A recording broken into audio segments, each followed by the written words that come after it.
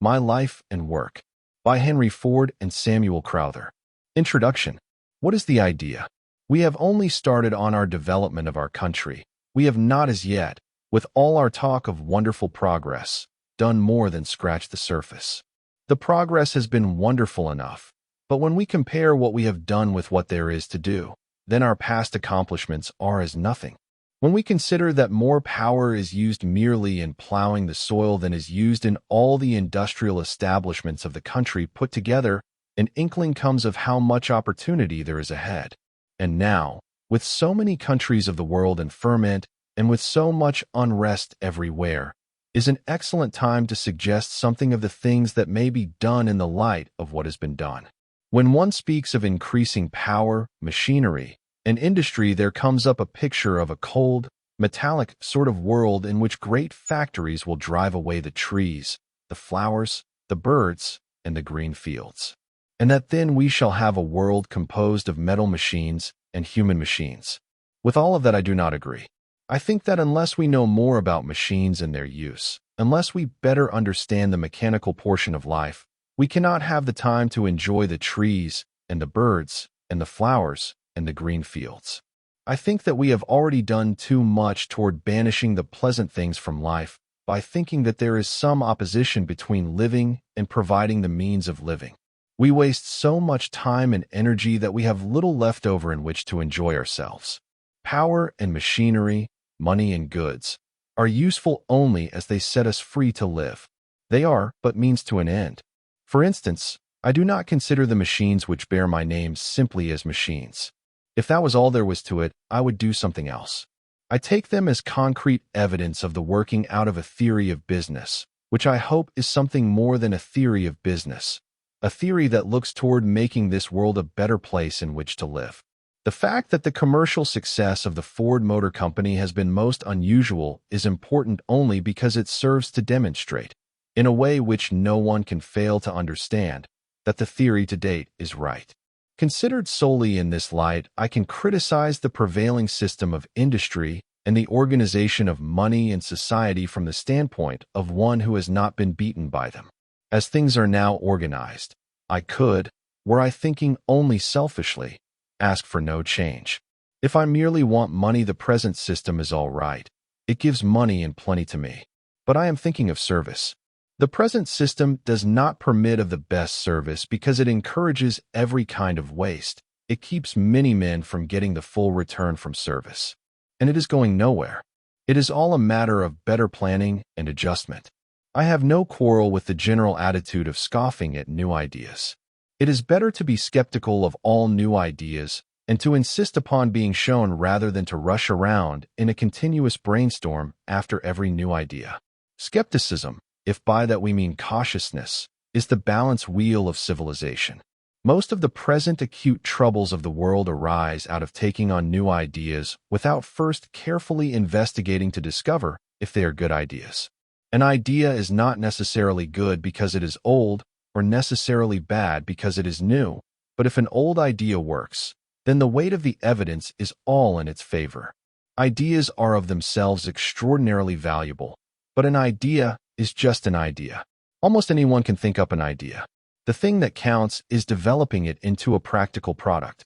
I am now most interested in fully demonstrating that the ideas we have put into practice are capable of the largest application, that they have nothing peculiarly to do with motor cars or tractors, but form something in the nature of a universal code. I am quite certain that it is the natural code, and I want to demonstrate it so thoroughly that it will be accepted, not as a new idea, but as a natural code. The natural thing to do is to work, to recognize that prosperity and happiness can be obtained only through honest effort. Human ills flow largely from attempting to escape from this natural course. I have no suggestion which goes beyond accepting in its fullest this principle of nature. I take it for granted that we must work. All that we have done comes as the result of a certain insistence that since we must work, it is better to work intelligently and forehandly, that the better we do our work, the better off we shall be. All of which I conceive to be merely elemental common sense. I am not a reformer. I think there is entirely too much attempt at reforming in the world, and that we pay too much attention to reformers. We have two kinds of reformers. Both are nuisances. The man who calls himself a reformer wants to smash things. He is the sort of man who would tear up a whole shirt because the collar button did not fit the buttonhole. It would never occur to him to enlarge the buttonhole. This sort of reformer never under any circumstances knows what he is doing. Experience and reform do not go together. A reformer cannot keep his zeal at white heat in the presence of a fact. He must discard all facts. Since 1914, a great many persons have received brand new intellectual outfits. Many are beginning to think for the first time. They open their eyes and realize that they were in the world. Then, with a thrill of independence, they realized that they could look at the world critically. They did so and found it faulty. The intoxication of assuming the masterful position of a critic of the social system, which it is every man's right to assume, is unbalancing at first.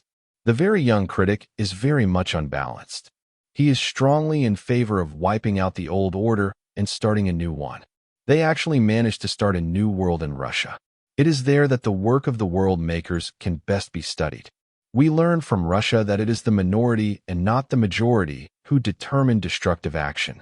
We learn also that while men may decrease social laws in conflict with natural laws, nature vetoes those laws more ruthlessly than did the czars. Nature has vetoed the whole Soviet Republic, for it sought to deny nature. It denied above all else the right to the fruits of labor. Some people say, Russia will have to go to work, but that does not describe the case. The fact is that poor Russia is at work, but her work counts for nothing. It is not free work. In the United States, a workman works 8 hours a day. In Russia, he works 12 to 14. In the United States, if a workman wishes to lay off a day or a week and is able to afford it, there is nothing to prevent him. In Russia, under Sovietism, the workman goes to work whether he wants to or not. The freedom of the citizen has disappeared in the discipline of a prison-like monotony in which all are treated alike. That is slavery. Freedom is the right to work a decent length of time and to get a decent living for doing so, to be able to arrange the little personal details of one's own life. It is the aggregate of these and many other items of freedom which makes up the great idealistic freedom. The minor forms of freedom lubricate the everyday life of all of us. Russia could not get along without intelligence and experience. As soon as she began to run her factories by committees, they went to rack and ruin. There was more debate than production. As soon as they threw out the skilled man, thousands of tons of precious materials were spoiled. The fanatics talked the people into starvation. The Soviets are now offering the engineers, the administrators, the foremen and superintendents, whom at first they drove out, large sums of money, if only they will come back. Bolshevism is now crying for the brains and experience which it yesterday treated so ruthlessly. All that reform did to Russia was to block production. There is in this country a sinister element that desires to creep in between the men who work with their hands and the men who think and plan for the men who work with their hands. The same influence that drove the brains, experience, and ability out of Russia is busily engaged in raising prejudice here. We must not suffer the stranger, the destroyer, the hater of happy humanity, to divide our people. In unity is American strength and freedom. On the other hand, we have a different kind of reformer who never calls himself one. He is singularly like the radical reformer. The radical has had no experience and does not want it. The other class of reformer has had plenty of experience, but it does him no good.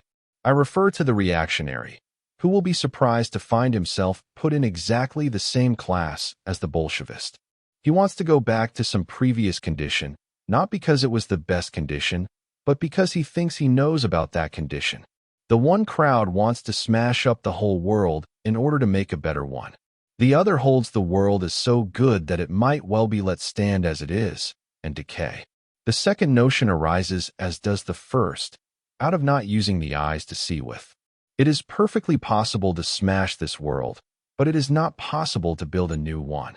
It is possible to prevent the world from going forward, but it is not possible then to prevent it from going back, from decaying. It is foolish to expect that, if everything be overturned, everyone will thereby get 3 meals a day. Or, Should everything be petrified, that thereby 6% interest may be paid? The trouble is that reformers and reactionaries alike get away from the realities, from the primary functions. One of the counsels of caution is to be very certain that we do not mistake a reactionary turn for a return of common sense. We have passed through a period of fireworks of every description and the making of a great many idealistic maps of progress. We did not get anywhere. It was a convention, not a march. Lovely things were said, but when we got home we found the furnace out. Reactionaries have frequently taken advantage of the recoil from such a period, and they have promised the good old times, which usually means the bad old abuses, and because they are perfectly void of vision, they are sometimes regarded as practical men. Their return to power is often hailed as the return of common sense. The primary functions are agriculture, manufacture, and transportation. Community life is impossible without them. They hold the world together. Raising things, making things, and earning things are as primitive as human need, and yet as modern as anything can be. They are of the essence of physical life. When they cease, community life ceases. Things do get out of shape in this present world under the present system, but we may hope for a betterment if the foundations stand sure. The great delusion is that one may change the foundation, usurp the part of destiny in the social process. The foundations of society are the men and means to grow things, to make things, and to carry things. As long as agriculture, manufacture, and transportation survive, the world can survive any economic or social change. As we serve our jobs, we serve the world. There is plenty of work to do. Business is merely work. Speculation in things already produced, that is not business. It is just more or less respectable graft. But it cannot be legislated out of existence. Laws can do very little. Law never does anything constructive. It can never be more than a policeman, and so it is a waste of time to look to our state capitals or to Washington to do that which law was not designed to do. As long as we look to legislation to cure poverty or to abolish special privilege, we are going to see poverty spread and special privilege grow. We have had enough of looking to Washington, and we have had enough of legislators. Not so much, however, in this as in other countries, promising laws to do that which laws cannot do. When you get a whole country, as did ours, thinking that Washington is a sort of heaven and behind its clouds dwell omniscience and omnipotence, you are educating that country into a dependent state of mind which augurs ill for the future. Our help does not come from Washington, but from ourselves. Our help may, however, go to Washington as a sort of central distribution point where all our efforts are coordinated for the general good. We may help the government. The government cannot help us. The slogan of less government in business and more business in government is a very good one, not mainly on account of business or government, but on account of the people. Business is not the reason why the United States was founded. The Declaration of Independence is not a business charter, nor is the Constitution of the United States a commercial schedule. The United States, its land, people, government, and business are but methods by which the life of the people is made worthwhile. The government is a servant and never should be anything but a servant. The moment the people become adjuncts to government, then the law of retribution begins to work, for such a relation is unnatural, immoral, and inhuman. We cannot live without business, and we cannot live without government. Business and government are necessary as servants, like water and grain. As masters, they overturn the natural order. The welfare of the country is squarely up to us as individuals. That is where it should be, and that is where it is safest. Governments can promise something for nothing, but they cannot deliver. They can juggle the currencies as they did in Europe, and as bankers the world over do, as long as they can get the benefit of the juggling, with a patter of solemn nonsense. But it is work and work alone that can continue to deliver the goods, and that, down in his heart, is what every man knows. There is little chance of an intelligent people, such as ours, ruining the fundamental processes of economic life. Most men know they cannot get something for nothing. Most men feel, even if they do not know, that money is not wealth. The ordinary theories which promise everything to everybody and demand nothing from anybody are promptly denied by the instincts of the ordinary man, even when he does not find reasons against them. He knows they are wrong. That is enough. The present order, always clumsy, often stupid, and in many ways imperfect, has this advantage over any other: it works. Doubtless our order will merge by degrees into another, and the new one will also work, but not so much by reason of what it is as by reason of what men will bring into it. The reason why Bolshevism did not work and cannot work is not economic. It does not matter whether industry is privately managed or socially controlled. It does not matter whether you call the workers' share wages or dividends. It does not matter whether you regimentalize the people as to food, clothing, and shelter, or whether you allow them to eat, dress, and live as they like. Those are mere matters of detail. The incapacity of the Bolshevist leaders is indicated by the fuss they made over such details. Bolshevism failed because it was both unnatural and immoral. Our system stands. Is it wrong? Of course it is wrong, at 1,000 points. Is it clumsy? Of course it is clumsy. By all right and reason it ought to break down. But it does not, because it is instinct with certain economic and moral fundamentals. The economic fundamental is labor. Labor is the human element which makes the fruitful seasons of the earth useful to men. It is men's labor that makes the harvest what it is. That is the economic fundamental. Every one of us is working with material which we did not and could not create, but which was presented to us by nature. The moral fundamental is man's right in his labor. This is variously stated.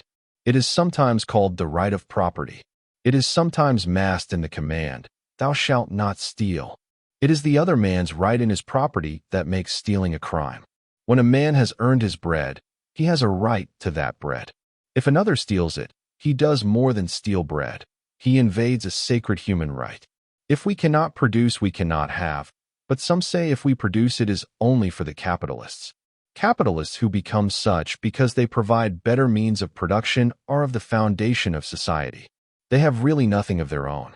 They merely manage property for the benefit of others. Capitalists who become such through trading in money are a temporarily necessary evil. They may not be evil at all if their money goes to production.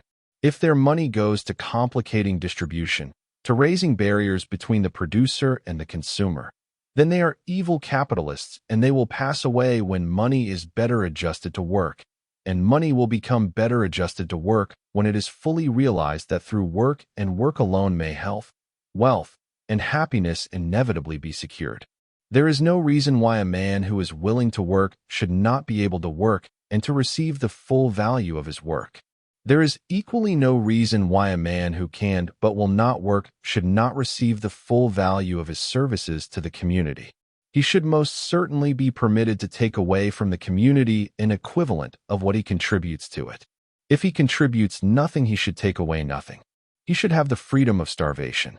We are not getting anywhere when we insist that every man ought to have more than he deserves to have, just because some do get more than they deserve to have. There can be no greater absurdity and no greater disservice to humanity in general than to insist that all men are equal. Most certainly all men are not equal, and any democratic conception which strives to make men equal is only an effort to block progress. Men cannot be of equal service. The men of larger ability are less numerous than the men of smaller ability. It is possible for a mass of the smaller men to pull the larger ones down, but in so doing they pull themselves down. It is the larger men who give the leadership to the community and enable the smaller men to live with less effort. The conception of democracy which names a leveling down of ability makes for waste. No two things in nature are alike. We build our cars absolutely interchangeable. All parts are as nearly alike as chemical analysis. The finest machinery and the finest workmanship can make them.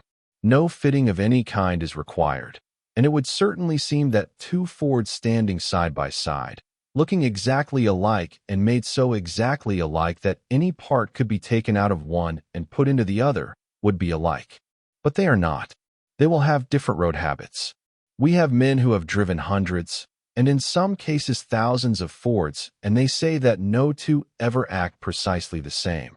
That, if they should drive a new car for an hour, or even less, and then the car were mixed with a bunch of other new ones, also each driven for a single hour and under the same conditions, that although they could not recognize the car they had been driving merely by looking at it, they could do so by driving it. I have been speaking in general terms. Let us be more concrete. A man ought to be able to live on a scale commensurate with the service that he renders. This is rather a good time to talk about this point, for we have recently been through a period when the rendering of service was the last thing that most people thought of. We were getting to a place where no one cared about costs or service. Orders came without effort. Whereas once it was the customer who favored the merchant by dealing with him, conditions changed until it was the merchant who favored the customer by selling to him. That is bad for business. Monopoly is bad for business. Profiteering is bad for business. The lack of necessity to hustle is bad for business. Business is never as healthy as when, like a chicken, it must do a certain amount of scratching for what it gets. Things were coming too easily. There was a letdown of the principle that an honest relation ought to obtain between values and prices. The public no longer had to be catered to. There was even a public be damned attitude in many places. It was intensely bad for business. Some men called that abnormal condition prosperity. It was not prosperity. It was just a needless money chase. Money chasing is not business. It is very easy, unless one keeps a plan thoroughly in mind, to get burdened with money and then, in an effort to make more money, to forget all about selling to the people what they want. Business on a money-making basis is most insecure. It is a touch-and-go affair, moving irregularly and rarely over a term of years amounting to much. It is the function of business to produce for consumption and not for money or speculation. Producing for consumption implies that the quality of the article produced will be high and that the price will be low, that the article be one which serves the people and not merely the producer. If the money feature is twisted out of its proper perspective, then the production will be twisted to serve the producer. The producer depends for his prosperity upon serving the people. He may get by for a while serving himself, but if he does, it will be purely accidental. And when the people wake up to the fact that they are not being served, the end of that producer is in sight. During the boom period, the larger effort of production was to serve itself, and hence, the moment the people woke up, many producers went to smash. They said that they had entered into a period of depression. Really, they had not. They were simply trying to pit nonsense against sense, which is something that cannot successfully be done. Being greedy for money is the surest way not to get it. But when one serves for the sake of service, for the satisfaction of doing that which one believes to be right, then money abundantly takes care of itself. Money comes naturally as the result of service, and it is absolutely necessary to have money. But we do not want to forget that the end of money is not ease, but the opportunity to perform more service. In my mind, nothing is more abhorrent than a life of ease. None of us has any right to ease. There is no place in civilization for the idler. Any scheme looking to abolishing money is only making affairs more complex, for we must have a measure. That our present system of money is a satisfactory basis for exchange is a matter of grave doubt. That is a question which I shall talk of in a subsequent chapter. The gist of my objection to the present monetary system is that it tends to become a thing of itself and to block instead of facilitate production. My effort is in the direction of simplicity. People in general have so little, and it costs so much to buy even the barest necessities, let alone that share of the luxuries to which I think everyone is entitled, because nearly everything that we make is much more complex than it needs to be. Our clothing, our food, our household furnishings, all could be much simpler than they now are, and at the same time be better looking. Things in past ages were made in certain ways, and makers since then have just followed. I do not mean that we should adopt freak styles. There is no necessity for that. Clothing need not be a bag with a hole cut in it. That might be easy to make, but it would be inconvenient to wear. A blanket does not require much tailoring, but none of us could get much work done if we went around Indian fashion in blankets.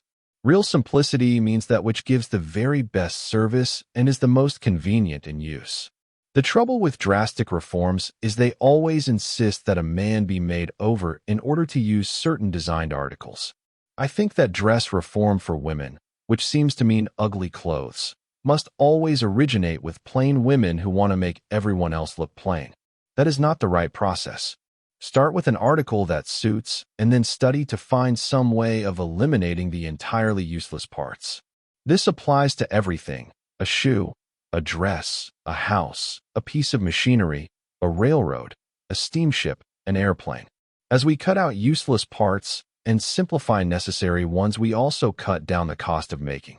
This is simple logic, but oddly enough, the ordinary process starts with a cheapening of the manufacturing instead of with a simplifying of the article. The start ought to be with the article. First, we ought to find whether it is as well made as it should be. Does it give the best possible service? Then, are the materials the best or merely the most expensive? Then, can its complexity and weight be cut down? And so on. There is no more sense in having extra weight in an article than there is in the cockade on a coachman's hat. In fact, there is not as much. For the cockade may help the coachman to identify his hat, while the extra weight means only a waste of strength. I cannot imagine where the delusion that weight means strength came from. It is all well enough in a pile driver, but why move a heavy weight if we are not going to hit anything with it? In transportation, why put extra weight in a machine? Why not add it to the load that the machine is designed to carry? Fat men cannot run as fast as thin men, but we build most of our vehicles as though deadweight fat increased speed. A deal of poverty grows out of the carriage of excess weight. Someday we shall discover how further to eliminate weight. Take wood, for example. For certain purposes, wood is now the best substance we know, but wood is extremely wasteful. The wood in a Ford car contains 30 pounds of water. There must be some way of doing better than that. There must be some method by which we can gain the same strength and elasticity without having to lug useless weight. And so through 1,000 processes. The farmer makes too complex an affair out of his daily work. I believe that the average farmer puts to a really useful purpose only about 5% of the energy that he spends. If anyone ever equipped a factory in the style, say, the average farm is fitted out, the place would be cluttered with men. The worst factory in Europe is hardly as bad as the average farm barn. Power is utilized to the least possible degree. Not only is everything done by hand, but seldom is a thought given to logical arrangement. A farmer doing his chores will walk up and down a rickety ladder a dozen times. He will carry water for years instead of putting in a few lengths of pipe.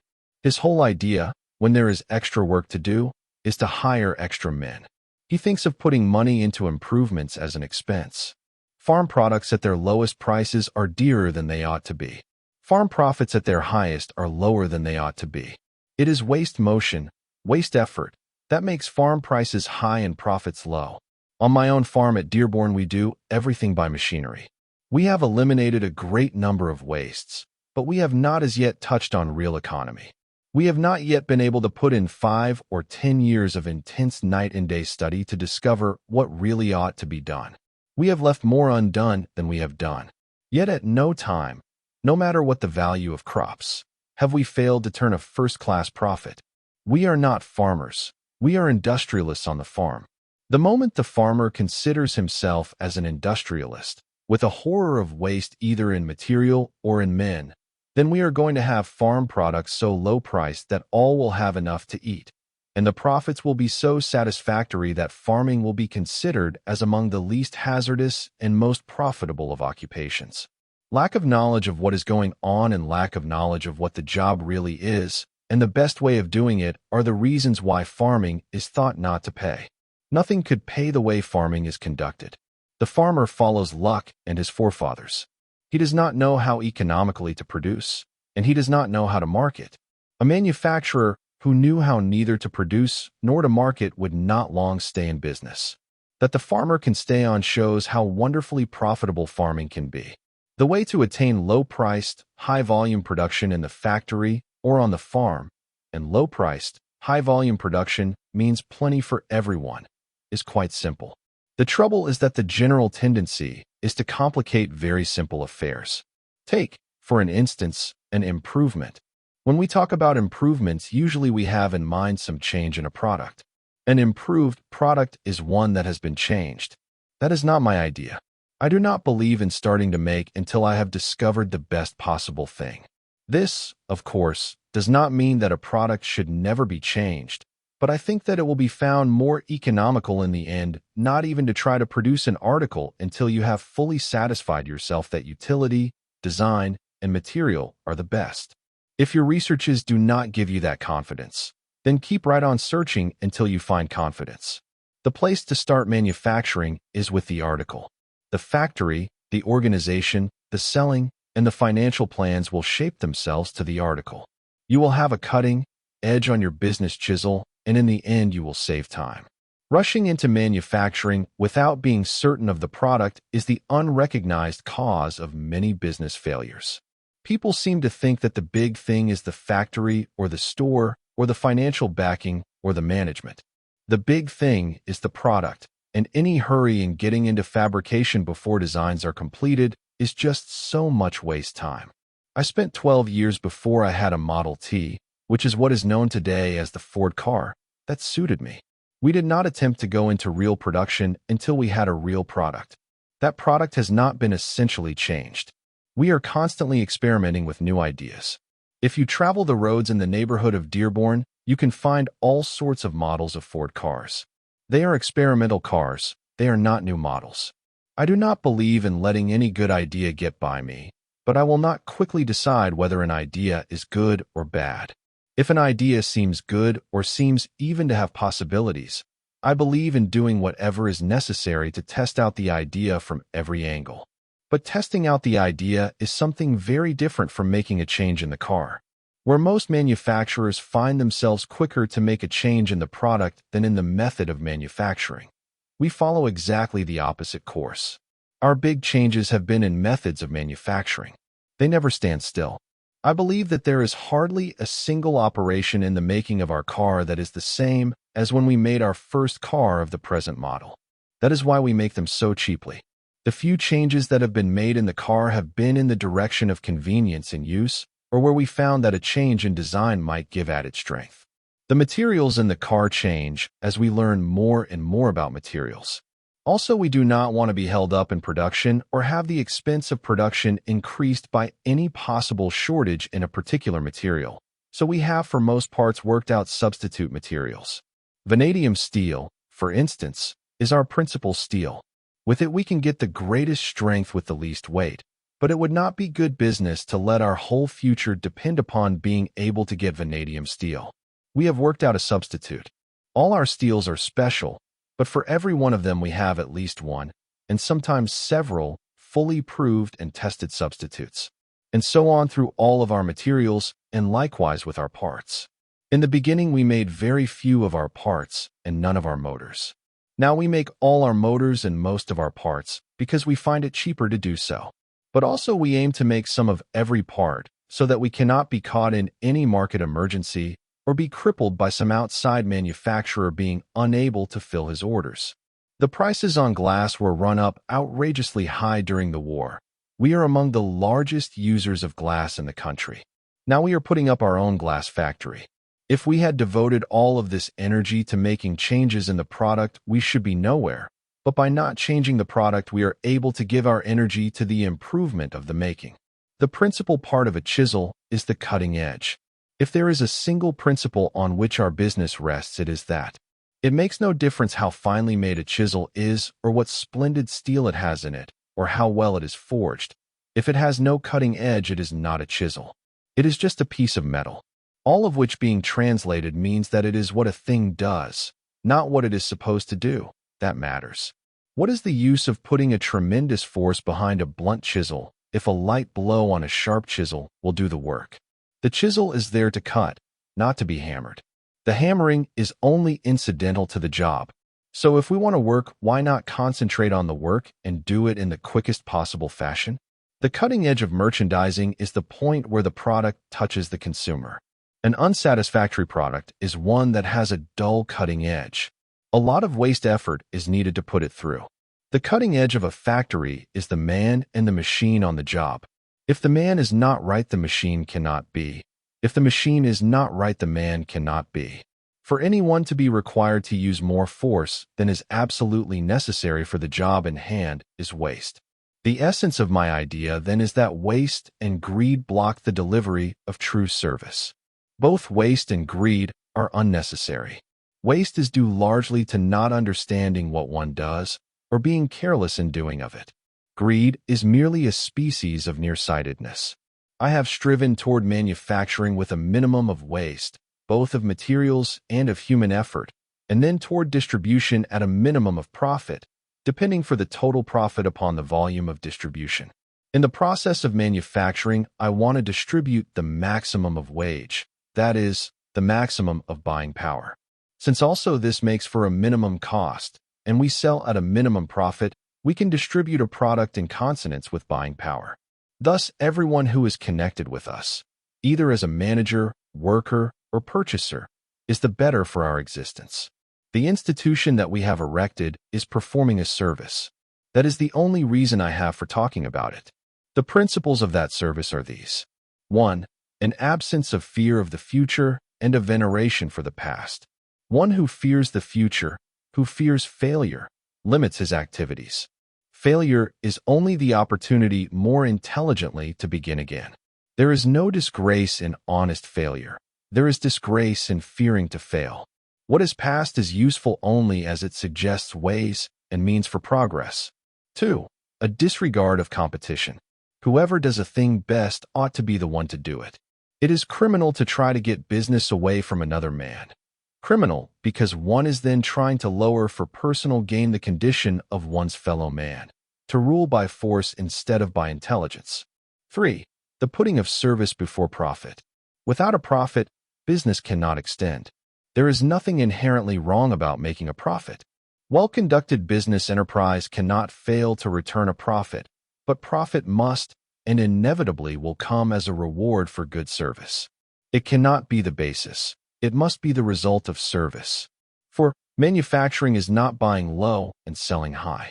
It is the process of buying materials fairly and, with the smallest possible addition of cost, transforming those materials into a consumable product and giving it to the consumer. Gambling, speculating, and sharp dealing tend only to clog this progression. How all of this arose, how it has worked out, and how it applies generally are the subjects of these chapters. Chapter 1. The Beginning of Business. On May 31st, 1921, the Ford Motor Company turned out car number 5 million. It is out in my museum along with the gasoline buggy that I began work on 30 years before and which first ran satisfactorily along in the spring of 1893. I was running it when the bobolinks came to Dearborn, and they always come on April 2nd.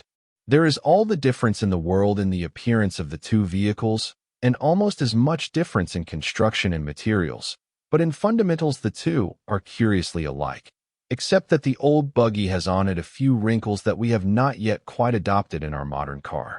For that first car, or buggy, even though it had but 2 cylinders, would make 20 miles an hour and run 60 miles on the 3 gallons of gas the little tank held, and is as good today as the day it was built. The development in methods of manufacture and in materials has been greater than the development in basic design. The whole design has been refined. The present Ford car, which is the Model T, has 4 cylinders and a self-starter. It is in every way a more convenient and an easier riding car. It is simpler than the first car, but almost every point in it may be found also in the first car. The changes have been brought about through experience in the making and not through any change in the basic principle, which I take to be an important fact demonstrating that, given a good idea to start with, it is better to concentrate on perfecting it than to hunt around for a new idea. One idea at a time is about as much as anyone can handle. It was life on the farm that drove me into devising ways and means to better transportation. I was born on July 30th, 1863, on a farm at Dearborn, Michigan, and my earliest recollection is that, considering the results, there was too much work on the place. That is the way I still feel about farming. There is a legend that my parents were very poor and that the early days were hard ones. Certainly, they were not rich, but neither were they poor. As Michigan farmers went, we were prosperous. The house in which I was born is still standing, and it and the farm are part of my present holding. There was too much hard hand labor on our own and all other farms of the time. Even when very young, I suspected that much might somehow be done in a better way. That is what took me into mechanics. Although my mother always said that I was born a mechanic, I had a kind of workshop with odds and ends of metal for tools before I had anything else. In those days, we did not have the toys of today. What we had were homemade. My toys were all tools. They still are. And every fragment of machinery was a treasure. The biggest event of those early years was meeting with a road engine about 8 miles out of Detroit one day when we were driving to town. I was then 12 years old. The second biggest event was getting a watch, which happened in the same year. I remember that engine as though I had seen it only yesterday, for it was the first vehicle other than horse-drawn that I had ever seen. It was intended primarily for driving threshing machines and sawmills, and was simply a portable engine and boiler mounted on wheels with a water tank and coal cart trailing behind. I had seen plenty of these engines hauled around by horses, but this one had a chain that made a connection between the engine and the rear wheels of the wagon-like frame on which the boiler was mounted. The engine was placed over the boiler, and one man standing on the platform behind the boiler shoveled coal, managed the throttle, and did the steering. It had been made by Nichols, Shepard and Company of Battle Creek. I found that out at once. The engine had stopped to let us pass with our horses, and I was off the wagon and talking to the engineer before my father, who was driving, knew what I was up to. The engineer was very glad to explain the whole affair. He was proud of it. He showed me how the chain was disconnected from the propelling wheel and a belt put on to drive other machinery. He told me that the engine made 200 revolutions a minute and that the chain pinion could be shifted to let the wagon stop while the engine was still running. This last is a feature which, although in different fashion, is incorporated into modern automobiles. It was not important with steam engines, which are easily stopped and started, but it became very important with the gasoline engine.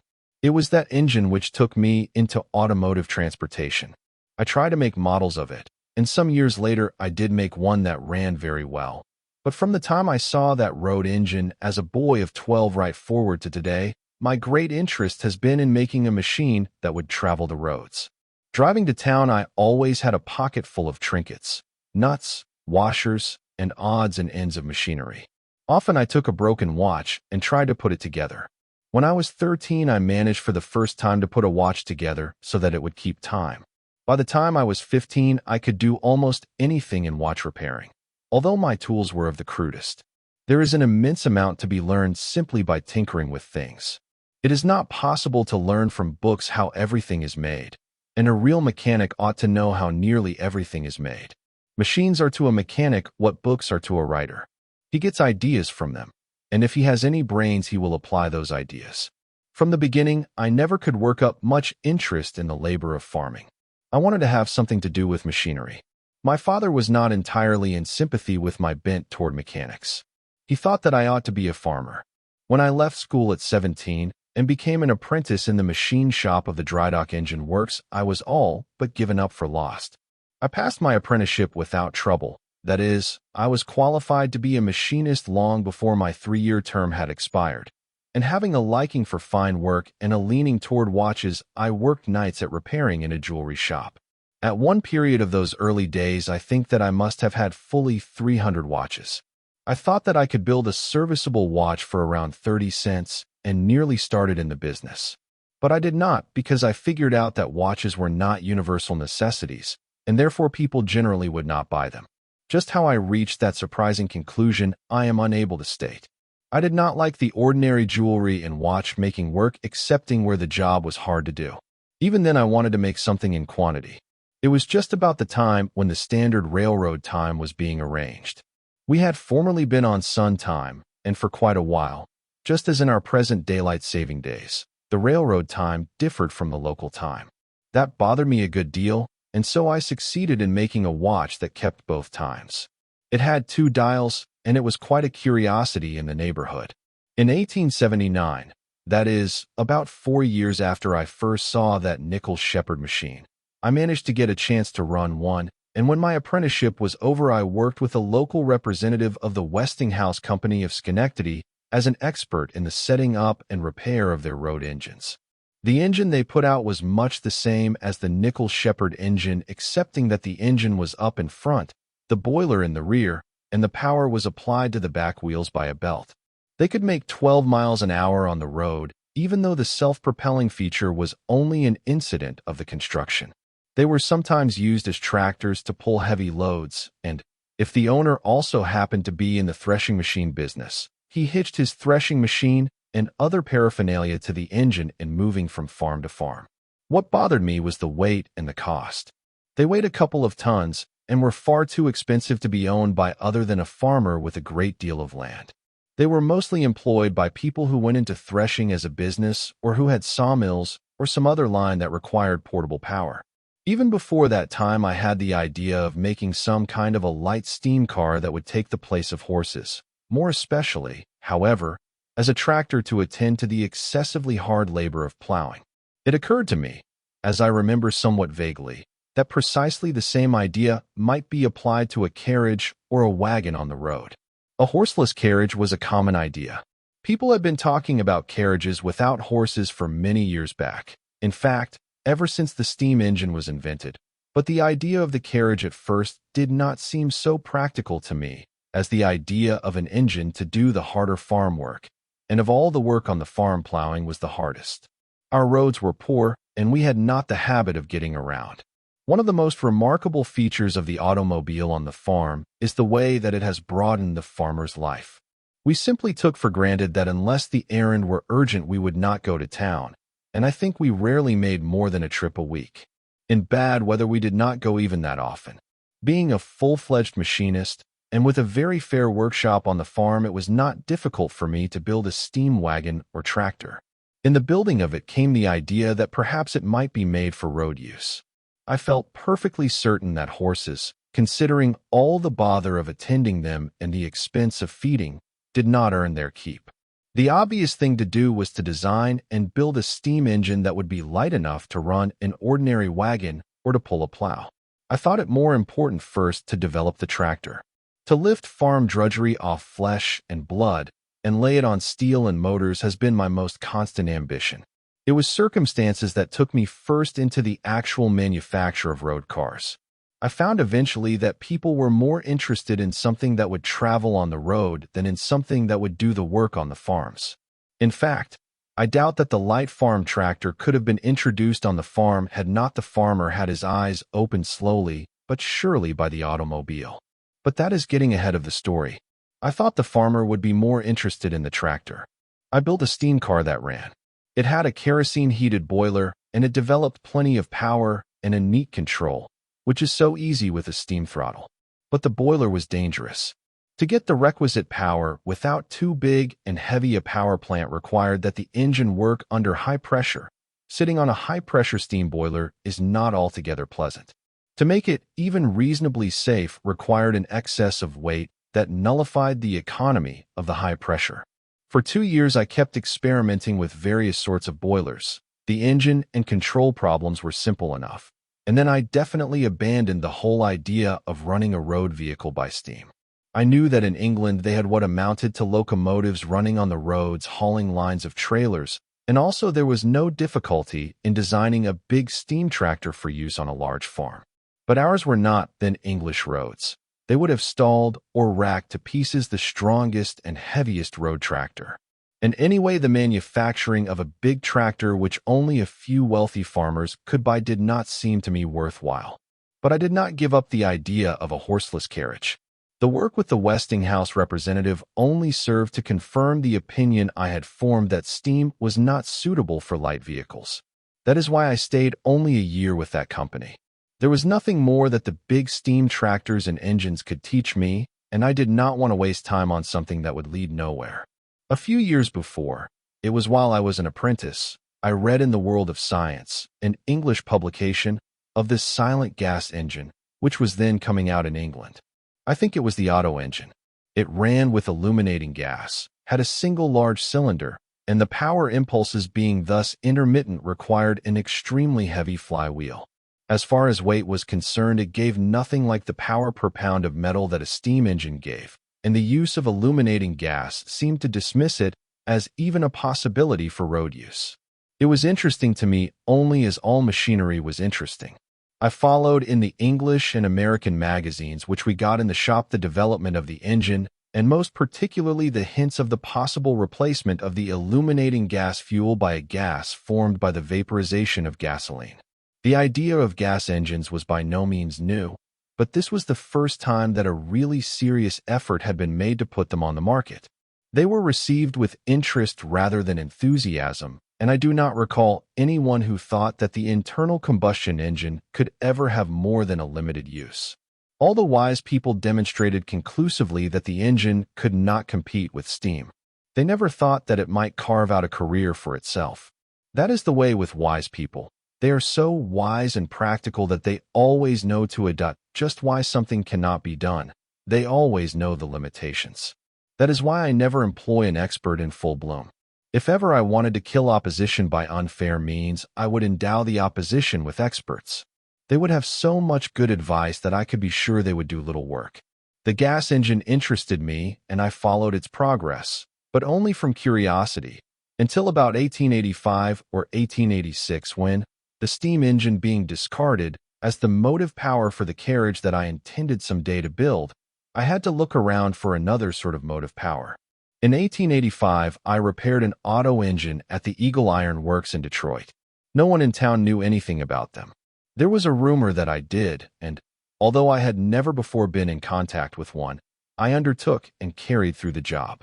That gave me a chance to study the new engine at first hand, and in 1887 I built one on the Auto 4-cycle model just to see if I understood the principles. 4-cycle means that the piston traverses the cylinder 4 times to get 1 power impulse. The first stroke draws in the gas, the second compresses it, the third is the explosion or power stroke, while the fourth stroke exhausts the waste gas. The little model worked well enough. It had a 1-inch bore and a 3-inch stroke, operated with gasoline, and while it did not develop much power, it was slightly lighter in proportion than the engines being offered commercially.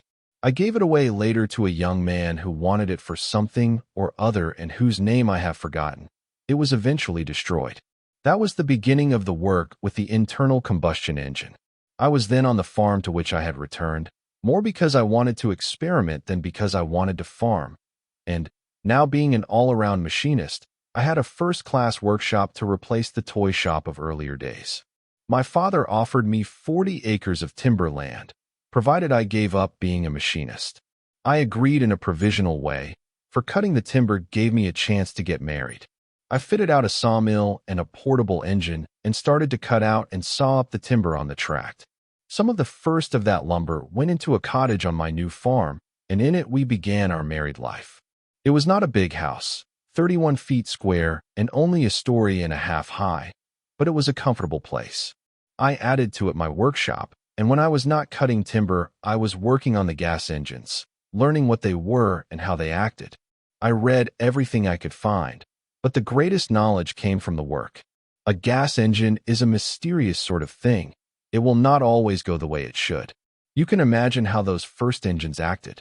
It was in 1890 that I began on a double-cylinder engine. It was quite impractical to consider the single cylinder for transportation purposes. The flywheel had to be entirely too heavy. Between making the first 4-cycle engine of the Auto type and the start on a double-cylinder, I had made a great many experimental engines out of tubing. I fairly knew my way about.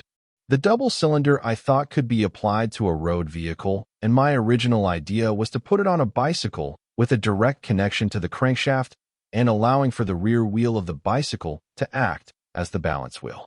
The speed was going to be varied only by the throttle. I never carried out this plan because it soon became apparent that the engine, gasoline tank, and the various necessary controls would be entirely too heavy for a bicycle. The plan of the two opposed cylinders was that, while one would be delivering power, the other would be exhausting. This naturally would not require so heavy a flywheel to even the application of power. The work started in my shop on the farm. Then I was offered a job with the Detroit Electric Company as an engineer and machinist at $45 a month. I took it because that was more money than the farm was bringing me, and I had decided to get away from farm life anyway. The timber had all been cut. We rented a house on Bagley Avenue, Detroit. The workshop came along, and I set it up in a brick shed at the back of the house. During the first several months, I was in the night shift at the electric light plant, which gave me very little time for experimenting. But after that, I was in the day shift, and every night and all of every Saturday night, I worked on the new motor. I cannot say that it was hard work. No work with interest is ever hard. I always am certain of results. They always come if you work hard enough. But it was a very great thing to have my wife even more confident than I was. She has always been that way. I had to work from the ground up. That is, although I knew that a number of people were working on horseless carriages, I could not know what they were doing. The hardest problems to overcome were in the making and breaking of the spark and in the avoidance of excess weight. For the transmission, the steering gear, and the general construction, I could draw on my experience with the steam tractors. In 1892, I completed my first motor car, but it was not until the spring of the following year that it ran to my satisfaction. This first car had something of the appearance of a buggy. There were 2 cylinders with a 2.5-inch bore and a 6-inch stroke set side by side and over the rear axle. I made them out of the exhaust pipe of a steam engine that I had bought. They developed about 4 horsepower. The power was transmitted from the motor to the countershaft by a belt and from the countershaft to the rear wheel by a chain. The car would hold 2 people, the seat being suspended on posts and the body on elliptical springs. There were 2 speeds, one of 10 and the other of 20 miles per hour, obtained by shifting the belt, which was done by a clutch lever in front of the driving seat. Thrown forward, the lever put in the high speed. Thrown back, the low speed. With the lever upright, the engine could run free. To start the car, it was necessary to turn the motor over by hand with the clutch free. To stop the car, one simply released the clutch and applied the foot brake. There was no reverse, and speeds other than those of the belt were obtained by the throttle. I bought the iron work for the frame of the carriage and also the seat and the springs. The wheels were 28-inch wire bicycle wheels with rubber tires. The balance wheel I had cast from a pattern that I made, and all of the more delicate mechanism I made myself. One of the features that I discovered necessary was a compensating gear that permitted the same power to be applied to each of the rear wheels when turning corners. The machine altogether weighed about 500 pounds. A tank under the seat held 3 gallons of gasoline, which was fed to the motor through a small pipe and a mixing valve. The ignition was by electric spark. The original machine was air-cooled, or to be more accurate, the motor simply was not cooled at all. I found that on a run of an hour or more the motor heated up, and so I very shortly put a water jacket around the cylinders and piped it to a tank in the rear of the car over the cylinders.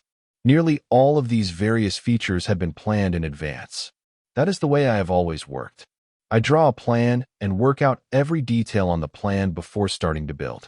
For otherwise one will waste a great deal of time in makeshifts as the work goes on, and the finished article will not have coherence. It will not be rightly proportioned. Many inventors fail because they do not distinguish between planning and experimenting.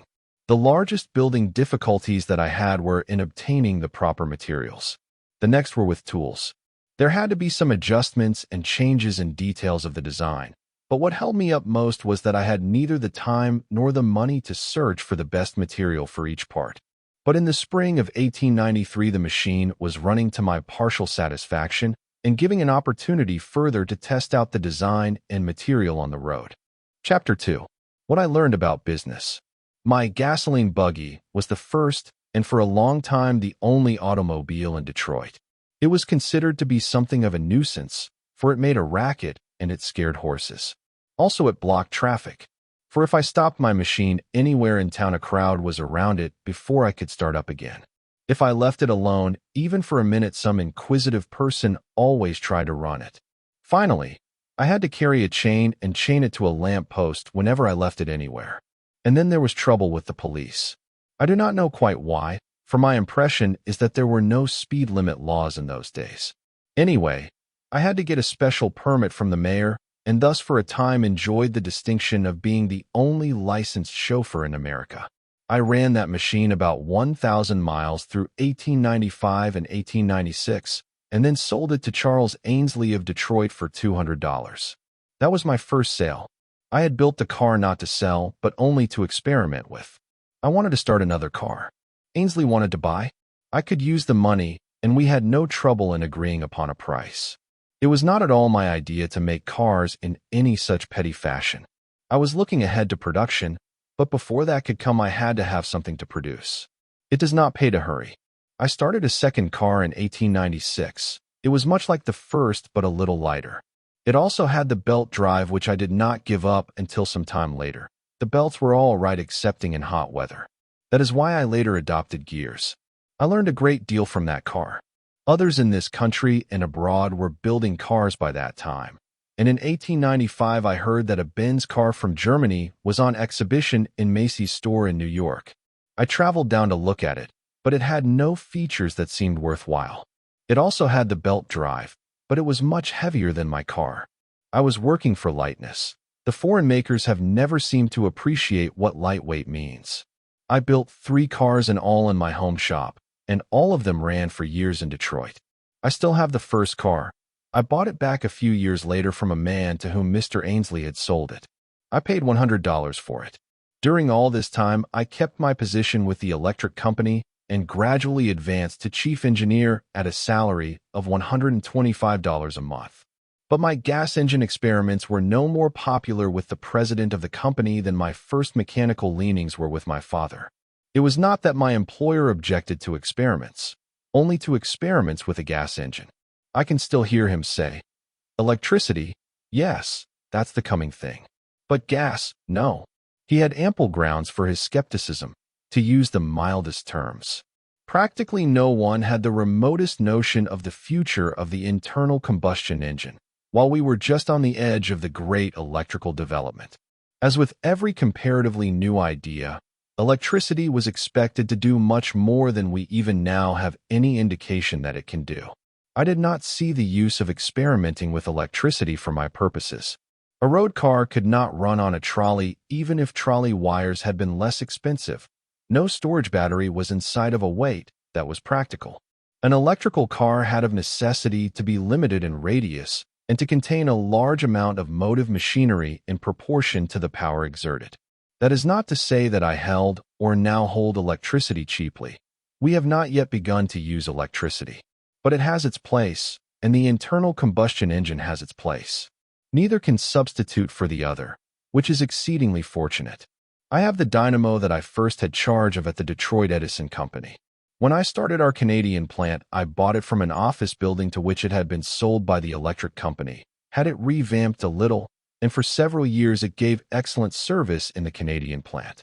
When we had to build a new power plant, owing to the increase in business, I had the old motor taken out to my museum, a room out at Dearborn that holds a great number of my mechanical treasures. The Edison Company offered me the general superintendency of the company, but only on condition that I would give up my gas engine and devote myself to something really useful. I had to choose between my job and my automobile. I chose the automobile, or rather I gave up the job. There was really nothing in the way of a choice. For already I knew that the car was bound to be a success. I quit my job on August 15th, 1899, and went into the automobile business. It might be thought something of a step, for I had no personal funds. What money was left over from living was all used in experimenting. But my wife agreed that the automobile could not be given up, that we had to make or break. There was no demand for automobiles. There never is for a new article.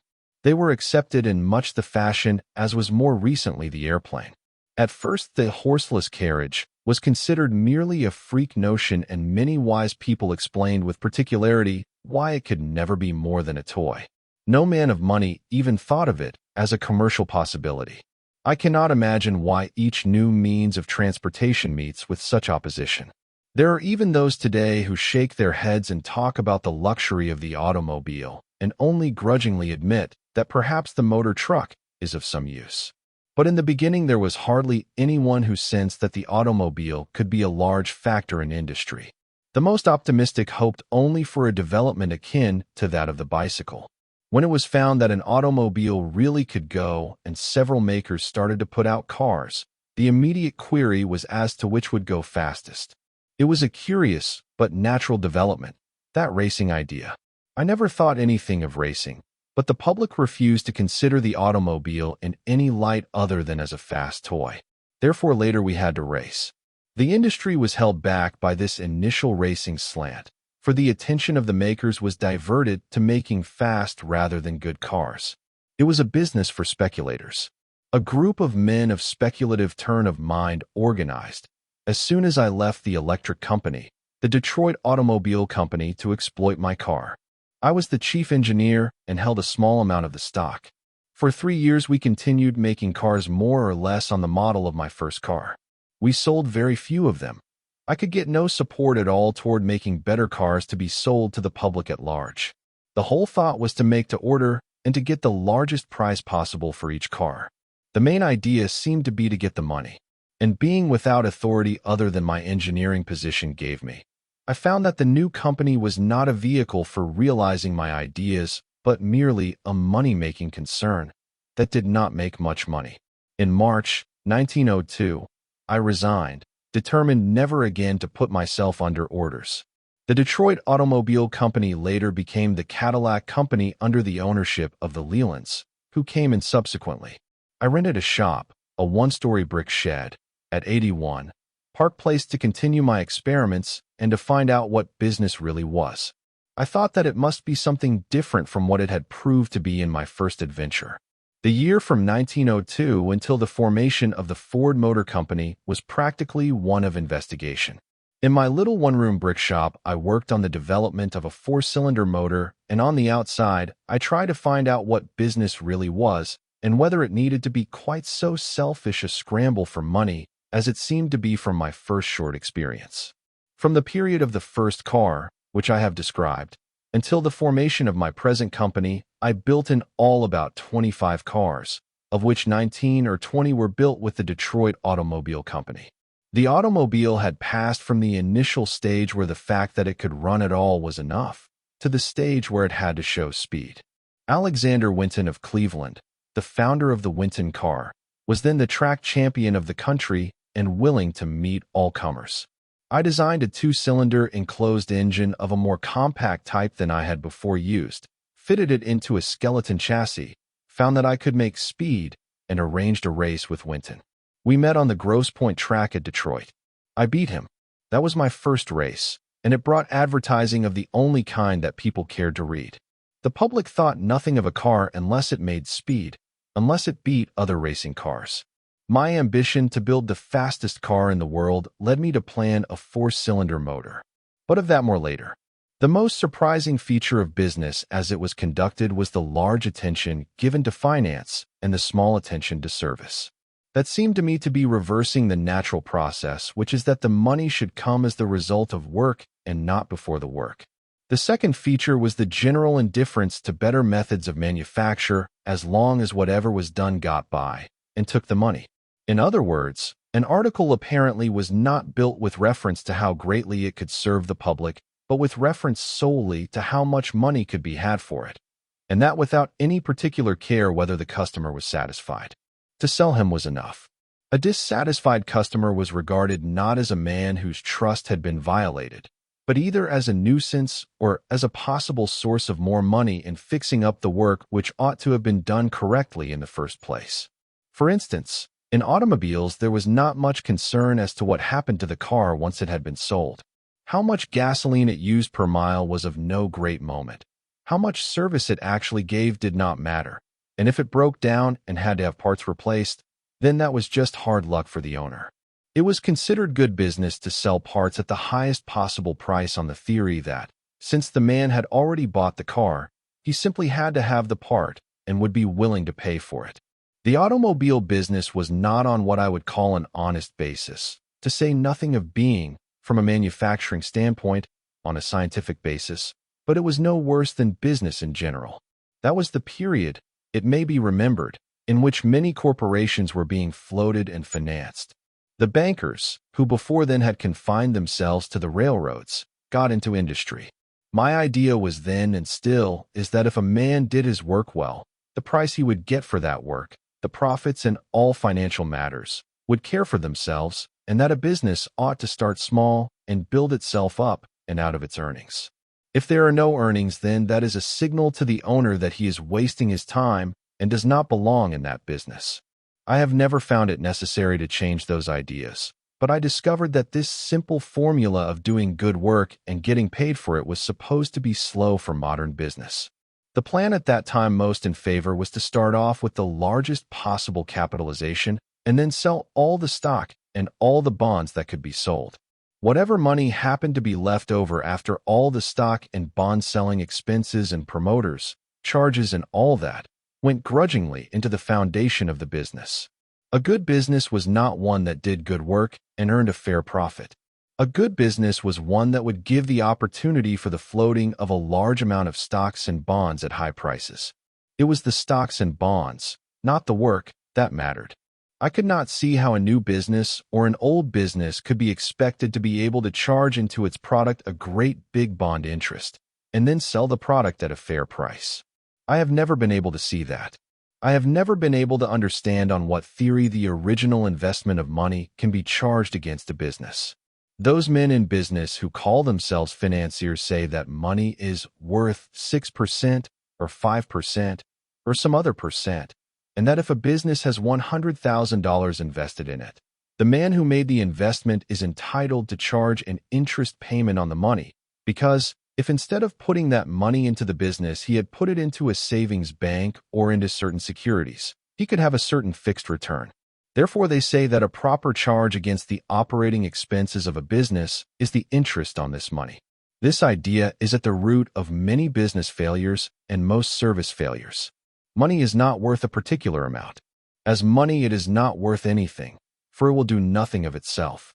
The only use of money is to buy tools to work with or the product of tools. Therefore, money is worth what it will help you to produce or buy and no more. If a man thinks that his money will earn 5% or 6%, he ought to place it where he can get that return, but money placed in a business is not a charge on the business, or, rather, should not be. It ceases to be money and becomes, or should become, an engine of production, and it is therefore worth what it produces, and not a fixed sum according to some scale that has no bearing upon the particular business in which the money has been placed. Any return should come after it has produced, not before. Businessmen believe that you could do anything by financing it. If it did not go through on the first financing, then the idea was to refinance. The process of refinancing was simply the game of sending good money after bad. In the majority of cases, the need of refinancing arises from bad management, and the effect of refinancing is simply to pay the poor managers to keep up their bad management a little longer. It is merely a postponement of the day of judgment. This makeshift of refinancing is a device of speculative financiers. Their money is no good to them unless they can connect it up with a place where real work is being done, and that they cannot do unless, somehow, that place is poorly managed. Thus, the speculative financiers delude themselves that they are putting their money out to use. They are not. They are putting it out to waste. I determined absolutely that never would I join a company in which finance came before the work or in which bankers or financiers had a part. And further that, if there were no way to get started in the kind of business that I thought could be managed in the interest of the public, then I simply would not get started at all. For my own short experience, together with what I saw going on around me, was quite enough proof that business as a mere money-making game was not worth giving much thought to, and was distinctly no place for a man who wanted to accomplish anything. Also, it did not seem to me to be the way to make money. I have yet to have it demonstrated that it is the way. For the only foundation of real business is service. A manufacturer is not through with his customer when a sale is completed. He has then only started with his customer. In the case of an automobile, the sale of the machine is only something in the nature of an introduction. If the machine does not give service, then it is better for the manufacturer if he never had the introduction, for he will have the worst of all advertisements, a dissatisfied customer. There was something more than a tendency in the early days of the automobile to regard the selling of a machine as the real accomplishment, and that thereafter it did not matter what happened to the buyer. That is the short-sighted salesman on commission attitude. If a salesman is paid only for what he sells, it is not to be expected that he is going to exert any great effort on a customer out of whom no more commission is to be made.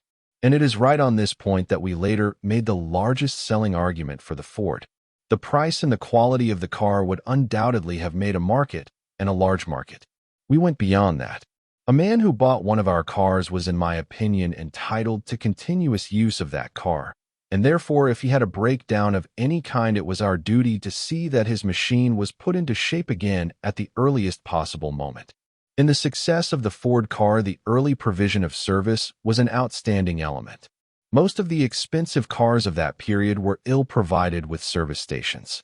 If your car broke down, you had to depend on the local repairman, when you were entitled to depend upon the manufacturer. If the local repairman were a forehand sort of a person, keeping on hand a good stock of parts, although on many of the cars the parts were not interchangeable, the owner was lucky. But if the repairman were a shiftless person, with an adequate knowledge of automobiles and an inordinate desire to make a good thing out of every car that came into his place for repairs, then even a slight breakdown meant weeks of laying up and a whopping big repair bill that had to be paid before the car could be taken away. The repairmen were for a time the largest menace to the automobile industry. Even as late as 1910 and 1911, the owner of an automobile was regarded as essentially a rich man whose money ought to be taken away from him. We met that situation squarely and at the very beginning. We would not have our distribution blocked by stupid, greedy men. That is getting some years ahead of the story, but it is controlled by finance that breaks up service because it looks to the immediate dollar. If the first consideration is to earn a certain amount of money, then, unless by some stroke of luck matters are going especially well, and there is a surplus over for service so that the operating men may have a chance, future business has to be sacrificed for the dollar of today. And also I noticed a tendency among many men in business to feel that their lot was hard. They worked against a day when they might retire and live on an income, get out of the strife. Life to them was a battle to be ended as soon as possible. That was another point I could not understand. For as I reasoned, life is not a battle except with our own tendency to sag with the downpull of getting settled. If to petrify is success, all one has to do is to humor the lazy side of the mind. But if to grow is success, then one must wake up anew every morning and keep awake all day. I saw great businesses become but the ghost of a name because someone thought they could be managed just as they were always managed. And though the management may have been most excellent in its day, its excellence consisted in its alertness to its day, and not in slavish following of its yesterdays. Life, as I see it, is not a location, but a journey. Even the man who most feels himself settled is not settled. He is probably sagging back. Everything is in flux, and was meant to be. Life flows. We may live at the same number of the street, but it is never the same man who lives there. And out of the delusion that life is a battle that may be lost by a false move grows, I have noticed, a great love for regularity. Men fall into the half-alive habit. Seldom does the cobbler take up with the newfangled way of soling shoes, and seldom does the artisan willingly take up with new methods in his trade. Habit conduces to a certain inertia, and any disturbance of it affects the mind like trouble. It will be recalled that when a study was made of shop methods, so that the workmen might be taught to produce with less useless motion and fatigue, it was most opposed by the workmen themselves. Though they suspected that it was simply a game to get more out of them, what most irked them was that it interfered with the well-worn grooves in which they had become accustomed to move. Business men go down with their businesses because they like the old way so well they cannot bring themselves to change. One sees them all about. Men who do not know that yesterday is past, and who woke up this morning with their last year's ideas. It could almost be written down as a formula that when a man begins to think that he has at last found his method, he had better begin a most searching examination of himself to see whether some part of his brain has not gone to sleep. There is a subtle danger in a man thinking that he is fixed for life. It indicates that the next jolt of the wheel of progress is going to fling him off. There is also the great fear of being thought a fool. So many men are afraid of being considered fools. I grant that public opinion is a powerful police influence for those who need it. Perhaps it is true that the majority of men need the restraint of public opinion. Public opinion may keep a man better than he would otherwise be, if not better morally, at least better as far as his social desirability is concerned. But it is not a bad thing to be a fool for righteousness' sake. The best of it is that such fools usually live long enough to prove that they were not fools, or the work they have begun lives long enough to prove they were not foolish. The money influence, the pressing to make a profit on an investment, and its consequent neglect of or skimping of work and hence of service showed itself to me in many ways. It seemed to be at the bottom of most troubles. It was the cause of low wages, for without well-directed work, high wages cannot be paid. And if the whole attention is not given to the work, it cannot be well directed. Most men want to be free to work. Under the system in use, they could not be free to work. During my first experience, I was not free. I could not give full play to my ideas. Everything had to be planned to make money. The last consideration was the work. And the most curious part of it all was the insistence that it was the money and not the work that counted. It did not seem to strike anyone as illogical that money should be put ahead of work, even though everyone had to admit that the profit had to come from the work. The desire seemed to be to find a shortcut to money and to pass over the obvious shortcut, which is through the work. Take competition. I found that competition was supposed to be a menace and that a good manager circumvented his competitors by getting a monopoly through artificial means. The idea was that there were only a certain number of people who could buy, and that it was necessary to get their trade ahead of someone else. Some will remember that later many of the automobile manufacturers entered into an association under the Selden patent just so that it might be legally possible to control the price and the output of automobiles. They had the same idea that so many trades unions have, the ridiculous notion that more profit can be at doing less work than more. The plan, I believe, is a very antiquated one. I could not see then and am still unable to see that there is not always enough for the man who does his work. Time spent in fighting competition is wasted. It had better be spent in doing the work. There are always enough people ready and anxious to buy, provided you supply what they want and at the proper price. And this applies to personal services as well as to goods. During this time of reflection, I was far from idle. We were going ahead with a 4-cylinder motor and the building of a pair of big racing cars. I had plenty of time, for I never left my business. I do not believe a man can ever leave his business. He ought to think of it by day and dream of it by night. It is nice to plan to do one's work in office hours, to take up the work in the morning, to drop it in the evening, and not have a care until the next morning. It is perfectly possible to do that if one is so constituted as to be willing through all of his life to accept direction, to be an employee, possibly a responsible employee, but not a director or manager of anything. A manual laborer must have a limit on his hours, otherwise he will wear himself out. If he intends to remain always a manual laborer, then he should forget about his work when the whistle blows. But if he intends to go forward and do anything, the whistle is only a signal to start thinking over the day's work in order to discover how it might be done better. The man who has the largest capacity for work and thought is the man who is bound to succeed. I cannot pretend to say, because I do not know, whether the man who works always, who never leaves his business, who is absolutely intent upon getting ahead, and who therefore does get ahead, is happier than the man who keeps office hours, both for his brain and his hands. It is not necessary for anyone to decide the question. A 10-horsepower engine will not pull as much as a 20. The man who keeps brain office hours limits his horsepower. If he is satisfied to pull only the load that he has, well and good. That is his affair, but he must not complain if another who has increased his horsepower pulls more than he does. Leisure and work bring different results. If a man wants leisure and gets it, then he has no cause to complain. But he cannot have both leisure and the results of work. Concretely, what I most realized about business in that year, and I have been learning more each year without finding it necessary to change my first conclusions, is this. 1. That finance is given a place ahead of work and therefore tends to kill the work and destroy the fundamental of service. 2.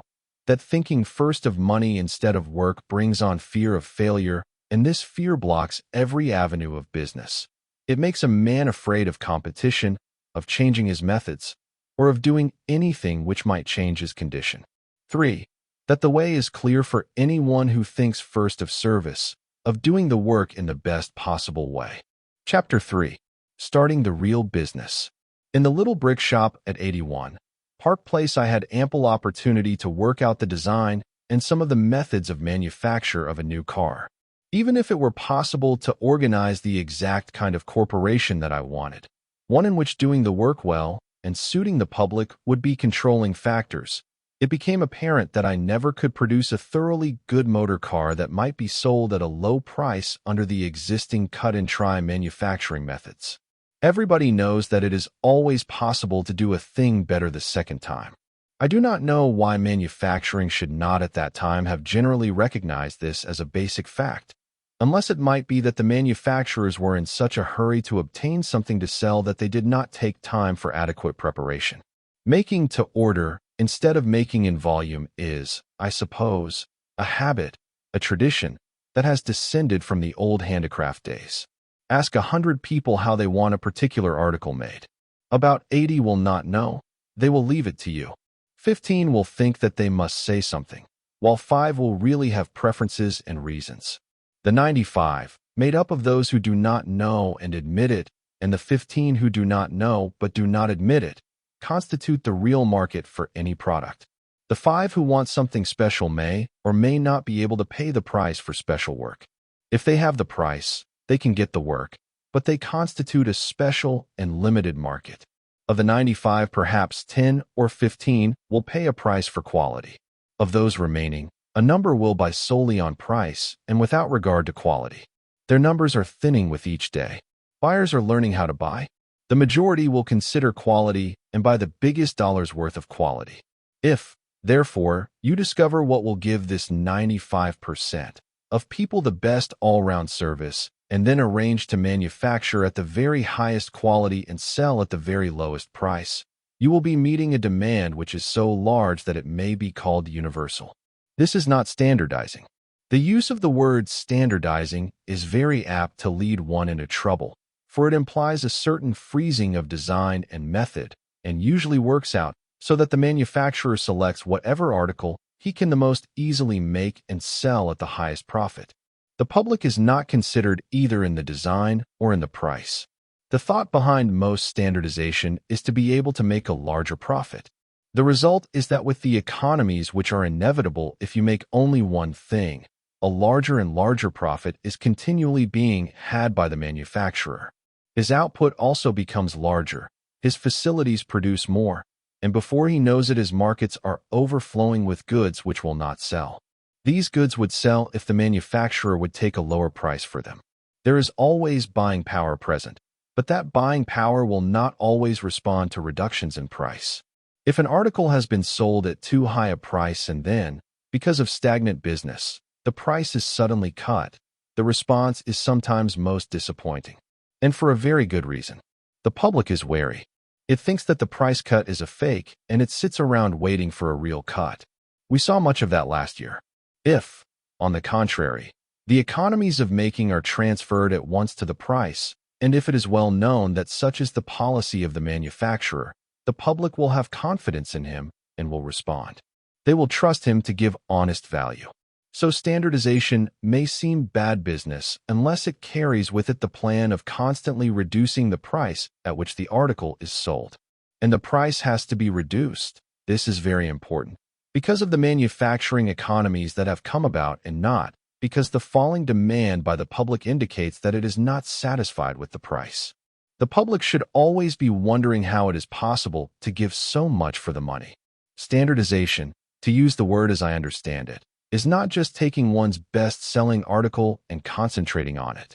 It is planning day and night, and probably for years, first on something which will best suit the public and then on how it should be made. The exact processes of manufacturing will develop of themselves. Then, if we shift the manufacturing from the profit to the service basis, we shall have a real business in which the profits will be all that anyone could desire. All of this seems self-evident to me. It is the logical basis of any business that wants to serve 95% of the community. It is the logical way in which the community can serve itself. I cannot comprehend why all business does not go on this basis. All that has to be done in order to adopt it is to overcome the habit of grabbing at the nearest dollar as though it were the only dollar in the world. The habit has already to an extent been overcome. All the large and successful retail stores in this country are on the one-price basis. The only further step required is to throw overboard the idea of pricing on what the traffic will bear and instead go to the common-sense basis of pricing on what it costs to manufacture and then reducing the cost of manufacture. If the design of the product has been sufficiently studied, then changes in it will come very slowly. But changes in manufacturing processes will come very rapidly and wholly naturally. That has been our experience in everything we have undertaken. How naturally it has all come about, I shall later outline. The point that I wish to impress here is that it is impossible to get a product on which one may concentrate unless an unlimited amount of study is given beforehand. It is not just an afternoon's work. These ideas were forming with me during this year of experimenting. Most of the experimenting went into the building of racing cars. The idea in those days was that a first-class car ought to be a racer. I never really thought much of racing, but following the bicycle idea, the manufacturers had the notion that winning a race on a track told the public something about the merits of an automobile, although I can hardly imagine any test that would tell less. But, as the others were doing it, I, too, had to do it. In 1903, with Tom Cooper, I built 2 cars solely for speed. They were quite alike. One we named the 999 and the other the Aero. If an automobile were going to be known for speed, then I was going to make an automobile that would be known wherever speed was known. These were, I put in 4 great big cylinders giving 80 HP, which up to that time had been unheard of. The roar of those cylinders alone was enough to half kill a man. There was only 1 seat. 1 life to a car was enough. I tried out the cars. Cooper tried out the cars. We let them out at full speed. I cannot quite describe the sensation. Going over Niagara Falls would have been but a pastime after a ride in one of them. I did not want to take the responsibility of racing the 999, which we put up first, neither did Cooper. Cooper said he knew a man who lived on speed, that nothing could go too fast for him. He wired to Salt Lake City, and on came a professional bicycle rider named Barney Oldfield. He had never driven a motor car, but he liked the idea of trying it. He said he would try anything once. It took us only a week to teach him how to drive. The man did not know what fear was. All that he had to learn was how to control the monster.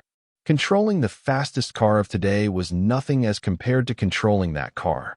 The steering wheel had not yet been thought of. All the previous cars that I had built simply had tillers. On this one, I put a 2-handed tiller, for holding the car in line required all the strength of a strong man. The race for which we were working was at 3 miles on the Grosse Pointe track. We kept our cars as a dark horse. We left the predictions to the others. The tracks then were not scientifically banked. It was not known how much speed a motor car could develop. No one knew better than Oldfield what the turns meant, and as he took his seat, while I was cranking the car for the start, he remarked cheerily, "Well, this chariot may kill me, but they will say afterward that I was going like hell when she took me over the bank." And he did go. He never dared to look around. He did not shut off on the curves. He simply let that car go, and go it did. He was about half a mile ahead of the next man at the end of the race. The 999 did what it was intended to do. It advertised the fact that I could build a fast motor car. A week after the race, I formed the Ford Motor Company. I was vice president, designer, master mechanic, superintendent, and general manager. The capitalization of the company was $100,000. And of this I owned 25.5%. The total amount subscribed in cash was about $28,000, which is the only money that the company has ever received for the capital fund from other than operations.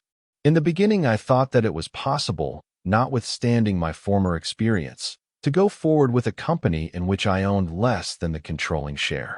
I very shortly found I had to have control, and therefore in 1906, with funds that I had earned in the company, I bought enough stock to bring my holdings up to 51%, and a little later bought enough more to give me 58.5%. The new equipment and the whole progress of the company have always been financed out of earnings. In 1919, my son Edsel purchased the remaining 41.5% of the stock because certain of the minority stockholders disagreed with my policies. For these shares, he paid at the rate of $12,500 for each $100 par, and in all paid about $75 million.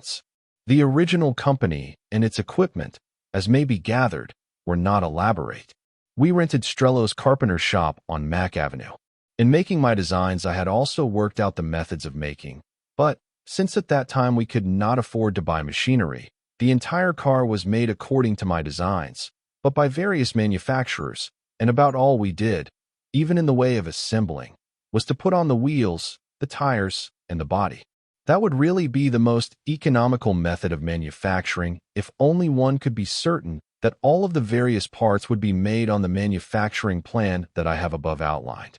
The most economical manufacturing of the future will be that in which the whole of an article is not made under one roof, unless, of course, it be a very simple article.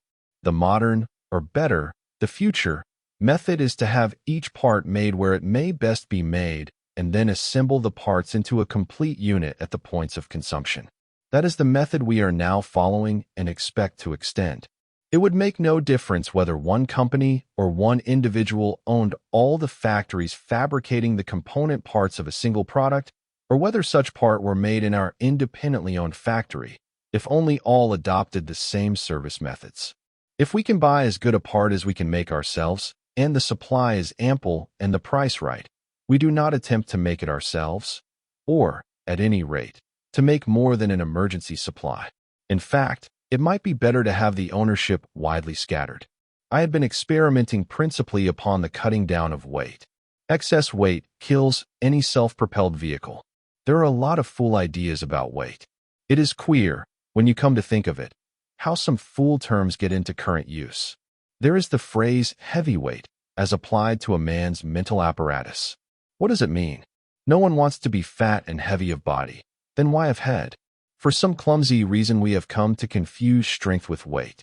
The crude methods of early building undoubtedly had much to do with this.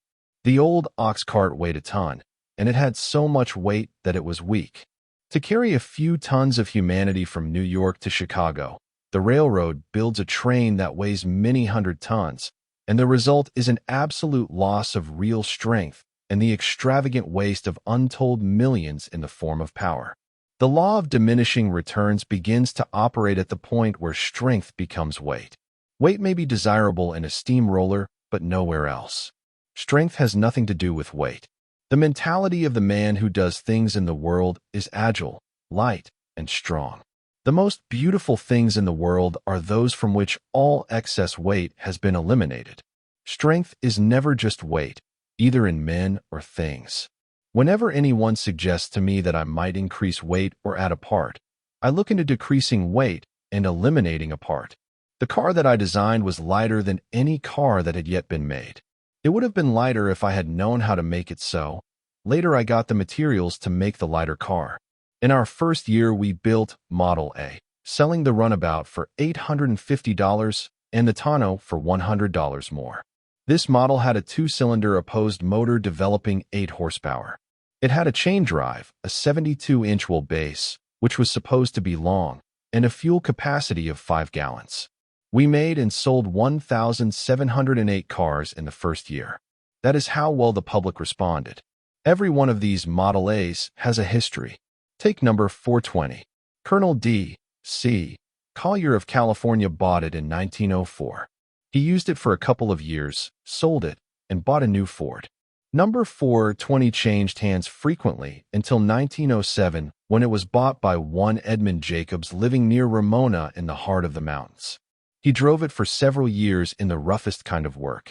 Then he bought a new Ford and sold his old one.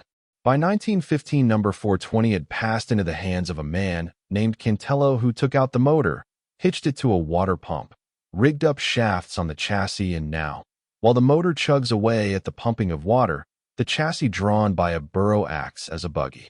The moral, of course, is that you can dissect a Ford, but you cannot kill it.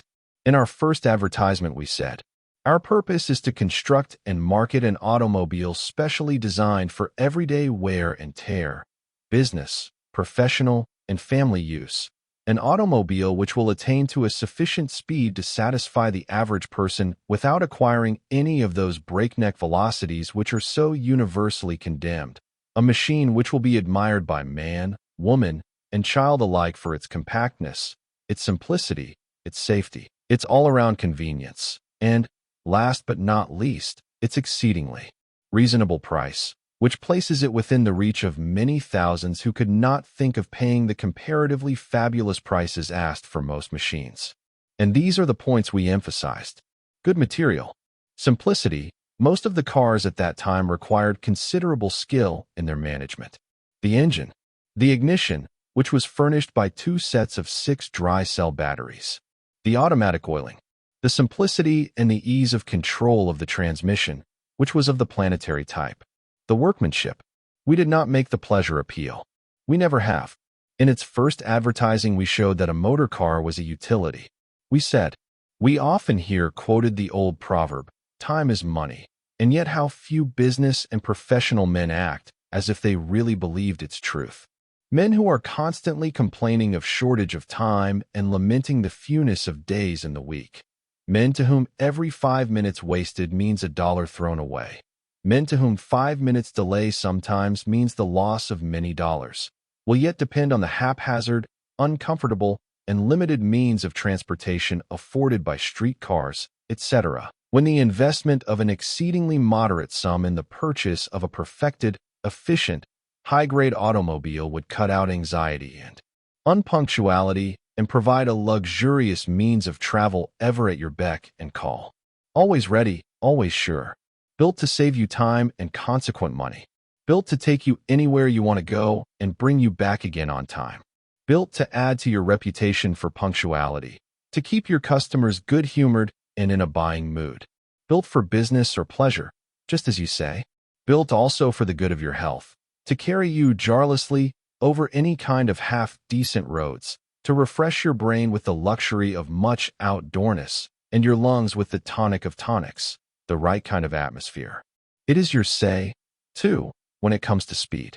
You can, if you choose, loiter lingeringly through shady avenues, or you can press down on the foot lever until all the scenery looks alike to you, and you have to keep your eyes skinned to count the milestones as they pass. I am giving the gist of this advertisement to show that, from the beginning, we were looking to providing service. We never bothered with his sporting car. The business went along almost as by magic. The cars gained a reputation for standing up. They were tough, they were simple, and they were well made. I was working on my design for a universal single model, but I had not settled the designs, nor had we the money to build and equip the proper kind of plant for manufacturing. I had not the money to discover the very best and lightest materials. We still had to accept the materials that the market offered. We got the best to be had, but we had no facilities for the scientific investigation of materials or for original research.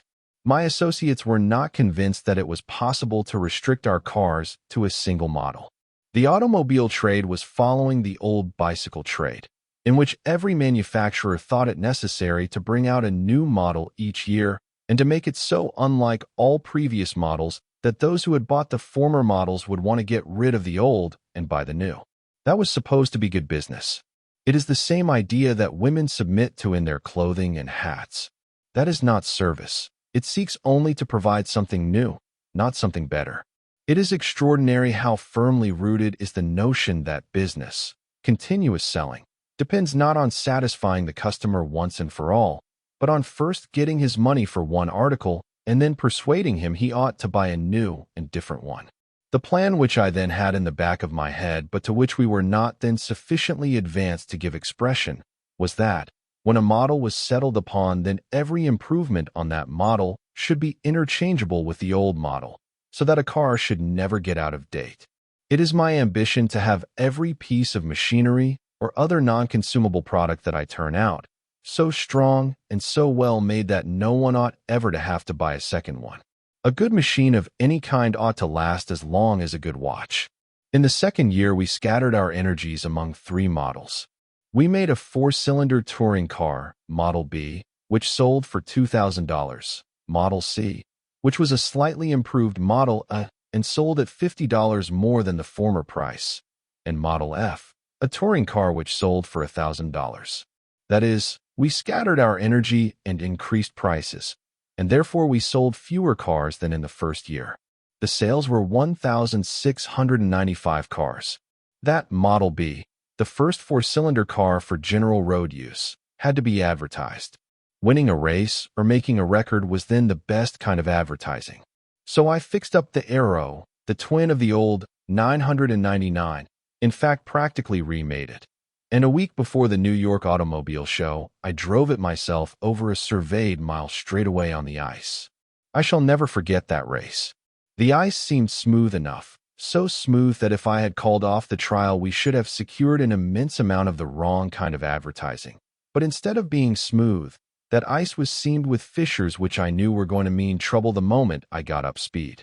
But there was nothing to do but go through with the trial, and I let the old Aero out. At every fissure the car leaped into the air. I never knew how it was coming down. When I wasn't in the air, I was skidding, but somehow I stayed top side up and on the course, making a record that went all over the world. That put Model B on the map, but not enough on to overcome the price advances. No stunt and no advertising will sell an article for any length of time. Business is not a game. The moral is coming.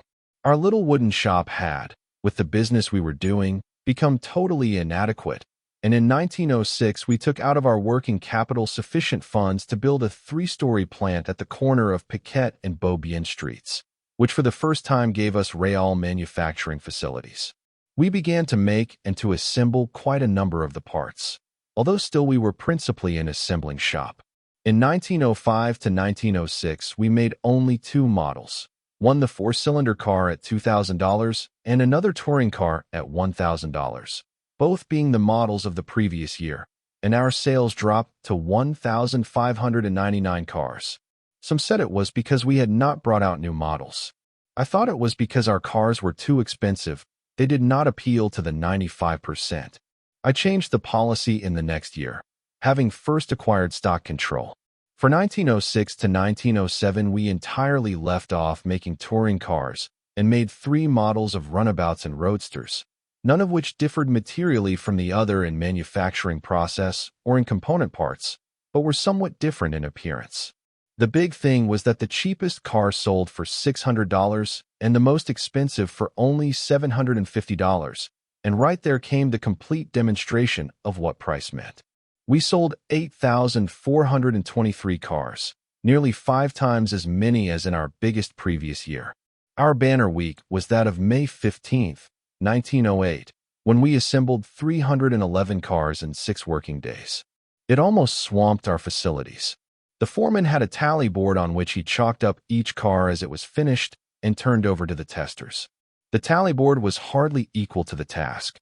On one day in the following June we assembled an even 100 cars.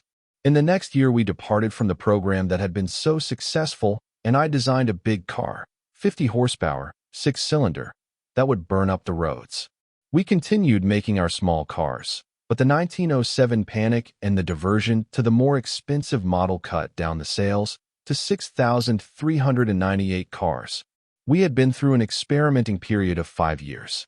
The cars were beginning to be sold in Europe. The business, as an automobile business then went, was considered extraordinarily prosperous. We had plenty of money. Since the first year we have practically always had plenty of money. We sold for cash, we did not borrow money, and we sold directly to the purchaser. We had no bad debts, and we kept within ourselves on every move. I have always kept well within my resources. I have never found it necessary to strain them, because, inevitably, if you give attention to work and service, the resources will increase more rapidly than you can devise ways and means of disposing of them. We were careful in the selection of our salesmen. At first, there was great difficulty in getting good salesmen because the automobile trade was not supposed to be stable. It was supposed to be dealing in a luxury, in pleasure vehicles. We eventually appointed agents, selecting the very best men we could find, and then paying to them a salary larger than they could possibly earn in business for themselves. In the beginning, we had not paid much in the way of salaries. We were feeling our way, but when we knew what our way was, we adopted the policy of paying the very highest reward for service and then insisting upon getting the highest service. Among the requirements for an agent, we laid down the following. 1. A progressive, up-to-date man keenly alive to the possibilities of business. 2. A suitable place of business, clean and dignified in appearance. 3. A stock of parts sufficient to make prompt replacements and keep in active service every Ford car in his territory. 4. An adequately equipped repair shop, which has in it the right machinery for every necessary repair and adjustment. 5. Mechanics who are thoroughly familiar with the construction and operation of Ford cars. 6. A comprehensive bookkeeping system and a follow-up sales system, so that it may be instantly apparent what is the financial status of the various departments of his business, the condition and size of his stock, the present owners of cars, and the future prospects. 7. Absolute cleanliness throughout every department. There must be no unwashed windows, dusty furniture, dirty floors. 8. A suitable display sign. 9. The adoption of policies which will ensure absolutely square dealing and the highest character of business ethics. And this is the general instruction that was issued. A dealer or a salesman ought to have the name of every possible automobile buyer in his territory, including all those who have never given the matter a thought. He should then personally solicit by visitation if possible, by correspondence at the least, every man on that list, and then making necessary memoranda, know the automobile situation as related to every resident so solicited. If your territory is too large to permit this, you have too much territory. The way was not easy. We were harried by a big suit brought against the company to try to force us in a line with an association of automobile manufacturers, who were operating under the false principle that there was only a limited market for automobiles, and that a monopoly of that market was essential. This was the famous Selden patent suit. At times, the support of our defense severely strained our resources. Mr. Selden, who has but recently died, had little to do with the suit. It was the association which sought a monopoly under the patent. The situation was this. George B. Selden, a patent attorney, filed an application as far back as 1879 for a patent the object of which was stated to be the production of a safe, simple, and cheap road locomotive, light in weight, easy to control, possessed of sufficient power to overcome an ordinary inclination. This application was kept alive in the Patent Office by methods which are perfectly legal until 1895, when the patent was granted. In 1879, when the application was filed, the automobile was practically unknown to the general public, but by the time the patent was issued, everybody was familiar with self-propelled vehicles, and most of the men, including myself, who had been for years working on motor propulsion, were surprised to learn that what we had made practicable was covered by an application of years before. Although the applicant had kept his idea merely as an idea, he had done nothing to put it into practice. The specific claims under the patent were divided into 6 groups, and I think that not a single one of them was a really new idea, even in 1879 when the application was filed. The Patent Office allowed a combination and issued a so-called combination patent, deciding that the combination A. of a carriage with its body machinery and steering wheel, with the B. propelling mechanism, clutch and gear, and finally, C. the engine, made a valid patent. With all of that, we were not concerned. I believe that my engine had nothing whatsoever in common with what Selden had in mind. The powerful combination of manufacturers who called themselves the licensed manufacturers because they operated under licenses from the patentee brought suit against us as soon as we began to be a factor in motor production. The suit dragged on. It was intended to scare us out of business. We took volumes of testimony, and the blow came on September 15, 1909, when Judge Hoff rendered an opinion in the United States District Court finding against us. Immediately, that licensed association began to advertise, warning prospective purchasers against our cars. They had done the same thing in 1903 at the start of the suit, when it was thought that we could be put out of business. I had implicit confidence that eventually we should win our suit. I simply knew that we were right, but it was a considerable blow to get the first decision against us, for we believed that many buyers, even though no injunction was issued against us, would be frightened away from buying because of the threats of court action against individual owners. The idea was spread that if the suit finally went against me, every man who owned a Ford car would be prosecuted. Some of my more enthusiastic opponents, I understand, gave it out privately that there would be criminal as well as civil suits, and that a man buying a Ford car might as well be buying a ticket to jail. We answered with an advertisement for which we took 4 pages in the principal newspapers all over the country. We set out our case. We set out our confidence in victory, and in conclusion said, in conclusion, we beg to state if there are any prospective automobile buyers who are at all intimidated by the claims made by our adversaries that we will give them, in addition to the protection of the Ford Motor Company with its some $6 million of assets, an individual bond backed by a company of more than $6 million more of assets, so that each and every individual owner of a Ford car will be protected until at least $12 million of assets have been wiped out by those who desire to control and monopolize this wonderful industry. The bond is yours for the asking, so do not allow yourself to be sold inferior cars at extravagant prices because of any statement made by this divine body. This fight is not being waged by the Ford Motor Company without the advice and counsel of the ablest patent attorneys of the East and West. We thought that the bond would give assurance to the buyers that they needed confidence. They did not. We sold more than 18,000 cars, nearly double the output of the previous year, and I think about 50 buyers asked for bonds. Perhaps it was less than that. As a matter of fact, probably nothing so well advertised the Ford car and the Ford Motor Company as did this suit. It appeared that we were the underdog and we had the public's sympathy.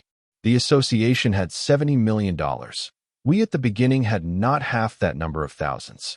I never had a doubt as to the outcome, but nevertheless it was a sword hanging over our heads that we could as well do without. Prosecuting that suit was probably one of the most short-sighted acts that any group of American businessmen has ever combined to commit. Taken in all its sidelights, it forms the best possible example of joining unwittingly to kill a trade. I regard it as most fortunate for the automobile makers of the country that we eventually won, and the association ceased to be a serious factor in the business. By 1908, however, in spite of this suit, we had come to a point where it was possible to announce and put into fabrication the kind of car that I wanted to build. Chapter 4. The Secret of Manufacturing and Serving. Now I am not outlining the career of the Ford Motor Company for any personal reason. I am not saying, "Go thou and do likewise." What I am trying to emphasize is that the ordinary way of doing business is not the best way. I am coming to the point of my entire departure from the ordinary methods. From this point dates the extraordinary success of the company. We had been fairly following the custom of the trade. Our automobile was less complex than any other. We had no outside money in the concern. But aside from these 2 points, we did not differ materially from the other automobile companies, excepting that we had been somewhat more successful and had rigidly pursued the policy of taking all cash discounts, putting our profits back into the business, and maintaining a large cash balance. We entered cars in all of the races. We advertised and we pushed our sales. Outside of the simplicity of the construction of the car, our main difference in design was that we made no provision for the purely pleasure car. We were just as much a pleasure car as any other car on the market, but we gave no attention to purely luxury features. We would do special work for a buyer, and I suppose that we would have made a special car at a price. We were a prosperous company. We might easily have sat down and said, "Now we have arrived. Let us hold what we have got." Indeed, there was some disposition to take this stand. Some of the stockholders were seriously alarmed when our production reached 100 cars a day. They wanted to do something to stop me from ruining the company, and when I replied to the effect that 100 cars a day was only a trifle and that I hoped before long to make 1,000 a day, they were inexpressibly shocked, and I understand seriously contemplated court action. If I had followed the general opinion of my associates, I should have kept the business about as it was, put our funds into a fine administration building, tried to make bargains with such competitors as seemed too active, made new designs from time to time to catch the fancy of the public, and generally have passed on into the position of a quiet, respectable citizen with a quiet, respectable business. The temptation to stop and hang on to what one has is quite natural. I can entirely sympathize with the desire to quit a life of activity and retire to a life of ease. I have never felt the urge myself, but I can comprehend what it is. Although I think that a man who retires ought entirely to get out of a business. There is a disposition to retire and retain control. It was, however, no part of my plan to do anything of that sort. I regarded our progress merely as an invitation to do more, as an indication that we had reached a place where we might begin to perform a real service. I had been planning every day through these years toward a universal car. The public had given its reactions to the various models. The cars in service, the racing, and the road tests gave excellent guides as to the changes that ought to be made, and even by 1905 I had fairly in mind the specifications of the kind of car I wanted to build. But I lacked the material to give strength without weight. I came across that material almost by accident. In 1905, I was at a motor race at Palm Beach. There was a big smash-up and a French car was wrecked. We had entered our Model K, the high-powered 6. I thought the foreign cars had smaller and better parts than we knew anything about. After the wreck, I picked up a little valve strip stem. It was very light and very strong. I asked what it was made of. Nobody knew. I gave the stem to my assistant. "Find out all about this," I told him. "That is the kind of material we ought to have in our cars." He found eventually that it was a French steel and that there was vanadium in it. We tried every steel maker in America. Not one could make vanadium steel. I sent to England for a man who understood how to make the steel commercially. The next thing was to get a plant to turn it out. That was another problem. Vanadium requires 3,000 degrees Fahrenheit. The ordinary furnace could not go beyond 2,700 degrees. I found a small steel company in Canton, Ohio. I offered to guarantee them against loss if they would run a heat for us. They agreed. The first heat was a failure. Very little vanadium remained in the steel. I had them try again, and the second time the steel came through. Until then, we had been forced to be satisfied with steel running between 60,000 and 70,000 pounds tensile strength. With vanadium, the strength went up to 170,000 pounds. Having vanadium in hand, I pulled apart our models and tested in detail to determine what kind of steel was best for every part, whether we wanted a hard steel, a tough steel, or an elastic steel. We, for the first time I think, in the history of any large construction, determined scientifically the exact quality of the steel. As a result, we then selected 20 different types of steel for the various steel parts. About 10 of these were vanadium. Vanadium was used wherever strength and lightness were required. Of course, they are not all the same kind of vanadium steel.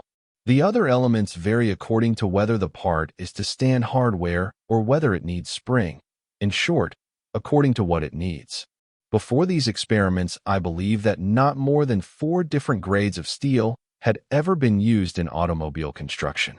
By further experimenting, especially in the direction of heat treating, we have been able still further to increase the strength of the steel and therefore to reduce the weight of the car. In 1910, the French Department of Commerce and Industry took one of our steering spindle connecting rod yokes, selecting it as a vital unit, and tried it against a similar part from what they considered the best French car, and in every test our steel proved the stronger. The vanadium steel disposed of much of the weight. The other requisites of a universal car I had already worked out, and many of them were in practice. The design had to balance. Men die because a part gives out. Machines wreck themselves because some parts are weaker than others. Therefore, a part of the problem in designing a universal car was to have as nearly as possible all parts of equal strength considering their purpose, to put a motor in a one-horse shay. Also, it had to be foolproof. This was difficult because a gasoline motor is essentially a delicate instrument, and there is a wonderful opportunity for anyone who has a mind that way to mess it up. I adopted this slogan. When one of my cars breaks down, I know I am to blame. From the day the first motor car appeared on the streets, it had to me appeared to be a necessity. It was this knowledge and assurance that led me to build to the one end, a car that would meet the wants of the multitudes. All my efforts were then, and still, are turned to the production of one car, one model. And, year following year, the pressure was, and still is, to improve and refine and make better, with an increasing reduction in price. The universal car had to have these attributes. 1. Quality and material to give service in use. Vanadium steel is the strongest, toughest, and most lasting of steels. It forms the foundation and superstructure of the cars. It is the highest quality steel in this respect in the world, regardless of price. 2. Simplicity in operation, because the masses are not mechanics. 3. Power in sufficient quantity. 4. Absolute reliability, because of the varied uses to which the cars would be put and the variety of roads over which they would travel. 5. Lightness. With the Ford, there are only 7.95 pounds to be carried by each cubic inch of piston displacement. This is one of the reasons why Ford cars are always going, wherever and whenever you see them, through sand and mud, through slush, snow, and water, up hills, across fields and roadless plains. 6. Control, to hold its speed always in hand, calmly and safely meeting every emergency and contingency either in the crowded streets of the city or on dangerous roads. The planetary transmission of the Ford gave this control, and anybody could work it. That is the why of the saying, anybody can drive a Ford. It can turn around almost anywhere. 7. The more a motor car weighs, naturally the more fuel and lubricants are used in the driving. The lighter the weight, the lighter the expense of operation. The light weight of the Ford car in its early years was used as an argument against it. Now that has all changed. The design which I settled upon was called Model T. The important feature of the new model, which, if it were accepted, as I thought it would be, I intended to make the only model and then start into real production, was its simplicity. There were but 4 constructional units in the car: the power plant, the frame, the front axle, and the rear axle. All of these were easily accessible, and they were designed so that no special skill would be required for their repair or replacement. I believed then, although I said very little about it because of the novelty of the idea, that it ought to be possible to have parts so simple and so inexpensive that the menace of expensive hand repair work would be entirely eliminated. The parts could be made so cheaply that it would be less expensive to buy new ones than to have old ones repaired. They could be carried in hardware shops, just as nails or bolts are carried. I thought that it was up to me as the designer to make the car so completely simple that no one could fail to understand it. That works both ways and applies to everything. The less complex an article, the easier it is to make, the cheaper it may be sold, and therefore the greater number may be sold. It is not necessary to go into the technical details of the construction, but perhaps this is as good a place as any to review the various models, because Model T was the last of the models, and the policy which it brought about took this business out of the ordinary line of business. Application of the same idea would take any business out of the ordinary run. I designed 8 models and all before Model T. They were Model A, Model B, Model C, Model F, Model N, Model R, Model S, and Model K. Of these, Models A, C, and F had 2-cylinder opposed horizontal motors. In Model A, the motor was at the rear of the driver's seat. In all of the other models, it was in a hood in front. Models B, N, R, and S had motors of the 4-cylinder vertical type. Model K had 6 cylinders. Model A developed 8 horsepower. Model B developed 24 horsepower with a 4.5-inch cylinder and a 5-inch stroke. The highest horsepower was in Model K, the 6-cylinder car, which developed 40 horsepower. The largest cylinders were those of Model B. The smallest were in Models N, R, and S, which were 3 3/4 inches in diameter with a 3/8-inch stroke. Model T has a 3 3/4-inch cylinder with a 4-inch stroke. The ignition was by dry batteries in all excepting Model B, which had storage batteries, and in Model K, which had both battery and magneto. In the present model, the magneto is a part of the power plant and is built in. The clutch in the first 4 models was of the cone type, in the last 4 and in the present model, of the multiple disc type. The transmission in all of the cars has been planetary. Model A had a chain drive. Model B had a shaft drive. The next two models had chain drives. Since then, all of the cars have had shaft drives. Model A had a 72-inch wheelbase. Model B, which was an extremely good car, had 92 inches. Model K had 120 inches. Model C had 78 inches. The others had 84 inches, and the present car has 100 inches. In the first 5 models, all of the equipment was extra. The next 3 were sold with a partial equipment. The present car is sold with full equipment. Model A weighed 1,250 pounds.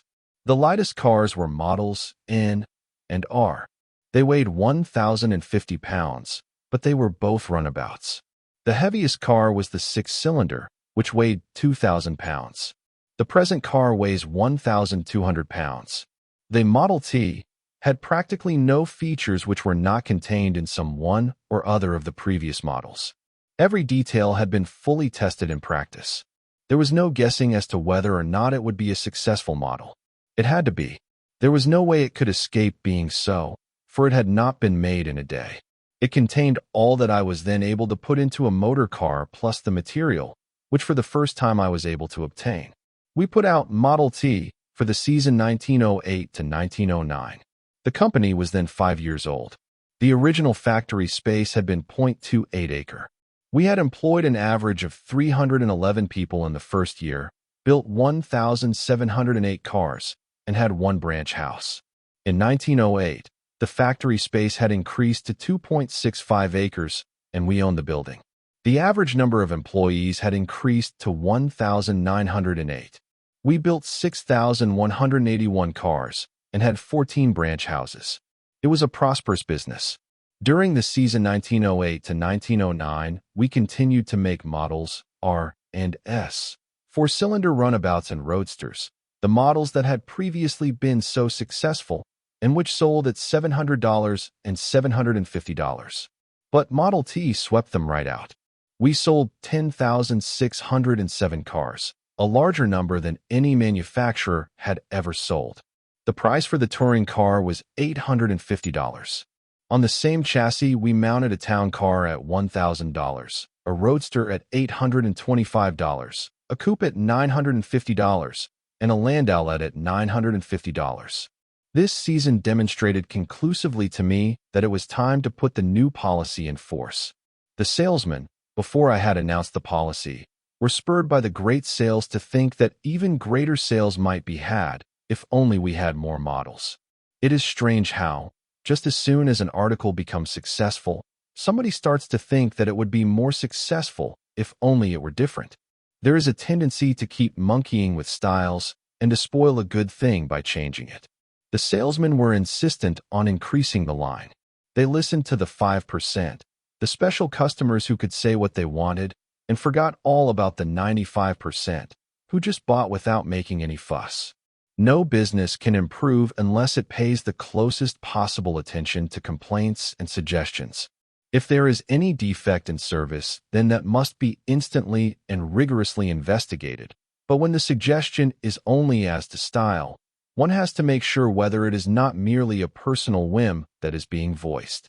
Salesmen always want to cater to whims instead of acquiring sufficient knowledge of their product to be able to explain to the customer with the whim that what they have will satisfy his every requirement. That is, of course, provided what they have does satisfy these requirements. Therefore, in 1909, I announced one morning, without any previous warning, that in the future we were going to build only one model, that the model was going to be Model T, and that the chassis would be exactly the same for all cars, and I remarked, any customer can have a car painted any color that he wants so long as it is black. I cannot say that anyone agreed with me. The selling people could not, of course, see the advantages that a single model would bring about in production. More than that, they did not particularly care. They thought that our production was good enough as it was, and there was a very decided opinion that lowering the sales price would hurt sales, that the people who wanted quality would be driven away, and that there would be none to replace them. There was very little conception of the motor industry. A motor car was still regarded as something in the way of a luxury. The manufacturers did a good deal to spread this idea. Some clever persons invented the name pleasure car and the advertising emphasized the pleasure features. The salespeople had ground for their objections, and particularly when I made the following announcement. I will build a motor car for the great multitude. It will be large enough for the family, but small enough for the individual to run and care for. It will be constructed of the best materials, by the best men to be hired, after the simplest designs that modern engineering can devise. But it will be so low in price that no man making a good salary will be unable to own one, and enjoy with his family the blessing of hours of pleasure in God's great open spaces. This announcement was received not without pleasure. The general comment was, if Ford does that, he will be out of business in 6 months. The impression was that a good car could not be built at a low price, and that, anyhow, there was no use in building a low-priced car, because only wealthy people were in the market for cars.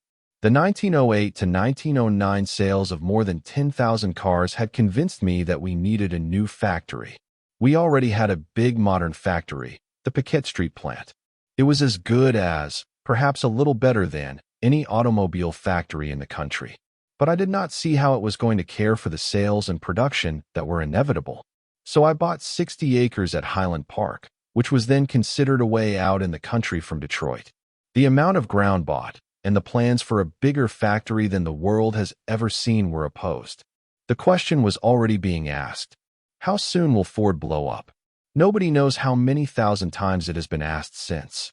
It is asked only because of the failure to grasp that a principle rather than an individual is at work, and the principle is so simple that it seems mysterious. For 1909 to 1910, in order to pay for the new land and buildings, I slightly raised the prices. This is perfectly justifiable and results in a benefit, not an injury, to the purchaser. I did exactly the same thing a few years ago, or rather, in that case I did not lower the price as is my annual custom, in order to build the River Rouge plant. The extra money might in each case have been had by borrowing, but then we should have had a continuing charge upon the business, and all subsequent cars would have had to bear this charge. The price of all the models was increased $100, with the exception of the Roadster, which was increased only $75, and of the Landaulet and Town Car, which were increased $150 and $200 respectively.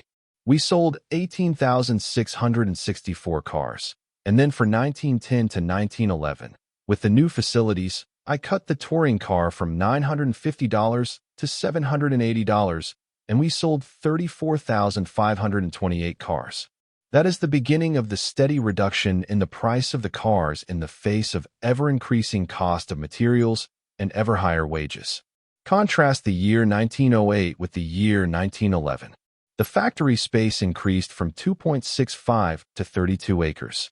The average number of employees from 1,908 to 4,110, and the cars built from a little over 6,000 to nearly 35,000.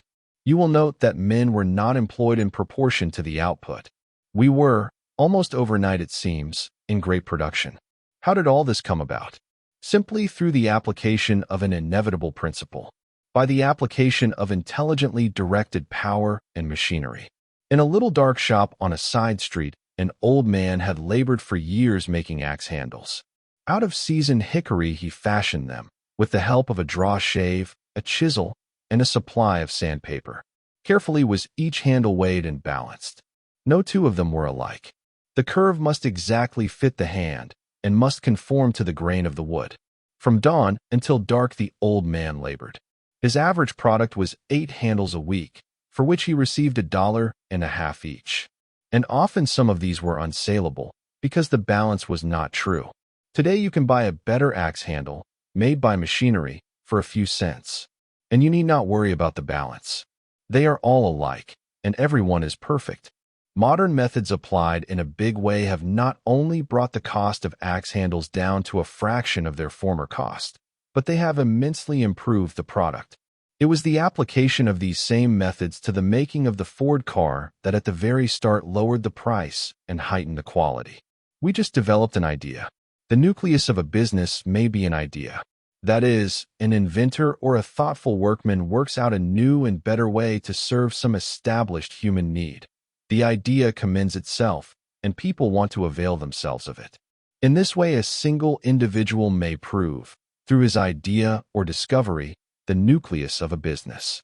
But the creation of the body and bulk of that business is shared by everyone who has anything to do with it. No manufacturer can say, "I built this business," if he has required the help of thousands of men in building it. It is a joint production.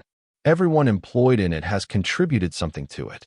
By working and producing, they make it possible for the purchasing world to keep coming to that business for the type of service it provides, and thus they help establish a custom, a trade, a habit which supplies them with a livelihood. That is the way our company grew, and just how I shall start explaining in the next chapter. In the meantime, the company had become worldwide. We had branches in London and in Australia. We were shipping to every part of the world, and in England particularly, we were beginning to be as well known as in America. The introduction of the car in England was somewhat difficult on account of the failure of the American bicycle. Because the American bicycle had not been suited to English uses, it was taken for granted and made a point of by the distributors that no American vehicle could appeal to the British market. Two Model A's found their way to England in 1903. The newspapers refused to notice them. The automobile agents refused to take the slightest interest. It was rumored that the principal components of its manufacture were string and hoop wire, and that a buyer would be lucky if it held together for a fortnight. In the first year, about a dozen cars in all were used. The second was only a little better. And I may say as to the reliability of that model, that most of them after nearly 20 years are still in some kind of service in England. In 1905, our agent entered a Model C in the Scottish reliability trials. In those days, reliability runs were more popular in England than motor races. Perhaps there was no inkling that after all an automobile was not merely a toy. The Scottish trials was over 800 miles of hilly, heavy roads. The Ford came through with only one involuntary stop against it. That started the Ford sales in England. In that same year, Ford taxicabs were placed in London for the first time. In the next several years, the sales began to pick up. The cars went into every endurance and reliability test and won every one of them. The Brighton dealer had 10 Fords driven over the South Downs for 2 days in a kind of steeplechase, and every one of them came through. As a result, 600 cars were sold that year. In 1911, Henry Alexander drove a Model T to the top of Ben Nevis for 1,600 feet. That year, 14,060 cars were sold in England, and it has never since been necessary to stage any kind of a stunt. We eventually opened our own factory at Manchester. At first, it was purely an assembling plant. But as the years have gone by, we have progressively made more and more of the car. Chapter 5. Getting into production.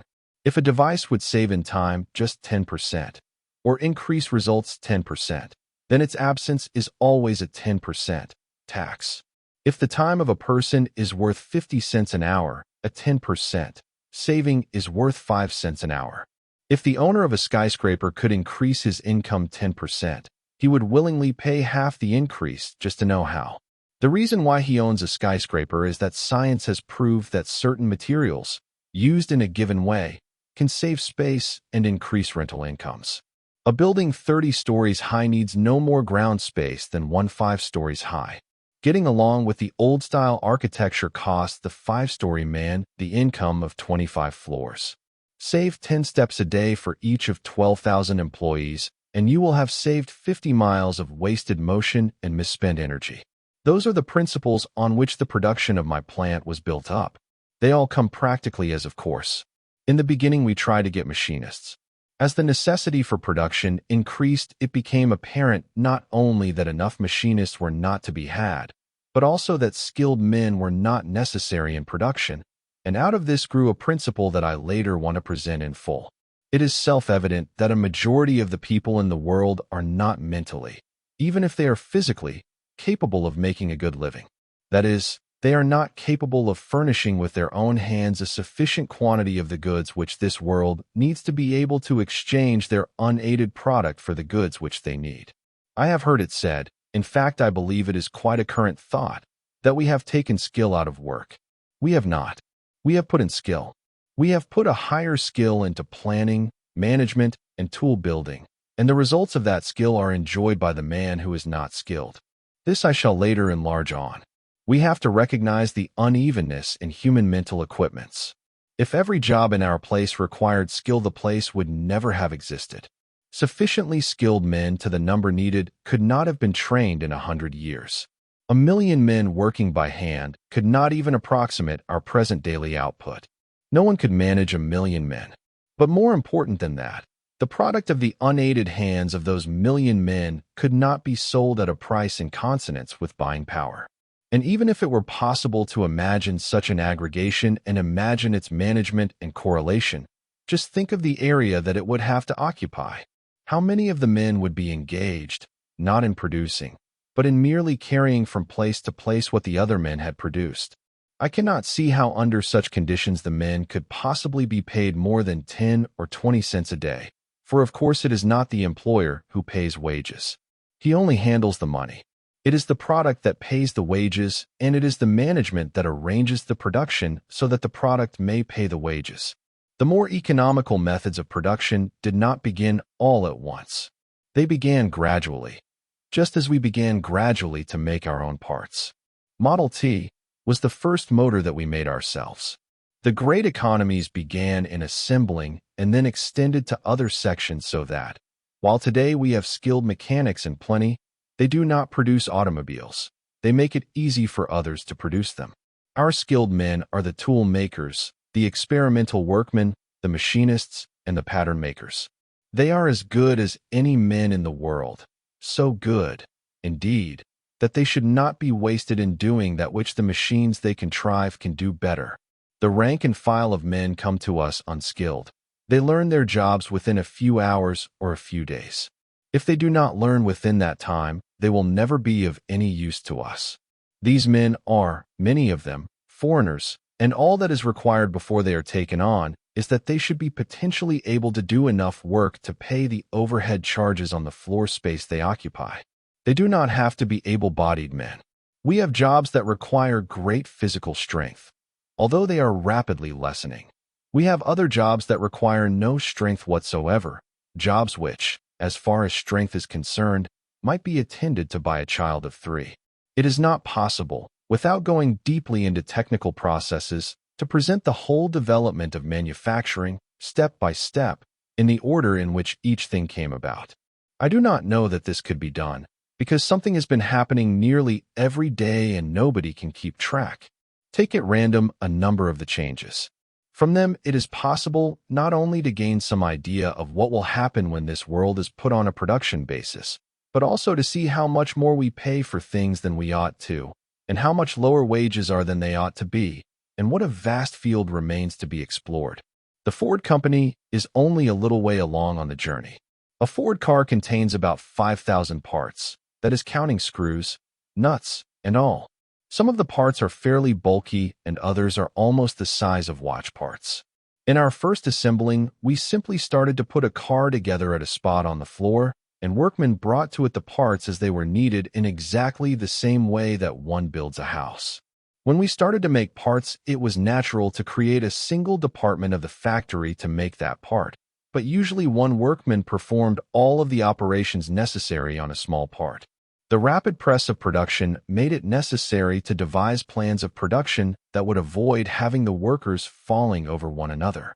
The undirected worker spends more of his time walking about for materials and tools than he does in working.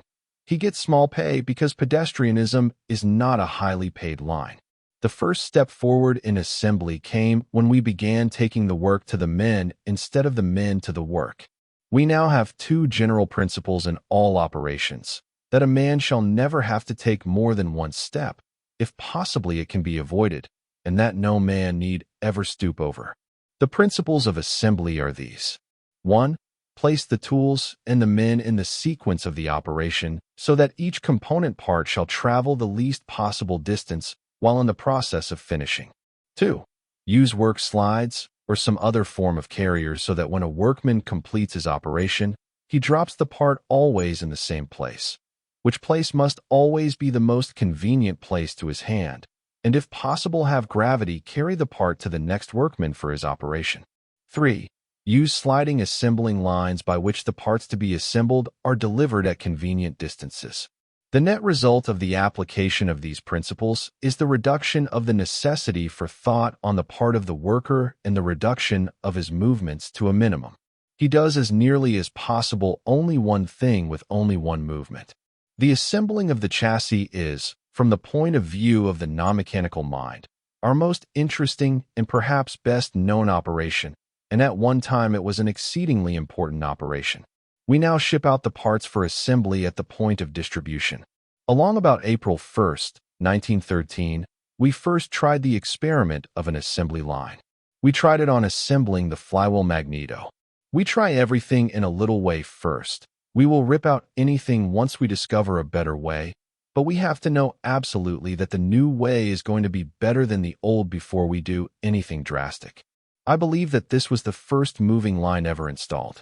The idea came in a general way from the overhead trolley that the Chicago packers use in dressing beef. We had previously assembled the flywheel magneto in the usual method. With one workman doing a complete job, he could turn out from 35 to 40 pieces in a 9-hour day, or about 20 minutes to an assembly. What he did alone was then spread into 29 operations. That cut down the assembly time to 13 minutes, 10 seconds. Then we raised the height of the line 8 inches. This was in 1914, and cut the time to 7 minutes. Further experimenting with the speed that the work should move, it cut the time down to 5 minutes.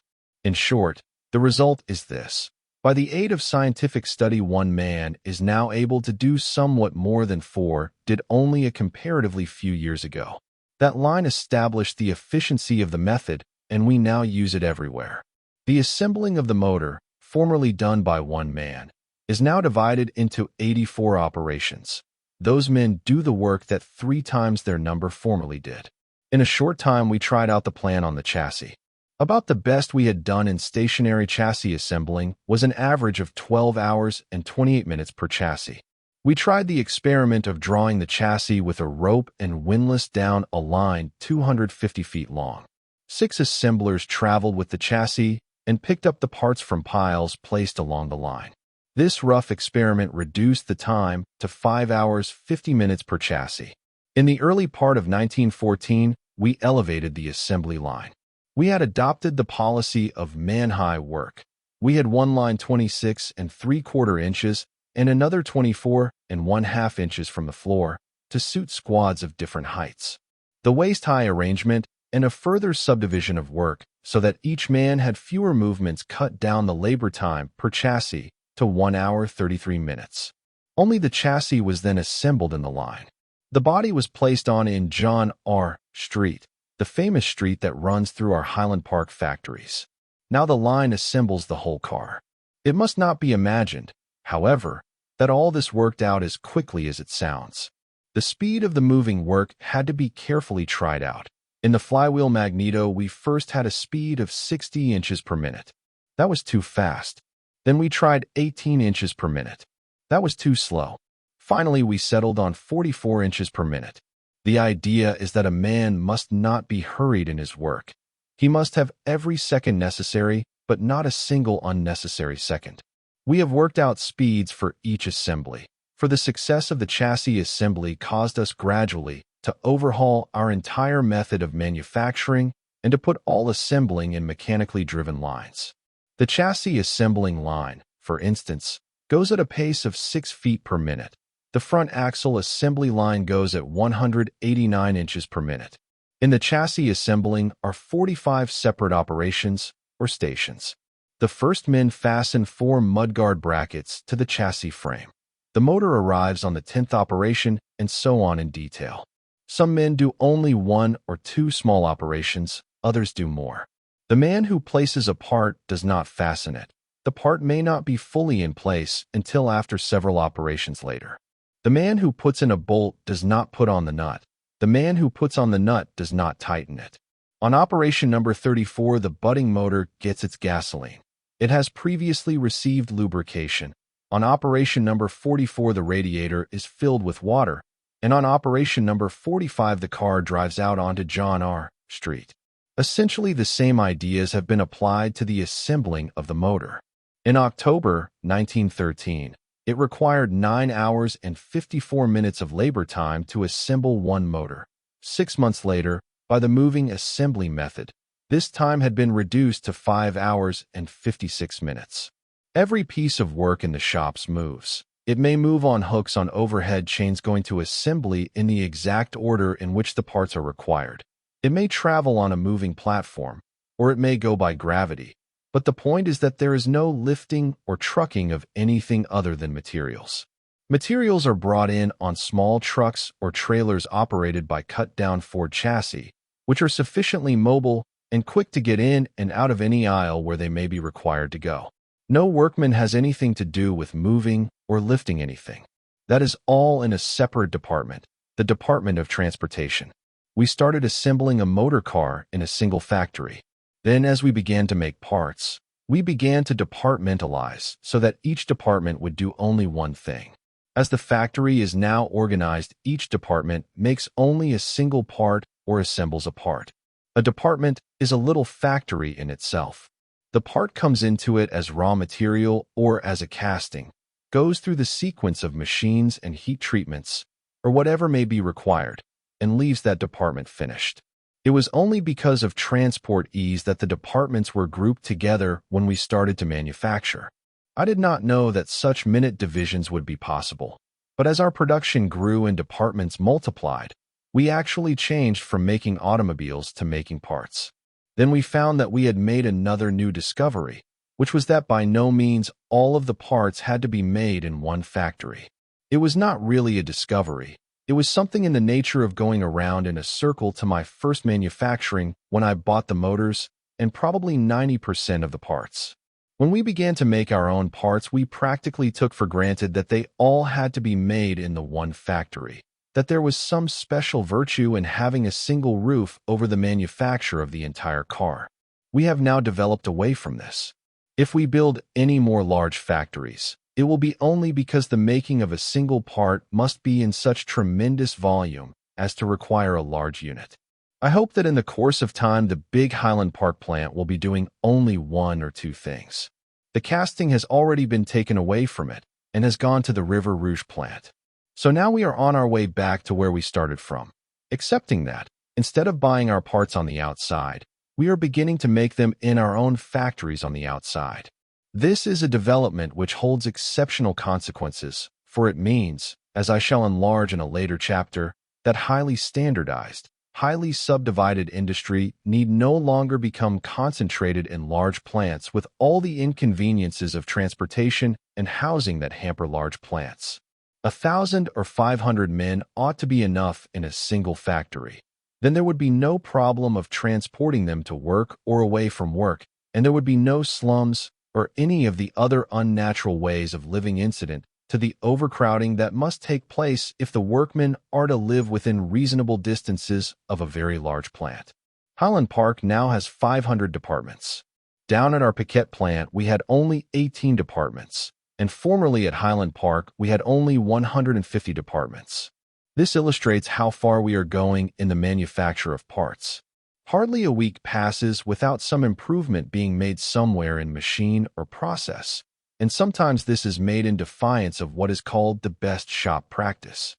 I recall that a machine manufacturer was once called into conference on the building of a special machine. The specifications called for an output of 200 per hour. "This is a mistake," said the manufacturer. "You mean 200 a day. No machine can be forced to 200 an hour." The company officer sent for the man who had designed the machine, and they called his attention to the specification. He said, "Yes, what about it?" "It can't be done," said the manufacturer positively. "No machine built will do that. It is out of the question." "Out of the question," exclaimed the engineer. "If you will come down to the main floor, you will see one doing it. We built one to see if it could be done, and now we want more like it." The factory keeps no record of experiments. The foremen and superintendents remember what has been done.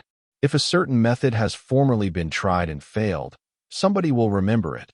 But I am not particularly anxious for the men to remember what someone else has tried to do in the past, for then we might quickly accumulate far too many things that could not be done. That is one of the troubles with extensive records. If you keep on recording all of your failures, you will shortly have a list showing that there is nothing left for you to try. Whereas it by no means follows, because one man has failed in a certain method, that another man will not succeed. They told us we could not cast gray iron by our endless chain method, and I believe there is a record of failures. But we are doing it. The man who carried through our work either did not know or paid no attention to the previous figures. Likewise, we were told that it was out of the question to pour the hot iron directly from the blast furnace in a mold. The usual method is to run the iron into pigs, let them season for a time, and then remelt them for casting.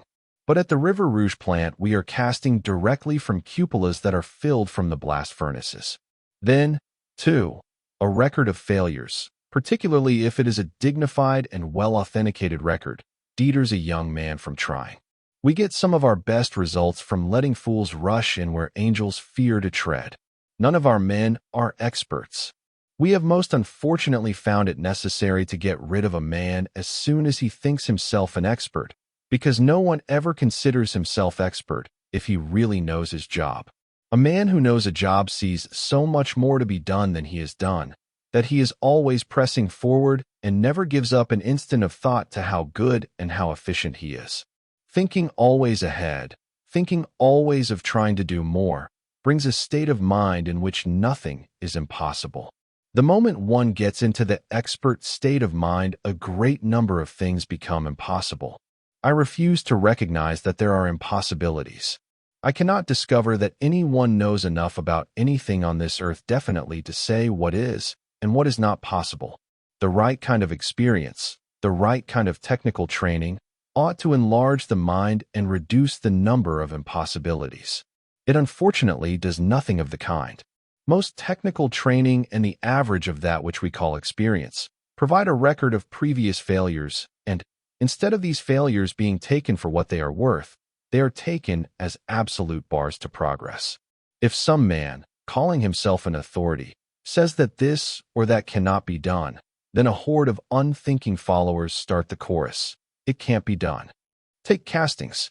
Castings has always been a wasteful process and is so old that it has accumulated many traditions which make improvements extraordinarily difficult to bring about.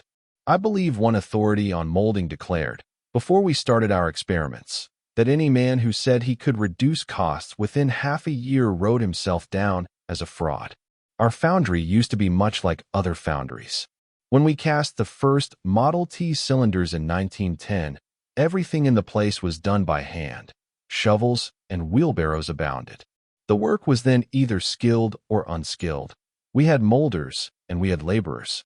Now we have about 5% of thoroughly skilled molders and core setters, but the remaining 95% are unskilled, or to put it more accurately, must be skilled in exactly one operation which the most stupid man can learn within 2 days. The molding is all done by machinery. Each part which we have to cast has a unit or units of its own, according to the number required in the plan of production.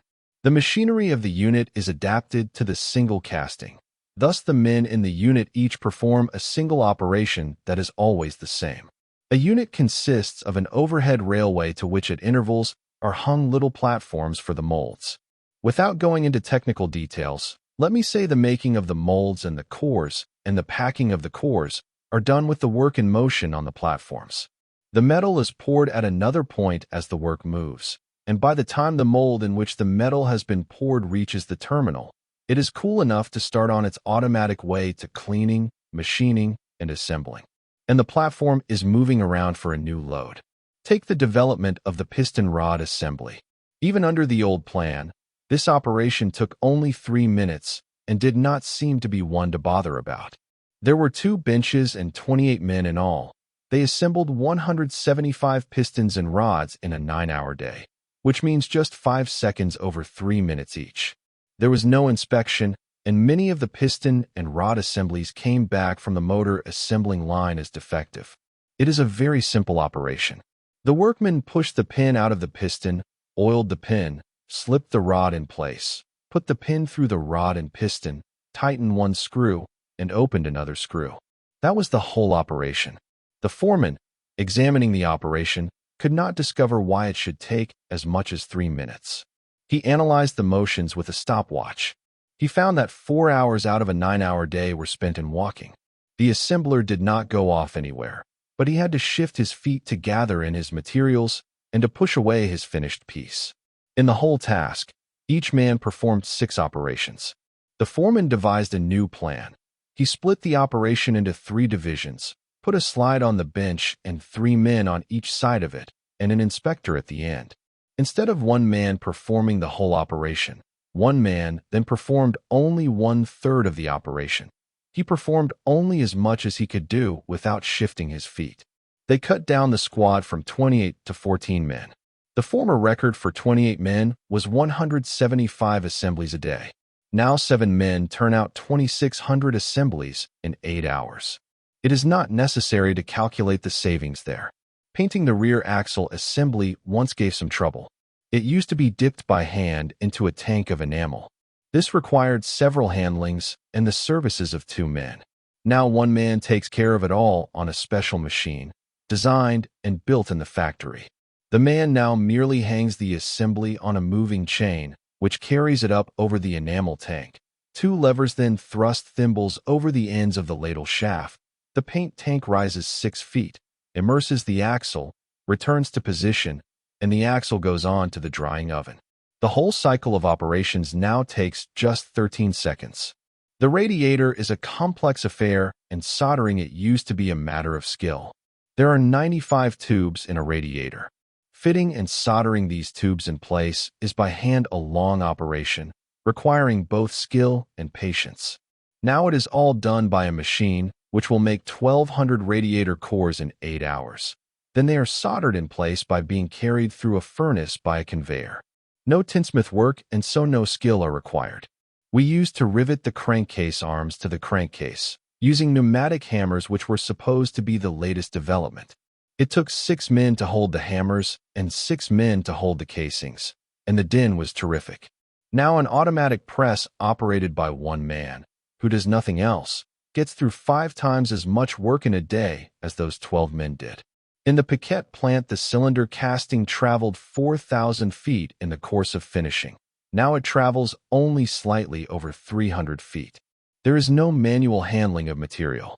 There is not a single-hand operation. If a machine can be made automatic, it is made automatic. Not a single operation is ever considered as being done in the best or cheapest way. At that, only about 10% of our tools are special.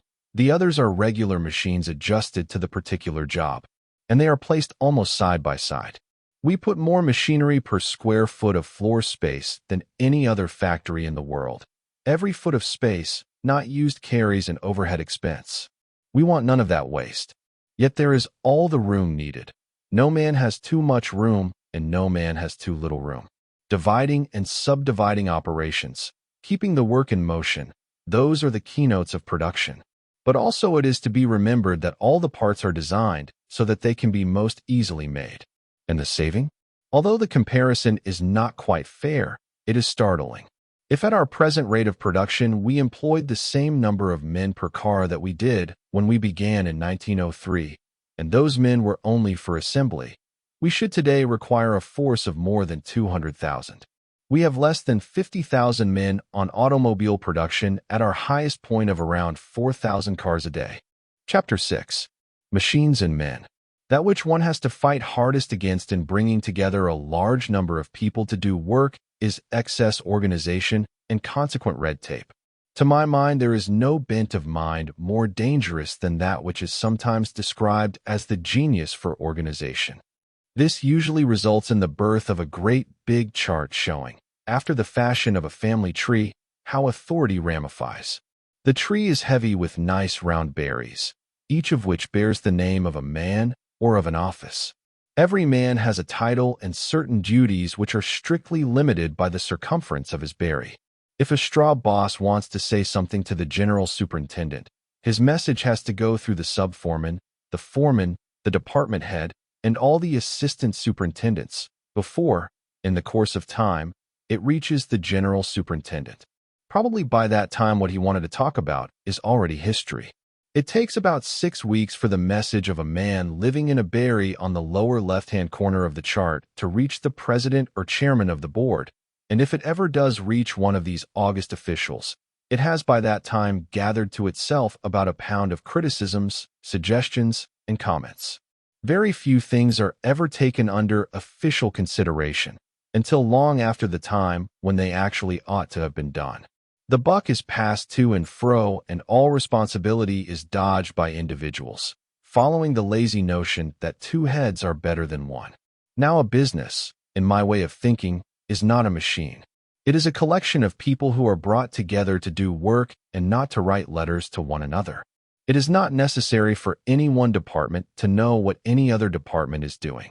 If a man is doing his work, he will not have time to take up any other work. It is the business of those who plan the entire work to see that all of the departments are working properly toward the same end. It is not necessary to have meetings to establish good feeling between individuals or departments. It is not necessary for people to love each other in order to work together. Too much good fellowship may indeed be a very bad thing, for it may lead to one man trying to cover up the faults of another. That is bad for both men. When we are at work, we ought to be at work. When we are at play, we ought to be at play. There is no use trying to mix the two. The sole object ought to be to get the work done and to get paid for it. When the work is done, then the play can come, but not before. And so the Ford factories and enterprises have no organization, no specific duties attaching to any position, no line of succession or of authority, very few titles, and no conferences. We have only the clerical help that is absolutely required. We have no elaborate records of any kind, and consequently no red tape. We make the individual responsibility complete. The workman is absolutely responsible for his work. The straw boss is responsible for the workmen under him. The foreman is responsible for his group. The department head is responsible for the department. The general superintendent is responsible for the whole factory. Every man has to know what is going on in his sphere. I say general superintendent. There is no such formal title. One man is in charge of the factory and has been for years. He has 2 men with him, who, without in any way having their duties defined, have taken particular sections of the work to themselves. With them are about half a dozen other men in the nature of assistants, but without specific duties. They have all made jobs for themselves, but there are no limits to their jobs. They just work in where they best fit. One man chases stock and shortages. Another has grabbed inspection, and so on. This may seem haphazard, but it is not. A group of men, wholly intent upon getting work done, have no difficulty in seeing that the work is done. They do not get into trouble about the limits of authority because they are not thinking of titles. If they had offices and all that, they would shortly be giving up their time to office work and to wondering why did they not have a better office than some other fellow. Because there are no titles and no limits of authority, there is no question of red tape or going over a man's head. Any workman can go to anybody, and so established has become this custom that a foreman does not get sore if a workman goes over him and directly to the head of the factory. The workman rarely ever does so, because a foreman knows as well as he knows his own name that if he has been unjust it will be very quickly found out, and he shall no longer be a foreman. One of the things that we will not tolerate is injustice of any kind. The moment a man starts to swell with authority, he is discovered, and he goes out, or goes back to a machine. A large amount of labor unrest comes from the unjust exercise of authority by those in subordinate positions, and I am afraid that in far too many manufacturing institutions, it is really not possible for a workman to get a square deal. The work and the work alone controls us. That is one of the reasons why we have no titles. Most men can swing a job, but they are floored by a title. The effect of a title is very peculiar. It has been used too much as a sign of emancipation from work. It is almost equivalent to a badge bearing the legend, "This man has nothing to do but regard himself as important and all others as inferior." Not only is a title often injurious to the wearer, but it has its effect on others as well. There is perhaps no greater single source of personal dissatisfaction among men than the fact that the title bearers are not always the real leaders. Everybody acknowledges a real leader, a man who is fit to plan and command. And when you find a real leader who bears a title, you will have to inquire of someone else what his title is. He doesn't boast about it. Titles in business have been greatly overdone and business has suffered.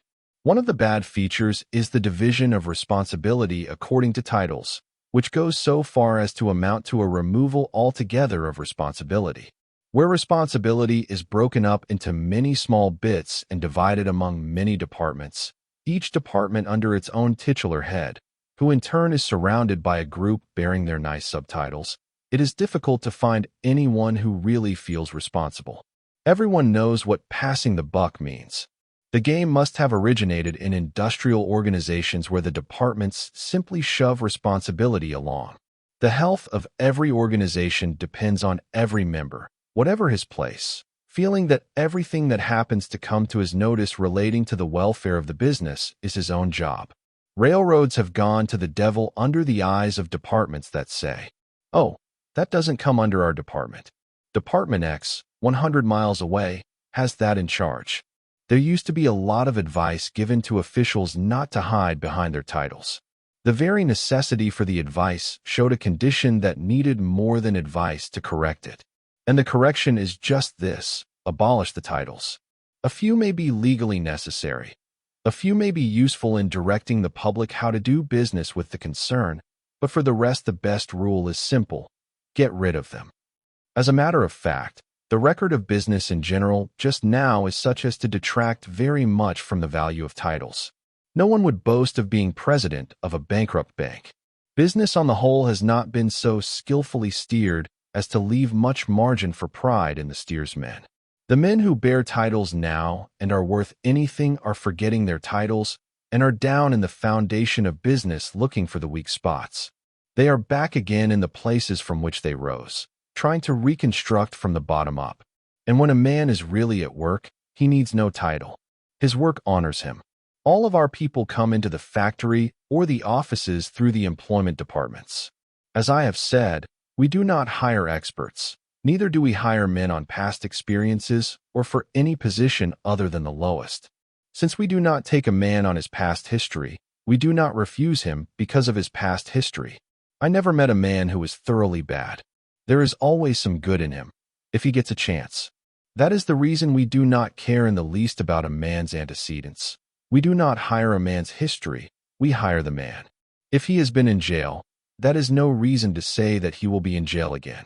I think, on the contrary, he is, if given a chance, very likely to make a special effort to keep out of jail. Our employment office does not bar a man for anything he has previously done. He is equally acceptable whether he has been in Sing Sing or at Harvard, and we do not even inquire from which place he has graduated. All that he needs is the desire to work. If he does not desire to work, it is very unlikely that he will apply for a position, for it is pretty well understood that a man in the Ford plant works. We do not, to repeat, care what a man has been. If he has gone to college, he ought to be able to go ahead faster, but he has to start at the bottom and prove his ability. Every man's future rests solely with himself. There is far too much loose talk about men being unable to obtain recognition. With us, every man is fairly certain to get the exact recognition he deserves. Of course, there are certain factors in the desire for recognition which must be reckoned with. The whole modern industrial system has warped the desire so out of shape that it is now almost an obsession. There was a time when a man's personal advancement depended entirely and immediately upon his work, and not upon anyone's favor. But nowadays it often depends far too much upon the individual's good fortune in catching some influential eye. That is what we have successfully fought against. Men will work with the idea of catching somebody's eye. They will work with the idea that if they fail to get credit for what they have done, they might as well have done it badly or not have done it at all. Thus the work sometimes becomes a secondary consideration. The job in hand, the article in hand, the special kind of service in hand, turns out to be not the principal job. The main work becomes personal advancement, a platform from which to catch somebody's eye. This habit of making the work secondary and the recognition primary is unfair to the work. It makes recognition and credit the real job. And this also has an unfortunate effect on the worker. It encourages a peculiar kind of ambition which is neither lovely nor productive. It produces the kind of man who imagines that by standing in with the boss, he will get ahead. Every shop knows this kind of man. And the worst of it is there are some things in the present industrial system which make it appear that the game really pays. Foremen are only human. It is natural that they should be flattered by being made to believe that they hold the weal or woe of workmen in their hands. It is natural, also, that being open to flattery, their self-seeking subordinates should flatter them still more to obtain and profit by their favor. That is why I want as little as possible of the personal element. It is particularly easy for any man who never knows at all to go forward to a higher position with us. Some men will work hard, but they do not possess the capacity to think, and especially to think quickly. Such men get as far as their ability deserves. A man may, by his industry, deserve advancement, but it cannot be possibly given him unless he also has a certain element of leadership. This is not a dream world we are living in. I think that every man in the shaking down process of our factory eventually lands about where he belongs. We are never satisfied with the way that everything is done in any part of the organization. We always think it ought to be done better and that eventually it will be done better. The spirit of crowding forces the man who has the qualities for a higher place eventually to get it. He perhaps would not get the place if at any time the organization, which is a word I do not like to use, became fixed so that there would be routine steps and dead men's shoes. But we have so few titles that a man who ought to be doing something better than he is doing very soon gets to doing it. He is not restrained by the fact that there is no position ahead of him open, for there are no positions. We have no cut and dried places. Our best men make their places. This is easy enough to do, for there is always work, and when you think of getting the work done instead of finding a title to fit a man who wants to be promoted, then there is no difficulty about promotion. The promotion itself is not formal. The man simply finds himself doing something other than what he was doing and getting more money. All of our people have thus come up from the bottom. The head of the factory started as a machinist. The man in charge of the big River Rouge plant began as a pattern maker. Another man overseeing one of the principal departments started as a sweeper. There is not a single man anywhere in the factory who did not simply come in off the street. Everything that we have developed has been done by men who have qualified themselves with us. We fortunately did not inherit any traditions, and we are not founding any. If we have a tradition, it is this. Everything can always be done better than it is being done. That pressing always to do work better and faster solves nearly every factory problem. A department gets its standing on its rate of production. The rate of production and the cost of production are distinct elements. The foremen and superintendents would only be wasting time were they to keep a check on the costs in their departments. There are certain costs, such as the rate of wages, the overhead, the price of materials, and the like, which they could not in any way control, so they do not bother about them. What they can control is the rate of production in their own departments. The rating of a department is gained by dividing the number of parts produced by the number of hands working. Every foreman checks his own department daily. He carries the figures always with him. The superintendent has a tabulation of all the scores. If there is something wrong in a department, the output score shows it at once. The superintendent makes inquiries, and the foreman looks alive. A considerable part of the incentive to better methods is directly traceable to this simple rule of thumb method of rating production. The foreman need not be a cost accountant. He is no better a foreman for being one. His charges are the machines and the human beings in his department. When they are working at their best, he has performed his service. The rate of his production is his guide. There is no reason for him to scatter his energies over collateral subjects. This rating system simply forces a foreman to forget personalities, to forget everything other than the work in hand. If he should select the people he likes instead of the people who can best do the work, his department record will quickly show up that fact. There is no difficulty in picking out men. They pick themselves out because, although one hears a great deal about the lack of opportunity for advancement, the average workman is more interested in a steady job than he is in advancement. Scarcely more than 5% of those who work for wages while they have the desire to receive more money, have also the willingness to accept the additional responsibility and the additional work which goes with the higher places. Only about 25% are even willing to be straw bosses, and most of them take that position because it carries with it more pay than working on a machine. Men of a more mechanical turn of mind, but with no desire for responsibility, go into the tool-making departments where they receive considerably more pay than in production proper. But the vast majority of men want to stay put. They want to be led. They want to have everything done for them and to have no responsibility. Therefore, in spite of the great mass of men, the difficulty is not to discover men to advance, but men who are willing to be advanced. The accepted theory is that all people are anxious for advancement, and a great many pretty plans have been built up from that. I can only say that we do not find that to be the case.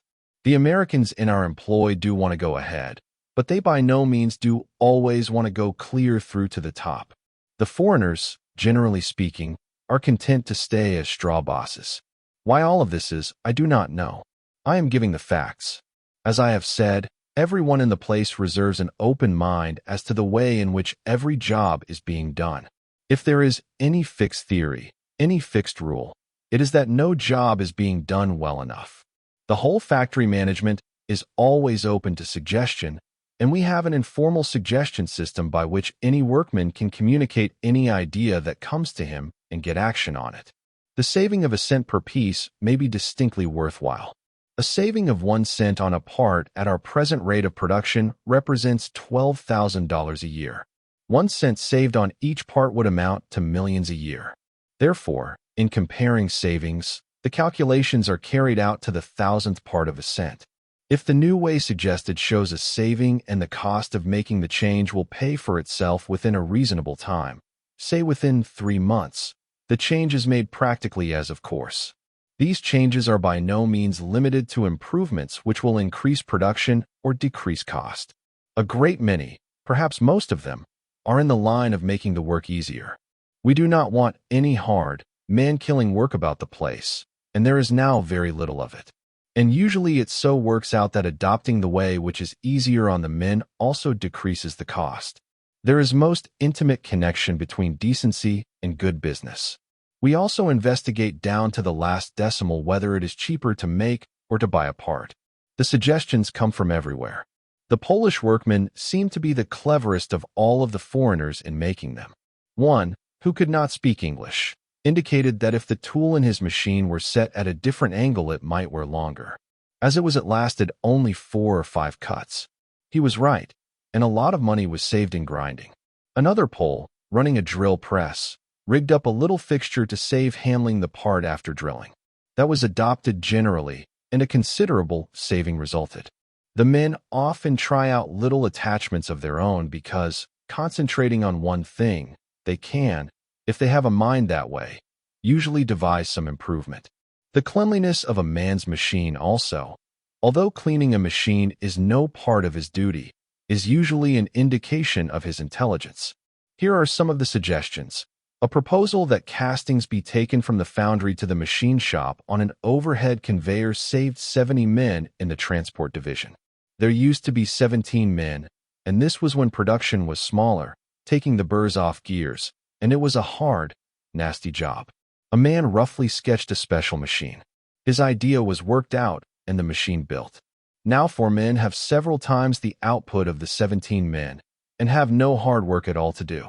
Changing from a solid to a welded rod in one part of the chassis affected an immediate saving of about $500,000 a year on a smaller than the present-day production.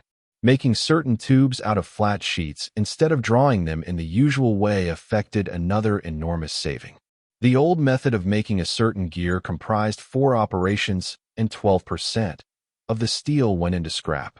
We use most of our scrap, and eventually we will use it all. But that is no reason for not cutting down on scrap. The mere fact that all waste is not a dead loss is no excuse for permitting waste. One of the workmen devised a very simple new method for making this gear, in which the scrap was only 1%. Again, the camshaft has to have heat treatment in order to make the surface hard. The camshafts always came out of the heat treat oven somewhat warped, and even back in 1918, We employed 37 men just to straighten the shafts. Several of our men experimented for about a year and finally worked out a new form of oven in which the shafts could not warp. In 1921, with the production much larger than in 1918, we employed only 8 men in the whole operation. And then there is the pressing to take away the necessity for skill in any job done by anyone. The old-time tool hardener was an expert. He had to judge the heating temperatures. It was a hit-or-miss operation. The wonder is that he hit so often. The heat treatment in the hardening of steel is highly important, providing one knows exactly the right heat to apply. That cannot be known by rule of thumb. It has to be measured. We introduced a system by which the man at the furnace has nothing at all to do with the heat. He does not see the pyrometer, the instrument which registers the temperature. Colored electric lights give him his signals. None of our machines is ever built haphazardly. The idea is investigated in detail before a move is made. Sometimes wooden models are constructed, or again the parts are drawn to full size on a blackboard.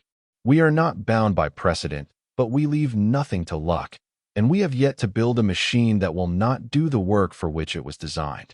About 90% of all experiments have been successful. Whatever expertness in fabrication that has developed has been due to men. I think that if men are unhampered and they know that they are serving, they will always put all of mind and will into even the most trivial of tasks. Chapter 7. The terror of the machine. Repetitive labor, the doing of one thing over and over again and always in the same way, is a terrifying prospect to a certain kind of mind. It is terrifying to me. I could not possibly do the same thing day in and day out, but to other minds, perhaps I might say to the majority of minds, repetitive operations hold no terrors. In fact, to some types of mind, thought is absolutely appalling.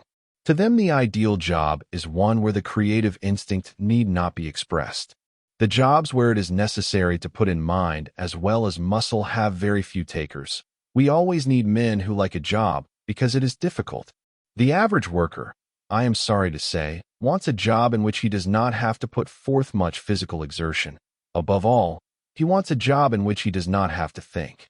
Those who have what might be called the creative type of mind, and who thoroughly abhor monotony, are apt to imagine that all other minds are similarly restless, and therefore to extend quite unwanted sympathy to the laboring man who day in and day out performs almost exactly the same operation. When you come right down to it, most jobs are repetitive. A businessman has a routine that he follows with great exactness. The work of a bank president is nearly all routine. The work of under-officers and clerks in a bank is purely routine. Indeed, for most purposes and most people, it is necessary to establish something in the way of a routine and to make most motions purely repetitive. Otherwise, the individual will not get enough done to be able to live off his own exertions. There is no reason why anyone with a creative mind should be at a monotonous job, for everywhere the need for creative men is pressing. There will never be a dearth of places for skilled people, but we have to recognize that the will to be skilled is not general. And even if the will be present, then the courage to go through with the training is absent. One cannot become skilled by mere wishing. There are far too many assumptions about what human nature ought to be and not enough research into what it is. Take the assumption that creative work can be undertaken only in the realm of vision. We speak of creative artists in music, painting, and the other arts. We seemingly limit the creative functions to productions that may be hung on gallery walls, or played in concert halls, or otherwise displayed where idle and fastidious people gather to admire each other's culture. But if a man wants a field for vital creative work, let him come where he is dealing with higher laws than those of sound, or line, or color. Let him come where he may deal with the laws of personality. We want artists in industrial relationship. We want masters in industrial method, both from the standpoint of the producer and the product. We want those who can mold the political, social, industrial, and moral mass into a sound and shapely whole. We have limited the creative faculty too much and have used it for too trivial ends. We want men who can create the working design for all that is right and good and desirable in our life. Good intentions plus well-thought-out working designs can be put into practice and can be made to succeed. It is possible to increase the well-being of the working man, not by having him do less work, but by aiding him to do more. If the world will give its attention and interest and energy to the making of plans that will profit the other fellow as he is, then such plans can be established on a practical working basis. Such plans will endure, and they will be far the most profitable both in human and financial values. What this generation needs is a deep faith, a profound conviction in the practicability of righteousness, justice, and humanity in industry. If we cannot have these qualities, then we were better off without industry. Indeed, if we cannot get those qualities, the days of industry are numbered. But we can get them. We are getting them. If a man cannot earn his keep without the aid of machinery, is it benefiting him to withhold that machinery because attendance upon it may be monotonous, and let him starve? Or is it better to put him in the way of a good living? Is a man the happier for starving? If he is the happier for using a machine to less than its capacity, is he happier for producing less than he might and consequently getting less than his share of the world's goods in exchange? I have not been able to discover that repetitive labor injures a man in any way. I have been told by parlor experts that repetitive labor is soul, as well as body, destroying, but that has not been the result of our investigations. There was one case of a man who all day long did little but step on a treadle release. He thought that the motion was making him one-sided. The medical examination did not show that he had been affected, but, of course, he was changed to another job that used a different set of muscles. In a few weeks, he asked for his old job again. It would seem reasonable to imagine that going through the same set of motions daily for 8 hours would produce an abnormal body, but we have never had a case of it. We shift men whenever they ask to be shifted, and we should like regularly to change them. That would be entirely feasible if only the men would have it that way. They do not like changes which they do not themselves suggest. Some of the operations are undoubtedly monotonous, so monotonous that it seems scarcely possible that any man would care to continue long at the same job. Probably the most monotonous task in the whole factory is one in which a man picks up a gear with a steel hook, shakes it in a vat of oil, then turns it into a basket. The motion never varies. The gears come to him always in exactly the same place. He gives each one the same number of shakes, and he drops it into a basket which is always in the same place. No muscular energy is required. No intelligence is required. He does little more than wave his hands gently to and fro.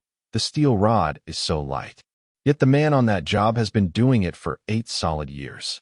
He has saved and invested his money until now he has about $40,000, and he stubbornly resists every attempt to force him into a better job. The most thorough research has not brought out a single case of a man's mind being twisted or deadened by the work. The kind of mind that does not like repetitive work does not have to stay in it. The work in each department is classified according to its desirability and skill into classes A, B, and C, each class having anywhere from 10 to 30 different operations. A man comes directly from the employment office to Class C. As he gets better, he goes into Class B, and so on into Class A, and out of Class A into tool making or some supervisory capacity. It is up to him to place himself. If he stays in production, it is because he likes it. In a previous chapter, one noted that no one applying for work is refused on account of physical condition. This policy went into effect on January 12, 1914, at the time of setting the minimum wage at $5 a day and the working day at 8 hours. It carried with it the further condition that no one should be discharged on account of physical condition, except, of course, in the case of contagious disease. I think that if an industrial institution is to fill its whole role, it ought to be possible for a cross-section of its employees to show about the same proportions as a cross-section of a society in general. We have always with us the maimed and the halt. There is a most generous disposition to regard all of these people who are physically incapacitated for labor as a charge on society and to support them by charity. There are cases where I imagine that the support must be by charity, as, for instance, an idiot. But those cases are extraordinarily rare, and we have found it possible, among the great number of different tasks that must be performed somewhere in the company, to find an opening for almost anyone and on the basis of production. The blind man or cripple can, in the particular place to which he is assigned, perform just as much work and receive exactly the same pay as a wholly able-bodied man would. We do not prefer cripples, but we have demonstrated that they can earn full wages. It would be quite outside the spirit of what we are trying to do to take on men because they were crippled, pay them a lower wage, and be content with a lower output. That might be directly helping the men, but it would not be helping them in the best way. The best way is always the way by which they can be put on a productive par with able-bodied men. I believe that there is very little occasion for charity in this world. That is, charity in the sense of making gifts. Most certainly business and charity cannot be combined. The purpose of a factory is to produce, and it ill serves the community in general unless it does produce to the utmost of its capacity. We are too ready to assume without investigation that the full possession of faculties is a condition requisite to the best performance of all jobs. To discover just what was the real situation, I had all of the different jobs in the factory classified to the kind of machine and work, whether the physical labor involved was light, medium, or heavy, whether it were a wet or a dry job, and if not, with what kind of fluid, whether it were clean or dirty, near an oven or a furnace, the condition of the air, whether one or both hands had to be used, whether the employee stood or sat down at his work, whether it was noisy or quiet, whether it required accuracy, whether the light was natural or artificial, the number of pieces that had to be handled per hour, the weight of the material handled, and the description of the strain upon the worker. It turned out at the time of the inquiry that there were then 7,882 different jobs in the factory. Of these, 949 were classified as heavy work requiring strong, able-bodied, and practically physically perfect men. 3,338 required men of ordinary physical development and strength. The remaining 3,595 jobs were disclosed as requiring no physical exertion and could be performed by the slightest, weakest sort of men. In fact, most of them could be satisfactorily filled by women or older children. The lightest jobs were again classified to discover how many of them required the use of full faculties, and we found that 670 could be filled by legless men, 2,637 by one-legged men, 2 by armless men, 715 by one-armed men, and 10 by blind men. Therefore, out of 7,882 kinds of jobs, for 1,034, although some of them required strength, did not require full physical capacity. That is, developed industry can provide wage work for a higher average of standard men than are ordinarily included in any normal community. If the jobs in any one industry, or, say, any one factory, were analyzed as ours have been analyzed, the proportion might be very different. Yet I am quite sure that if work is sufficiently subdivided to the point of highest economy, there will be no dearth of places in which the physically incapacitated can do a man's job and get a man's wage. It is economically most wasteful to accept crippled men as charges and then to teach them trivial tasks like the weaving of baskets or some other form of unremunerative hand labor, in the hope, not of aiding them to make a living, but of preventing despondency. When a man is taken on by the employment department, the theory is to put him into a job suited to his condition. If he is already at work and he does not seem able to perform the work, or if he does not like his work, he is given a transfer card, which he takes up to the transfer department, and after an examination he is tried out in some other work more suited to his condition or disposition. Those who are below the ordinary physical standards are just as good workers, rightly placed, as those who are above. For instance, a blind man was assigned to the stock department to count bolts and nuts for shipment to branch establishments. 2 other able-bodied men were already employed on this work. In 2 days the foreman sent a note to the transfer department releasing the able-bodied men because the blind man was able to do not only his own work, but also the work that had formerly been done by the sound men. This salvage can be carried further. It is usually taken for granted that when a man is injured, he is simply out of the running and should be paid an allowance. But there is always a period of convalescence, especially in fracture cases, where the man is strong enough to work, and, indeed, by that time usually anxious to work, for the largest possible accident allowance can never be as great as a man's wage. If it were, then a business would simply have an additional tax put upon it, and that tax would show up in the cost of the product. There would be less buying of the product, and therefore less work for somebody. That is an inevitable sequence that must always be borne in mind.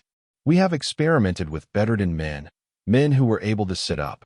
We put black oilcloth covers or aprons over the beds, and set the men to work screwing nuts on small bolts. This is a job that has to be done by hand, and on which 15 or 20 men are kept busy in the magneto department. The men in the hospital could do it just as well as the men in the shop, and they were able to receive their regular wages. In fact, their production was about 20%, I believe, above the usual shop production. No man had to do the work unless he wanted to, but they all wanted to. It kept time from hanging on their hands. They slept and ate better and recovered more rapidly. No particular consideration has to be given to deaf and dumb employees. They do their work 100%. The tubercular employees, and there are usually about 1,000 of them, mostly work in the material salvage department. Those cases which are considered contagious work together in an especially constructed shed.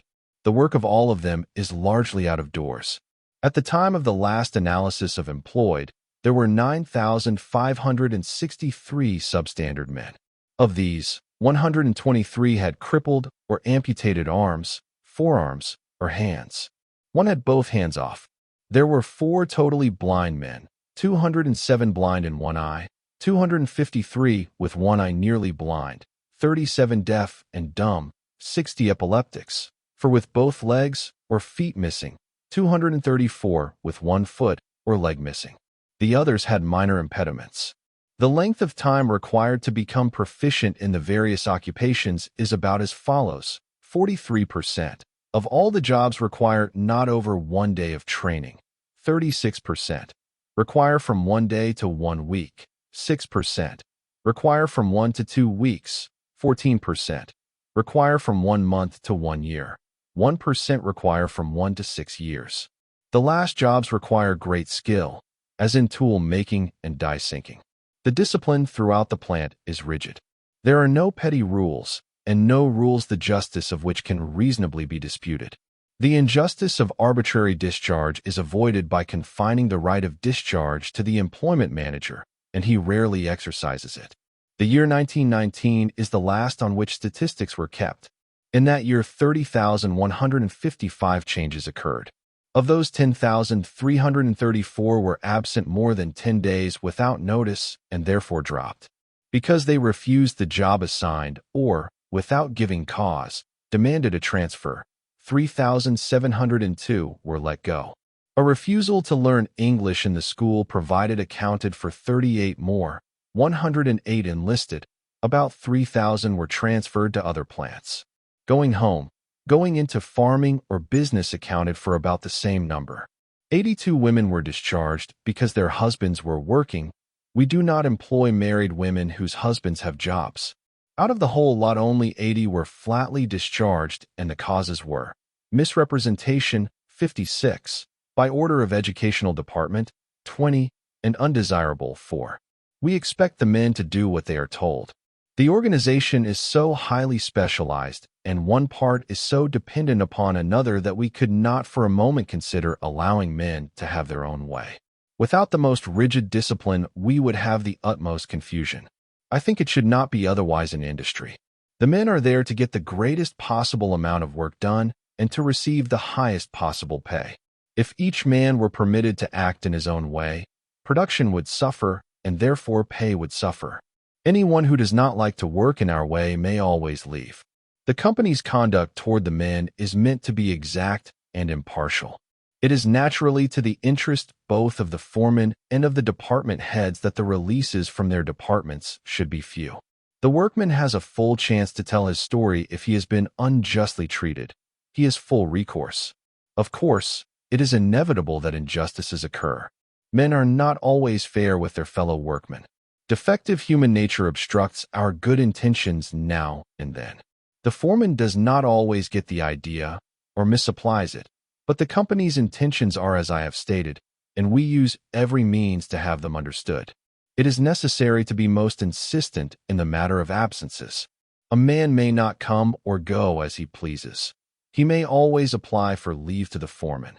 But if he leaves without notice, then, on his return, the reasons for his absence are carefully investigated and are sometimes referred to the medical department. If his reasons are good, he is permitted to resume work. If they are not good, he may be discharged. In hiring a man, the only data taken concerns his name, his address, his age, whether he is married or single, the number of his dependents, whether he has ever worked for the Ford Motor Company, and the condition of his sight and his hearing. No questions are asked concerning what the man has previously done, but we have what we call the better advantage notice, by which a man who has had a trade before he came to us files a notice with the employment department stating what the trade was. In this way, when we need specialists of any kind, we can get them right out of production. This is also one of the avenues by which tool makers and molders quickly reach the higher positions. I once wanted a Swiss watchmaker. The cards turned one up. He was running a drill press. The heat treat department wanted a skilled fire bricklayer. He also was found on a drill press. He is now a general inspector. There is not much personal contact. The men do their work and go home. A factory is not a drawing room. But we try to have justice, and, while there may be little in the way of handshaking, we have no professional handshakers. Also, we try to prevent opportunity for petty personalities. We have so many departments that the place is almost a world in itself. Every kind of man can find a place somewhere in it. Take fighting between men. Men will fight, and usually fighting is a cause for discharge on the spot. We find that does not help the fighters. It merely gets them out of our sight. So the foremen have become rather ingenious in devising punishments that will not take anything away from the man's family and which require no time at all to administer. One point that is absolutely essential to high capacity, as well as to humane production, is a clean, well-lighted, and well-ventilated factory. Our machines are placed very close together. Every foot of floor space in the factory carries, of course, the same overhead charge. The consumer must pay the extra overhead and the extra transportation involved in having machines even 6 inches farther apart than they have to be. We measure on each job the exact amount of room that a man needs. He must not be cramped. That would be waste. But if he and his machine occupy more space than is required, that also is waste. This brings our machines closer together than in probably any other factory in the world.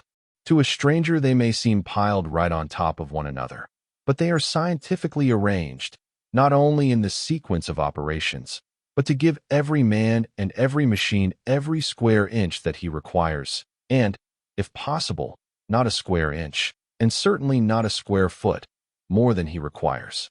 Our factory buildings are not intended to be used as parks. The close placing requires a maximum of safeguards and ventilation. Machine safeguarding is a subject all of itself. We do not consider any machine, no matter how efficiently it may turn out its work, as a proper machine unless it is absolutely safe. We have no machines that we consider unsafe, but even at that a few accidents will happen. Every accident, no matter how trivial, is traced back by a skilled man employed solely for that purpose, and a study is made of the machine to make that same accident in the future impossible. When we put up the older buildings, we did not understand so much about ventilation as we do today. In all the later buildings, the supporting columns are made hollow, and through them the bad air is pumped out and the good air introduced. A nearly even temperature is kept everywhere the year round, and, during daylight, there is nowhere the necessity for artificial light. Something like 700 men are detailed exclusively to keeping the shops clean, the windows washed, and all of the paint fresh. The dark corners which invite expectoration are painted white. One cannot have morale without cleanliness. We tolerate makeshift cleanliness no more than makeshift methods.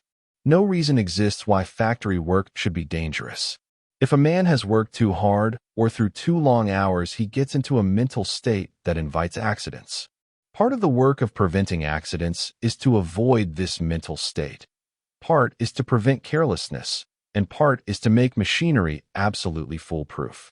The principal causes of accidents as they are grouped by the experts are 1. Defective structures, 2. Defective machines, 3. Insufficient room, 4. Absence of safeguards, 5. Unclean conditions, 6. Bad lights, 7. Bad air, 8. Unsuitable clothing, 9. Carelessness, 10. Ignorance, 11. Mental condition, 12. Lack of cooperation.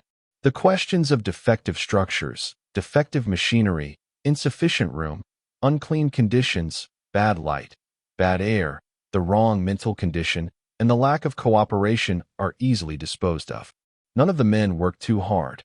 The wages settle 9/10 of the mental problems, and construction gets rid of the others. We have then to guard against unsuitable clothing, carelessness, and ignorance, and to make everything we have foolproof. This is more difficult where we have belts.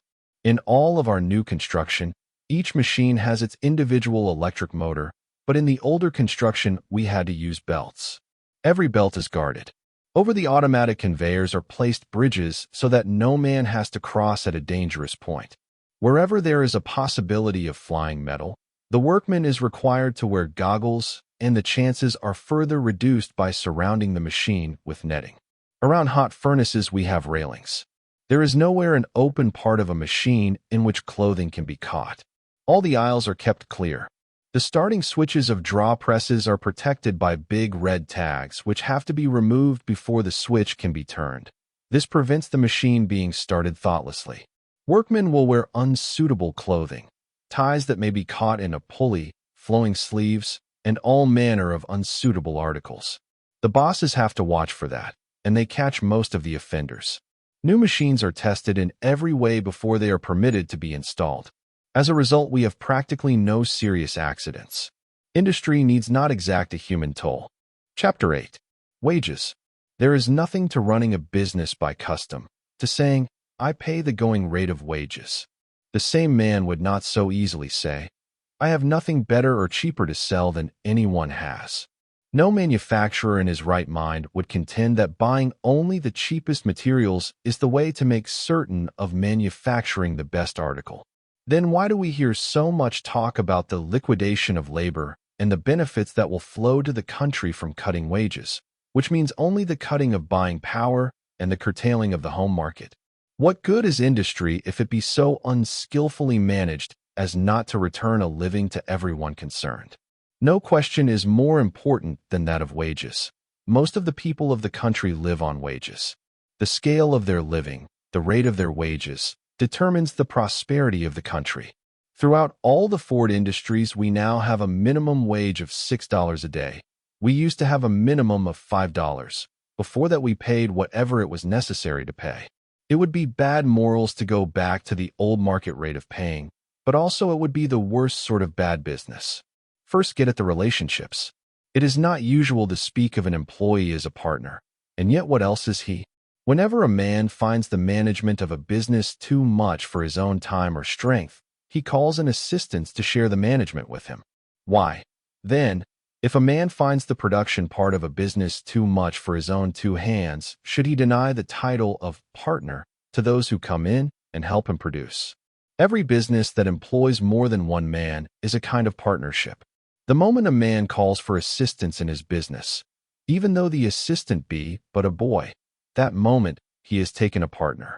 He may himself be sole owner of the resources of the business and sole director of its operations, but only while he remains sole manager and sole producer can he claim complete independence. No man is independent as long as he has to depend on another man to help him. It is a reciprocal relation. The boss is the partner of his worker, the worker is partner of his boss. And such being the case, it is useless for one group or the other to assume that it is the one indispensable unit. Both are indispensable. The one can become unduly assertive only at the expense of the other, and eventually at its own expense as well. It is utterly foolish for capital or for labor to think of themselves as groups. They are partners. When they pull and haul against each other, they simply injure the organization in which they are partners and from which both draw support. It ought to be the employer's ambition, as leader, to pay better wages than any similar line of business, and it ought to be the workman's ambition to make this possible. Of course, there are men in all shops who seem to believe that if they do their best, it will be only for the employer's benefit, and not at all for their own. It is a pity that such a feeling should exist, but it does exist, and perhaps it has some justification. If an employer urges men to do their best, and the men learn after a while that their best does not bring any reward, then they naturally drop back into getting by. But if they see the fruits of hard work in their pay envelope, proof that harder work means higher pay, then also they begin to learn that they are a part of the business, and that its success depends on them, and their success depends on it. What ought the employer to pay? What ought the employee to receive? These are but minor questions. The basic question is, what can the business stand? Certainly no business can stand outgo that exceeds its income. When you pump water out of a well at a faster rate than the water flows in, the well goes dry.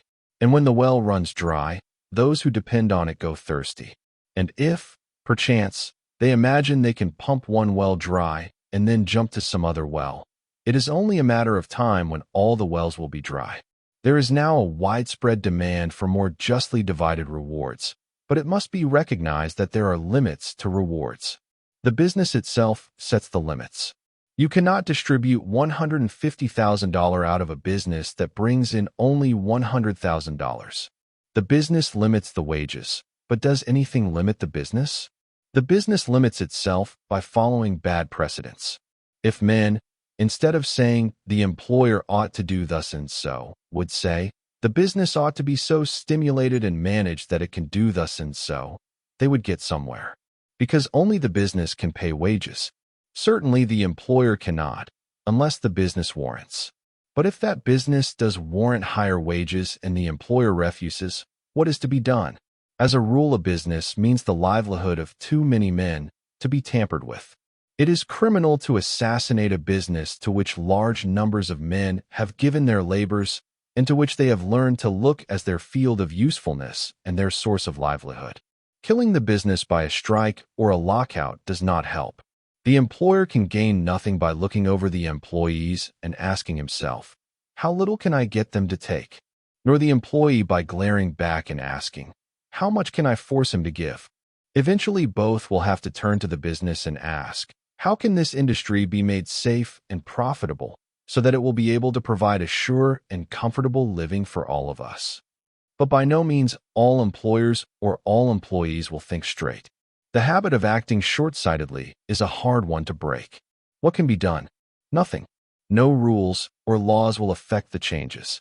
But enlightened self-interest will. It takes a little while for enlightenment to spread.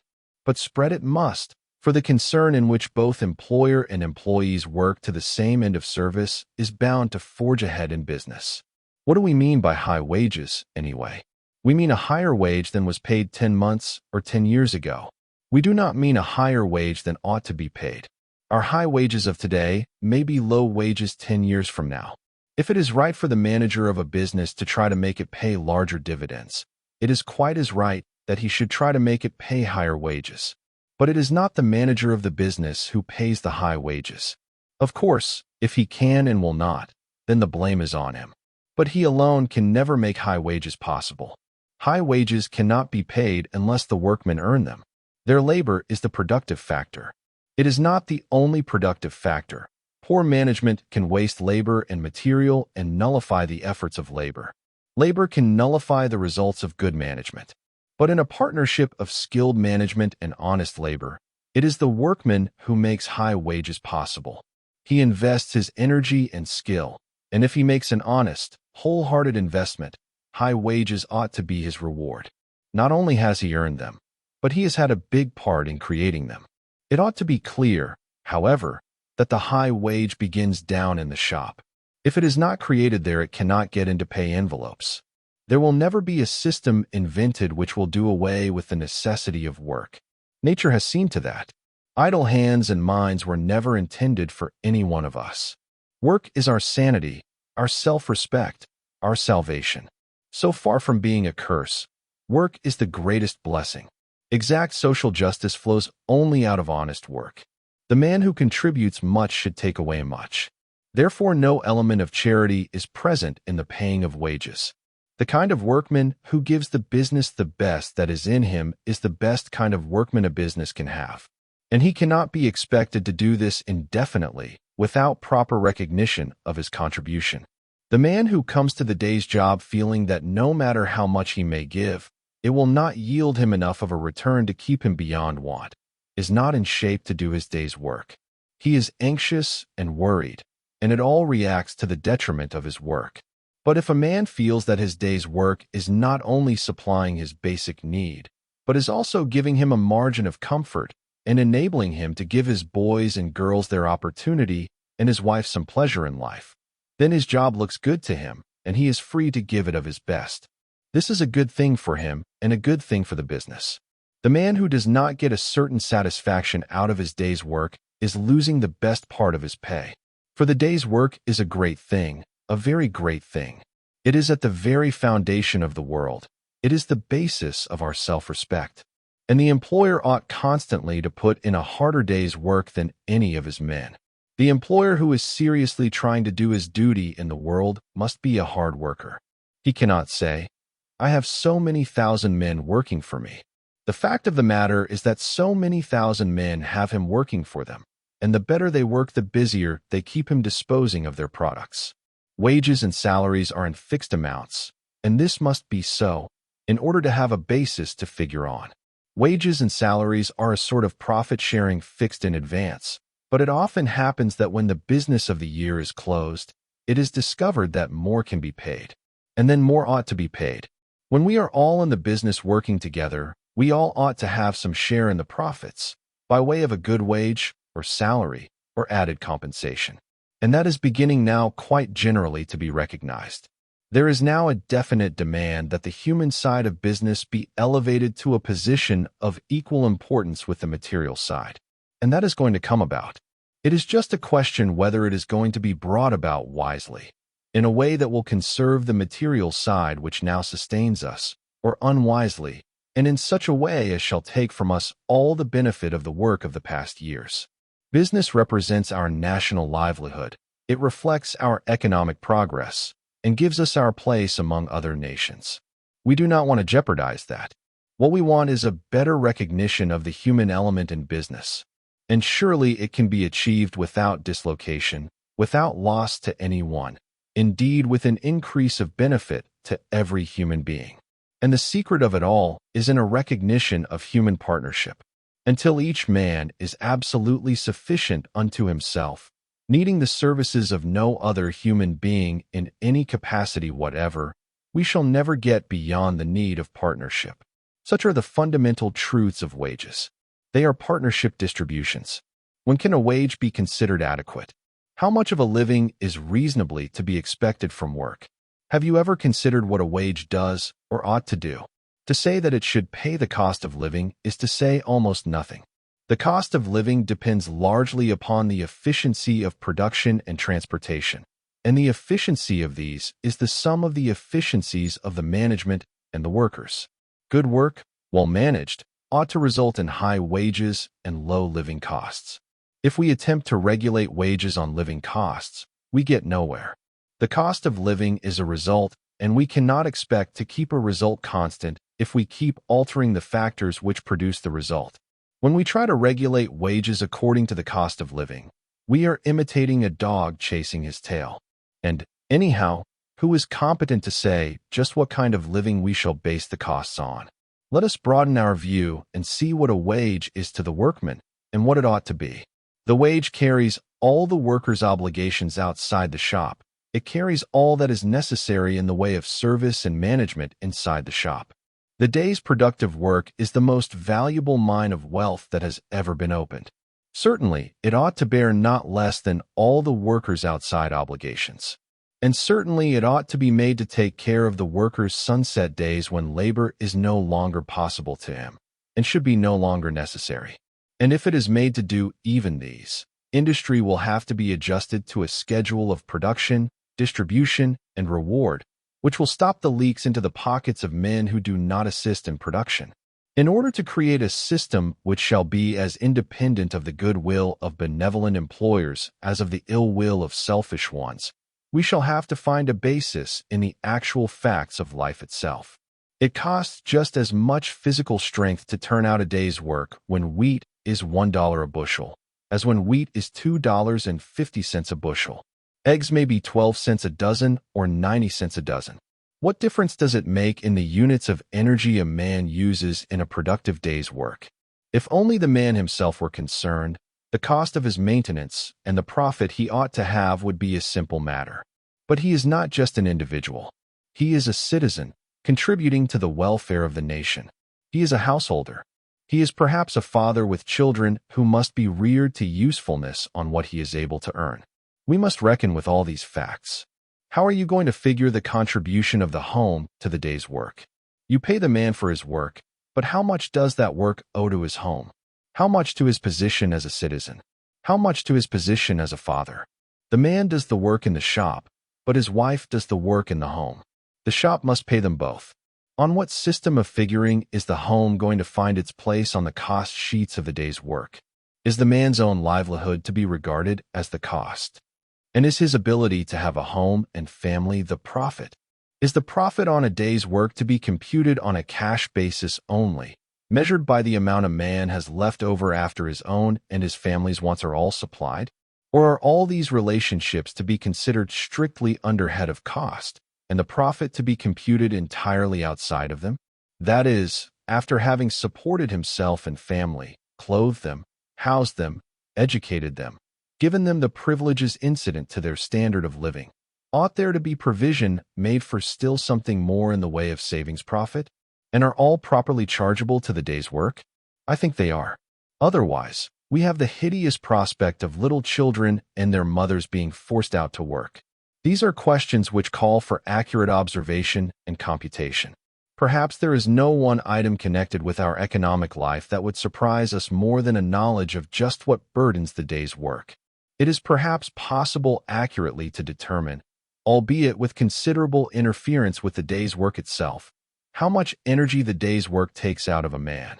But it is not at all possible accurately to determine how much it will require to put back that energy into him against the next day's demands.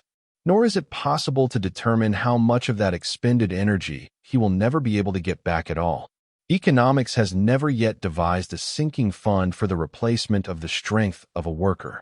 It is possible to set up a kind of sinking fund in the form of old age pensions. But pensions do not attend to the profit which each day's labor ought to yield in order to take care of all of life's overhead, of all physical losses, and of the inevitable deterioration of the manual worker. The best wages that have up to date ever been paid are not nearly as high as they ought to be. Business is not yet sufficiently well organized, and its objectives are not yet sufficiently clear to make it possible to pay more than a fraction of the wages that ought to be paid. That is part of the work we have before us. It does not help toward a solution to talk about abolishing the wage system and substituting communal ownership. The wage system is the only one that we have, under which contributions to production can be rewarded according to their worth. Take away the wage measure, and we shall have universal injustice. Perfect the system, and we may have universal justice. I have learned through the years a good deal about wages. I believe in the first place that, all other considerations aside, our own sales depend in a measure upon the wages we pay. If we can distribute high wages, then that money is going to be spent, and it will serve to make storekeepers and distributors and manufacturers and workers in other lines more prosperous, and their prosperity will be reflected in our sales. Countrywide high wages spell countrywide prosperity, provided, however, the higher wages are paid for higher production. Paying high wages and lowering production is starting down the incline toward dull business. It took us some time to get our bearings on wages, and it was not until we had gone thoroughly into production on Model T that it was possible to figure out what wages ought to be. Before then we had some profit sharing.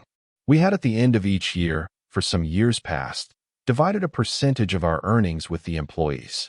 For instance, as long ago as 1909, we distributed $80,000 on the basis of years of service. A one-year man received 5% of his year's wages, a two-year man, 1/2%, and a three-year man, 10%. The objection to that plan was that it had no direct connection with the day's work. A man did not get his share until long after his work was done, and then it came to him almost in the way of a present. It is always unfortunate to have wages tinged with charity. And then, too, the wages were not scientifically adjusted to the jobs. The man in job A might get one rate and the man in job B a higher rate, while as a matter of fact job A might require more skill or exertion than job B. A great deal of inequity creeps into wage rates unless both the employer and the employee know that the rate paid has been arrived at by something better than a guess. Therefore, starting about 1913, we had time studies made of all the thousands of operations in the shops. By a time study, it is possible theoretically to determine what a man's output should be. Then, making large allowances, it is further possible to get at a satisfactory standard output for a day, and, taking into consideration the skill, to arrive at a rate which will express with fair accuracy the amount of skill and exertion that goes into a job, and how much is to be expected from the man in the job in return for the wage. Without scientific study, the employer does not know why he is paying a wage, and the worker does not know why he is getting it. On the time figures, all of the jobs in our factory were standardized and rates set. We do not have piecework. Some of the men are paid by the day and some are paid by the hour, but in practically every case, there is a required standard output below which a man is not expected to fall. Were it otherwise, neither the workmen nor ourselves would know whether or not wages were being earned. There must be a fixed day's work before a real wage can be paid. Watchmen are paid for presents. Workmen are paid for work. Having these facts in hand, we announced and put into operation in January 1914 a kind of profit-sharing plan in which the minimum wage for any class of work and under certain conditions was $5 a day. At the same time, we reduced the working day to 8 hours. It had been 9, and the week to 48 hours. This was entirely a voluntary act. All of our wage rates have been voluntary. It was to our way of thinking an act of social justice, and in the last analysis we did it for our own satisfaction of mind. There is a pleasure in feeling that you have made others happy, that you have lessened in some degree the burdens of your fellow men, that you have provided a margin out of which may be had pleasure and saving. Goodwill is one of the few really important assets of life.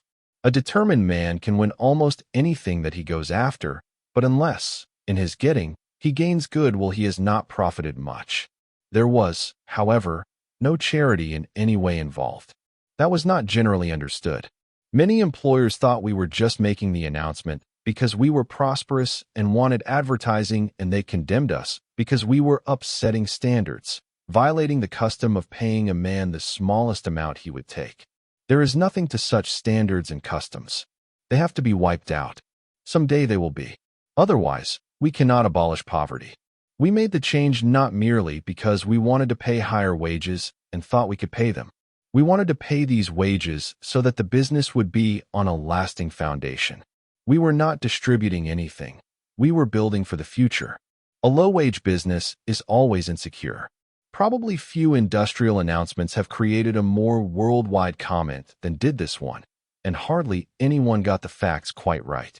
Workmen quite generally believed that they were going to get $5 a day, regardless of what work they did. The facts were somewhat different from the general impression. The plan was to distribute profits, but instead of waiting until the profits had been earned, to approximate them in advance and to add them, under certain conditions, to the wages of those persons who had been in the employ of the company for 6 months or more. It was classified participation among 3 classes of employees. 1. Married men living with and taking good care of their families. 2. Single men over 22 years of age who are of proved thrifty habits. 3. Young men under 22 years of age, and women who are the sole support of some next of kin.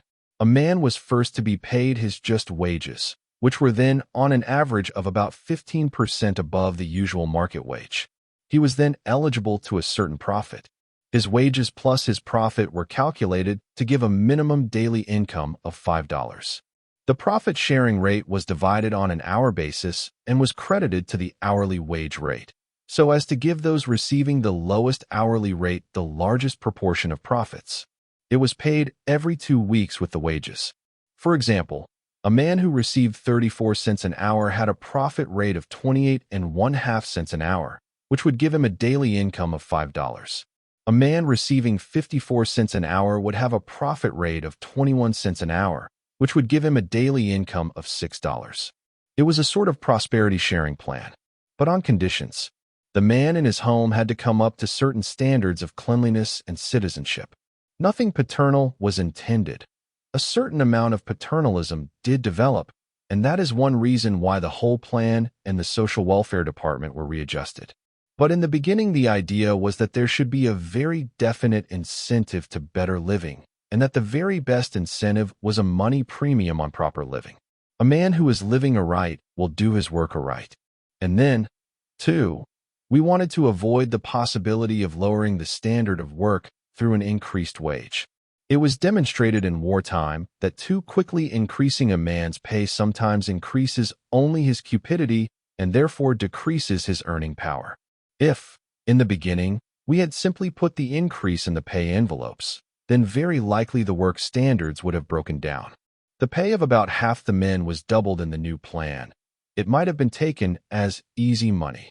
The thought of easy money breaks down work. There is a danger in too rapidly raising the pay of any man, whether he previously received $1 or $100 a day. In fact, if the salary of a $100 a day man were increased overnight to $300 a day, he would probably make a bigger fool of himself than the working man whose pay is increased from $1 to $3 an hour. The man with the larger amount of money has larger opportunity to make a fool of himself. In this first plan, the standards insisted upon were not petty, although sometimes they may have been administered in a petty fashion. We had about 50 investigators in the social department. The standard of common sense among them was very high indeed, but it is impossible to assemble 50 men equally endowed with common sense. They erred at times. One always hears about the errors. It was expected that in order to receive the bonus, married men should live with and take proper care of their families. We had to break up the evil custom among many of the foreign workers of taking in boarders, of regarding their homes as something to make money out of rather than as a place to live in. Boys under 18 received a bonus if they supported the next of kin. Single men who lived wholesomely shared. The best evidence that the plan was essentially beneficial is the record. When the plan went into effect, 60% of the workers immediately qualified to share. At the end of 6 months, 78% were sharing, and at the end of 1 year, 87%. Within a year and one half, only a fraction of 1% failed to share. The large wage had other results. In 1914, when the first plan went into effect, we had 14,000 employees, and it had been necessary to hire at the rate of about 53,000 a year in order to keep a constant force of 14,000. In 1915, we had to hire only 6,508 men, and the majority of these new men were taken on because of the growth of the business. With the old turnover of labor and our present force, we should have to hire at the rate of nearly 200,000 men a year, which would be pretty nearly an impossible proposition.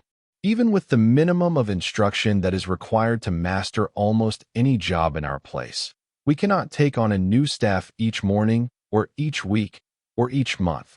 For, although a man may qualify for acceptable work at an acceptable rate of speed within 2 or 3 days, he will be able to do more after a year's experience than he did at the beginning. The matter of labor turnover has not since bothered us. It is rather hard to give exact figures because when we are not running to capacity, we rotate some of the men in order to distribute the work among greatest number. This makes it hard to distinguish between the voluntary and involuntary exits. Today we keep no figures. We now think so little of our turnover that we do not bother to keep records. As far as we know, the turnover is somewhere between 3% and 6% a month. We have made changes in the system, but we have not deviated from this principle. If you expect a man to give his time and energy, fix his wages so that he will have no financial worries. It pays.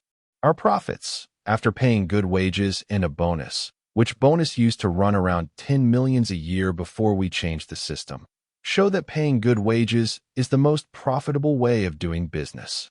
There were objections to the bonus-on-conduct method of paying wages. It tended toward paternalism. Paternalism has no place in industry.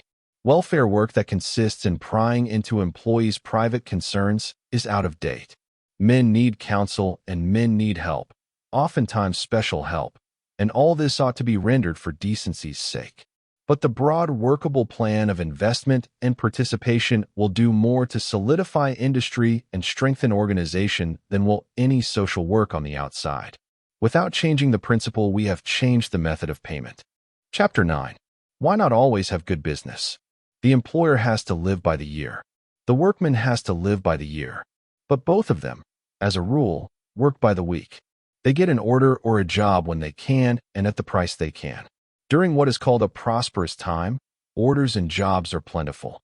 During a dull season, they are scarce.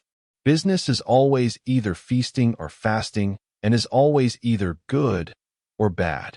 Although there is never a time when everyone has too much of this world's goods, when everyone is too comfortable or too happy, there come periods when we have the astounding spectacle of a world hungry for goods and an industrial machine hungry for work, and the two, the demand and the means of satisfying it, held apart by a money barrier. Both manufacturing and employment are in and out affairs. Instead of a steady progression, we go ahead by fits and starts, now going too fast, now stopping altogether. When a great many people want to buy, there is said to be a shortage of goods. When nobody wants to buy, there is said to be an overproduction of goods.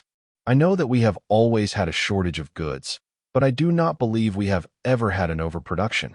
We may have, at a particular time, too much of the wrong kind of goods. That is not overproduction. That is merely headless production. We may also have great stocks of goods at too high prices. That is not overproduction. It is either bad manufacturing or bad financing. Is business good or bad according to the dictates of fate? Must we accept the conditions as inevitable? Business is good or bad as we make it so. The only reason for growing crops, for mining, or for manufacturing is that people may eat, keep warm, have clothing to wear, and articles to use. There is no other possible reason, yet that reason is forced into the background, and instead we have operations carried on, not to the end of service, but to the end of making money. And this because we have evolved a system of money that, instead of being a convenient medium of exchange, is at times a barrier to exchange. Of this more later. We suffer frequent periods of so-called bad luck only because we manage so badly. If we had a vast crop failure, I can imagine the country going hungry, but I cannot conceive how it is that we tolerate hunger and poverty when they grow solely out of bad management, and especially out of the bad management that is implicit in an unreasoned financial structure. Of course, the war upset affairs in this country. It upset the whole world. There would have been no war had management been better. But the war alone is not to blame. The war showed up a great number of the defects of the financial system, but more than anything else it showed how insecure is business supported only by a money foundation. I do not know whether bad business is the result of bad financial methods or whether the wrong motive in business created bad financial methods, but I do know that, while it would be wholly undesirable to try to overturn the present financial system, it is wholly desirable to reshape business on the basis of service. Then a better financial system will have to come. The present system will drop out because it will have no reason for being. The process will have to be a gradual one. The start toward the stabilization of his own affairs may be made by anyone. One cannot achieve perfect results acting alone, but as the example begins to sink in, there will be followers. And thus in the course of time, we can hope to put inflated business and its fellow, depressed business, into a class with smallpox, that is, into the class of preventable diseases. It is perfectly possible, with the reorganization of business and finance that is bound to come about, to take the ill effect of seasons, if not the seasons, out of industry, and also the periodic depressions. Farming is already in process of reorganization. When industry and farming are fully reorganized, they will be complementary. They belong together, not apart. As an indication, take our valve plant. We established it 18 miles out in the country so that the workers could also be farmers. by the use of machinery, farming need not consume more than a fraction of the time it now consumes. The time nature requires to produce is much larger than that required for the human contribution of seeding, cultivating, and harvesting. In many industries where the parts are not bulky, it does not make much difference where they are made. By the aid of water power, they can well be made out in farming country. Thus we can, to a much larger degree than is commonly known, have farmer industrialists who both farm and work under the most scientific and healthful conditions. That arrangement will care for some seasonal industries. Others can arrange a succession of products according to the seasons and the equipment, and still others can, with more careful management, iron out their seasons. A complete study of any specific problem will show the way. The periodic depressions are more serious because they seem so vast as to be uncontrollable. Until the whole reorganization is brought about, they cannot be wholly controlled, but each man in business can easily do something for himself, and while benefiting his own organization in a very material way, also help others. The forward production has not reflected good times or bad times.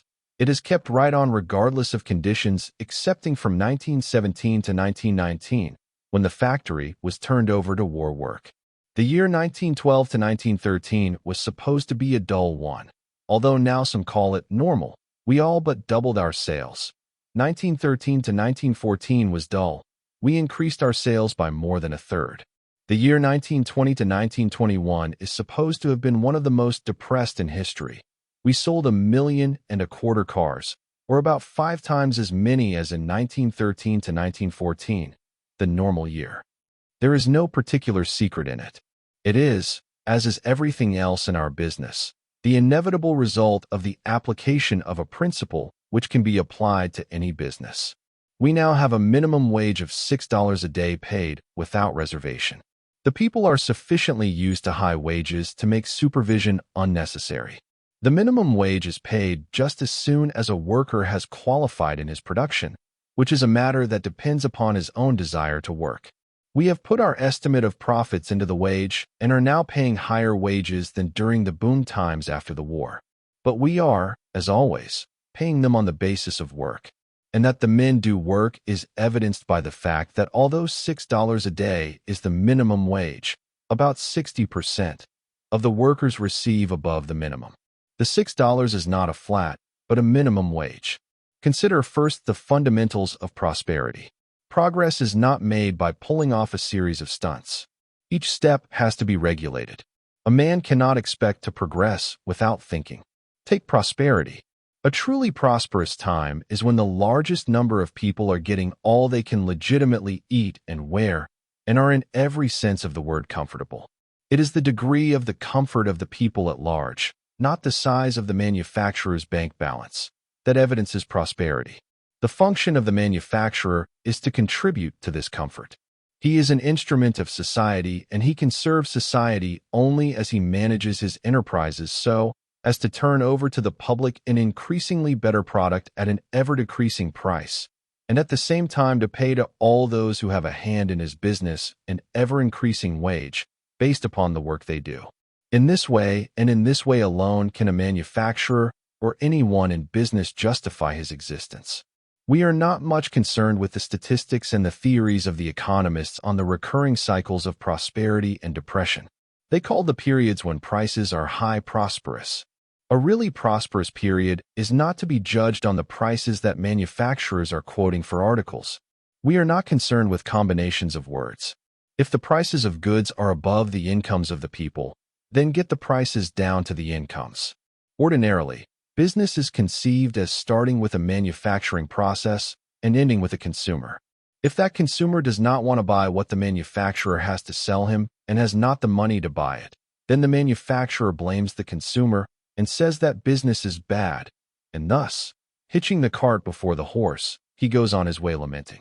Isn't that nonsense? Does the manufacturer exist for the consumer, or does the consumer exist for the manufacturer? If the consumer will not, says he cannot, buy what the manufacturer has to offer, is that the fault of the manufacturer or the consumer? Or is nobody at fault? If nobody is at fault, then the manufacturer must go out of business. But what business ever started with the manufacturer and ended with the consumer. Where does the money to make the wheels go round come from? From the consumer, of course. And success in manufacture is based solely upon an ability to serve that consumer to his liking. He may be served by quality, or he may be served by price. He is best served by the highest quality at the lowest price, and any man who can give to the consumer the highest quality at the lowest price is bound to be a leader in business, whatever the kind of an article he makes. There is no getting away from this. Then why flounder around waiting for good business? Get the costs down by better management. Get the prices down to the buying power. Cutting wages is the easiest and most slovenly way to handle the situation, not to speak of its being an inhuman way. It is, in effect, throwing upon labor the incompetency of the managers of the business. If we only knew it, every depression is a challenge to every manufacturer to put more brains into his business, to overcome by management what other people try to overcome by wage reduction. To tamper with wages before all else is changed is to evade the real issue. And if the real issue is tackled first, no reduction of wages may be necessary. That has been my experience. The immediate practical point is that, in the process of adjustment, someone will have to take a loss. And who can take a loss except those who have something which they can afford to lose? But the expression, take a loss, is rather misleading. Really no loss is taken at all. It is only a giving up of a certain part of the past profits in order to gain more in the future. I was talking not long since with a hardware merchant in a small town. He said, I expect to take a loss of $10,000 on my stock. But of course, you know, it isn't really like losing that much. We hardware men have had pretty good times. Most of my stock was bought at high prices, but I have already sold several stocks and had the benefit of them. Besides, the $10,000 which I say I will lose are not the same kind of dollars that I used to have. They are, in a way, speculative dollars. They are not the good dollars that bought 100 cents worth. So, though my loss may sound big, it is not big. And at the same time, I am making it possible for the people in my town to go on building their houses without being discouraged by the size of the hardware item. He is a wise merchant. He would rather take less profit and keep business moving than keep his stock at high prices and bar the progress of his community. A man like that is an asset to a town. He has a clear head. He is better able to swing the adjustment through his inventory than through cutting down the wages of his delivery men, through cutting down their ability to buy. He did not sit around holding on to his prices and waiting for something to turn up. He realized what seems to have been quite generally forgotten, that it is part of proprietorship every now and again to lose money. We had to take our loss. Our sales eventually fell off as all other sales fell off. We had a large inventory, and taking the materials and parts in that inventory at their cost price, we could not turn out a car at a price lower than we were asking. But that was a price which on the turn of business was higher than people could or wanted to pay. We closed down to get our bearings. We were faced with making a cut of $17 million in the inventory or taking a much larger loss than that by not doing business. So there was no choice at all. That is always the choice that a man in business has. He can take the direct loss on his books and go ahead and do business, or he can stop doing business and take the loss of idleness. The loss of not doing business is commonly a loss greater than the actual money involved, for during the period of idleness fear will consume initiative, and, if the shutdown is long enough, there will be no energy left over to start up with again. There is no use waiting around for business to improve. If a manufacturer wants to perform his function, he must get his price down to what people will pay. There is always, no matter what the condition, a price that people can and will pay for a necessity, and always, if the will is there, that price can be met. It cannot be met by lowering quality or by short-sighted economy, which results only in a dissatisfied working force. It cannot be met by fussing or buzzing around. It can be met only by increasing the efficiency of production and, viewed in this fashion, each business depression, so-called, ought to be regarded as a challenge to the brains of the business community. Concentrating on prices instead of on service is a sure indication of the kind of businessman who can give no justification for his existence as a proprietor. This is only another way of saying that sales should be made on the natural basis of real value, which is the cost of transmuting human energy into articles of trade and commerce. But that simple formula is not considered businesslike. It is not complex enough. We have business, which takes the most honest of all human activities and makes them subject to the speculative shrewdness of men who can produce false shortages of food and other commodities, and thus excite in society anxiety of demand. We have false stimulation and then false numbness. Economic justice is being constantly and quite often innocently violated. You may say that it is the economic condition which makes mankind what it is, or you may say that it is mankind that makes the economic condition what it is. You will find many claiming that it is the economic system which makes men what they are. They blame our industrial system for all the faults which we behold in mankind generally. And you will find other men who say that man creates his own conditions, that if the economic, industrial, or social system is bad, it is but a reflection of what man himself is. What is wrong in our industrial system is a reflection of what is wrong in man himself. Manufacturers hesitate to admit that the mistakes of the present industrial methods are, in part at least, their own mistakes, systematized and extended. But take the question outside of a man's immediate concerns, and he sees the point readily enough. No doubt, with a less faulty human nature, a less faulty social system would have grown up. Or, if human nature were worse than it is, a worse system would have grown up, though probably a worse system would not have lasted as long as the present one has. But few will claim that mankind deliberately set out to create a faulty social system. Granting without reserve that all faults of the social system are in man himself, it does not follow that he deliberately organized his imperfections and established them. We shall have to charge a great deal up to ignorance. We shall have to charge a great deal up to innocence. Take the beginnings of our present industrial system. There was no indication of how it would grow. Every new advance was hailed with joy. No one ever thought of capital and labor as hostile interests. No one ever dreamed that the very fact of success would bring insidious dangers with it. And yet with growth, every imperfection latent in the system came out. A man's business grew to such proportions that he had to have more helpers than he knew by their first names. But that fact was not regretted. It was rather hailed with joy. And yet it has since led to an impersonal system wherein the workman has become something less than a person, a mere part of the system. No one believes, of course, that this dehumanizing process was deliberately invented. It just grew. It was latent in the whole early system, but no one saw it and no one could foresee it. Only prodigious and unheard of development could bring it to light. Take the industrial idea. What is it? The true industrial idea is not to make money. The industrial idea is to express a serviceable idea, to duplicate a useful idea by as many thousands as there are people who need it. To produce, to get a system that will reduce production to a fine art, to put production on such a basis as will provide means for expansion and the building of still more shops, the production of still more thousands of useful things. That is the real industrial idea. The negation of the industrial idea is the effort to make a profit out of speculation instead of out of work. There are short-sighted men who cannot see that business is bigger than any one man's interests. Business is a process of give and take, live and let live. It is cooperation among many forces and interests. Whenever you find a man who believes that business is a river whose beneficial flow ought to stop as soon as it reaches him, you find a man who thinks he can keep business alive by stopping its circulation. He would produce wealth by this stopping of the production of wealth. The principles of service cannot fail to cure bad business, which leads us into the practical application of the principles of service and finance. Chapter 10. How cheaply can things be made?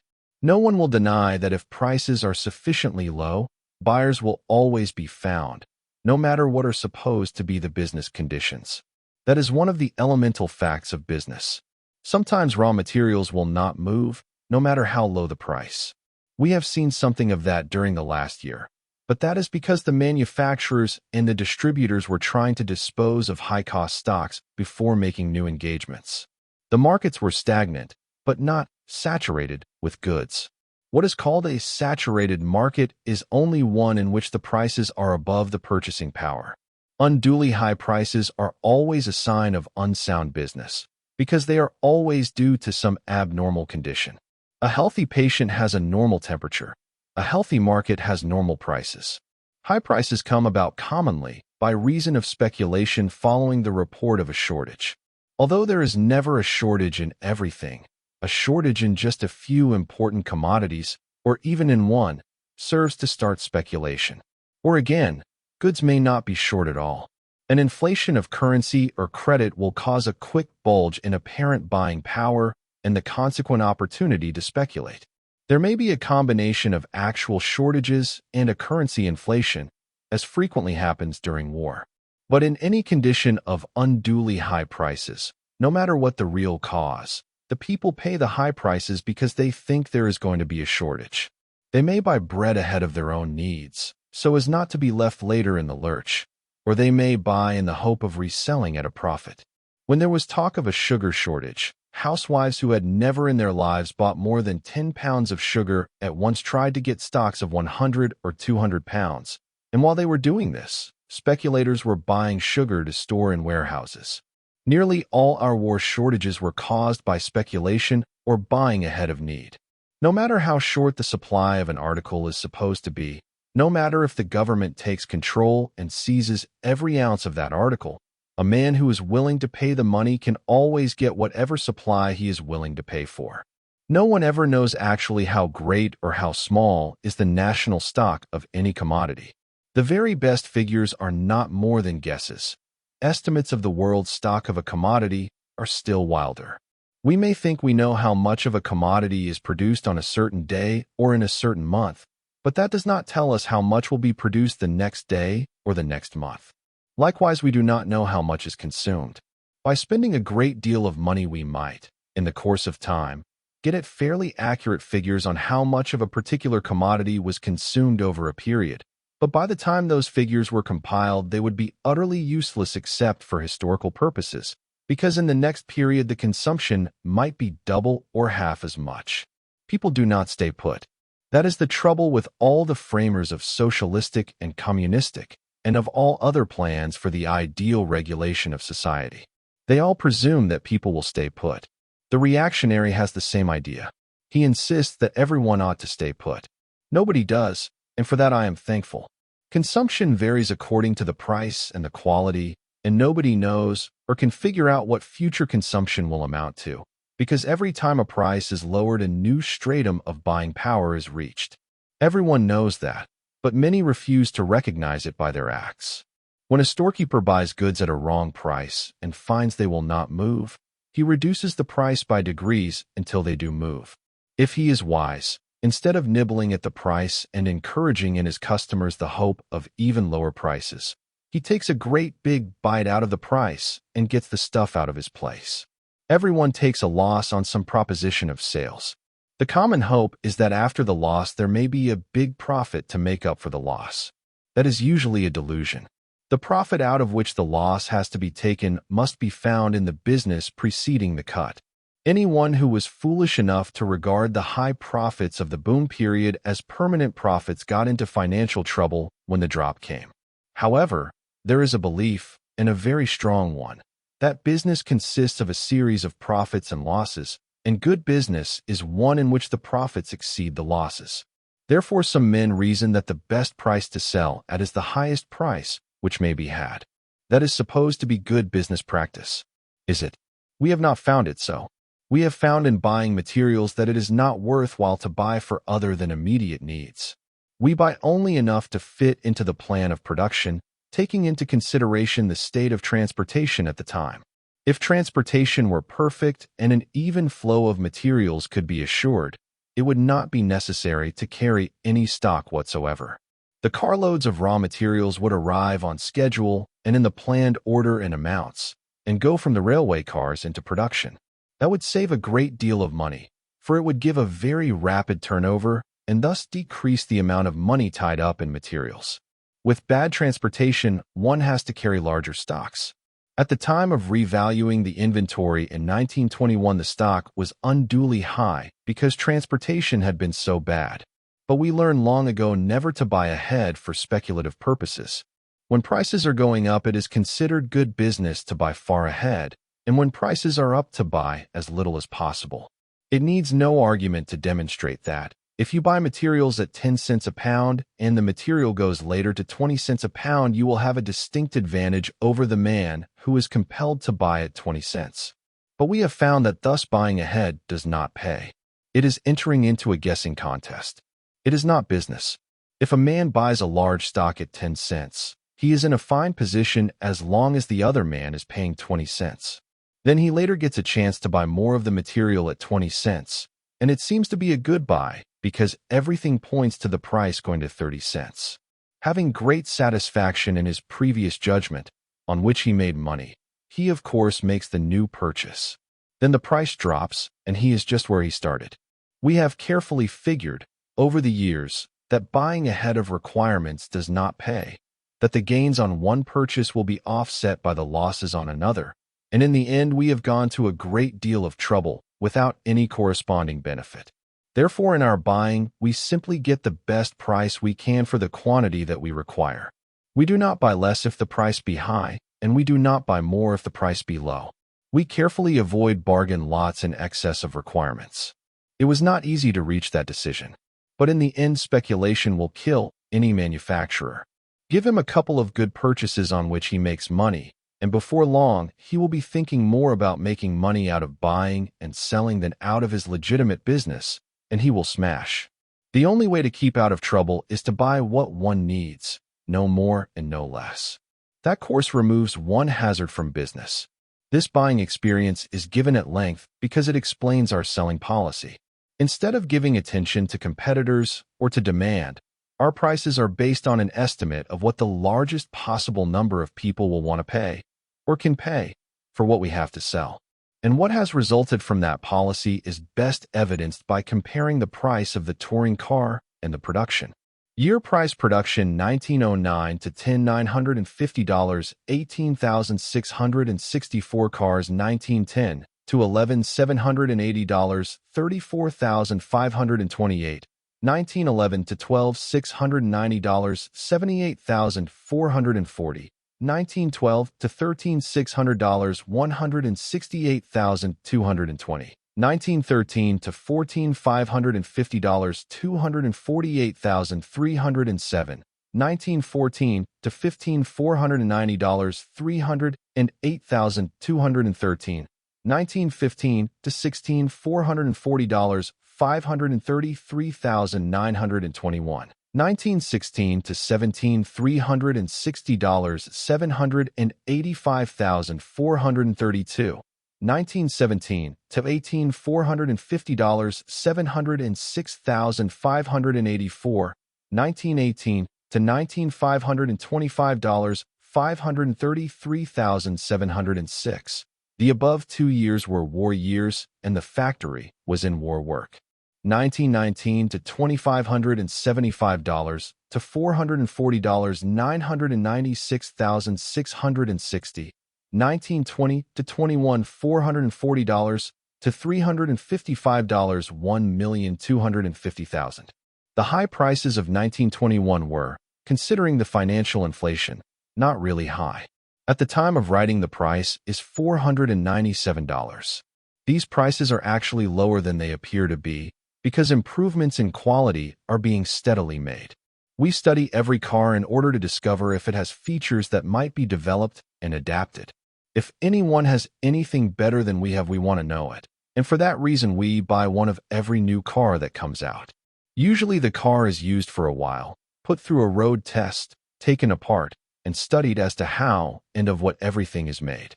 Scattered about Dearborn, there is probably one of nearly every make of car on Earth. Every little while when we buy a new car, it gets into the newspapers, and somebody remarks that Ford doesn't use the Ford.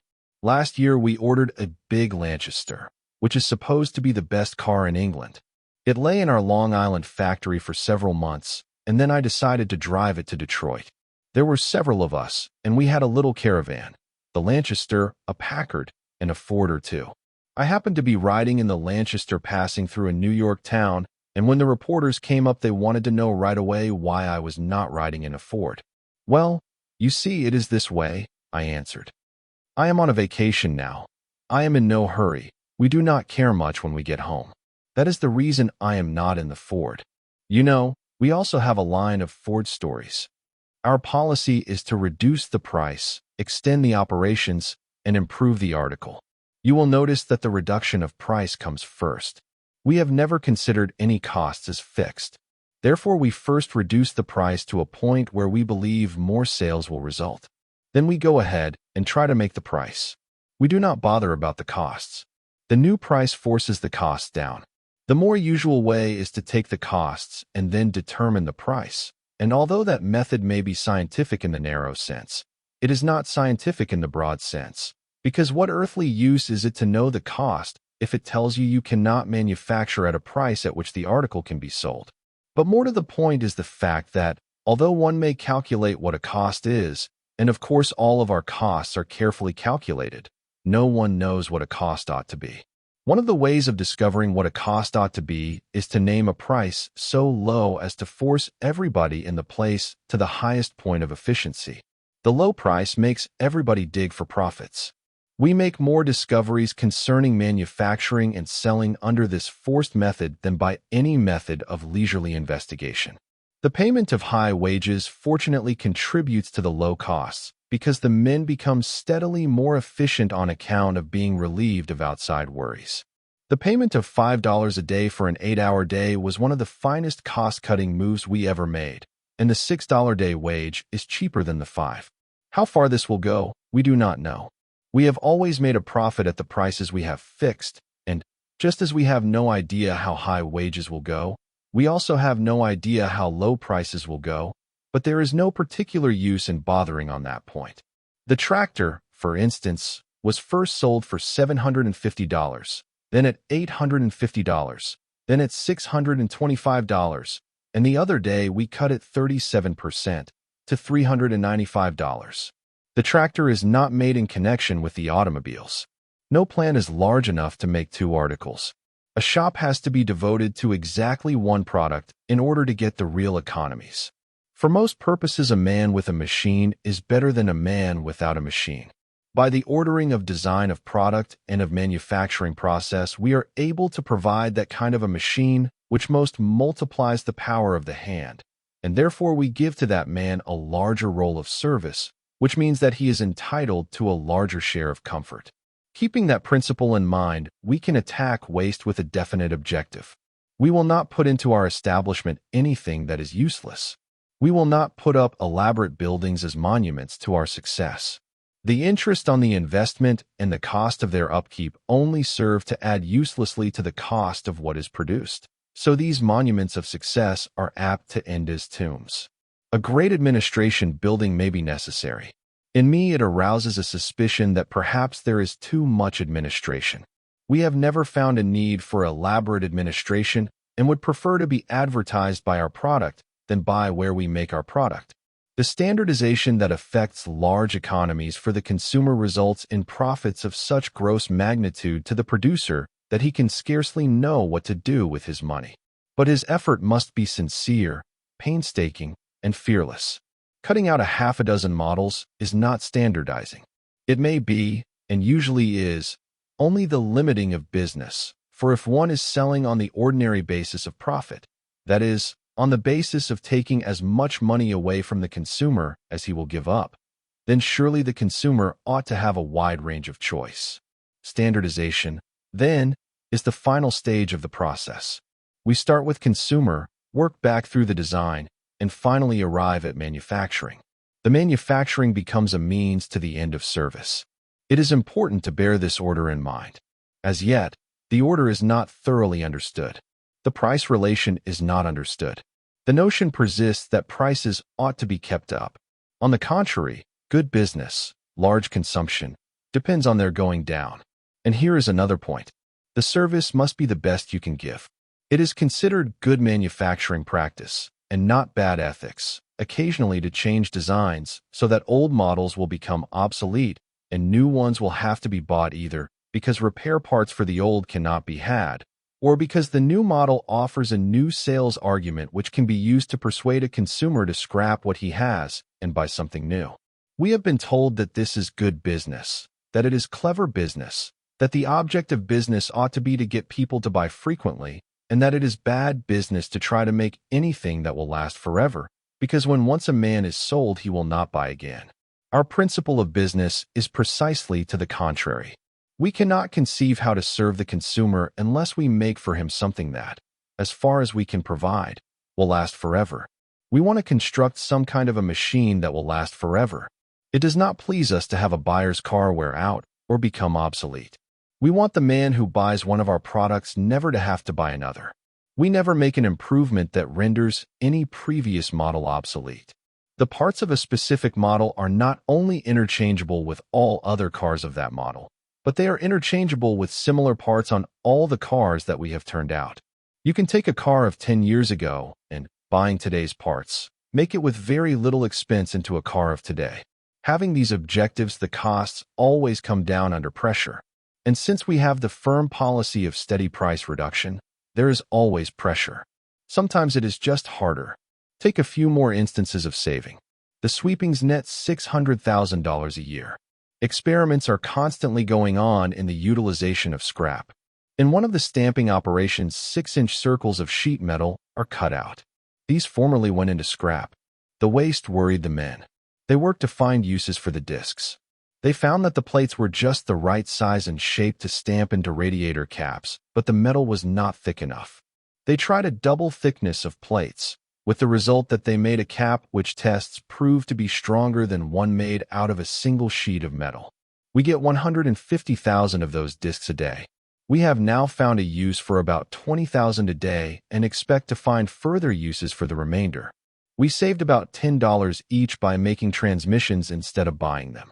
We experimented with bolts and produced a special bolt made on what is called an upsetting machine, with a rolled thread that was stronger than any bolt we could buy, although in its making was used only about 1/3 of the material that the outside manufacturers used.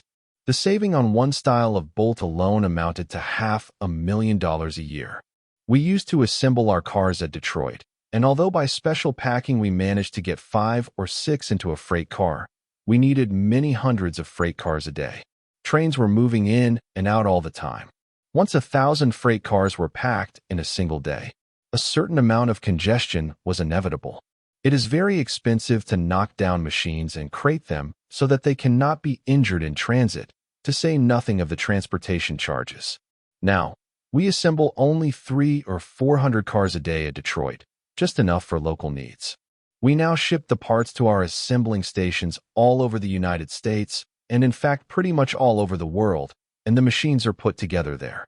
Wherever it is possible for a branch to make a part more cheaply than we can make it in Detroit and ship it to them, then the branch makes the part. The plant at Manchester, England, is making nearly an entire car. The tractor plant at Cork, Ireland, is making almost a complete tractor. This is an enormous saving of expense, and is only an indication of what may be done throughout industry generally, when each part of a composite article is made at the exact point where it may be made most economically. We are constantly experimenting with every material that enters into the car. We cut most of our own lumber from our own forests. We are experimenting in the manufacture of artificial leather because we use about 40,000 yards of artificial leather a day. A penny here and a penny there runs into large amounts in the course of a year. The greatest development of all, however, is the River Rouge plant, which, when it is running to its full capacity, will cut deeply and in many directions into the price of everything we make. The whole tractor plant is now there. This plant is located on the river on the outskirts of Detroit, and the property covers 665 acres, enough for future development. It has a large slip and a turning basin capable of accommodating any lake steamship. A shortcut canal and some dredging will give a direct lake connection by way of the Detroit River. We use a great deal of coal. This coal comes directly from our mines over the Detroit, Toledo, and Ironton Railway, which we control, to the Highland Park plant and the River Rouge plant. Part of it goes for steam purposes. Another part goes to the byproduct coke ovens which we have established at the River Rouge plant. Coke moves on from the ovens by mechanical transmission to the blast furnaces. The low volatile gases from the blast furnaces are piped to the power plant boilers where they are joined by the sawdust and the shavings from the body plant. The making of all our bodies has been shifted to this plant. And in addition, the coke, breeze, the dust in the making of coke, is now also being utilized for stoking. The steam power plant is thus fired almost exclusively from what would otherwise be waste products. Immense steam turbines directly coupled with dynamos transform this power into electricity, and all of the machinery in the tractor and the body plants is run by individual motors from this electricity. In the course of time, it is expected that there will be sufficient electricity to run practically the whole Highland Park plant, and we shall then have cut out our coal bill. Among the byproducts of the coke ovens is a gas. It is piped both to the Rouge and Highland Park plants where it is used for heat treat purposes, for the enameling ovens, for the car ovens, and the like. We formerly had to buy this gas. The ammonium sulfate is used for fertilizer. The benzol is a motor fuel. The small sizes of coke, not suitable for the blast furnaces, are sold to the employees, delivered free into their homes at much less than the ordinary market price. The large-sized coke goes to the blast furnaces. There is no manual handling. We run the melted iron directly from the blast furnaces into great ladles. These ladles travel into the shops, and the iron is poured directly into the molds without another heating. We thus not only get a uniform quality of iron according to our own specifications and directly under our control, but we save a melting of pig iron and in fact cut out a whole process in manufacturing as well as making available all our own scrap. What all this will amount to in point of savings we do not know.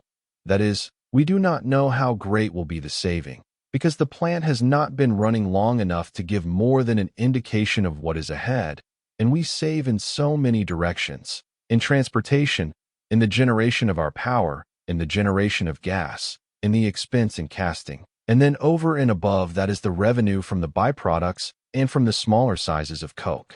The investment to accomplish these objects to date amounts to something over $40 million. How far we shall thus reach back to sources depends entirely on circumstances. Nobody anywhere can really do more than guess about the future costs of production. It is wiser to recognize that the future holds more than the past, that every day holds within it an improvement on the methods of the day before. But how about production? If every necessary of life were produced so cheaply and in such quantities, would not the world shortly be surfeited with goods? Will there not come a point when, regardless of price, people simply will not want anything more than what they already have? And if in the process of manufacturing fewer and fewer men are used, what is going to become of these men? How are they going to find jobs and live? Take the second point first. We mentioned many machines and many methods that displaced great numbers of men, and then someone asks, yes, that is a very fine idea from the standpoint of the proprietor, but how about these poor fellows whose jobs are taken away from them? The question is entirely reasonable, but it is a little curious that it should be asked. For when were men ever really put out of work by the bettering of industrial processes? The stagecoach drivers lost their jobs with the coming of the railways. Should we have prohibited the railways and kept the stagecoach drivers?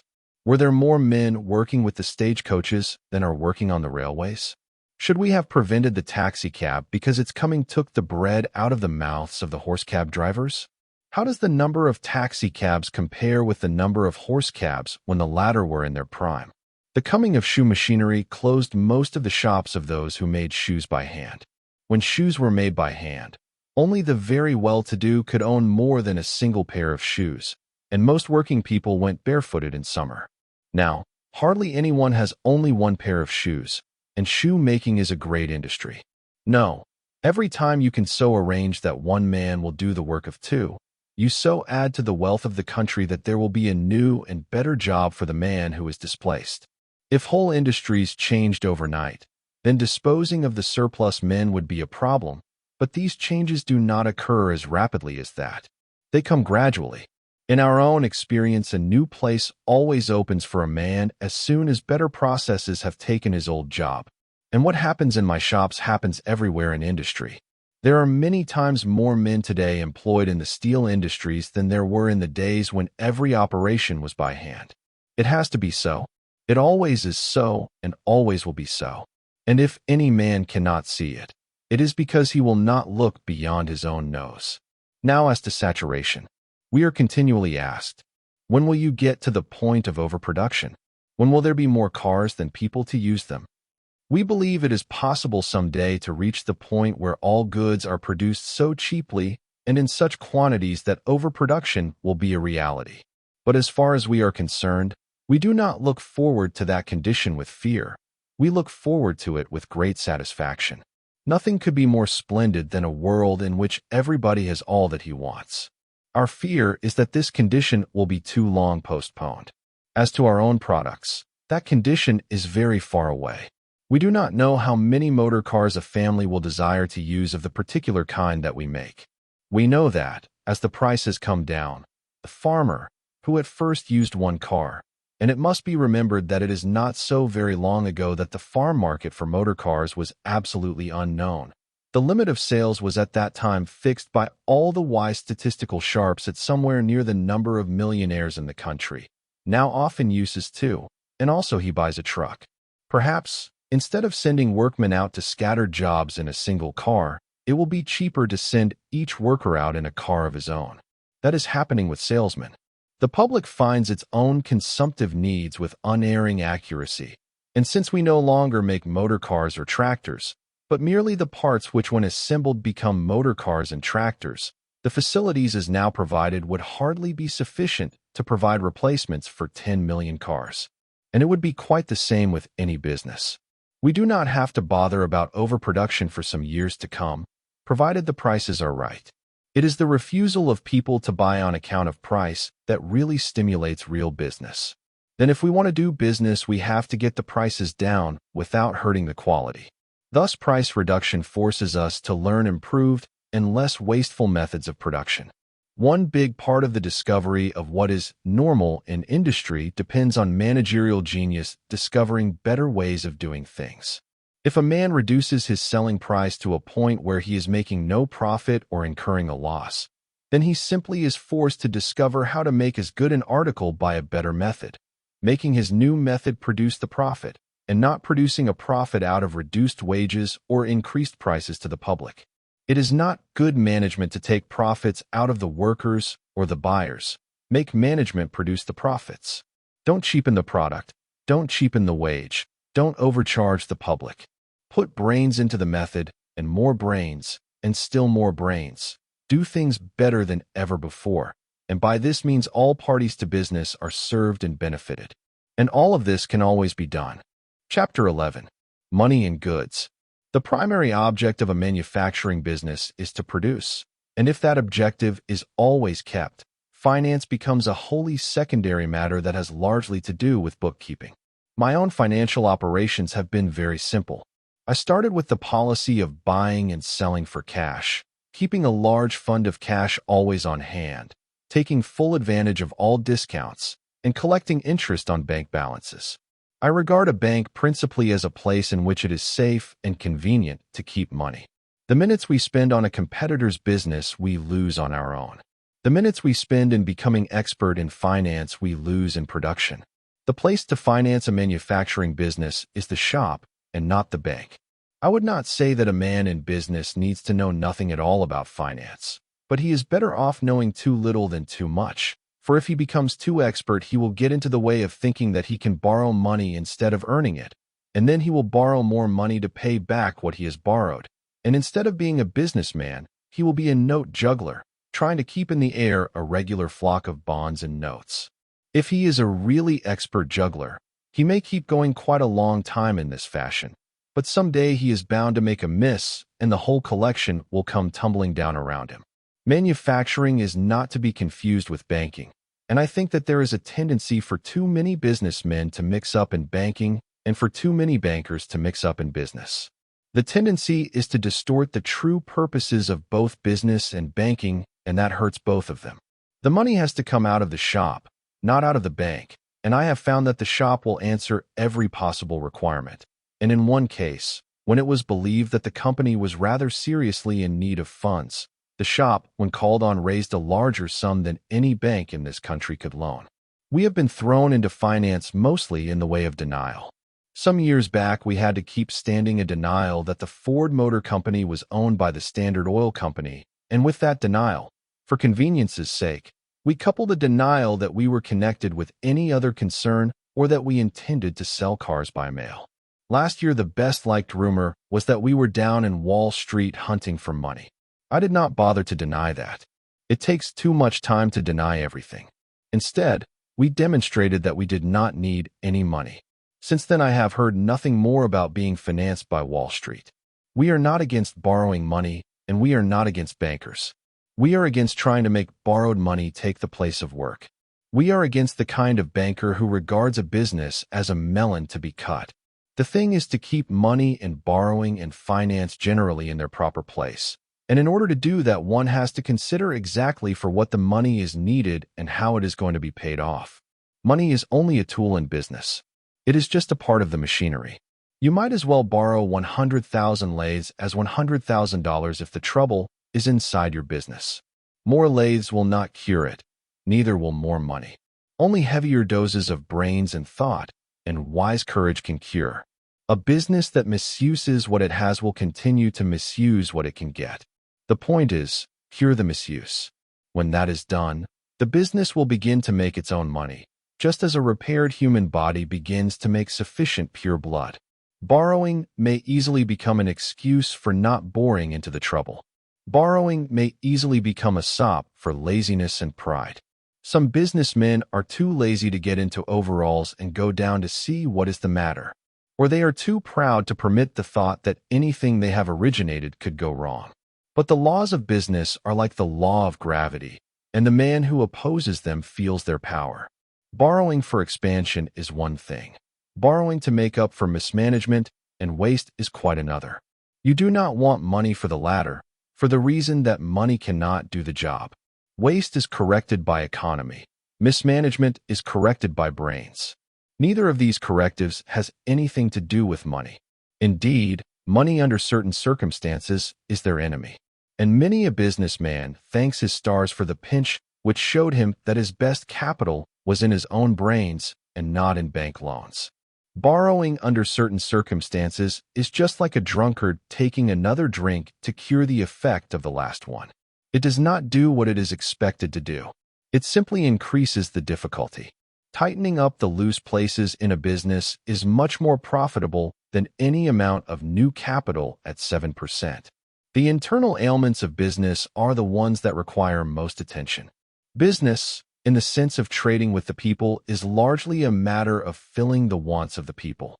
If you make what they need and sell it at a price which makes possession a help and not a hardship, then you will do business as long as there is business to do. People buy what helps them just as naturally as they drink water. But the process of making the article will require constant care. Machinery wears out and needs to be restored. Men grow uppish, lazy, or careless. A business is men and machines united in the production of a commodity, and both the man and the machines need repairs and replacements. Sometimes it is the men higher up who most need revamping, and they themselves are always the last to recognize it. When a business becomes congested with bad methods, when a business becomes ill through lack of attention to one or more of its functions, when executives sit comfortably back in their chairs as if the plans they inaugurated are going to keep them going forever, when business becomes a mere plantation on which to live, and not a big work which one has to do, then you may expect trouble. You will wake up some fine morning and find yourself doing more business than you have ever done before, and getting less out of it. You find yourself short of money. You can borrow money, and you can do it, oh, so easily. People will crowd money on you. It is the most subtle temptation the young businessman has. But if you do borrow money, you are simply giving a stimulant to whatever may be wrong. You feed the disease. Is a man more wise with borrowed money than he is with his own? Not as a usual thing. To borrow under such conditions is to mortgage a declining property. The time for a businessman to borrow money, if ever, is when he does not need it. That is, when he does not need it as a substitute for the things he ought himself to do. If a man's business is in excellent condition and in need of expansion, it is comparatively safe to borrow. But if a business is in need of money through mismanagement, then the thing to do is to get into the business and correct the trouble from the inside, not poultice it with loans from the outside. My financial policy is the result of my sales policy.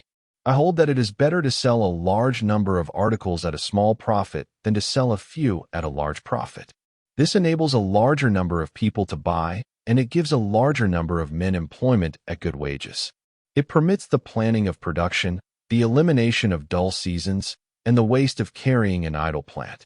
Thus results a suitable, continuous business, and if you will think it over, you will discover that most so-called urgent financing is made necessary because of a lack of planned, continuous business.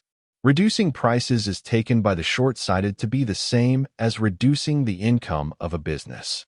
It is very difficult to deal with that sort of a mind because it is so totally lacking in even the background knowledge of what business is. For instance, I was once asked, when contemplating a reduction of $80 a car, whether on a production of 500,000 cars this would not reduce the income of the company by $40 million. Of course, if one sold only 500,000 cars at the new price, the income would be reduced $40 million, which is an interesting mathematical calculation that has nothing whatsoever to do with business, because unless you reduce the price of an article, the sales do not continuously increase, and therefore the business has no stability. If a business is not increasing, it is bound to be decreasing, and a decreasing business always needs a lot of financing. Old-time business went on the doctrine that prices should always be kept up to the highest point at which people will buy. Really modern business has to take the opposite view. Bankers and lawyers can rarely appreciate this fact. They confuse inertia with stability. It is perfectly beyond their comprehension that the price should ever voluntarily be reduced. That is why putting the usual type of banker or lawyer into the management of a business is courting disaster. Reducing prices increases the volume and disposes of finance, provided one regards the inevitable profit as a trust fund with which to conduct more and better business. Our profit, because of the rapidity of the turnover in the business and the great volume of sales, has, no matter what the price at which the product was sold, always been large. We have had a small profit per article, but a large aggregate profit. The profit is not constant. After cutting the prices, the profits for a time run low, but then the inevitable economies begin to get in their work and the profits go high again. But they are not distributed as dividends. I have always insisted on the payment of small dividends, and the company has today no stockholders who wanted a different policy. I regard business profits above a small percentage as belonging more to the business than to the stockholders. The stockholders, to my way of thinking, ought to be only those who are active in the business and who will regard the company as an instrument of service rather than as a machine for making money. If large profits are made, and working to serve forces them to be large, then they should be in part turned back into the business so that it may be still better fitted to serve, and in part passed on to the purchaser. During 1 year, our profits were so much larger than we expected them to be that we voluntarily returned $50 to each purchaser of a car. We felt that unwittingly we had overcharged the purchaser by that much. My price policy, and hence my financial policy, came up in a suit brought against the company several years ago to compel the payment of larger dividends. On the witness stand I gave the policy then in force, and which is still in force. It is this.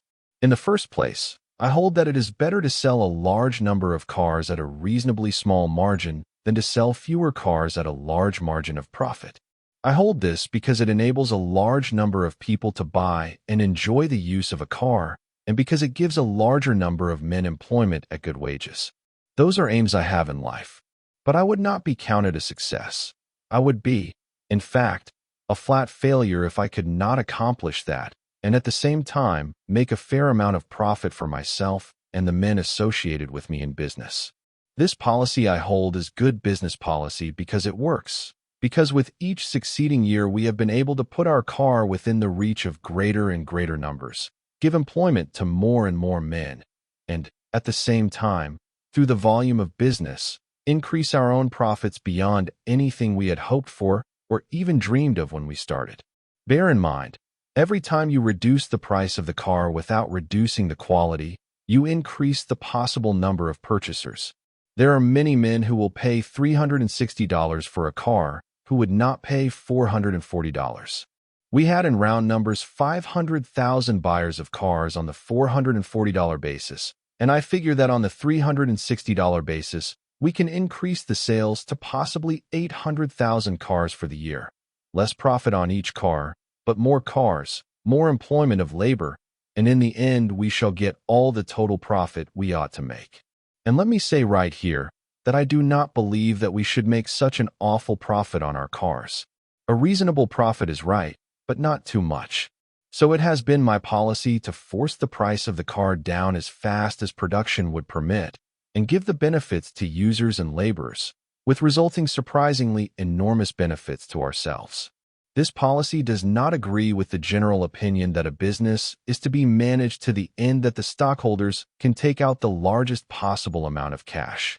Therefore, I do not want stockholders in the ordinary sense of the term. They do not help forward the ability to serve. My ambition is to employ more and more men and to spread, insofar as I am able, the benefits of the industrial system that we are working to found. We want to help build lives and homes. This requires that the largest share of the profits be put back into productive enterprise. Hence, we have no place for the non-working stockholders. The working stockholder is more anxious to increase his opportunity to serve than to bank dividends. If it at any time became a question between lowering wages or abolishing dividends, I would abolish dividends. That time is not apt to come, for, as I have pointed out, there is no economy in low wages. It is bad financial policy to reduce wages because it also reduces buying power. If one believes that leadership brings responsibility, then a part of that responsibility is in seeing that those whom one leads shall have an adequate opportunity to earn a living. Finance concerns not merely the profit or solvency of a company. It also comprehends the amount of money that the company turns back to the community through wages. There is no charity in this. There is no charity in proper wages. It is simply that no company can be said to be stable which is not so well managed that it can afford a man an opportunity to do a great deal of work and therefore to earn a good wage. There is something sacred about wages. They represent homes and families and domestic destinies. People ought to tread very carefully when approaching wages. On the cost sheet, wages are mere figures. Out in the world, wages are bread boxes and coal bins, babies' cradles and children's education, family comforts and contentment. On the other hand, there is something just as sacred about capital, which is used to provide the means by which work can be made productive. Nobody is helped if our industries are sucked dry of their lifeblood. There is something just as sacred about a shop that employs thousands of men as there is about a home. The shop is the mainstay of all the finer things which the home represents. If we want the home to be happy, we must contrive to keep the shop busy. The whole justification of the profits made by the shop is that they are used to make doubly secure the homes dependent on that shop and to create more jobs for other men. If profits go to swell a personal fortune, that is one thing. If they go to provide a sounder basis for business, better working conditions, better wages, more extended employment, that is quite another thing. Capital thus employed should not be carelessly tampered with. It is for the service of all, though it may be under the direction of one. Profits belong in three places. They belong to the business, to keep it steady, progressive, and sound. They belong to the men who helped produce them. And they belong also, in part, to the public. A successful business is profitable to all three of these interests: planner, producer, and purchaser. People whose profits are excessive when measured by any sound standard should be the first to cut prices. But they never are. They pass all their extra costs down the line until the whole burden is borne by the consumer, and besides doing that, they charge the consumer a percentage on the increased charges. Their whole business philosophy is, get while the getting is good. They are the speculators, the exploiters, the no-good element that is always injuring legitimate business. There is nothing to be expected from them. They have no vision. They cannot see beyond their own cash registers. These people can talk more easily about a 10 or 20% cut in wages than they can about a 10 or 20% cut in profits. But a businessman, surveying the whole community in all its interests and wishing to serve that community, ought to be able to make his contribution to stability. It has been our policy always to keep on hand a large amount of cash. The cash balance in recent years has usually been in excess of $50 million. This is deposited in banks all over the country. We do not borrow, but we have established lines of credit, so that if we so cared we might raise a very large amount of money by bank borrowing. But keeping the cash reserve makes borrowing unnecessary. Our provision is only to be prepared to meet an emergency. I have no prejudice against proper borrowing. It is merely that I do not want to run the danger of having the control of the business, and hence the particular idea of service to which I am devoted taken into other hands. A considerable part of finance is in the overcoming of seasonal operation. The flow of money ought to be nearly continuous. One must work steadily in order to work profitably. Shutting down involves great waste. It brings the waste of unemployment of men, the waste of unemployment of equipment, and the waste of restricted future sales through the higher prices of interrupted production. That has been one of the problems we had to meet. We could not manufacture cars to stock during the winter months when purchases are less than in spring or summer.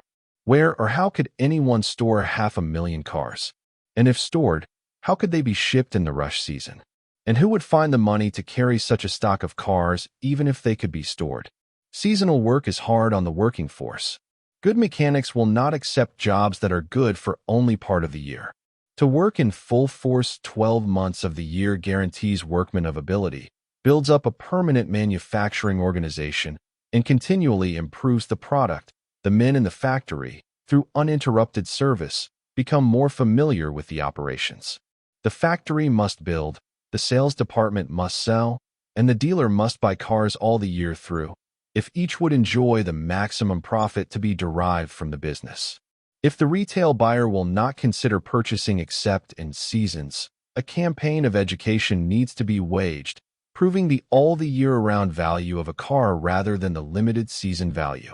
And while the educating is being done, the manufacturer must build and the dealer must buy, in anticipation of business.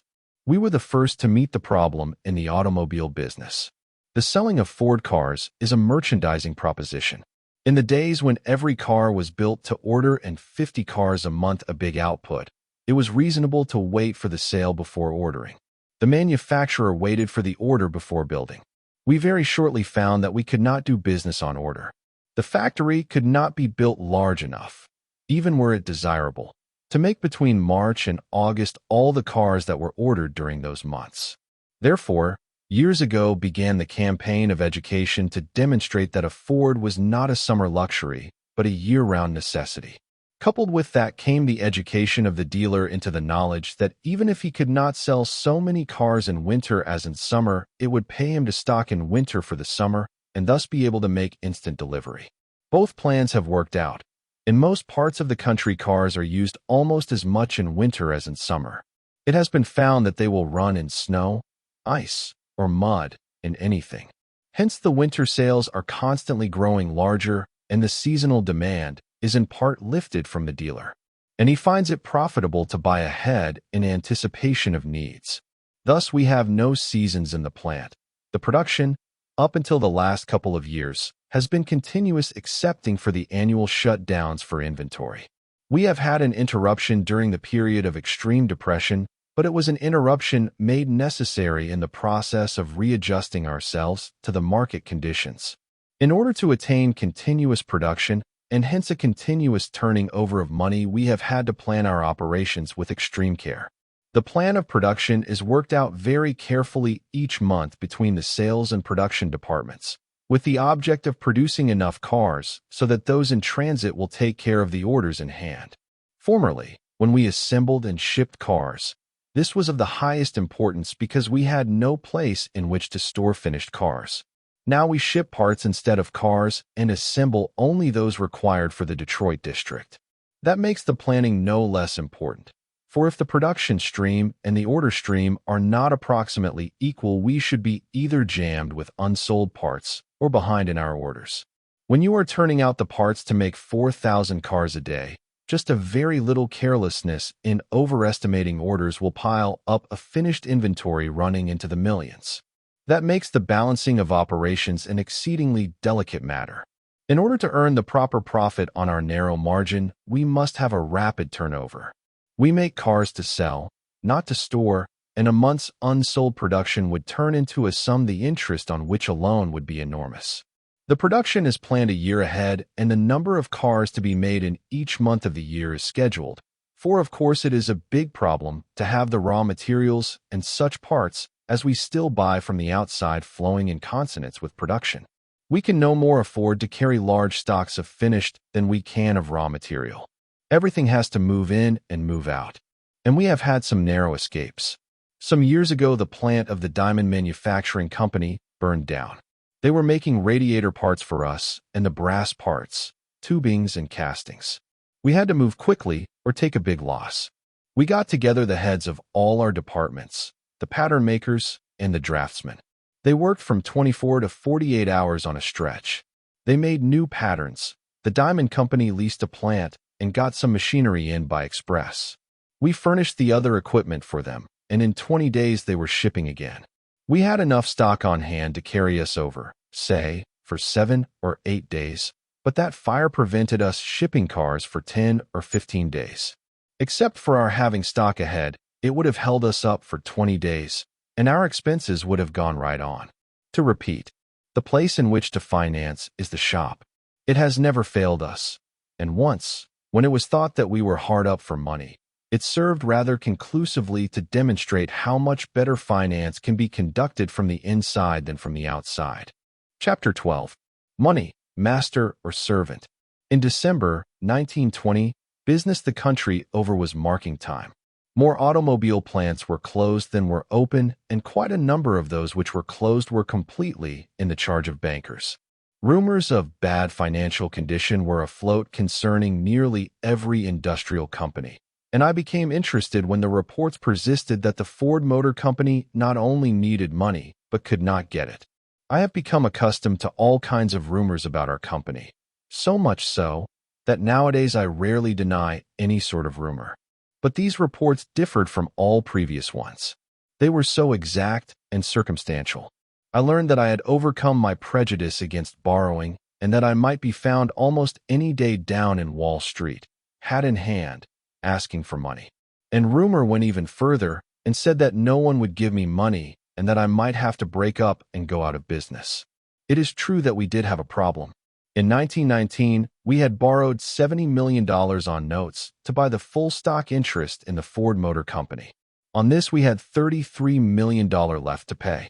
We had $18 million in income taxes due or shortly to become due to the government, and also we intended to pay our usual bonus for the year to the workmen, which amounted to $7 million. Altogether, between January 1st and April 18th, 1921, we had payments ahead totaling $58 million. We had only $20 million in bank. Our balance sheet was more or less common knowledge, and I suppose it was taken for granted that we could not raise the $38 million needed without borrowing. For that is quite a large sum of money. Without the aid of Wall Street, such a sum could not easily and quickly be raised. We were perfectly good for the money. 2 years before we had borrowed $70 million. And since our whole property was unencumbered and we had no commercial debts, the matter of lending a large sum to us would not ordinarily have been a matter of moment. In fact, it would have been good banking business. However, I began to see that our need for money was being industriously circulated as an evidence of impending failure. Then I began to suspect that, although the rumors came in news dispatches from all over the country, they might perhaps be traced to a single source. This belief was further strengthened when we were informed that a very fat financial editor was at Battle Creek sending out bulletins concerning the acuteness of our financial condition. Therefore, I took care not to deny a single rumor. We had made our financial plans, and they did not include borrowing money.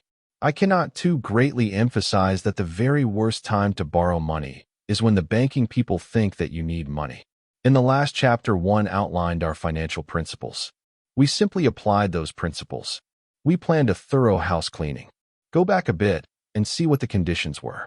Along in the early part of 1920 came the first indications that the feverish speculative business engendered by the war was not going to continue. A few concerns that had sprung out of the war and had no real reason for existence failed. People slowed down in their buying. Our own sales kept right along, but we knew that sooner or later they would drop off. I thought seriously of cutting prices, but the costs of manufacturing everywhere were out of control. Labor gave less and less in return for high wages. The suppliers of raw material refused even to think of coming back to Earth. The very plain warnings of the storm went quite unheeded. In June, our own sales began to be affected. They grew less and less each month from June on until September. We had to do something to bring our product within the purchasing power of the public, and not only that, we had to do something drastic enough to demonstrate to the public that we were actually playing the game and not just shamming. Therefore, in September, we cut the price of the touring car from $575 to $440. We cut the price far below the cost of production, for we were still making from stock bought at boom prices. The cut created a considerable sensation. We received a deal of criticism. It was said that we were disturbing conditions. That is exactly what we were trying to do. We wanted to do our part in bringing prices from an artificial to a natural level. I am firmly of the opinion that if at this time or earlier manufacturers and distributors had all made drastic cuts in their prices and had put through thorough house cleanings, we should not have so long a business depression. Hanging on in the hope of getting higher prices simply delayed adjustment.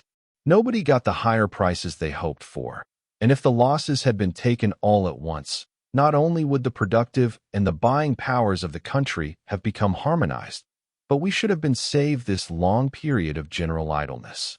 Hanging on in the hope of higher prices merely made the losses greater, because those who hung on had to pay interest on their high-priced stocks and also lost the profits they might have made by working on a sensible basis. Unemployment cut down wage distribution, and thus the buyer and the seller became more and more separated. There was a lot of flurried talk of arranging to give vast credits to Europe, the idea being that thereby the high-priced stocks might be palmed off. Of course, the proposals were not put in any such crude fashion, and I think that quite a lot of people sincerely believe that if large credits were extended abroad, even without a hope of the payment of either principal or interest, American business would somehow be benefited. It is true that if these credits were taken by American banks, those who had high-priced stocks might have gotten rid of them at a profit, but the banks would have acquired so much frozen credit that they would have more nearly resembled ice houses than banks. I suppose it is natural to hang on to the possibility of profits until the very last moment, but it is not good business. Our own sales, after the cut, increased, but soon they began to fall off again. We were not sufficiently within the purchasing power of the country to make buying easy. Retail prices generally had not touched bottom. The public distrusted all prices. We laid our plans for another cut, and we kept our production around 100,000 cars a month. This production was not justified by our sales, but we wanted to have as much as possible of our raw material transformed into finished product before we shut down. We knew that we would have to shut down in order to take an inventory and clean house. We wanted to open with another big cut and to have cars on hand to supply the demand. Then the new cars could be built out of material bought at lower prices. We determined that we were going to get lower prices. We shut down in December with the intention of opening again in about 2 weeks. We found so much to do that actually we did not open for nearly 6 weeks. The moment that we shut down, the rumors concerning our financial condition became more and more active. I know that a great many people hoped that we should have to go out after money. For, were we seeking money, then we should have to come to terms. We did not ask for money. We did not want money. We had one offer of money. An officer of a New York bank called on me with a financial plan which included a large loan, and in which also was an arrangement by which a representative of the bankers would act as treasurer and take charge of the finance of the company. Those people meant well enough, I am quite sure. We did not want to borrow money, but it so happened that at the moment we were without a treasurer. To that extent, the bankers had envisaged our condition correctly. I asked my son Edsel to be treasurer as well as president of the company. That fixed us up as to a treasurer, so there was really nothing at all that the bankers could do for us. Then we began our house cleaning. During the war, we had gone into many kinds of war work and had thus been forced to depart from our principle of a single product. This had caused many new departments to be added. The office force had expanded and much of the wastefulness of scattered production had crept in. War work is rush work and is wasteful work. We began throwing out everything that did not contribute to the production of cars. The only immediate payment scheduled was the purely voluntary one of a $7 million bonus to our workmen. There was no obligation to pay, but we wanted to pay on the 1st of January. That we paid out of our cash on hand. Throughout the country, we have 35 branches. These are all assembling plants, but in 22 of them parts are also manufactured. They had stopped the making of parts, but they went on assembling cars. At the time of shutting down, we had practically no cars in Detroit. We had shipped out all the parts, and during January the Detroit dealers actually had to go as far afield as Chicago and Columbus to get cars for local needs. The branches shipped to each dealer, under his yearly quota, enough cars to cover about a month's sales. The dealers worked hard on sales. During the latter part of January, we called in a skeleton organization of about 10,000 men, mostly foremen, sub-foremen, and straw bosses, and we started Highland Park into production. We collected our foreign accounts and sold our byproducts. Then we were ready for full production. And gradually into full production we went, on a profitable basis. The house cleaning swept out the waste that had both made the prices high and absorbed the profit. We sold off the useless stuff. Before we had employed 15 men per car per day. Afterward we employed 9 per car per day. This did not mean that 6 out of 15 men lost their jobs. They only ceased being unproductive. We made that cut by applying the rule that everything and everybody must produce or get out. We cut our office forces in halves and offered the office workers better jobs in the shops. Most of them took the jobs. We abolished every order blank and every form of statistics that did not directly aid in the production of a car. We had been collecting tons of statistics because they were interesting. But statistics will not construct automobiles, so out they went. We took out 60% of our telephone extensions. Only a comparatively few men in any organization need telephones. We formerly had a foreman for every 5 men. Now we have a foreman for every 20 men. The other foremen are working on machines. We cut the overhead charge from $146 a car to $93 a car. And when you realize what this means on more than 4,000 cars a day, you will have an idea how, not by economy, not by wage cutting, but by the elimination of waste, it is possible to make an impossible price. Most important of all, we found out how to use less money in our business by speeding up the turnover. And in increasing the turnover rate, one of the most important factors was the Detroit, Toledo, and Ironton Railroad, which we purchased. The railroad took a large place in the scheme of economy. To the road itself, I have given another chapter. We discovered, after a little experimenting, that freight service could be improved sufficiently to reduce the cycle of manufacture from 22 to 14 days. That is, raw material could be bought, manufactured, and the finished product put into the hands of the distributor in, roughly, 33% less time than before. We had been carrying an inventory of around $60 million to ensure uninterrupted production. Cutting down the time 1/3 released $20 million, or $1,200,000 a year in interest. Counting the finished inventory, we saved approximately $8 million more. That is, we were able to release $28 million in capital and save the interest on that sum. On January 1st, we had $20 million. On April 1st, we had $87,300,000, or $27,300,000 more than we needed to wipe out all our indebtedness. That is what boring into the business did for us. This amount came to us in these items. Cash on hand, January $20 million. Stock on hand turned into cash, January 1st to April 1st, $24,700,000. Speeding up transit of goods released $28 million. Collected from agents in foreign countries, $3 million. Sale of byproducts, $3,700,000. Sale of Liberty bonds, $7,900,000. Total, $87,300,000. Now I have told about all this not in the way of an exploit, but to point out how a business may find resources within itself instead of borrowing, and also to start a little thinking as to whether the form of our money may not put a premium on borrowing and thus give far too great a place in life to the bankers. We could have borrowed $40 million, more had we wanted to. Suppose we had borrowed, what would have happened? Should we have been better fitted to go on with our business? Or worse fitted? If we had borrowed, we should not have been under the necessity of finding methods to cheapen production. Had we been able to obtain the money at 6% flat, and we should in commissions and the like have had to pay more than that, the interest charge alone on a yearly production of 500,000 cars would have amounted to about $4 a car. Therefore, we should now be without the benefit of better production and loaded with a heavy debt. Our cars would probably cost about $100 more than they do. Hence, we should have a smaller production, for we could not have so many buyers. We should employ fewer men, and in short, should not be able to serve to the utmost. You will note that the financiers proposed to cure by lending money and not by bettering methods. They did not suggest putting in an engineer, they wanted to put in a treasurer. And that is the danger of having bankers in business. They think solely in terms of money. They think of a factory as making money, not goods. They want to watch the money, not the efficiency of production. They cannot comprehend that a business never stands still. It must go forward or go back. They regard a reduction in prices as a throwing away of profit instead of as a building of business. Bankers play far too great a part in the conduct of industry.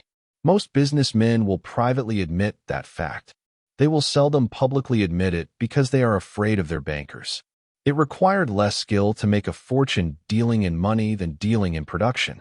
The average successful banker is by no means so intelligent and resourceful a man as is the average successful businessman. Yet the banker, through his control of credit, practically controls the average businessman. There has been a great reaching out by bankers in the last 15 or 20 years, and especially since the war, and the Federal Reserve System for a time put into their hands an almost limitless supply of credit. The banker is, as I have noted, by training and because of his position, totally unsuited to the conduct of industry. If, therefore, the controllers of credit have lately acquired this very large power, is it not to be taken as a sign that there is something wrong with the financial system that gives to finance instead of to service the predominant power in industry? It was not the industrial acumen of the bankers that brought them into the management of industry. Everyone will admit that. They were pushed there, willy-nilly, by the system itself. Therefore, I personally want to discover whether we are operating under the best financial system. Now, let me say at once that my objection to bankers has nothing to do with personalities. I am not against bankers as such. We stand very much in need of thoughtful men, skilled in finance. The world cannot go on without banking facilities. We have to have money. We have to have credit. Otherwise, the fruits of production could not be exchanged. We have to have capital. Without it, there could be no production. But whether we have based our banking and our credit on the right foundation is quite another matter. It is no part of my thought to attack our financial system. I am not in the position of one who has been beaten by the system and wants revenge. It does not make the least difference to me personally what bankers do, because we have been able to manage our affairs without outside financial aid.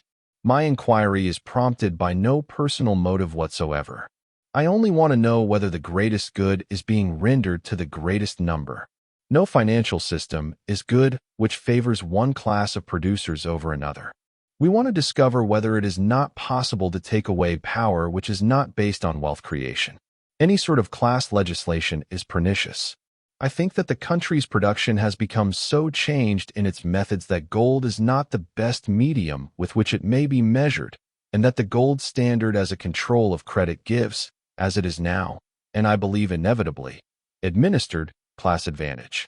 The ultimate check on credit is the amount of gold in the country, regardless of the amount of wealth in the country. I am not prepared to dogmatize on the subject of money or credit. As far as money and credit are concerned, no one as yet knows enough about them to dogmatize. The whole question will have to be settled as all other questions of real importance have to be settled, and that is by cautious, well-founded experiment. And I am not inclined to go beyond cautious experiments. We have to proceed step by step and very carefully. The question is not political, it is economic, and I am perfectly certain that helping the people to think on the question is wholly advantageous. They will not act without adequate knowledge, and thus cause disaster, if a sincere effort is made to provide them with knowledge. The money question has first place in multitudes of minds of all degrees or power. But a glance at most of the cure-all systems shows how contradictory they are.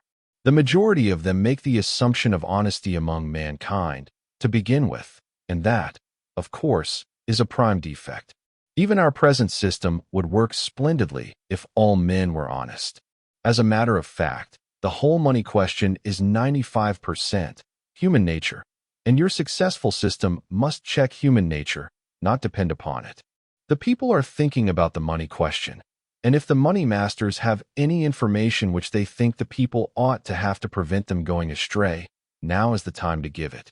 The days are fast slipping away when the fear of credit curtailment will avail, or when wordy slogans will affright. The people are naturally conservative. They are more conservative than the financiers. Those who believe that the people are so easily led that they would permit printing presses to run off money like milk tickets do not understand them. It is the innate conservation of the people that has kept our money good in spite of the fantastic tricks which the financiers play, and which they cover up with high technical terms. The people are on the side of sound money. They are so unalterably on the side of sound money that it is a serious question how they would regard the system under which they live, if they once knew what the initiated can do with it. The present money system is not going to be changed by speech-making or political sensationalism or economic experiment. It is going to change under the pressure of conditions that we cannot control and pressure that we cannot control. These conditions are now with us. That pressure is now upon us. The people must be helped to think naturally about money.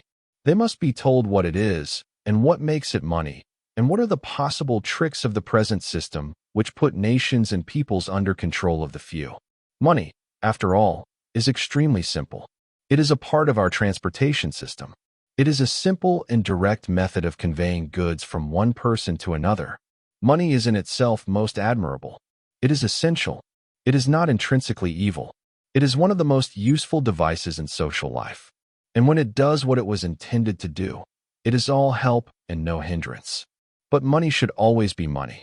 A foot is always 12 inches, but when is a dollar a dollar? If ton weights changed in the coal yard, and peck measures changed in the grocery, and yardsticks were today 42 inches and tomorrow 33 inches, by some occult process called exchange, the people would mighty soon remedy that.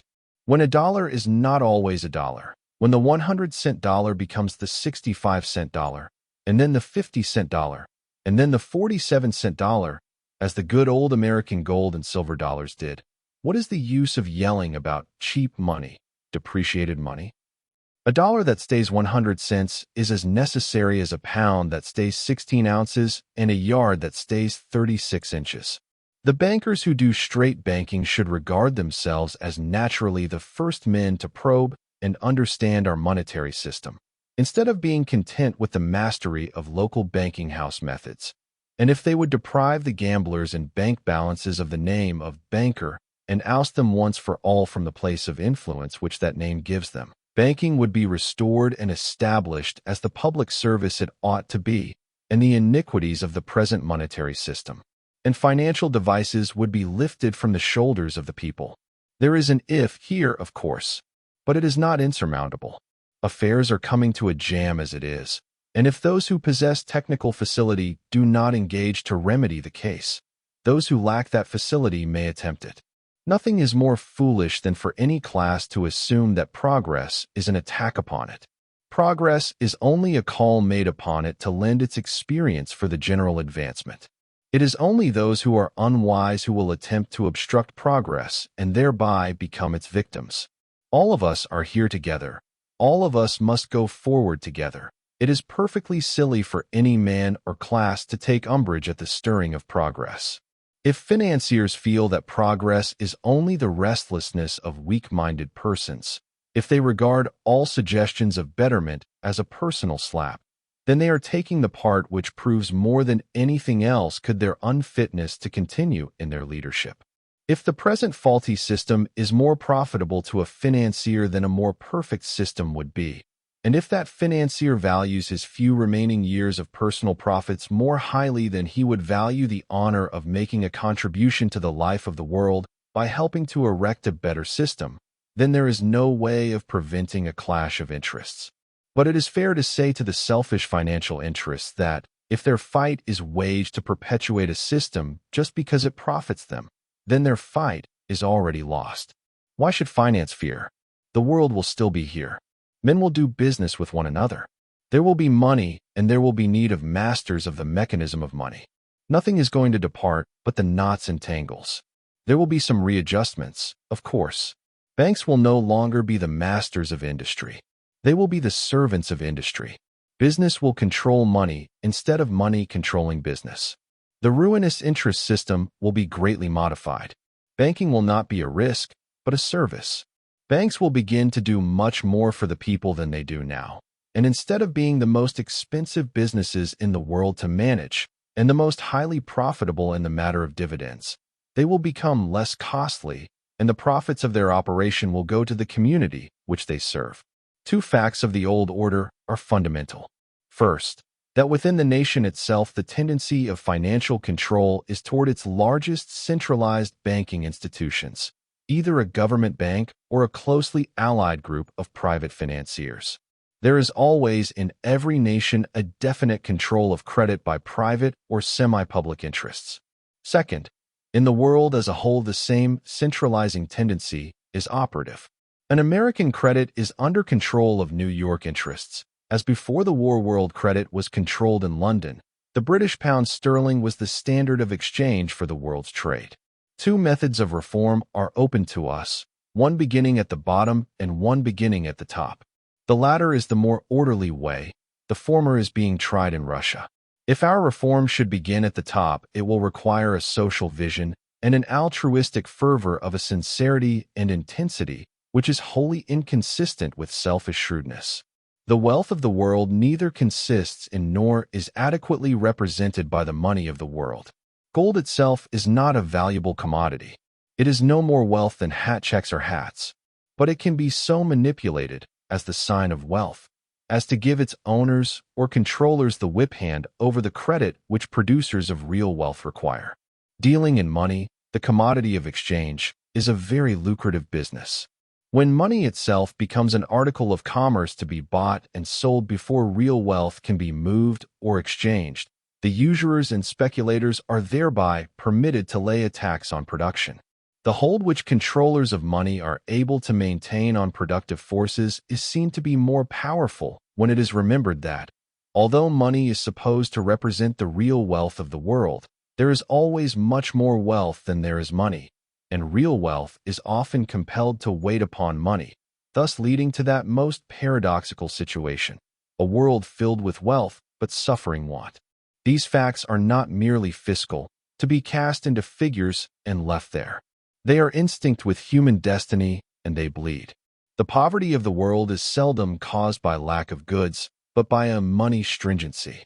Commercial competition between nations, which leads to international rivalry and ill will, which in their turn breed wars. These are some of the human significations of these facts. Thus poverty and war, two great preventable evils, grow on a single stem.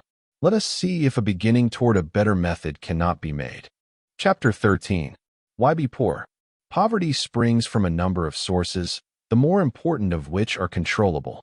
So does special privilege. I think it is entirely feasible to abolish both poverty and special privilege, and there can be no question but that their abolition is desirable. Both are unnatural, but it is work, not law, to which we must look for results. By poverty, I mean the lack of reasonably sufficient food, housing, and clothing for an individual or a family. There will have to be differences in the grades of sustenance. Men are not equal in mentality or in physique. Any plan which starts with the assumption that men are or ought to be equal is unnatural and therefore unworkable. There can be no feasible or desirable process of leveling down. Such a course only promotes poverty by making it universal instead of exceptional. Forcing the efficient producer to become inefficient does not make the inefficient producer more efficient. Poverty can be done away with only by plenty, and we have now gone far enough along in the science of production to be able to see, as a natural development, the day when production and distribution will be so scientific that all may have according to ability and industry. The extreme socialists went wide of the mark in their reasoning that industry would inevitably crush the worker. Modern industry is gradually lifting the worker and the world. We only need to know more about planning and methods. The best results can and will be brought about by individual initiative and ingenuity, by intelligent individual leadership. The government, because it is essentially negative, cannot give positive aid to any really constructive program. It can give negative aid by removing obstructions to progress and by ceasing to be a burden upon the community. The underlying causes of poverty, as I can see them, are essentially due to the bad adjustment between production and distribution in both industry and agriculture, between the source of power and its application. The wastes due to lack of adjustment are stupendous. All of these wastes must fall before intelligent leadership consecrated to service. So long as leadership thinks more of money than it does of service, the waste will continue. Waste is prevented by far-sighted, not by short-sighted men. Short-sighted men think first of money. They cannot see waste. They think of service as altruistic instead of as the most practical thing in the world. They cannot get far enough away from the little things to see the big things, to see the biggest thing of all, which is that opportunist production from a purely money standpoint is the least profitable. Service can be based upon altruism, but that sort of service is not usually the best. The sentimental trips up the practical. It is not that the industrial enterprises are unable fairly to distribute a share of the wealth which they create. It is simply that the waste is so great that there is not a sufficient share for everyone engaged, notwithstanding the fact that the product is usually sold at so high a price as to restrict its fullest consumption. Take some of the wastes. Take the waste of power. The Mississippi Valley is without coal. Through its center pour many millions of potential horsepower, the Mississippi River. But if the people by its banks want power or heat, they buy coal that has been hauled hundreds of miles and consequently has to be sold at far above its worth as heat or power. Or if they cannot afford to buy this expensive coal, they go out and cut down trees, thereby depriving themselves of one of the great conservers of water power. Until recently, they never thought of the power at hand which, at next to nothing beyond the initial cost, could heat, light, cook, and work for the huge population which that valley is destined to support. The cure of poverty is not in personal economy, but in better production. The thrift and economy ideas have been overworked. The word economy represents a fear. The great and tragic fact of waste is impressed on a mind by some circumstance, usually of a most materialistic kind. There comes a violent reaction against extravagance. The mind catches hold of the idea of economy, but it only flies from a greater to a lesser evil. It does not make the full journey from error to truth. Economy is the rule of half-alive minds. There can be no doubt that it is better than waste. Neither can there be any doubt that it is not as good as use. People who pride themselves on their economy take it as a virtue. But what is more pitiable than a poor, pinched mind spending the rich days and years clutching a few bits of metal? What can be fine about paring the necessities of life to the very quick? We all know economical people who seem to be niggardly even about the amount of air they breathe and the amount of appreciation they will allow themselves to give to anything. They shrivel, body and soul. Economy is waste. It is waste of the juices of life, the sap of living. For there are two kinds of waste, that of the prodigal who throws his substance away in riotous living, and that of the sluggard who allows his substance to rot from non-use. The rigid economizer is in danger of being classed with the sluggard. Extravagance is usually a reaction from suppression of expenditure. Economy is likely to be a reaction from extravagance. Everything was given us to use. There is no evil from which we suffer that did not come about through misuse. The worst sin we can commit against the things of our common life is to misuse them. Misuse is the wider term. We like to say waste, but waste is only one phase of misuse. All waste is misuse. All misuse is waste. It is possible even to overemphasize the saving habit. It is proper and desirable that everyone have a margin. It is really wasteful not to have one, if you can have one. But it can be overdone. We teach children to save their money as an attempt to counteract thoughtless and selfish expenditure that has a value. But it is not positive. It does not lead the child out into the safe and useful avenues of self-expression or self-expenditure. To teach a child to invest and use is better than to teach him to save. Most men who are laboriously saving a few dollars would do better to invest those few dollars, first in themselves, and then in some useful work. Eventually, they would have more to save. Young men ought to invest rather than save. They ought to invest in themselves to increase creative value. After they have taken themselves to the peak of usefulness, then will be time enough to think of laying aside, as a fixed policy, a certain substantial share of income. You are not saving when you prevent yourself from becoming more productive. You are really taking away from your ultimate capital. You are reducing the value of one of nature's investments. The principle of use is the true guide. Use is positive, active, life-giving. Use is alive. Use adds to the sum of good. Personal want may be avoided without changing the general condition. Wage increases, price increases, profit increases, other kinds of increases designed to bring more money here or money there, are only attempts of this or that class to get out of the fire, regardless of what may happen to everyone else. There is a foolish belief that if only the money can be gotten, somehow the storm can be weathered. Labor believes that if it can get more wages, it can weather the storm.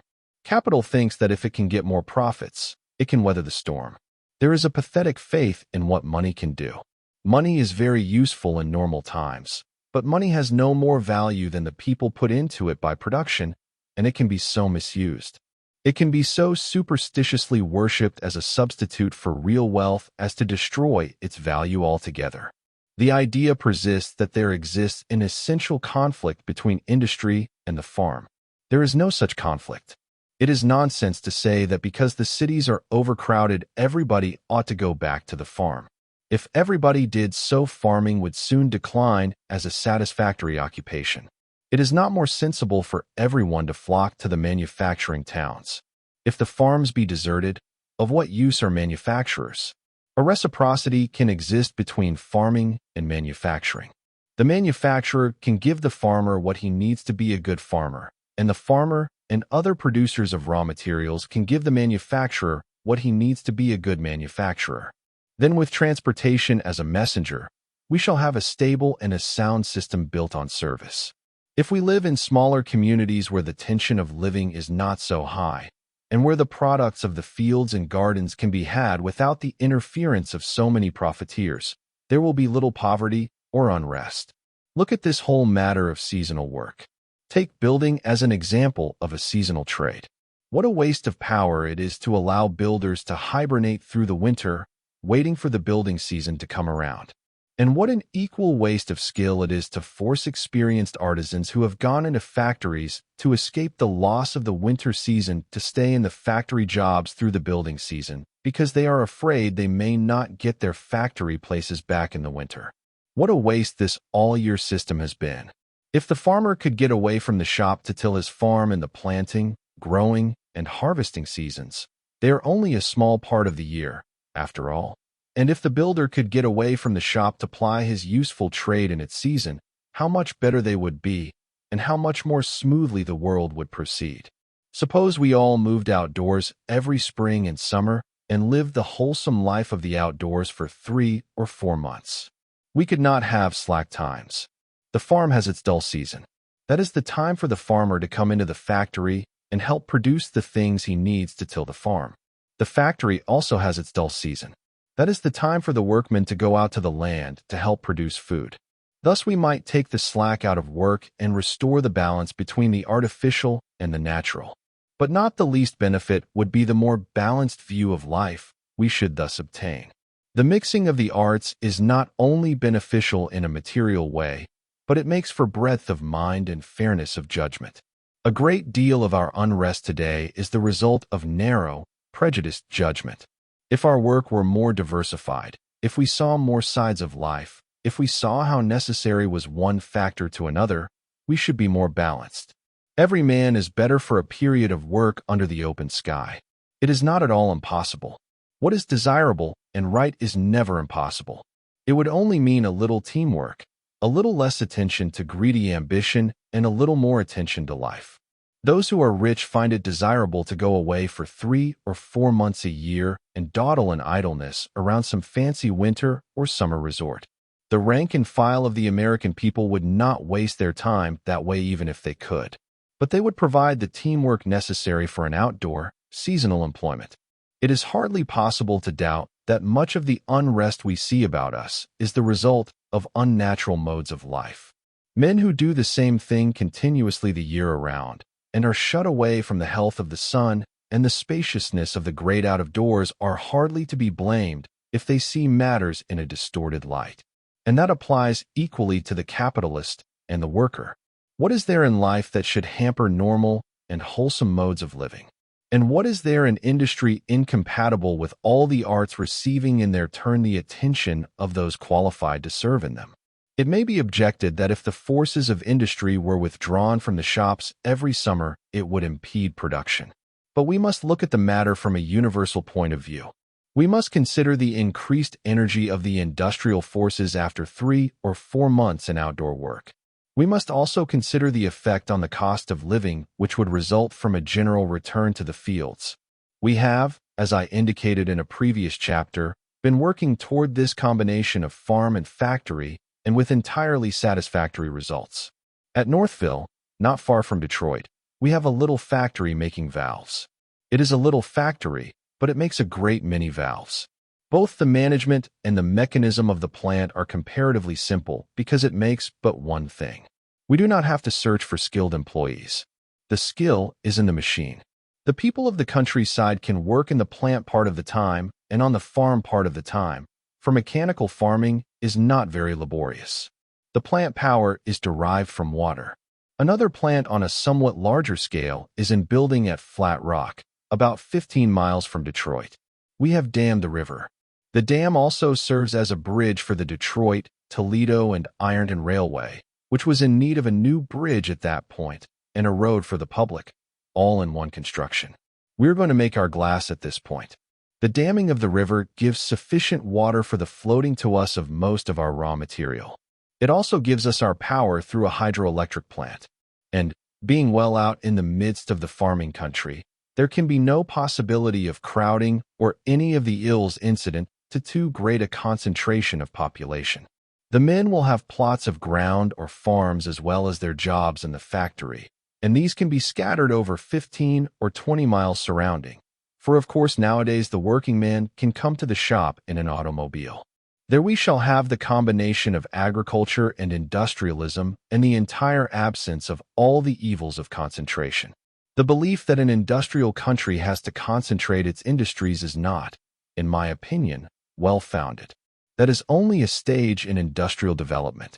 As we learn more about manufacturing and learn to make articles with interchangeable parts, then those parts can be made under the best possible conditions. And these best possible conditions, as far as the employees are concerned, are also the best possible conditions from the manufacturing standpoint. One could not put a great plant on a little stream. One can put a small plant on a little stream, and the combination of little plants, each making a single part, will make the whole cheaper than a vast factory would. There are exceptions, as where casting has to be done. In such case, as at River Rouge, we want to combine the making of the metal and the casting of it, and also we want to use all of the waste power. This requires a large investment and a considerable force of men in one place. But such combinations are the exception rather than the rule, and there would not be enough of them seriously to interfere with the process of breaking down the concentration of industry. Industry will decentralize. There is no city that would be rebuilt as it is, were it destroyed, which fact is in itself a confession of our real estimate of our cities. The city had a place to fill, a work to do. Doubtless the country places would not have approximated their livableness had it not been for the cities. By crowding together, men have learned some secrets. They would never have learned them alone in the country. Sanitation, lighting, social organization, all these are products of men's experience in the city. But also every social ailment from which we today suffer originated and centers in the big cities. You will find the smaller communities living along in unison with the seasons, having neither extreme poverty nor wealth. None of the violent plagues of upheave and unrest which afflict our great populations. There is something about a city of 1 million people which is untamed and threatening. 30 miles away, happy and contented villages read of the ravings of the city. A great city is really a helpless mass. Everything it uses is carried to it. Stop transport, and the city stops. It lives off the shelves of stores. The shelves produce nothing. The city cannot feed, clothe, warm, or house itself. City conditions of work and living are so artificial that instincts sometimes rebel against their unnaturalness. And finally, the overhead expense of living or doing business in the great cities is becoming so large as to be unbearable. It places so great a tax upon life that there is no surplus over to live on. The politicians have found it easy to borrow money, and they have borrowed to the limit. Within the last decade, the expense of running every city in the country has tremendously increased. A good part of that expense is for interest upon money borrowed. The money has gone either into non-productive brick, stone, and mortar, or into necessities of city life, such as water supplies and sewage systems at far above a reasonable cost. The cost of maintaining these works, the cost of keeping in order great masses of people and traffic is greater than the advantages derived from community life. The modern city has been prodigal. It is today bankrupt, and tomorrow it will cease to be. The provision of a great amount of cheap and convenient power, not all at once, but as it may be used, will do more than anything else to bring about the balancing of life and the cutting of the waste which breeds poverty. There is no single source of power. It may be that generating electricity by a steam plant at the mine mouth will be the most economical method for one community. Hydroelectric power may be best for another community. But certainly in every community there ought to be a central station to furnish cheap power. It ought to be held as essential as a railway or a water supply. And we could have every great source of power harnessed and working for the common good were it not that the expense of obtaining capital stands in the way. I think that we shall have to revise some of our notions about capital. Capital that a business makes for itself, that is employed to expand the workman's opportunity and increase his comfort and prosperity, and that is used to give more and more men work, at the same time reducing the cost of service to the public. That sort of capital, even though it be under single control, is not a menace to humanity. It is a working surplus held in trust and daily use for the benefit of all. The holder of such capital can scarcely regard it as a personal reward. No man can view such a surplus as his own, for he did not create it alone. It is the joint product of his whole organization. The owner's idea may have released all the energy and direction, but certainly it did not supply all the energy and direction. Every workman was a partner in the creation. No business can possibly be considered only with reference to today and to the individuals engaged in it. It must have the means to carry on. The best wages ought to be paid. A proper living ought to be assured every participant in the business, no matter what his part. But, for the sake of that business's ability to support those who work in it, a surplus has to be held somewhere. The truly honest manufacturer holds his surplus profits in that trust. Ultimately, it does not matter where this surplus be held, nor who controls it. It is its use that matters. Capital that is not constantly creating more and better jobs is more useless than sand. Capital that is not constantly making conditions of daily labor better and the reward of daily labor more just is not fulfilling its highest function. The highest use of capital is not to make more money, but to make money do more service for the betterment of life. Unless we in our industries are helping to solve the social problem, we are not doing our principal work. We are not fully serving. Chapter 14. The Tractor and Power Farming. It is not generally known that our tractor, which we call the Fordson, was put into production about a year before we had intended, because of the Allies' wartime food emergency, and that all of our early production, aside, of course, from the trial and experimental machines, went directly to England. We sent in all 5,000 tractors across the sea in the critical 1917 to 18 period when the submarines were busiest. Every one of them arrived safely, and officers of the British government have been good enough to say that without their aid England could scarcely have met its food crisis. It was these tractors, run mostly by women, that plowed up the old estates and golf courses and let all England be planted and cultivated without taking away from the fighting manpower or crippling the forces in the munitions factories. It came about in this way. The English Food Administration, about the time that we entered the war in 1917, saw that, with the German submarines torpedoing a freighter almost every day, the already low supply of shipping was going to be totally inadequate to carry the American troops across the seas, to carry the essential munitions for these troops and the Allies, to carry the food for the fighting forces, and at the same time carry enough food for the home population of England. It was then that they began shipping out of England the wives and families of the colonials and made plans for the growing of crops at home. The situation was a grave one. There were not enough draft animals in all England to plow and cultivate land to raise crops in sufficient volume to make even a dent in the food imports. Power farming was scarcely known, for the English farms were not, before the war, big enough to warrant the purchase of heavy, expensive farm machinery, and especially with agricultural labor so cheap and plentiful. Various concerns in England made tractors, but they were heavy affairs and mostly run by steam. There were not enough of them to go around. More could not easily be made, for all the factories were working on munitions, and even if they had been made, they were too big and clumsy for the average field, and in addition required the management of engineers. We had put together several tractors at our Manchester plant for demonstration purposes. They had been made in the United States and merely assembled in England. The Board of Agriculture requested the Royal Agricultural Society to make a test of these tractors and report. This is what they reported. At the request of the Royal Agricultural Society of England, we have examined 2 Ford tractors, rated at 25 HP, at work plowing. First, cross-plowing a fallow of strong land in a dirty condition, and subsequently in a field of lighter land, which had seeded itself down into rough grass, and which afforded every opportunity of testing the motor on the level and on a steep hill. In the first trial, a 2-furrow Oliver plow was used, plowing on an average 5 inches deep with a 16-inch wide furrow. A 3-furrow Coxhut plow was also used at the same depth with the breast pitch 10 inches. In the second trial, the 3-furrow plow was used, plowing an average of 6 inches deep.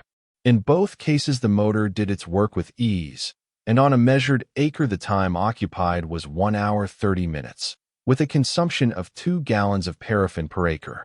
These results we consider very satisfactory. The plows were not quite suitable to the land, and the tractors, consequently, were working at some disadvantage.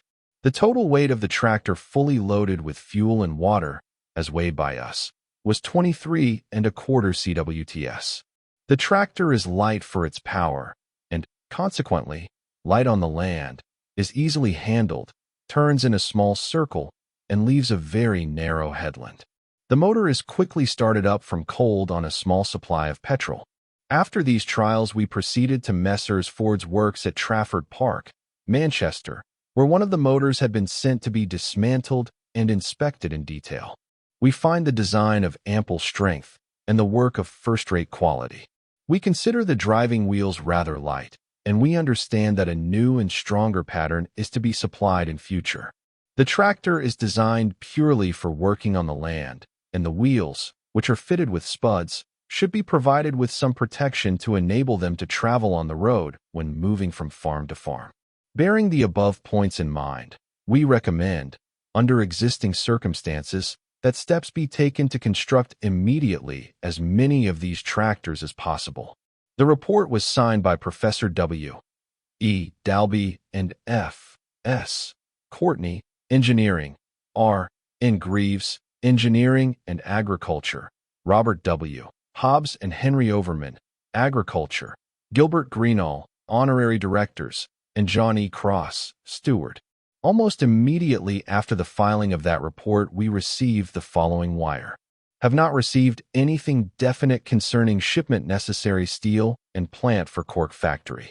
Under best circumstances, however, cork factory production could not be available before next spring.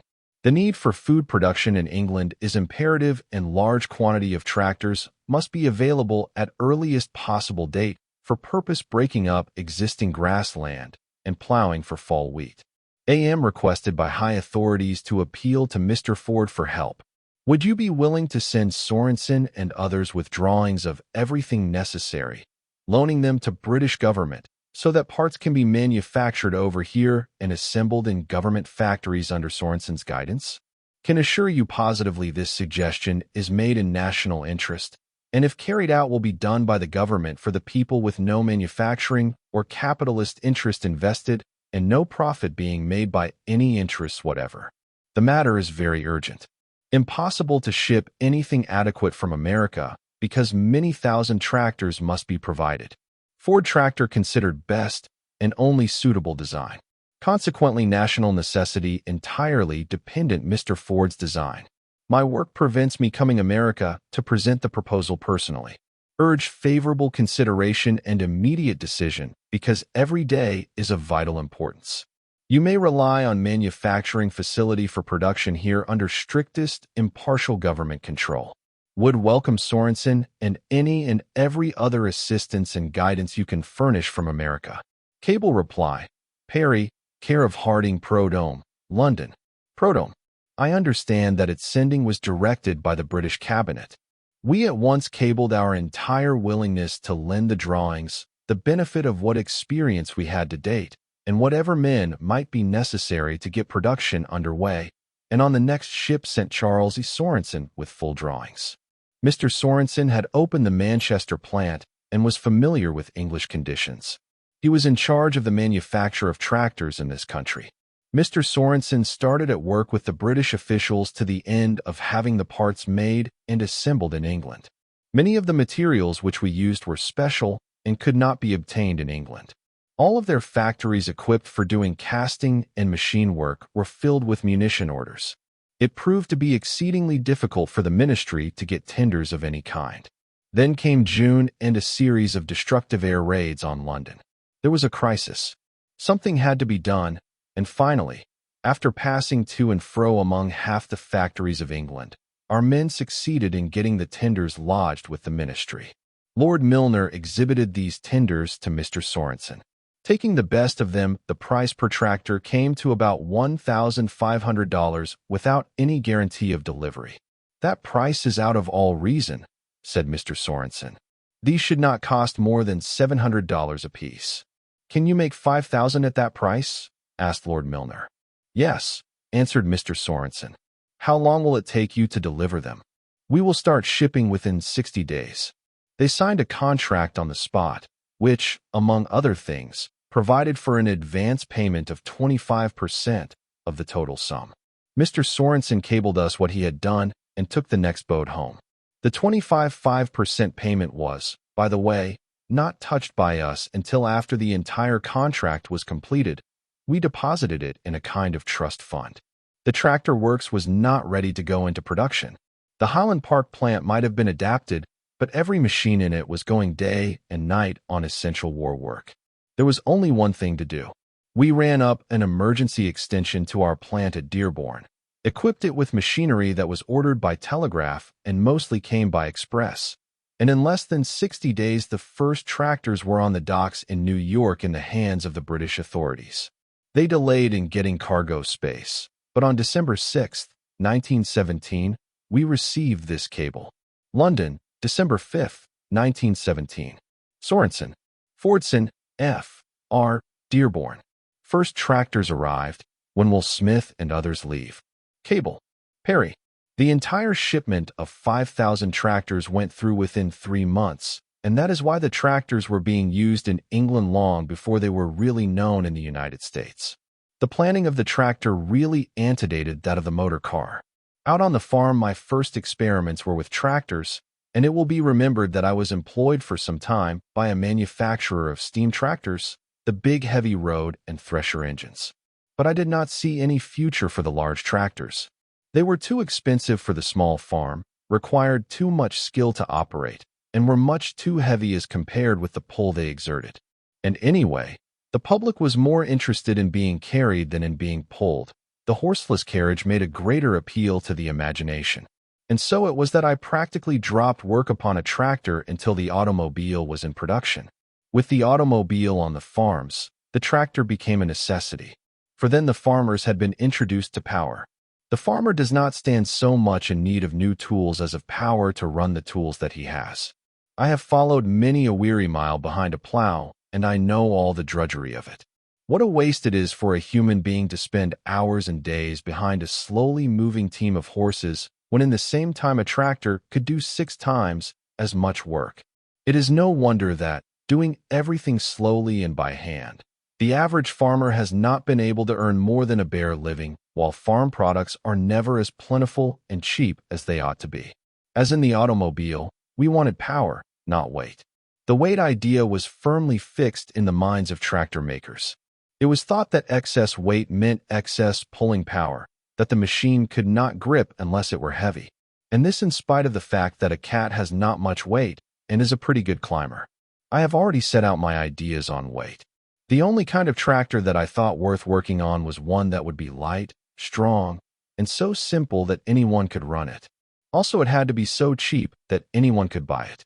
With these ends in view, we worked for nearly 15 years on a design and spent some millions of dollars in experiments. We followed exactly the same course as with the automobile. Each part had to be as strong as it was possible to make it. The parts had to be few in number, and the whole had to admit of quantity production. We had some thought that perhaps the automobile engine might be used, and we conducted a few experiments with it.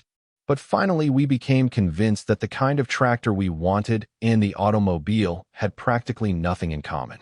It was the intention from the beginning that the tractor should be made as a separate undertaking from the automobile and in a distinct plant. No plant is big enough to make 2 articles. The automobile is designed to carry. The tractor is designed to pull, to climb. And that difference in function made all the difference in the world in construction. The hard problem was to get bearings that would stand up against the heavy pull. We finally got them, and a construction which seems to give the best average performance under all conditions. We fixed upon a 4-cylinder engine that is started by gasoline, but runs thereafter on kerosene. The lightest weight that we could attain with strength was 2,425 pounds. The grip is in the lugs on the driving wheels, as in the claws of the cat. In addition to its strictly pulling functions, the tractor, to be of the greatest service, had also to be designed for work as a stationary engine, so that when it was not out on the road or in the fields it might be hitched up with a belt to run machinery. In short, it had to be a compact, versatile power plant. And that it has been. It has not only plowed, harrowed, cultivated, and reaped, but it has also threshed, run grist mills, saw mills, and various other sorts of mills, pulled stumps, plowed snow, and done about everything that a plant of moderate power could do, from sheep shearing to printing a newspaper. It has been fitted with heavy tires to haul on roads, with sledge runners for the woods and ice, and with rimmed wheels to run on rails. When the shops in Detroit were shut down by coal shortage, we got out the Dearborn Independent by sending a tractor to the electrotyping factory, stationing the tractor in the alley, sending up a belt 4 stories, and making the plates by tractor power. Its use in 95 distinct lines of service has been called to our attention, and probably we know only a fraction of the uses. The mechanism of the tractor is even more simple than that of the automobile, and it is manufactured in exactly the same fashion.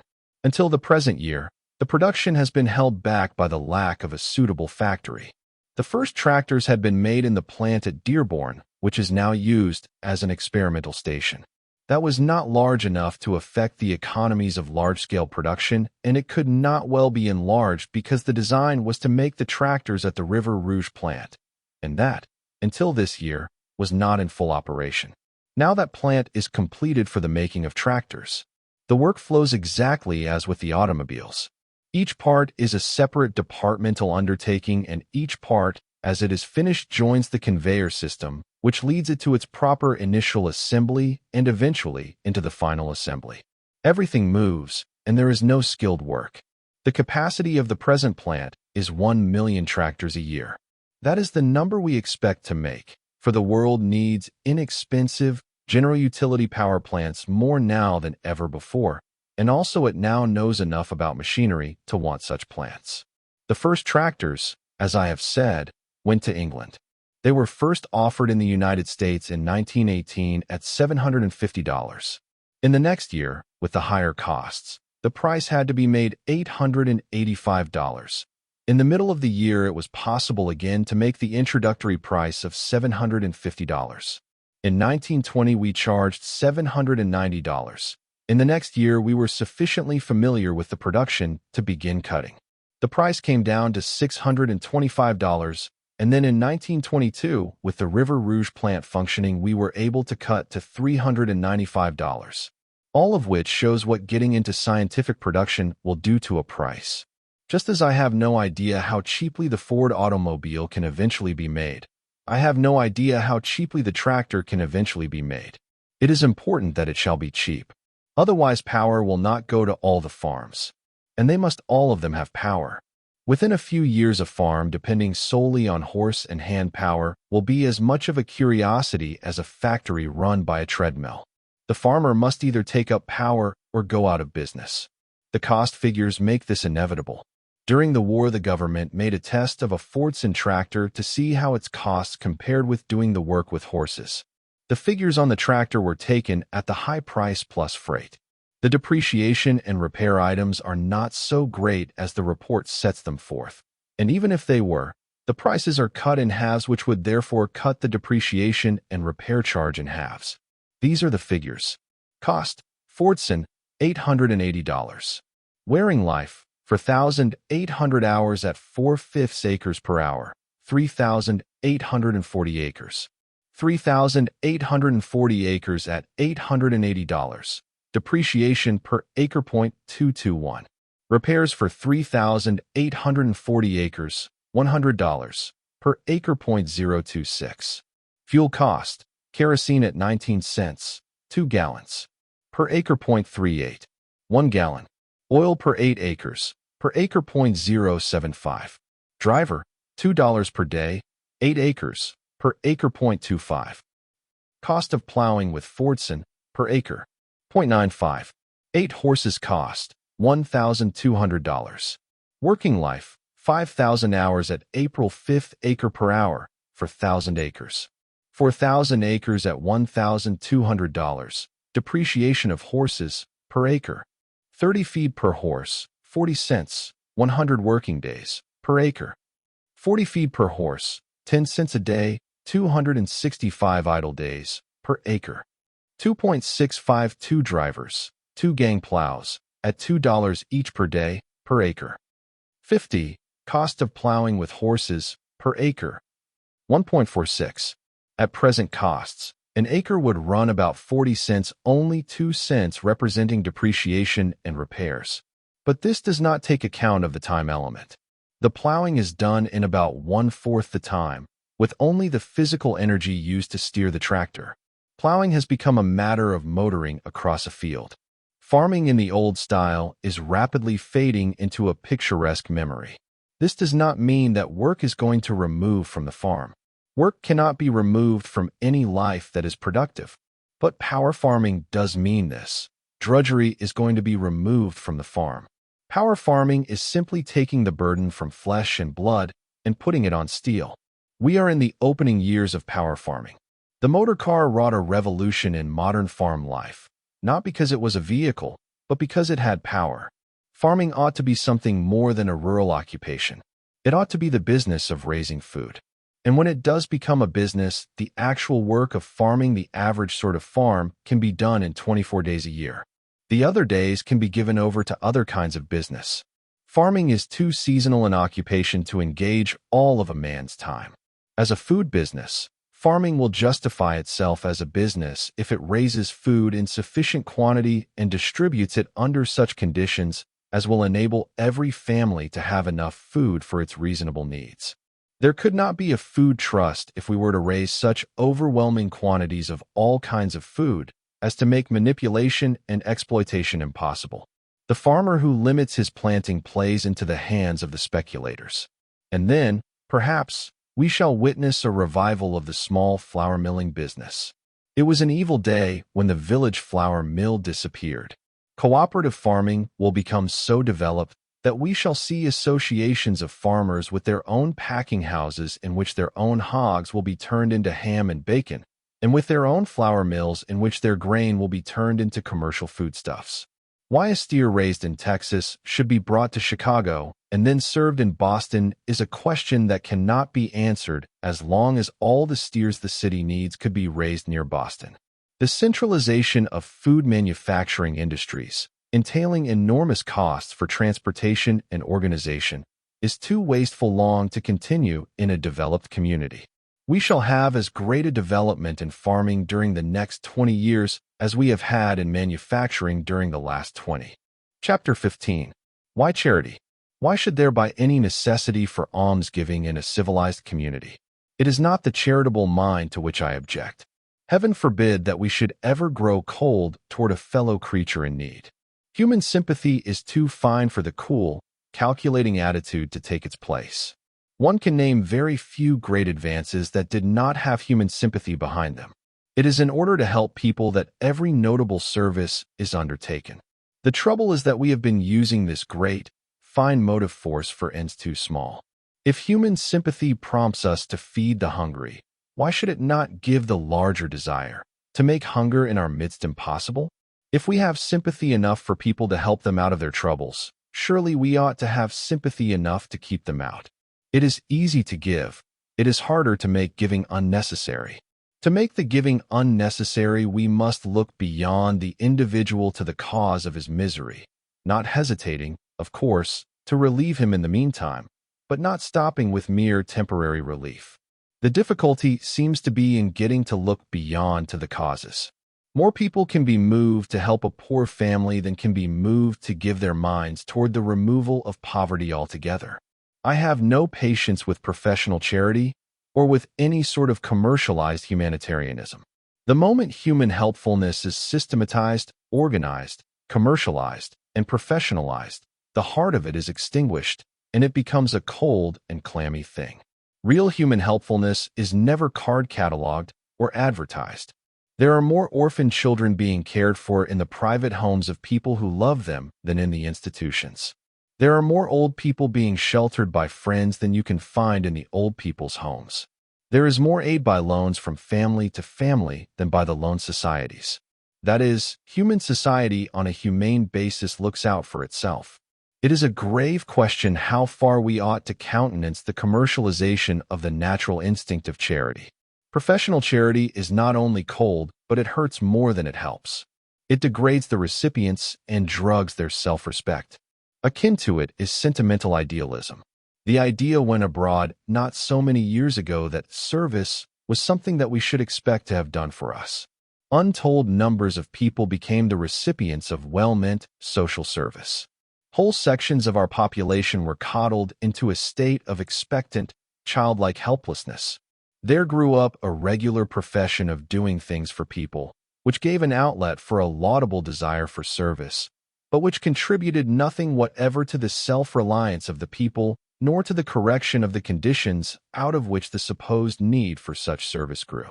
Worse than this encouragement of childish wistfulness, instead of training for self-reliance and self-sufficiency, was the creation of a feeling of resentment which nearly always overtakes the objects of charity. People often complain of the ingratitude of those whom they help. Nothing is more natural. In the first place, precious little of our so-called charity is ever real charity, offered out of a heart full of interest and sympathy. In the second place, no person ever relishes being in a position where he is forced to take favors. Such social work creates a strained relation. The recipient of bounty feels that he has been belittled in the taking, and it is a question whether the giver should not also feel that he has been belittled in the giving.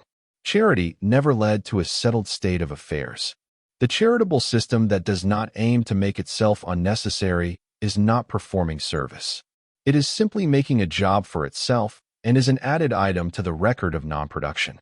Charity becomes unnecessary as those who seem to be unable to earn livings are taken out of the non-productive class and put into the productive.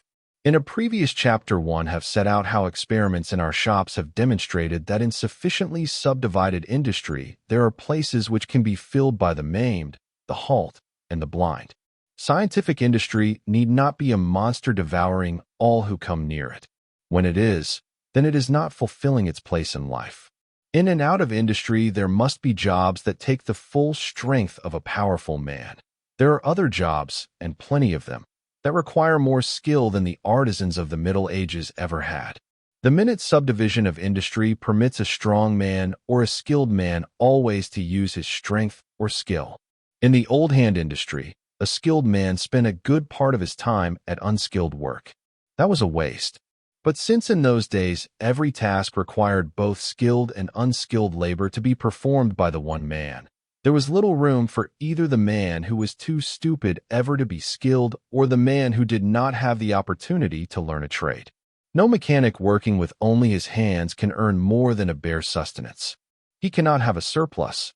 It has been taken for granted that, coming into old age, a mechanic must be supported by his children or, if he has no children, that he will be a public charge. All of that is quite unnecessary. The subdivision of industry opens places that can be filled by practically anyone. There are more places in subdivision industry that can be filled by blind men than there are blind men. There are more places that can be filled by cripples than there are cripples.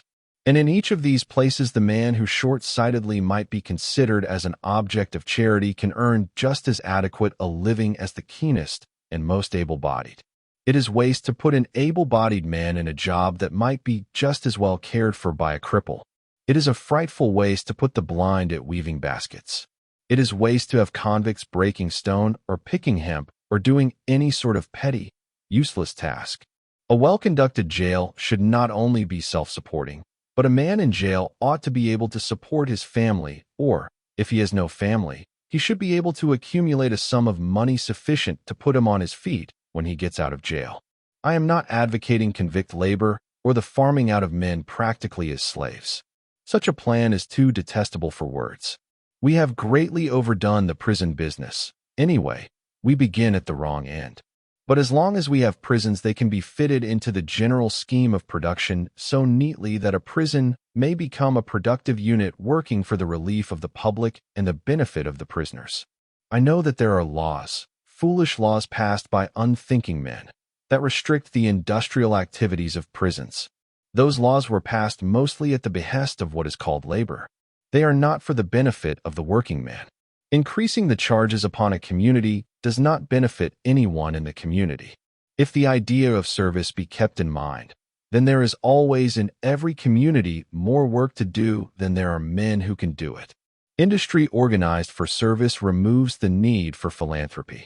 Philanthropy, no matter how noble its motive, does not make for self-reliance. We must have self-reliance. A community is the better for being discontented, for being dissatisfied with what it has.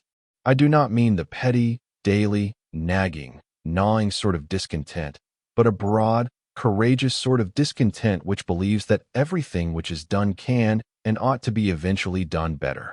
Industry organized for service, and the working man as well as the leader must serve, can pay wages sufficiently large to permit every family to be both self-reliant and self-supporting. A philanthropy that spends its time and money in helping the world to do more for itself is far better than the sort which merely gives and thus encourages idleness. Philanthropy, like everything else, ought to be productive, and I believe that it can be. I have personally been experimenting with a trade school and a hospital to discover if such institutions, which are commonly regarded as benevolent, cannot be made to stand on their own feet. I have found that they can be. I am not in sympathy with the trade school as it is commonly organized. The boys get only a smattering of knowledge, and they do not learn how to use that knowledge. The trade school should not be a cross between a technical college and a school. It should be a means of teaching boys to be productive. If they are put at useless tasks, at making articles and then throwing them away, they cannot have the interest or acquire the knowledge which is their right. And during the period of schooling the boy is not productive, the schools, unless by charity, make no provision for the support of the boy. Many boys need support. They must work at the first thing which comes to hand. They have no chance to pick and choose. When the boy thus enters life untrained, he but adds to the already great scarcity of competent labor.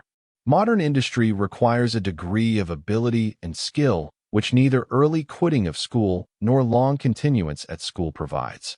It is true that, in order to retain the interest of the boy and train him in handicraft, manual training departments have been introduced in the more progressive school systems. But even these are confessedly makeshifts because they only cater to, without satisfying, the normal boy's creative instincts. To meet this condition, to fulfill the boy's educational possibilities and at the same time begin his industrial training along constructive lines, the Henry Ford Trade School was incorporated in 1916. We do not use the word philanthropy in connection with this effort. It grew out of a desire to aid the boy whose circumstances compelled him to leave school early. This desire to aid fitted in conveniently with the necessity of providing trained toolmakers in the shops. From the beginning, we have held to three cardinal principles. First, that the boy was to be kept a boy and not changed into a premature working man. Second, that the academic training was to go hand in hand with the industrial instruction. Third, that the boy was to be given a sense of pride and responsibility in his work by being trained on articles which were to be used. He works on objects of recognized industrial worth. The school is incorporated as a private school and is open to boys between the ages of 12 and 18. It is organized on the basis of scholarships, and each boy is awarded an annual cash scholarship of $400 at his entrance.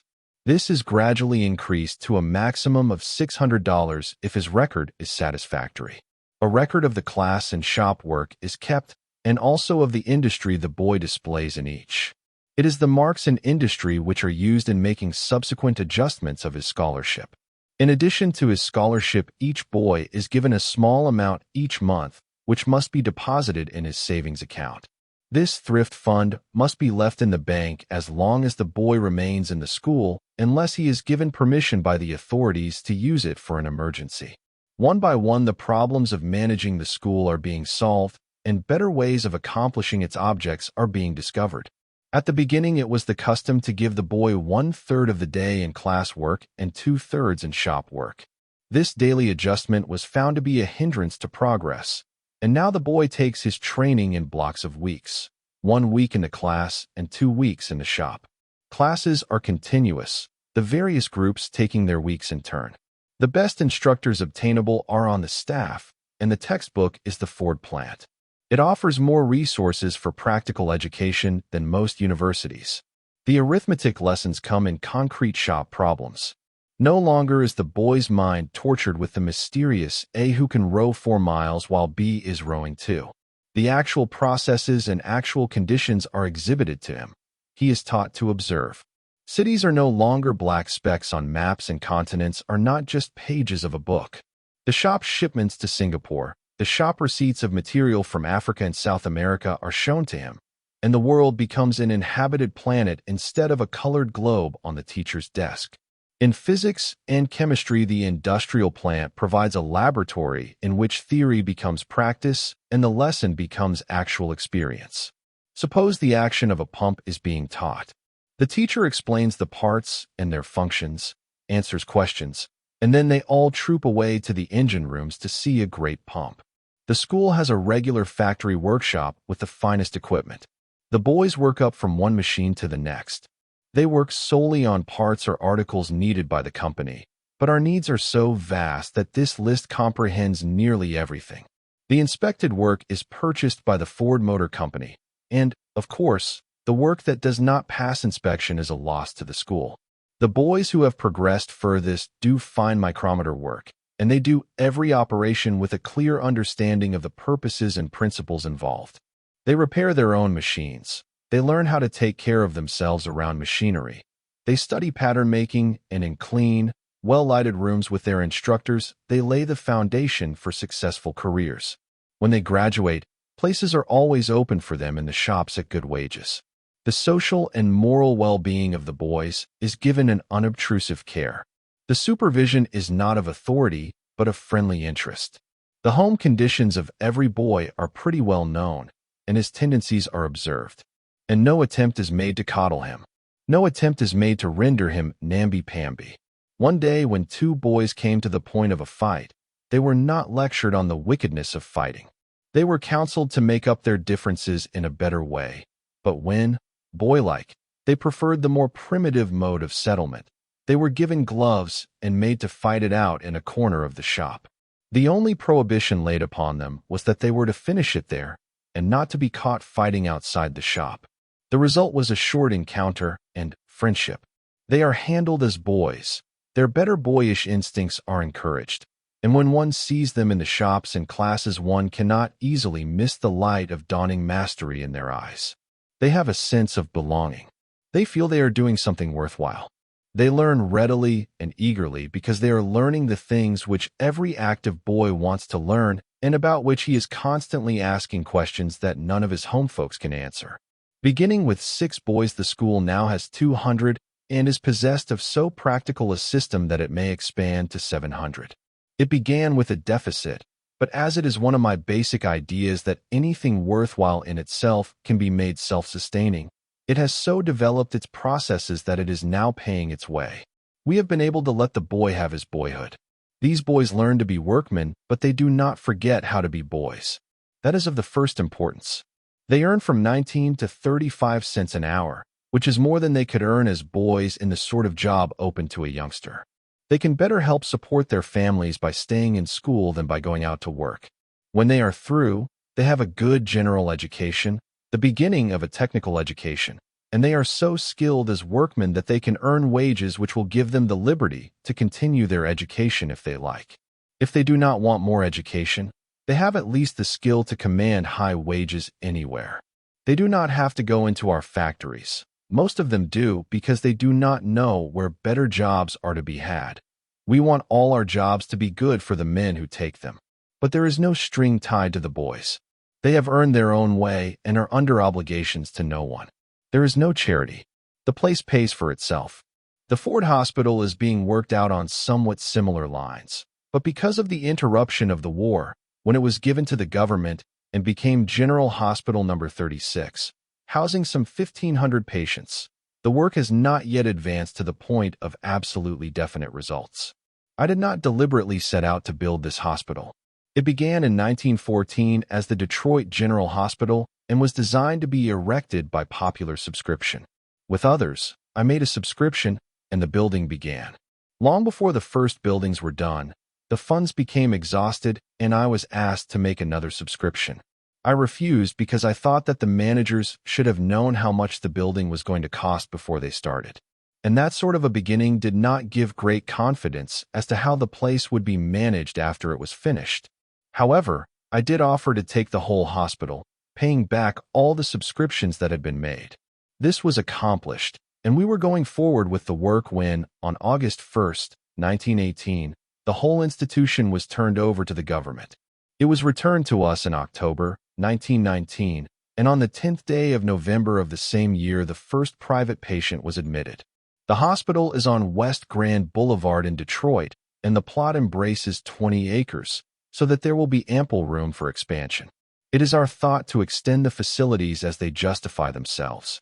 The original design of the hospital has been quite abandoned, and we have endeavored to work out a new kind of hospital, both in design and management. There are plenty of hospitals for the rich. There are plenty of hospitals for the poor. There are no hospitals for those who can afford to pay only a moderate amount and yet desire to pay without a feeling that they are recipients of charity. It has been taken for granted that a hospital cannot both serve and be self-supporting, that it has to be either an institution kept going by private contributions or pass into the class of private sanitariums managed for profit. This hospital is designed to be self-supporting, to give a maximum of service at a minimum of cost, and without the slightest coloring of charity. In the new buildings that we have erected, there are no wards. All of the rooms are private, and each one is provided with a bath. The rooms, which are in groups of 24, are all identical in size, in fittings, and in furnishings. There is no choice of rooms. It is planned that there shall be no choice of anything within the hospital. Every patient is on an equal footing with every other patient. It is not at all certain whether hospitals as they are now managed exist for patients or for doctors. I am not unmindful of the large amount of time which a capable physician or surgeon gives to charity, but also I am not convinced that the fees of surgeons should be regulated according to the wealth of the patient, and I am entirely convinced that what is known as professional etiquette is a curse to mankind and to the development of medicine. Diagnosis is not very much developed. I should not care to be among the proprietors of a hospital in which every step had not been taken to ensure that the patients were being treated for what actually was the matter with them, instead of for something that one doctor had decided they had. Professional etiquette makes it very difficult for a wrong diagnosis to be corrected. The consulting physician, unless he be a man of great tact, will not change a diagnosis or a treatment unless the physician who has called him in is in thorough agreement. And then if a change be made, it is usually without the knowledge of the patient. There seems to be a notion that a patient, and especially when in a hospital, becomes the property of the doctor. A conscientious practitioner does not exploit the patient. A less conscientious one does. Many physicians seem to regard the sustaining of their own diagnoses as of as great moment as the recovery of the patient. It has been an aim of our hospital to cut away from all of these practices and to put the interest of the patient first. Therefore, it is what is known as a closed hospital. All of the physicians and all of the nurses are employed by the year, and they can have no practice outside of the hospital. Including the interns, 21 physicians and surgeons are on the staff. These men have been selected with great care, and they are paid salaries that amount to at least as much as they would ordinarily earn in successful private practice. They have, none of them, any financial interest whatsoever in any patient, and a patient may not be treated by a doctor from the outside. We gladly acknowledge the place and the use of the family physician. We do not seek to supplant him. We take the case where he leaves off and return the patient as quickly as possible. Our system makes it undesirable for us to keep patients longer than necessary. We do not need that kind of business. And we will share with the family physician our knowledge of the case. But while the patient is in the hospital, we assume full responsibility.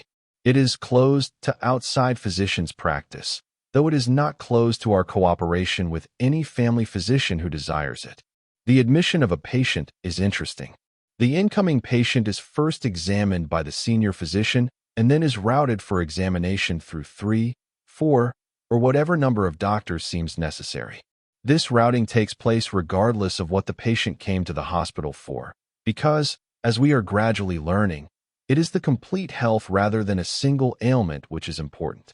Each of the doctors makes a complete examination, and each sends in his written findings to the head physician without any opportunity whatsoever to consult with any of the other examining physicians.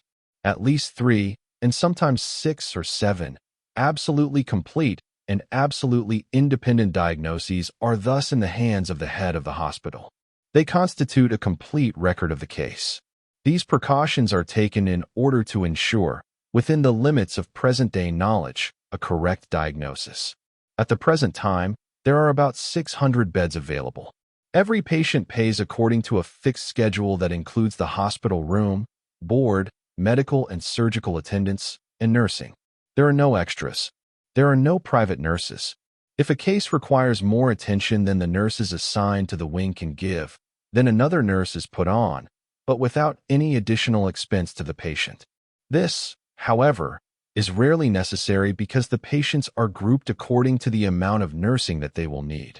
There may be one nurse for 2 patients or one nurse for 5 patients, as the type of cases may require.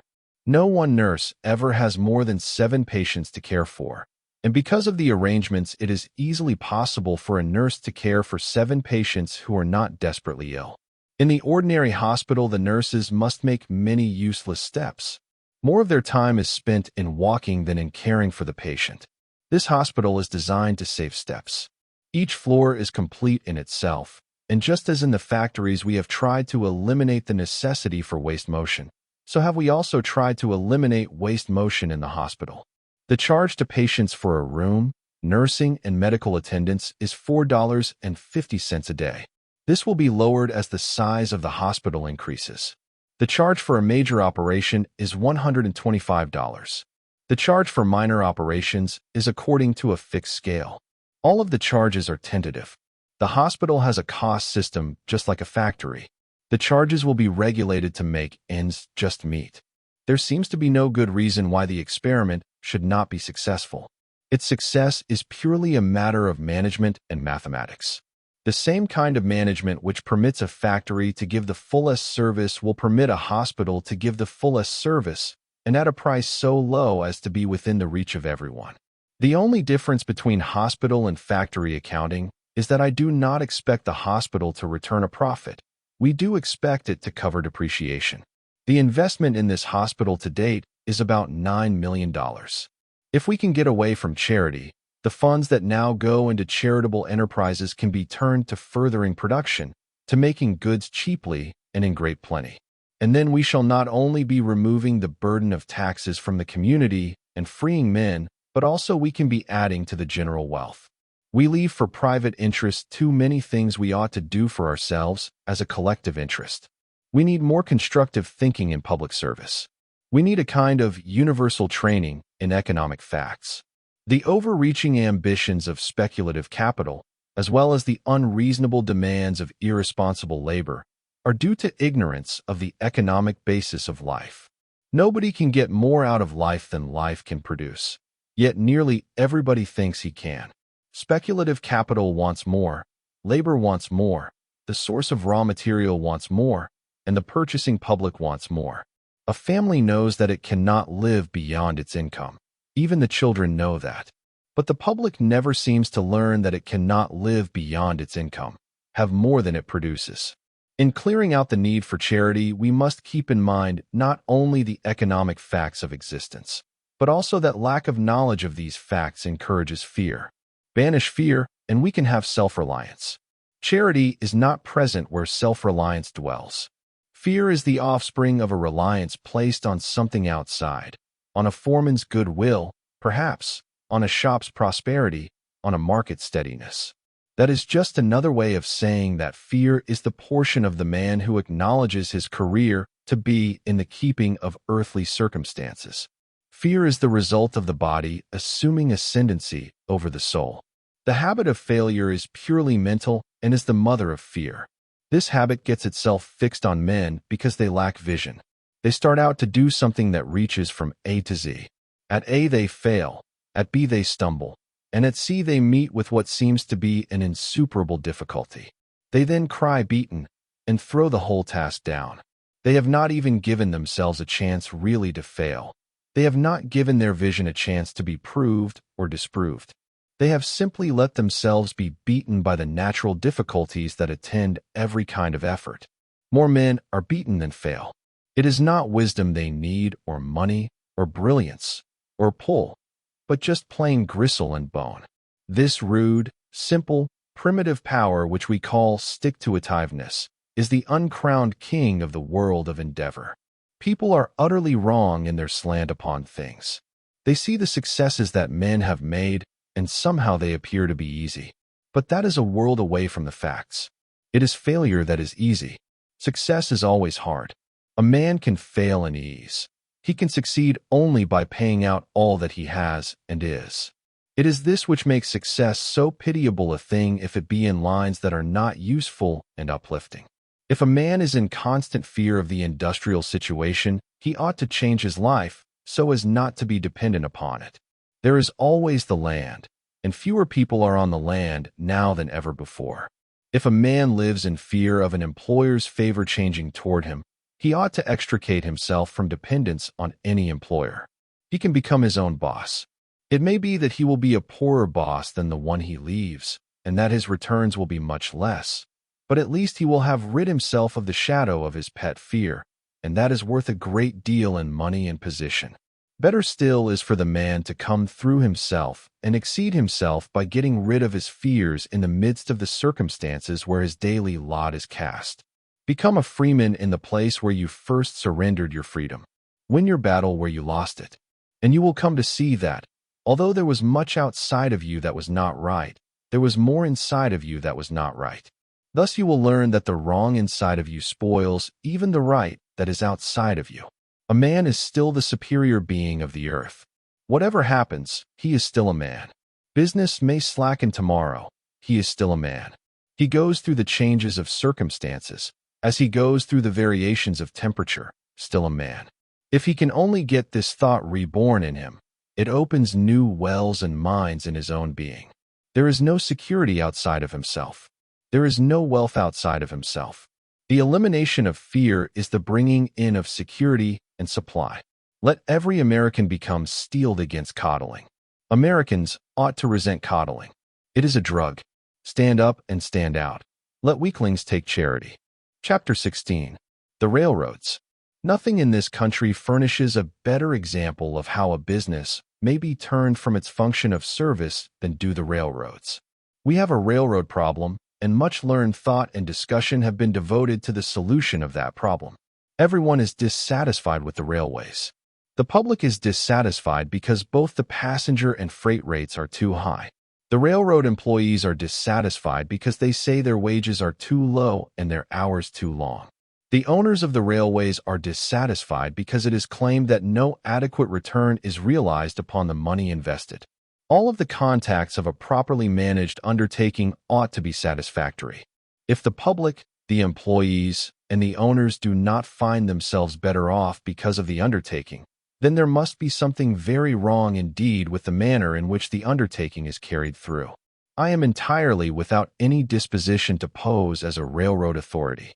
There may be railroad authorities, but if the service as rendered by the American railroad today is the result of accumulated railway knowledge, then I cannot say that my respect for the usefulness of that knowledge is at all profound. I have not the slightest doubt in the world that the active managers of the railways, the men who really do the work, are entirely capable of conducting the railways of the country to the satisfaction of every one. And I have equally no doubt that these active managers have, by force of a chain of circumstances, all but ceased to manage. And right there is the source of most of the trouble. The men who know railroading have not been allowed to manage railroads. In a previous chapter on finance were set forth the dangers attendant upon the indiscriminate borrowing of money. It is inevitable that anyone who can borrow freely to cover errors of management will borrow rather than correct the errors. Our railway managers have been practically forced to borrow, for since the very inception of the railways they have not been free agents. The guiding hand of the railway has been, not the railroad man, but the banker. When railroad credit was high, more money was to be made out of floating bond issues and speculating in the securities than out of service to the public. A very small fraction of the money earned by the railways has gone back into the rehabilitation of the properties.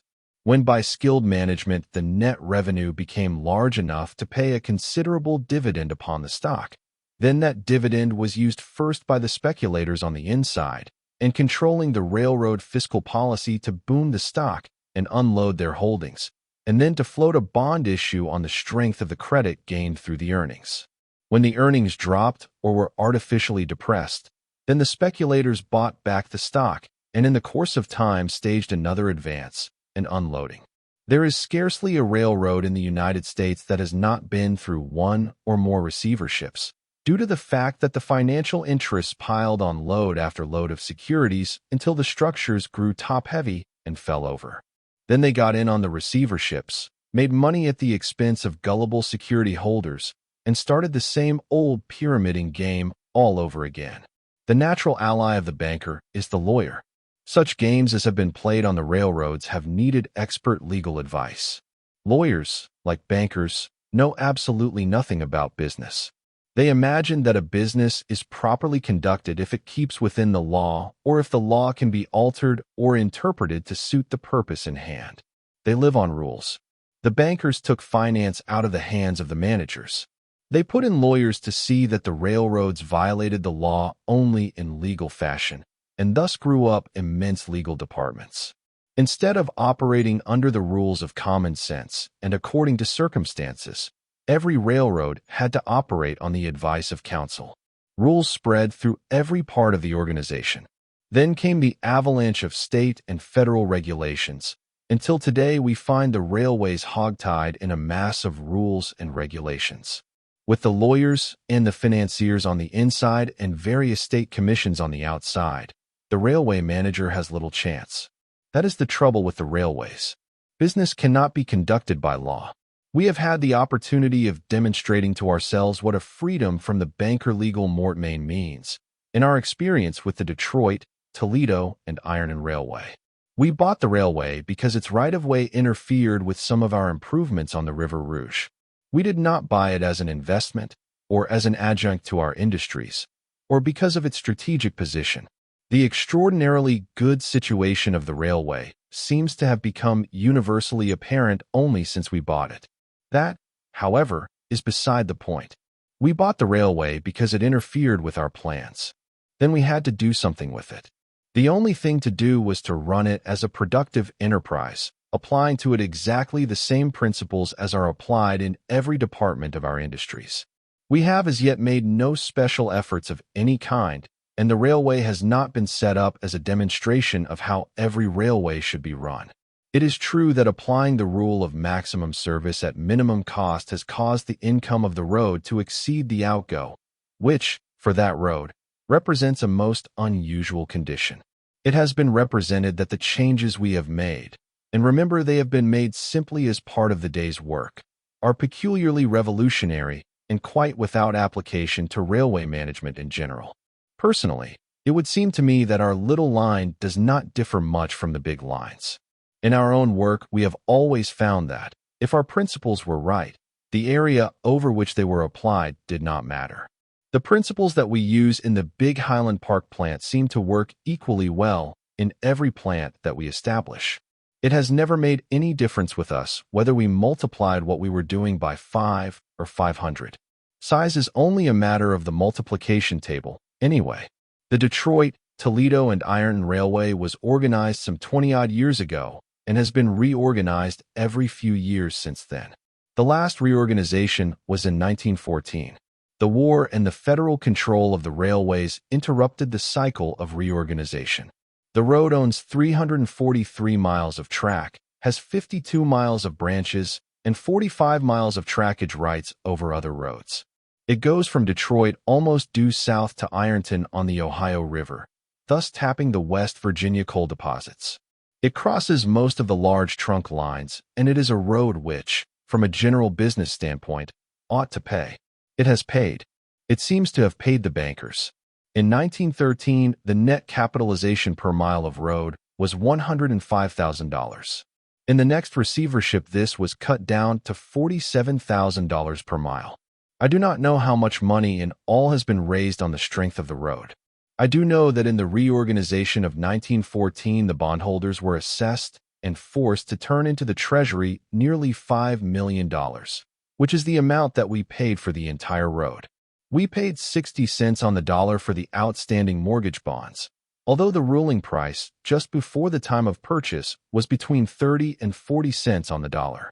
We paid $1 a share for the common stock and $5 a share for the preferred stock, which seemed to be a fair price considering that no interest had ever been paid upon the bonds and a dividend on the stock was a most remote possibility. The rolling stock of the road consisted of about 70 locomotives, 27 passenger cars, and around 2,800 freight cars. All of the rolling stock was in extremely bad condition and a good part of it would not run at all. All of the buildings were dirty, unpainted, and generally run down. The roadbed was something more than a streak of rust and something less than a railway. The repair shops were overmanned and undermachined. Practically everything connected with operation was conducted with a maximum of waste. There was, however, an exceedingly ample executive and administration department, and of course a legal department. The legal department alone cost, in 1 month, nearly $18,000. We took over the road in March 1921. We began to apply industrial principles. There had been an executive office in Detroit. We closed that up and put the administration into the charge of one man and gave him half of the flat-top desk out in the freight office. The legal department went with the executive offices. There is no reason for so much litigation in connection with railroading. Our people quickly settled all the mass of outstanding claims, some of which had been hanging on for years. As new claims arise, they are settled at once and on the facts, so that the legal expense seldom exceeds $200 a month. All of the unnecessary accounting and red tape were thrown out, and the payroll of the road was reduced from 2,700 to 1,650 men. Following our general policy, all titles and offices other than those required by law were abolished. The ordinary railway organization is rigid. A message has to go up through a certain line of authority, and no man is expected to do anything without explicit orders from his superior. One morning, I went out to the road very early and found a wrecking train with steam up, a crew aboard, and all ready to start. It had been awaiting orders for half an hour. We went down and cleared the wreck before the orders came through.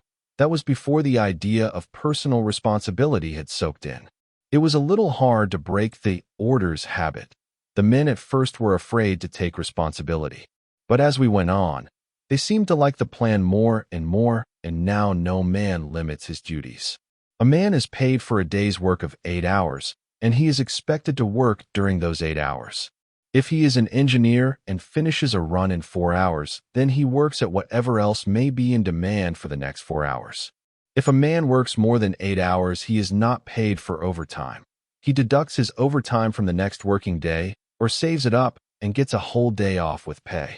Our 8-hour day is a day of 8 hours and not a basis for computing pay. The minimum wage is $6 a day. There are no extra men. We have cut down in the offices, in the shops, and on the roads. In one shop, 20 men are now doing more work than 59 did before. Not long ago, one of our track gangs, consisting of a foreman and 15 men, was working beside a parallel road on which was a gang of 40 men doing exactly the same sort of track repairing and ballasting. In 5 days, our gang did 2 telegraph poles more than the competing gang. The road is being rehabilitated. Nearly the whole track has been reballasted and many miles of new rails have been laid. The locomotives and rolling stock are being overhauled in our own shops, and at a very slight expense. We found that the supplies bought previously were of poor quality or unfitted for the use. We are saving money on supplies by buying better qualities and seeing that nothing is wasted. The men seem entirely willing to cooperate in saving. They do not discard that which might be used. We ask a man, "What can you get out of an engine?" And he answers with an economy record. And we are not pouring in great amounts of money. Everything is being done out of earnings. That is our policy. The trains must go through and on time. The time of freight movements has been cut down about 2/3. A car on a siding is not just a car on a siding. It is a great big question mark. Someone has to know why it is there. It used to take 8 or 9 days to get freight through to Philadelphia or New York. Now it takes 3.5 days. The organization is serving. All sorts of explanations are put forward of why a deficit was turned into a surplus. I am told that it is all due to diverting the freight of the Ford Industries. If we had diverted all of our business to this road, that would not explain why we manage at so much lower an operating cost than before. We are routing as much as we can of our own business over the road, but only because we there get the best service. For years past, we had been trying to send freight over this road because it was conveniently located, but we had never been able to use it to any extent because of the delayed deliveries. We could not count on a shipment to within 5 or 6 weeks. That tied up too much money and also broke into our production schedule. There was no reason why the road should not have had a schedule, but it did not. The delays became legal matters to be taken up in due legal course. That is not the way of business. We think that a delay is a criticism of our work and is something at once to be investigated. That is business. The railroads in general have broken down, and if the former conduct of the Detroit, Toledo, and Iron is any criterion of management in general, there is no reason in the world why they should not have broken down.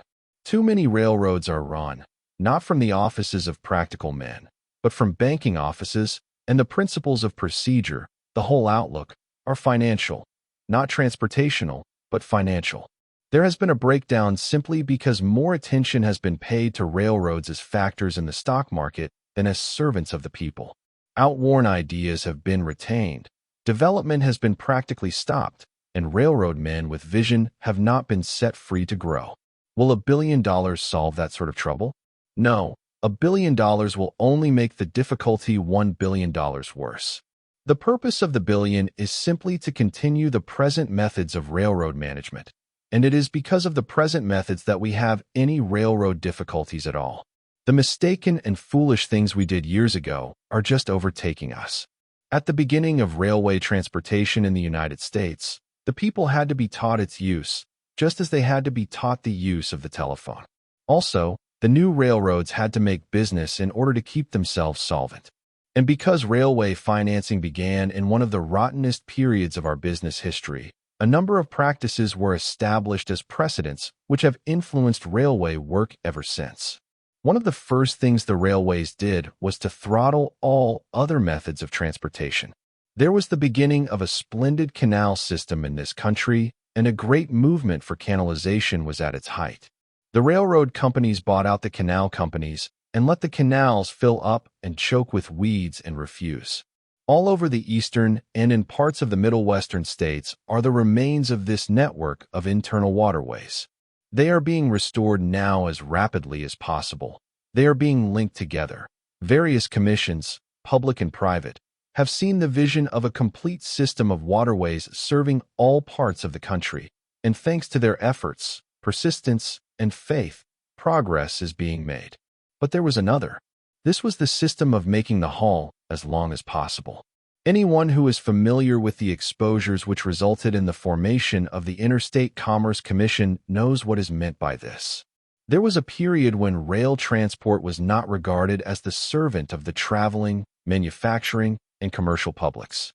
Business was treated as if it existed for the benefit of the railways. During this period of folly, it was not good railroading to get goods from their shipping point to their destination by the most direct line possible, but to keep them on the road as long as possible, send them around the longest way, give as many connecting lines as possible a piece of the profit, and let the public stand the resulting loss of time and money. That was once counted good railroading. It has not entirely passed out of practice today.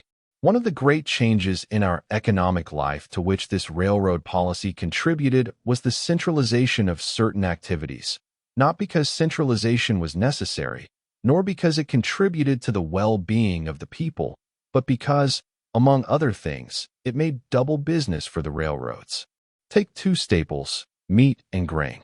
If you look at the maps which the packing houses put out and see where the cattle are drawn from, and then if you consider that the cattle, when converted into food, are hauled again by the same railways right back to the place where they came from, you will get some sidelight on the transportation problem and the price of meat.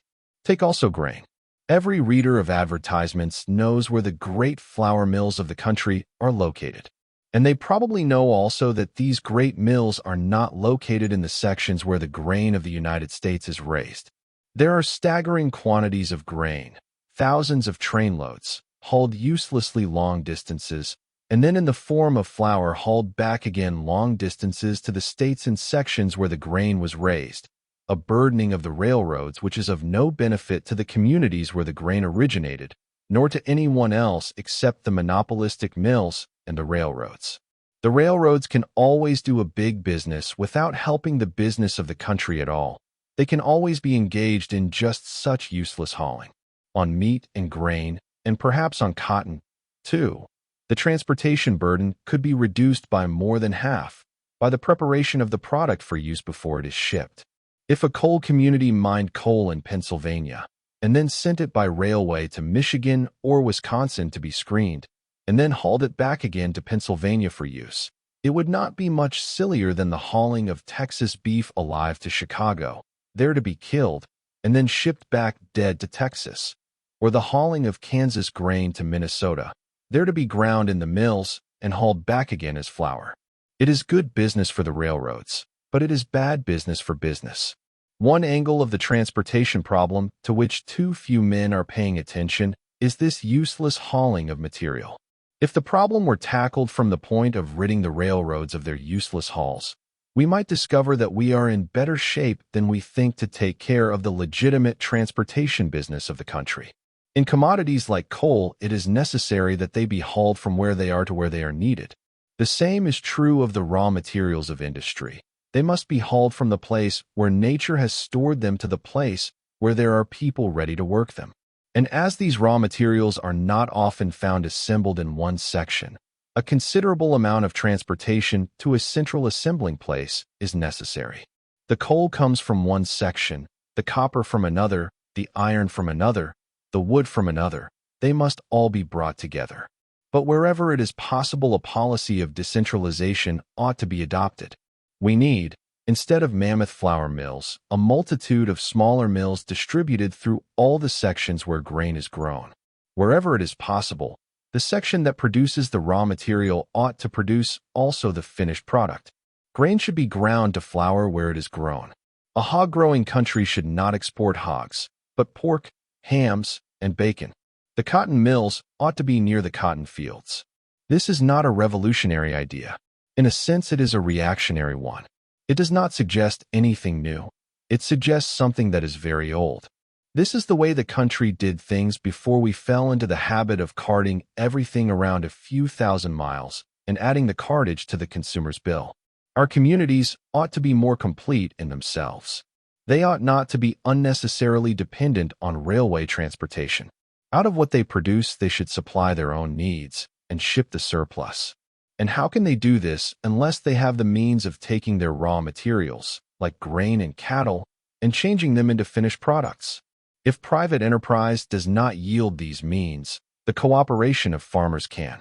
The chief injustice sustained by the farmer today is that, being the greatest producer, he is prevented from being also the greatest merchandiser, because he is compelled to sell to those who put his products into merchantable form. If he could change his grain into flour, his cattle into beef, and his hogs into hams and bacon, not only would he receive the fuller profit of his product, but he would render his nearby communities more independent of railway exigencies, and thereby improve the transportation system by relieving it of the burden of his unfinished product. The thing is not only reasonable and practicable, but it is becoming absolutely necessary. More than that, it is being done in many places. But it will not register its full effect on the transportation situation and upon the cost of living until it is done more widely and in more kinds of materials. It is one of nature's compensations to withdraw prosperity from the business which does not serve. We have found that on the Detroit, Toledo, and Ironton we could, following our universal policy, reduce our rates and get more business.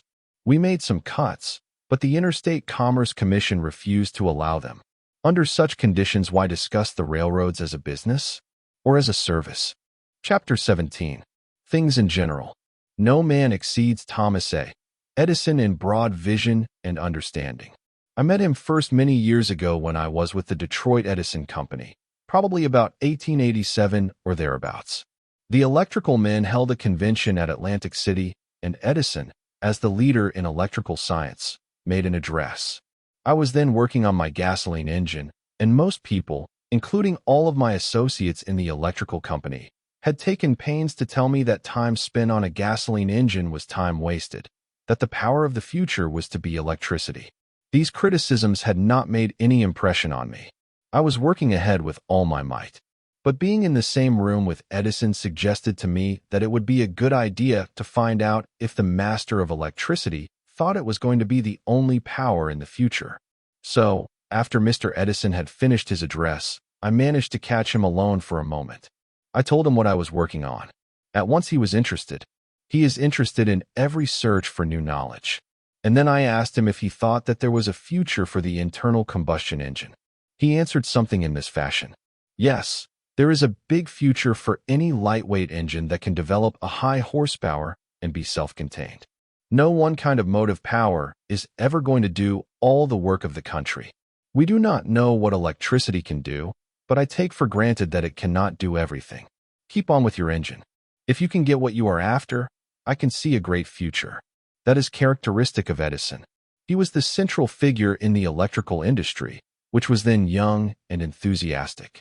The rank and file of the electrical men could see nothing ahead but electricity, but their leader could see with crystal clearness that no one power could do all the work of the country. I suppose that is why he was the leader. Such was my first meeting with Edison. I did not see him again until many years after, until our motor had been developed and was in production. He remembered perfectly our first meeting. Since then we have seen each other often. He is one of my closest friends, and we together have swapped many an idea. His knowledge is almost universal. He is interested in every conceivable subject, and he recognizes no limitations. He believes that all things are possible. At the same time, he keeps his feet on the ground. He goes forward step by step. He regards impossible as a description for that which we have not at the moment the knowledge to achieve. He knows that as we amass knowledge, we build the power to overcome the impossible. That is the rational way of doing the impossible. The irrational way is to make the attempt without the toil of accumulating knowledge. Mr. Edison is only approaching the height of his power. He is the man who is going to show us what chemistry really can do. For he is a real scientist who regards the knowledge for which he is always searching as a tool to shape the progress of the world. He is not the type of scientist who merely stores up knowledge and turns his head into a museum. Edison is easily the world's greatest scientist. I am not sure that he is not also the world's worst businessman. He knows almost nothing of business. John Burroughs was another of those who honored me with their friendship. I, too, like birds. I like the outdoors. I like to walk across country and jump fences. We have 500 bird houses on the farm. We call them our bird hotels, and one of them, the Hotel Pontchartrain, a Martin house, has 76 apartments. All winter long we have wire baskets of food hanging about on the trees, and then there is a big basin in which the water is kept from freezing by an electric heater. Summer and winter, food, drink, and shelter are on hand for the birds. We have hatched pheasants and quail in incubators, and then turned them over to electric brooders. We have all kinds of bird houses and nests. The sparrows, who are great abusers of hospitality, insist that their nests be immovable, that they do not sway in the wind. The wrens like swaying nests. So we mounted a number of wren boxes on strips of spring steel so that they would sway in the wind. The wrens liked the idea, and the sparrows did not. So we have been able to have the wrens nest in peace.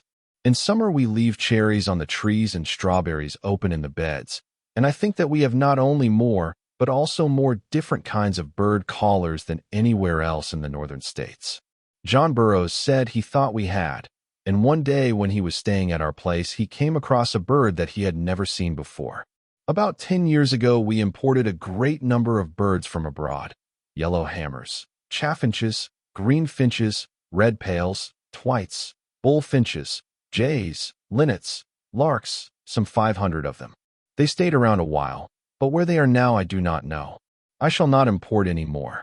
Birds are entitled to live where they want to live. Birds are the best of companions. We need them for their beauty and their companionship, and also we need them for the strictly economic reason that they destroy harmful insects. The only time I ever used the Ford organization to influence legislation was on behalf of the birds, and I think the end justified the means. The Weeks-McLean Bird Bill, providing for bird sanctuaries for our migratory birds, had been hanging in Congress with every likelihood of dying a natural death. Its immediate sponsors could not arouse much interest among the congressmen. Birds do not vote. We got behind that bill, and we asked each of our 6,000 dealers to wire to his representative in Congress. It began to become apparent that birds might have votes. The bill went through. Our organization has never been used for any political purpose and never will be. We assume that our people have a right to their own preferences. To get back to John Burroughs. Of course I knew who he was, and I had read nearly everything he had written, but I had never thought of meeting him until some years ago when he developed a grudge against modern progress. He detested money, and especially he detested the power which money gives to vulgar people to despoil the lovely countryside. He grew to dislike the industry out of which money is made. He disliked the noise of factories and railways. He criticized industrial progress, and he declared that the automobile was going to kill the appreciation of nature. I fundamentally disagreed with him. I thought that his emotions had taken him on the wrong tack, and so I sent him an automobile with the request that he try it out and discover for himself whether it would not help him to know nature better. That automobile, and it took him some time to learn how to manage it himself, completely changed his point of view. He found that it helped him to see more, and from the time of getting it, he made nearly all of his bird-hunting expeditions behind the steering wheel. He learned that instead of having to confine himself to a few miles around slab sides, the whole countryside was open to him. Out of that automobile grew our friendship, and it was a fine one. No man could help being the better for knowing John Burroughs. He was not a professional naturalist, nor did he make sentiment do for hard research. It is easy to grow sentimental out of doors. It is hard to pursue the truth about a bird as one would pursue a mechanical principle. But John Burroughs did that, and as a result the observations he set down were very largely accurate. He was impatient with men who were not accurate in their observations of natural life. John Burroughs first loved nature for its own sake. It was not merely his stock of material as a professional writer. He loved it before he wrote about it. Late in life, he turned philosopher. His philosophy was not so much a philosophy of nature as it was a natural philosophy, the long, serene thoughts of a man who had lived in the tranquil spirit of the trees. He was not pagan. He was not pantheist, but he did not much divide between nature and human nature, nor between human nature and divine. John Burroughs lived a wholesome life. He was fortunate to have as his home the farm on which he was born. Through long years his surroundings were those which made for quietness of mind. He loved the woods, and he made dusty-minded city people love them, too. He helped them see what he saw. He did not make much beyond a living. He could have done so, perhaps, but that was not his aim. Like another American naturalist, his occupation could have been described as inspector of birds' nests and hillside paths. Of course, that does not pay in dollars and cents. When he had passed the 70, he changed his views on industry. Perhaps I had something to do with that. He came to see that the whole world could not live by hunting birds' nests. At one time in his life, he had a grudge against all modern progress, especially where it was associated with the burning of coal and the noise of traffic. Perhaps that was as near to literary affectation as he ever came. Wordsworth disliked railways too, and Thoreau said that he could see more of the country by walking. Perhaps it was influences such as these which bent John Burroughs for a time against industrial progress, but only for a time. He came to see that it was fortunate for him that others' tastes ran in other channels, just as it was fortunate for the world that his taste ran in its own channel. There has been no observable development in the method of making birds' nests since the beginning of recorded observation, but that was hardly a reason why human beings should not prefer modern sanitary homes to cave dwellings. This was a part of John Burroughs' sanity. He was not afraid to change his views. He was a lover of nature, not her dupe. In the course of time, he came to value and approve modern devices.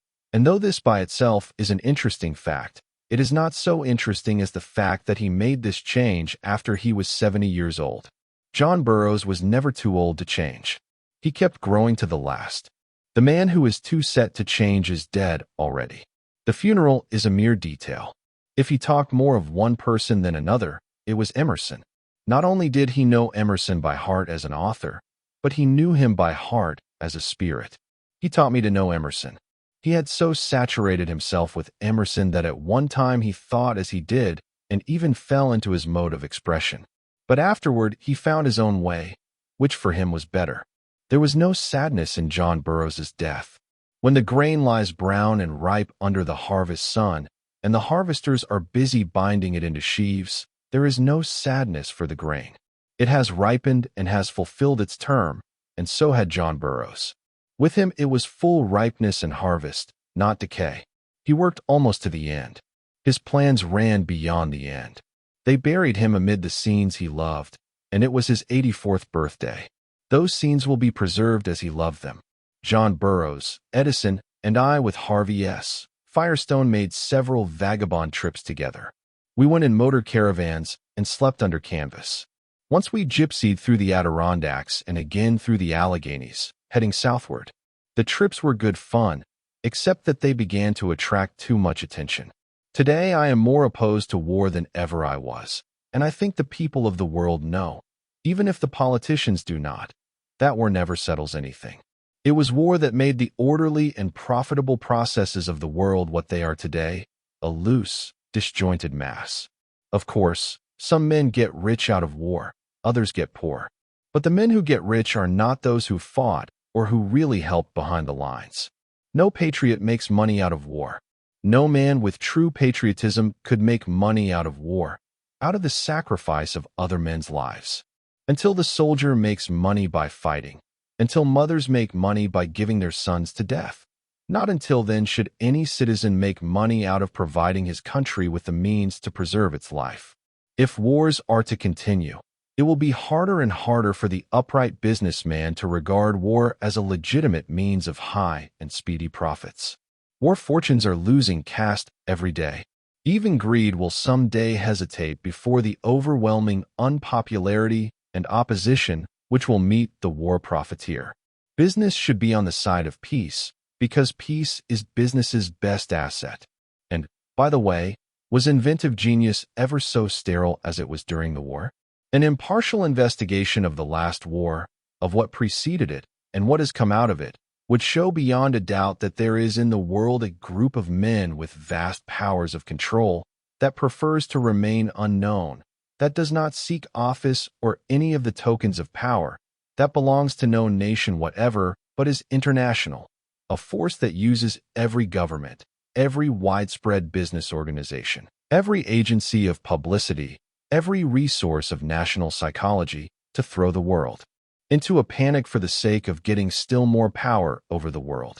An old gambling trick used to be for the gambler to cry police when a lot of money was on the table, and, in the panic that followed, to seize the money and run off with it. There is a power within the world which cries war, and in the confusion of the nations, the unrestrained sacrifice which people make for safety and peace runs off with the spoils of the panic. The point to keep in mind is that, though we won the military contest, the world has not yet quite succeeded in winning a complete victory over the promoters of war. We ought not to forget that wars are a purely manufactured evil and are made according to a definite technique. A campaign for war is made upon as definite lines as a campaign for any other purpose. First, the people are worked upon.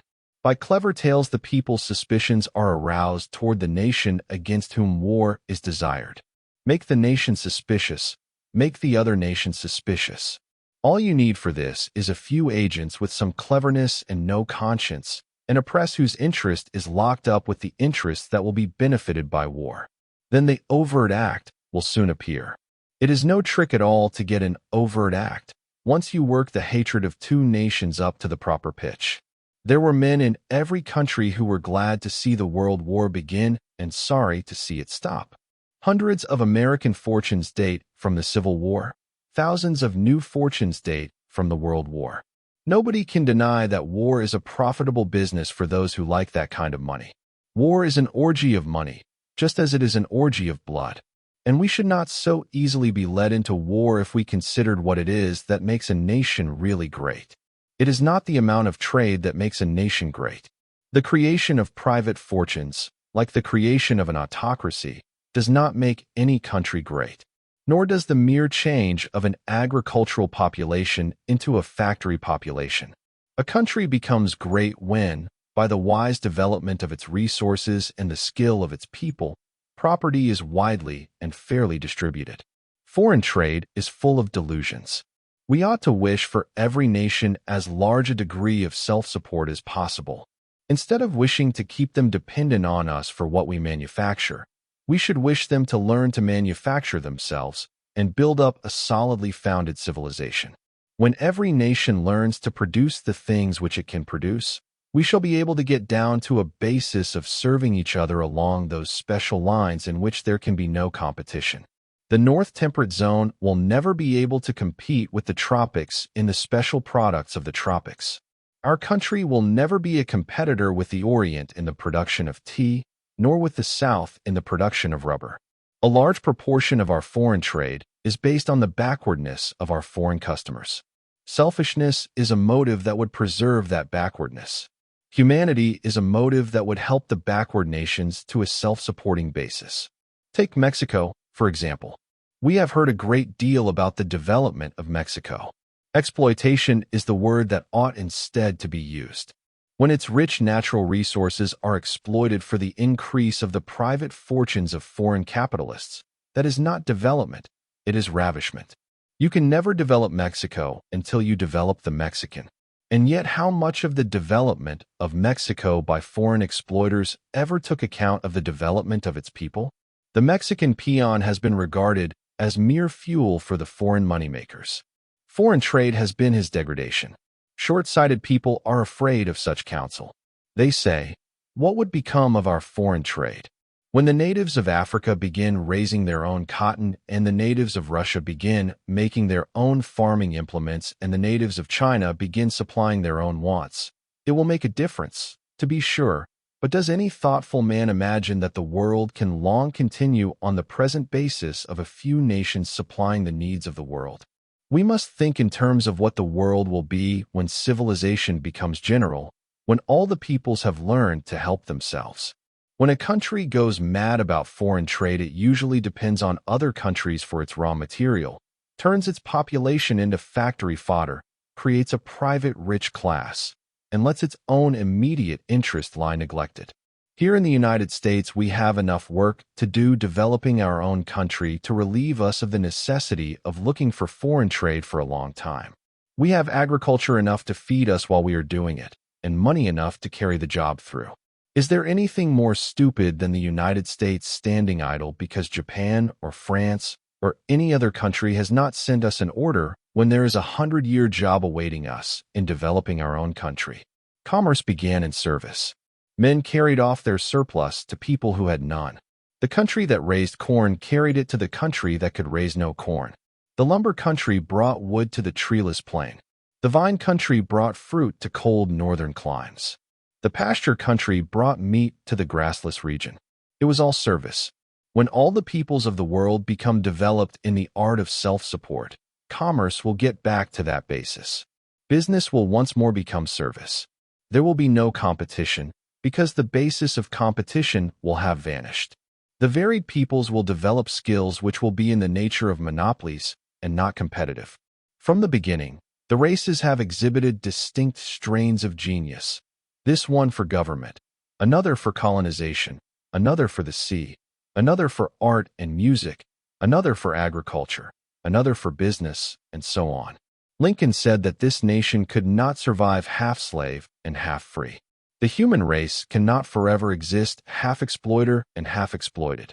Until we become buyers and sellers alike, producers and consumers alike, keeping the balance not for profit but for service, we are going to have topsy-turvy conditions. France has something to give the world of which no competition can cheat her. So has Italy. So has Russia. So have the countries of South America. So has Japan. So has Britain. So has the United States.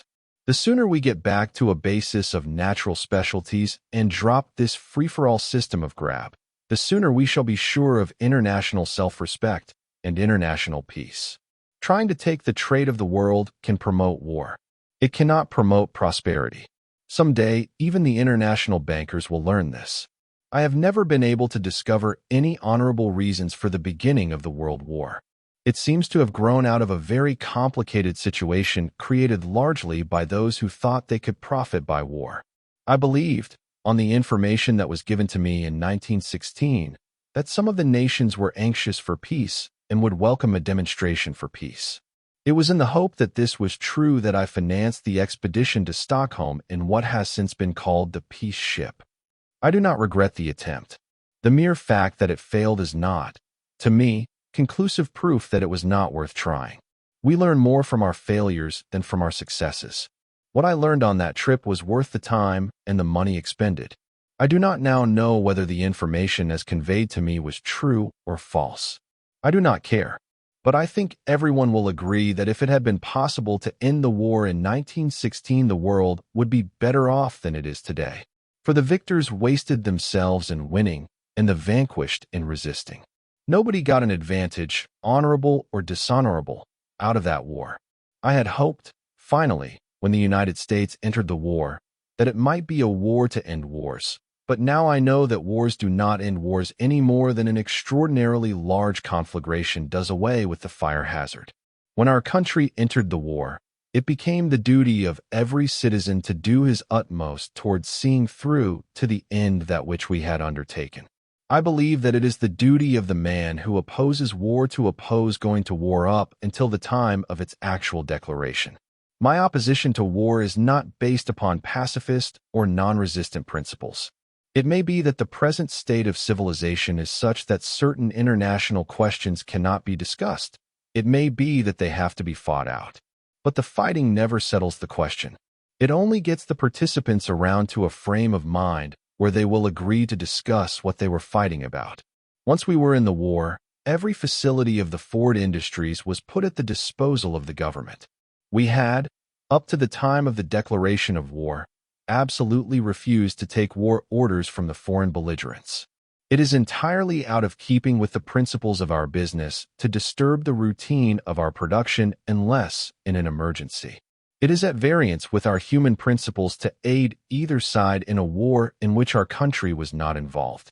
These principles had no application once the United States entered the war. From April 1917 until November 1918, our factory worked practically exclusively for the government. Of course, we made cars and parts and special delivery trucks and ambulances as a part of our general production, but we also made many other articles that were more or less new to us. We made 2.5-ton and 6-ton trucks. We made Liberty motors in great quantities, aero cylinders, 1.55 millimeters, and 4.7 millimeters, caissons. We made listening devices, steel helmets, both at Highland Park in Philadelphia, and Eagle boats, and we did a large amount of experimental work on armor plate, compensators, and body armor. For the Eagle boats, we put up a special plant on the River Rouge site. These boats were designed to combat the submarines. They were 204 feet long, made of steel, and one of the conditions precedent to their building was that their construction should not interfere with any other line of war production and also that they be delivered quickly. The design was worked out by the Navy Department. On December 22, 1917, I offered to build the boats for the Navy. The discussion terminated on January 15, 1918, when the Navy Department awarded the contract to the Ford Company. On July 11th, the first completed boat was launched. We made both the hulls and the engines, and not a forging or a roll beam entered into the construction of other than the engine. We stamped the hulls entirely out of sheet steel. They were built indoors. In 4 months, we ran up a building at the River Rouge a third of a mile long, 350 feet wide, and 100 feet high, covering more than 13 acres. These boats were not built by marine engineers. They were built simply by applying our production principles to a new product. With the armistice, we at once dropped the war and went back to peace. An able man is a man who can do things, and his ability to do things is dependent on what he has in him. What he has in him depends on what he started with and what he has done to increase and discipline it. An educated man is not one whose memory is trained to carry a few dates in history. He is one who can accomplish things. A man who cannot think is not an educated man, however many college degrees he may have acquired. Thinking is the hardest work anyone can do, which is probably the reason why we have so few thinkers. There are two extremes to be avoided. One is the attitude of contempt toward education. The other is the tragic snobbery of assuming that marching through an educational system is a sure cure for ignorance and mediocrity. You cannot learn in any school what the world is going to do next year, but you can learn some of the things which the world has tried to do in former years, and where it failed and where it succeeded. If education consisted in warning the young student away from some of the false theories on which men have tried to build, so that he may be saved the loss of the time in finding out by bitter experience, its good would be unquestioned. An education which consists of signposts indicating the failure and the fallacies of the past doubtless would be very useful. It is not education just to possess the theories of a lot of professors. Speculation is very interesting and sometimes profitable, but it is not education. To be learned in science today is merely to be aware of 100 theories that have not been proved. And not to know what those theories are is to be uneducated, ignorant, and so forth. If knowledge of guesses is learning, then one may become learned by the simple expedient of making his own guesses. And by the same token, he can dub the rest of the world ignorant, because it does not know what his guesses are. But the best that education can do for a man is to put him in possession of his powers, give him control of the tools with which destiny has endowed him, and teach him how to think. The college renders its best service as an intellectual gymnasium, in which mental muscle is developed and the student strengthened to do what he can. To say, however, that mental gymnastics can be had only in college is not true, as every educator knows. A man's real education begins after he has left school. True education is gained through the discipline of life. There are many kinds of knowledge, and it depends on what crowd you happen to be in or how the fashions of the day happen to run, which kind of knowledge is most respected at the moment. There are fashions in knowledge, just as there are in everything else. When some of us were lads, knowledge used to be limited to the Bible. There were certain men in the neighborhood who knew the book thoroughly, and they were looked up to and respected. Biblical knowledge was highly valued then. But nowadays it is doubtful whether deep acquaintance with the Bible would be sufficient to win a man a name for learning. Knowledge, to my mind, is something that in the past somebody knew and left in a form which enables all who will to obtain it.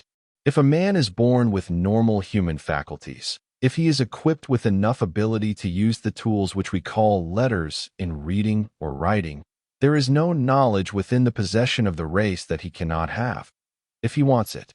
The only reason why every man does not know everything that the human mind has ever learned is that no one has ever yet found it worthwhile to know that much. Men satisfy their minds more by finding out things for themselves than by heaping together the things which somebody else has found out. You can go out and gather knowledge all your life, and with all your gathering you will not catch up even with your own times. You may fill your head with all the facts of all the ages, and your head may be just an overloaded fact box when you get through. The point is this: great piles of knowledge in the head are not the same as mental activity. A man may be very learned and very useless. And then again, a man may be unlearned and very useful. The object of education is not to fill a man's mind with facts. It is to teach him how to use his mind in thinking. And it often happens that a man can think better if he is not hampered by the knowledge of the past. It is a very human tendency to think that what mankind does not yet know no one can learn. And yet it must be perfectly clear to everyone that the past learning of mankind cannot be allowed to hinder our future learning. Mankind has not gone so very far when you measure its progress against the knowledge that is yet to be gained, the secrets that are yet to be learned.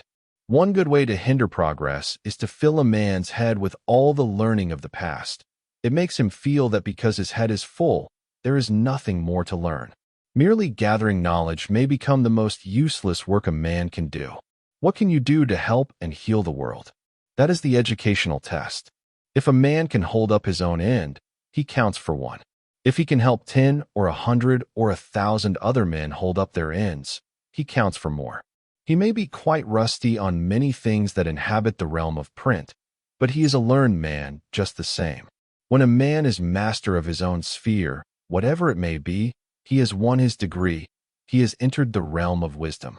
The work which we describe as Studies in the Jewish Question, and which is variously described by antagonists as the Jewish Campaign, the attack on the Jews, the anti-Semitic pogrom, and so forth, needs no explanation to those who have followed it. Its motives and purposes must be judged by the work itself.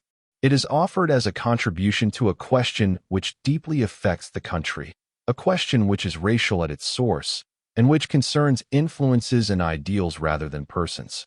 Our statements must be judged by candid readers who are intelligent enough to lay our words alongside life as they are able to observe it. If our word and their observation agree, the case is made. It is perfectly silly to begin to damn us before it has been shown that our statements are baseless or reckless. The first item to be considered is the truth of what we have set forth. And that is precisely the item which our critics choose to evade. Readers of our articles will see at once that we are not actuated by any kind of prejudice, except it may be a prejudice in favor of the principles which have made our civilization. There had been observed in this country certain streams of influence which were causing a marked deterioration in our literature, amusements, and social conduct. Business was departing from its old-time substantial soundness. A general letting down of standards was felt everywhere. It was not the robust coarseness of the white man, the rude indelicacy, say, of Shakespeare's characters, but a nasty Orientalism which has insidiously affected every channel of expression, and to such an extent that it was time to challenge it. The fact that these influences are all traceable to one racial source is a fact to be reckoned with, not by us only, but by the intelligent people of the race in question. It is entirely creditable to them that steps have been taken by them to remove their protection from the more flagrant violators of American hospitality, but there is still room to discard outworn ideas of racial superiority maintained by economic or intellectually subversive warfare upon Christian society. Our work does not pretend to say the last word on the Jew in America. It says only the word which describes his obvious present impress on the country. When that impress is changed, the report of it can be changed. For the present, then, the question is wholly in the Jews' hands. If they are as wise as they claim to be, they will labor to make Jews American, instead of laboring to make America Jewish. The genius of the United States of America is Christian in the broadest sense, and its destiny is to remain Christian. This carries no sectarian meaning with it, but relates to a basic principle which differs from other principles in that it provides for liberty with morality and pledges society to a code of relations based on fundamental Christian conceptions of human rights and duties. As for prejudice or hatred against persons, that is neither American nor Christian. Our opposition is only to ideas, false ideas, which are sapping the moral stamina of the people. These ideas proceed from easily identified sources, they are promulgated by easily discoverable methods, and they are controlled by mere exposure. We have simply used the method of exposure. When people learn to identify the source and nature of the influence swirling around them, it is sufficient. Let the American people once understand that it is not natural degeneracy, but calculated subversion that afflicts us, and they are safe. The explanation is the cure. This work was taken up without personal motives. When it reached a stage where we believed the American people could grasp the key, we let it rest for the time. Our enemies say that we began it for revenge and that we laid it down in fear. Time will show that our critics are merely dealing in evasion because they dare not tackle the main question. Time will also show that we are better friends to the Jews' best interests than are those who praise them to their faces and criticize them behind their backs. Chapter 18. Democracy and Industry. Perhaps no word is more overworked nowadays than the word democracy, and those who shout loudest about it, I think, as a rule, won at least. I am always suspicious of men who speak glibly of democracy. I wonder if they want to set up some kind of a despotism or if they want to have somebody do for them what they ought to do for themselves. I am for the kind of democracy that gives to each an equal chance according to his ability. I think if we give more attention to serving our fellows, we shall have less concern with the empty forms of government and more concern with the things to be done. Thinking of service, we shall not bother about good feeling in industry or life. We shall not bother about masses and classes, or closed and open shops, and such matters as have nothing at all to do with the real business of living. We can get down to facts. We stand in need of facts. It is a shock when the mind awakens to the fact that not all of humanity is human, that whole groups of people do not regard others with humane feelings. Great efforts have been made to have this appear as the attitude of a class, but it is really the attitude of all classes, insofar as they are swayed by the false notion of classes. Before, when it was the constant effort of propaganda to make the people believe that it was only the rich who were without humane feelings, the opinion became general that among the poor the humane virtues flourished. But the rich and the poor are both very small minorities, and you cannot classify society under such heads. There are not enough rich, and there are not enough poor, to serve the purpose of such classification. Rich men have become poor without changing their natures, and poor men have become rich, and the problem has not been affected by it. Between the rich and the poor is the great mass of the people who are neither rich nor poor. A society made up exclusively of millionaires would not be different from our present society. Some of the millionaires would have to raise wheat and bake bread and make machinery and run trains. Else they would all starve to death. Someone must do the work. Really, we have no fixed classes. We have men who will work and men who will not. Most of the classes that one reads about are purely fictional. Take certain capitalist papers. You will be amazed by some of the statements about the laboring class. We who have been and still are a part of the laboring class know that the statements are untrue. Take certain of the labor papers. You are equally amazed by some of the statements they make about capitalists. And yet on both sides there is a grain of truth. The man who is a capitalist and nothing else, who gambles with the fruits of other men's labors, deserves all that is said against him. He is in precisely the same class as the cheap gambler who cheats workingmen out of their wages. The statements we read about the laboring class in the capitalistic press are seldom written by managers of great industries, but by a class of writers who are writing what they think will please their employers. They write what they imagine will please. Examine the labor press, and you will find another class of writers who similarly seek to tickle the prejudices which they conceive the laboring man to have.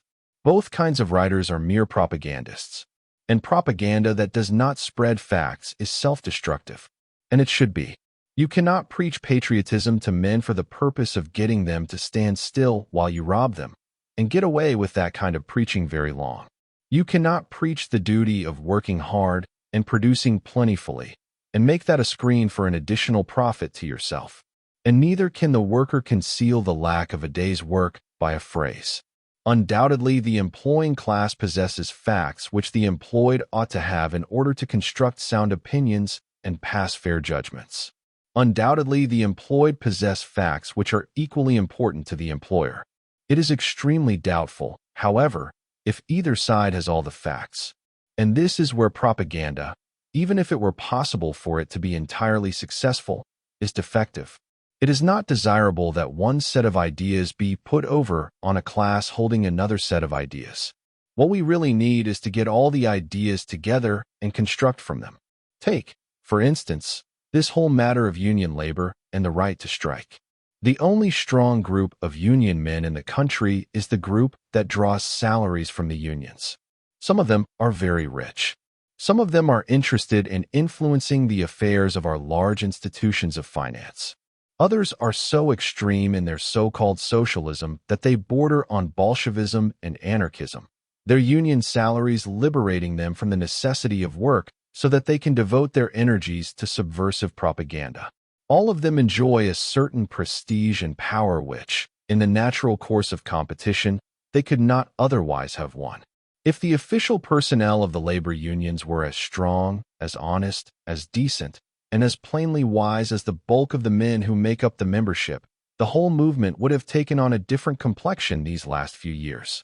But this official personnel, in the main, there are notable exceptions, has not devoted itself to an alliance with the naturally strong qualities of the working man. It has rather devoted itself to playing upon his weaknesses, principally upon the weaknesses of that newly arrived portion of the population which does not yet know what Americanism is, and which never will know if left to the tutelage of their local union leaders. The workingmen, except those few who have been inoculated with the fallacious doctrine of the class war, and who have accepted the philosophy that progress consists in fomenting discord in industry, when you get your $12 a day, don't stop at that. Agitate for $14. When you get your 8 hours a day, don't be a fool and grow contented. Agitate for 6 hours. Start something. Always start something. Have the plain sense which enables them to recognize that with principles accepted and observed, conditions change. The union leaders have never seen that. They wish conditions to remain as they are, conditions of injustice, provocation, strikes, bad feeling, and crippled national life. Elsewhere would be the need for union officers. Every strike is a new argument for them. They point to it and say, "You see, you still need us." The only true labor leader is the one who leads labor to work and to wages, and not the leader who leads labor to strikes, sabotage, and starvation. The union of labor which is coming to the fore in this country is the union of all whose interests are interdependent, whose interests are altogether dependent on the usefulness and efficiency of the service they render. There is a change coming. When the union of union leaders disappears, with it will go the union of blind bosses, bosses who never did a decent thing for their employees until they were compelled. If the blind boss was a disease, the selfish union leader was the antidote. When the union leader became the disease, the blind boss became the antidote. Both are misfits, both are out of place in well-organized society, and they are both disappearing together. It is the blind boss whose voice is heard today saying, "Now is the time to smash labor, we've got them on the run." That voice is going down to silence with the voice that preaches class war. The producers, from the men at the drawing board to the men on the molding floor, have gotten together in a real union, and they will handle their own affairs henceforth. The exploitation of dissatisfaction is an established business today. Its object is not to settle anything, nor to get anything done, but to keep dissatisfaction in existence. And the instruments used to do this are a whole set of false theories and promises which can never be fulfilled as long as the earth remains what it is. I am not opposed to labor organization.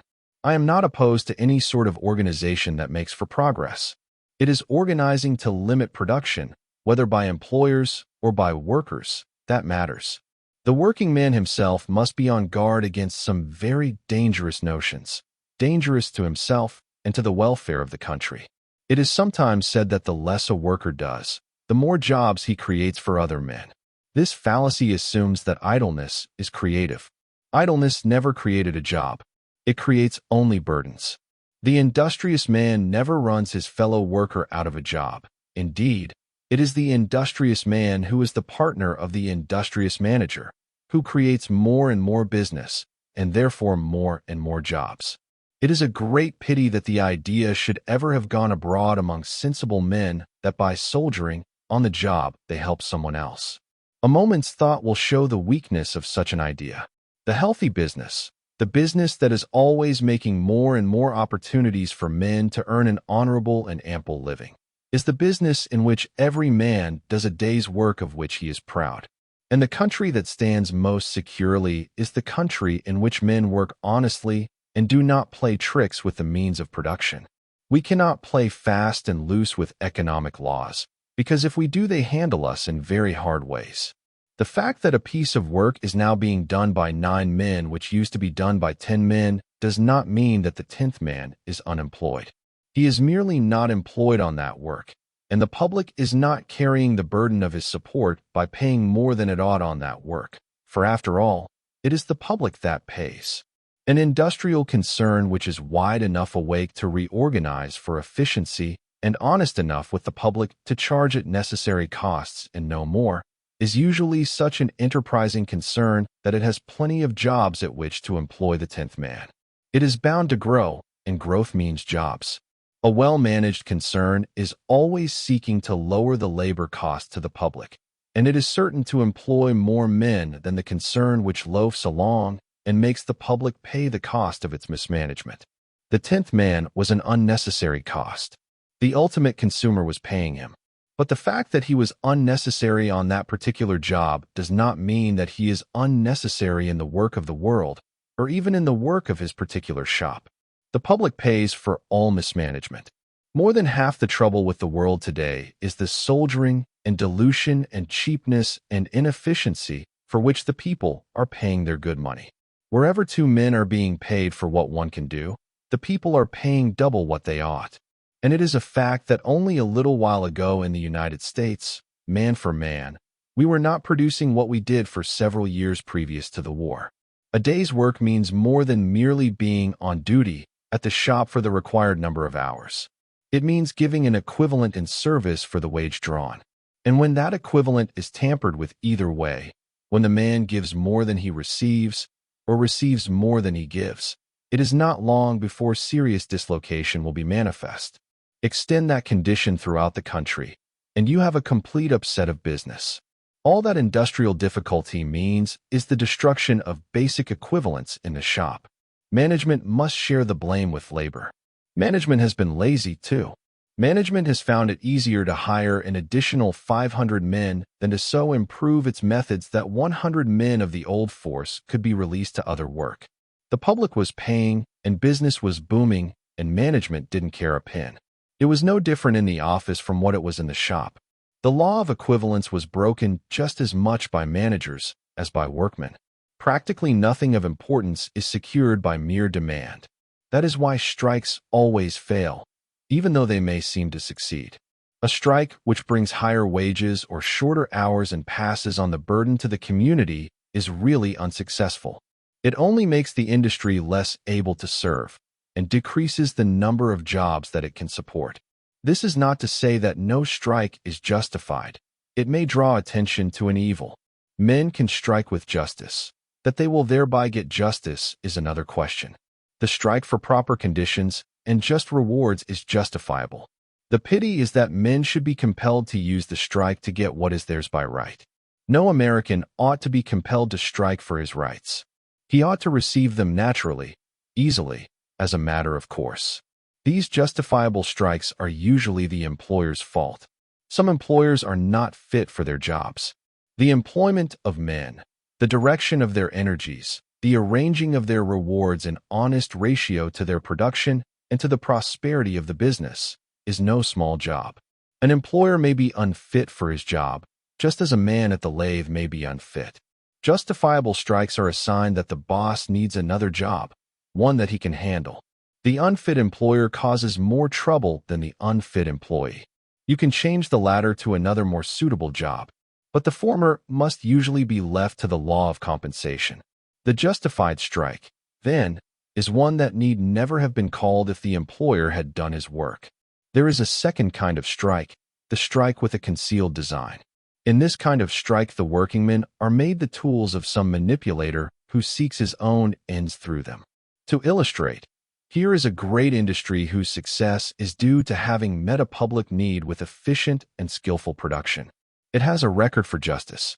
Such an industry presents a great temptation to speculators.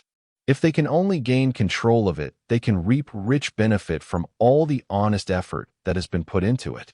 They can destroy its beneficiary wage and profit sharing, squeeze every last dollar out of the public, the product, and the working man, and reduce it to the plight of other business concerns which are run on low principles. The motive may be the personal greed of the speculators, or they may want to change the policy of a business because its example is embarrassing to other employers who do not want to do what is right. The industry cannot be touched from within because its men have no reason to strike. So another method is adopted. The business may keep many outside shops busy supplying it with material. If these outside shops can be tied up, then that great industry may be crippled. So strikes are fomented in the outside industries. Every attempt is made to curtail the factory's source of supplies. If the workingmen in the outside shops knew what the game was, they would refuse to play it. But they don't know. They serve as the tools of designing capitalists without knowing it. There is one point, however, that ought to rouse the suspicions of workingmen engaged in this kind of strike.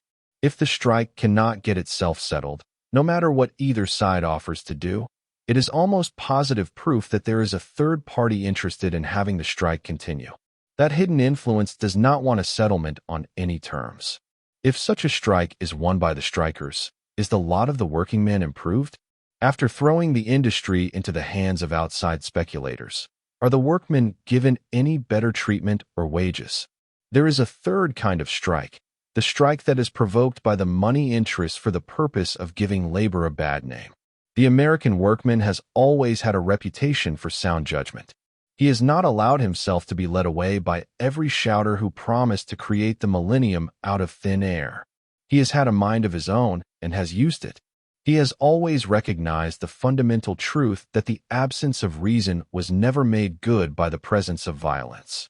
In his way, the American working man has won a certain prestige with his own people and throughout the world.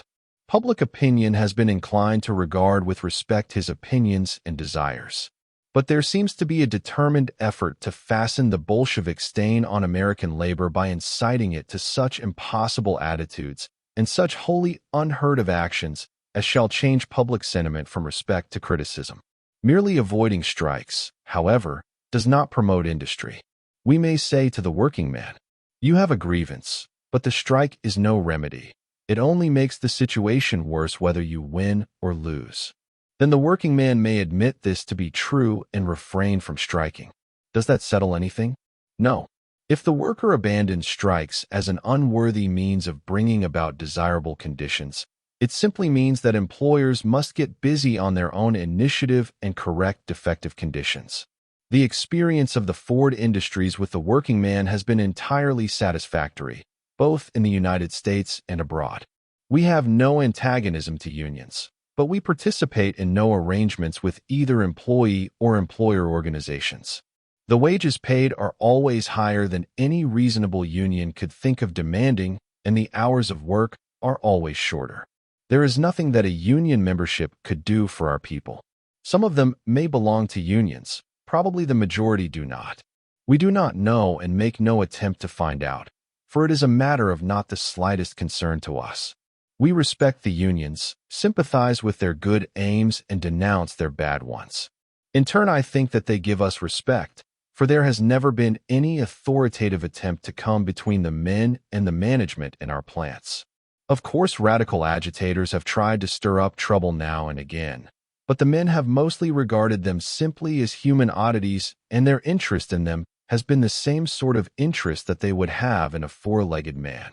In England, we did meet the trades union question squarely in our Manchester plant. The workmen of Manchester are mostly unionized, and the usual English union restrictions upon output prevail. We took over a body plant in which were a number of union carpenters. At once the union officers asked to see our executives and arrange terms. We deal only with our own employees and never with outside representatives, so our people refused to see the union officials. Thereupon they called the carpenters out on strike. The carpenters would not strike and were expelled from the union. Then the expelled men brought suit against the union for their share of the benefit fund. I do not know how the litigation turned out, but that was the end of interference by trades union officers with our operations in England. We make no attempt to coddle the people who work with us. It is absolutely a give-and-take relation. During the period in which we largely increased wages, we did have a considerable supervisory force. The home life of the men was investigated, and an effort was made to find out what they did with their wages. Perhaps at the time it was necessary. It gave us valuable information. But it would not do at all as a permanent affair, and it has been abandoned. We do not believe in the glad hand, or the professionalized personal touch, or human element. It is too late in the day for that sort of thing. Men want something more than a worthy sentiment. Social conditions are not made out of words. They are the net result of the daily relations between man and man. The best social spirit is evidenced by some act which costs the management something and which benefits all. That is the only way to prove good intentions and win respect. Propaganda, bulletins, lectures, they are nothing. It is the right act sincerely done that counts. A great business is really too big to be human. It grows so large as to supplant the personality of the man. In a big business, the employer, like the employee, is lost in the mass. Together they have created a great productive organization which sends out articles that the world buys and pays for in return money that provides a livelihood for everyone in the business. The business itself becomes the big thing. There is something sacred about a big business which provides a living for hundreds and thousands of families. When one looks about at the babies coming into the world, at the boys and girls going to school, at the young workingmen who, on the strength of their jobs, are marrying and setting up for themselves, at the thousands of homes that are being paid for on installments out of the earnings of men. When one looks at a great productive organization that is enabling all these things to be done, then the continuance of that business becomes a holy trust. It becomes greater and more important than the individuals. The employer is but a man like his employees and is subject to all the limitations of humanity. He is justified in holding his job only as he can fill it. If he can steer the business straight, If his men can trust him to run his end of the work properly and without endangering their security, then he is filling his place. Otherwise, he is no more fit for his position than would be an infant. The employer, like everyone else, is to be judged solely by his ability. He may be but a name to the men, a name on a signboard. But there is the business. It is more than a name. It produces the living, and a living is a pretty tangible thing. The business is a reality. It does things. It is a going concern. The evidence of its fitness is that the pay envelopes keep coming. You can hardly have too much harmony in business, but you can go too far in picking men because they harmonize. You can have so much harmony that there will not be enough of the thrust and counter-thrust, which is life, enough of the competition, which means effort and progress. It is one thing for an organization to be working harmoniously toward one object, but it is another thing for an organization to work harmoniously with each individual unit of itself. Some organizations use up so much energy and time maintaining a feeling of harmony that they have no force left to work for the object for which the organization was created. The organization is secondary to the object. The only harmonious organization that is worth anything is an organization in which all the members are bent on the one main purpose, to get along toward the objective. A common purpose, honestly believed in, sincerely desired. That is the great harmonizing principle. I pity the poor fellow who is so soft and flabby that he must always have an atmosphere of good feeling around him before he can do his work. There are such men, and in the end, unless they obtain enough mental and moral hardiness to lift them out of their soft reliance on feeling, they are failures. Not only are they business failures, they are character failures also. It is as if their bones never attained a sufficient degree of hardness to enable them to stand on their own feet. There is altogether too much reliance on good feeling in our business organizations. People have too great a fondness for working with the people they like. In the end, it spoils a good many valuable qualities. Do not misunderstand me. When I use the term good feeling, I mean that habit of making one's personal likes and dislikes the sole standard of judgment. Suppose you do not like a man. Is that anything against him? It may be something against you. What have your likes or dislikes to do with the facts? Every man of common sense knows that there are men whom he dislikes, who are really more capable than he is himself. And taking all this out of the shop and into the broader fields, it is not necessary for the rich to love the poor or the poor to love the rich. It is not necessary for the employer to love the employee or for the employee to love the employer. What is necessary is that each should try to do justice to the other according to his deserts. That is real democracy, and not the question of who ought to own the bricks and the mortar and the furnaces and the mills. And democracy has nothing to do with the question, who ought to be boss? That is very much like asking, who ought to be the tenor in the quartet? Obviously, the man who can sing tenor. You could not have deposed Caruso.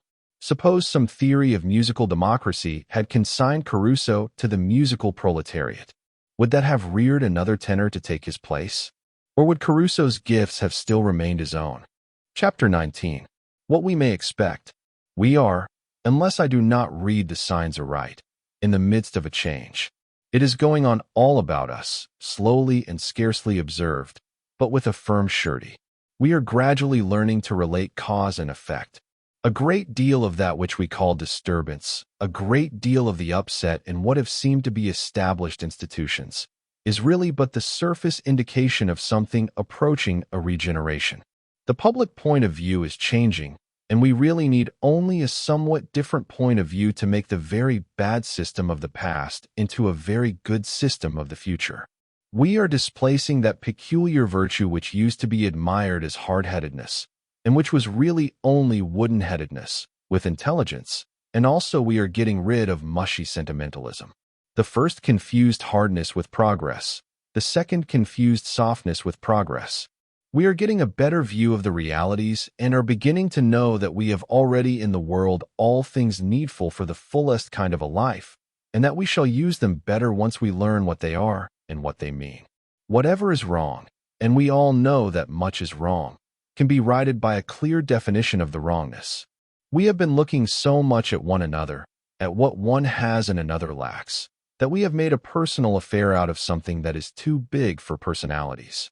To be sure, human nature enters largely into our economic problems. Selfishness exists, and doubtless it colors all the competitive activities of life. If selfishness were the characteristic of any one class, it might be easily dealt with, but it is in human fiber everywhere. And greed exists, and envy exists, and jealousy exists. But as the struggle for mere existence grows less, and it is less than it used to be, although the sense of uncertainty may have increased, we have an opportunity to release some of the finer motives. We think less of the frills of civilization as we grow used to them. Progress, as the world has thus far known it, is accompanied by a great increase in the things of life. There is more gear, more wrought material, in the average American backyard than in the whole domain of an African king. The average American boy has more paraphernalia around him than a whole Eskimo community. The utensils of kitchen, dining room, bedroom, and coal cellar make a list that would have staggered the most luxurious potentate of 500 years ago. The increase in the impedimenta of life only marks a stage. We are like the Indian who comes into town with all his money and buys everything he sees. There is no adequate realization of the large proportion of the labor and material of industry that is used in furnishing the world with its trumpery and trinkets, which are made only to be sold, and are bought merely to be owned, that perform no service in the world, and are at last mere rubbish as at first they were mere waste.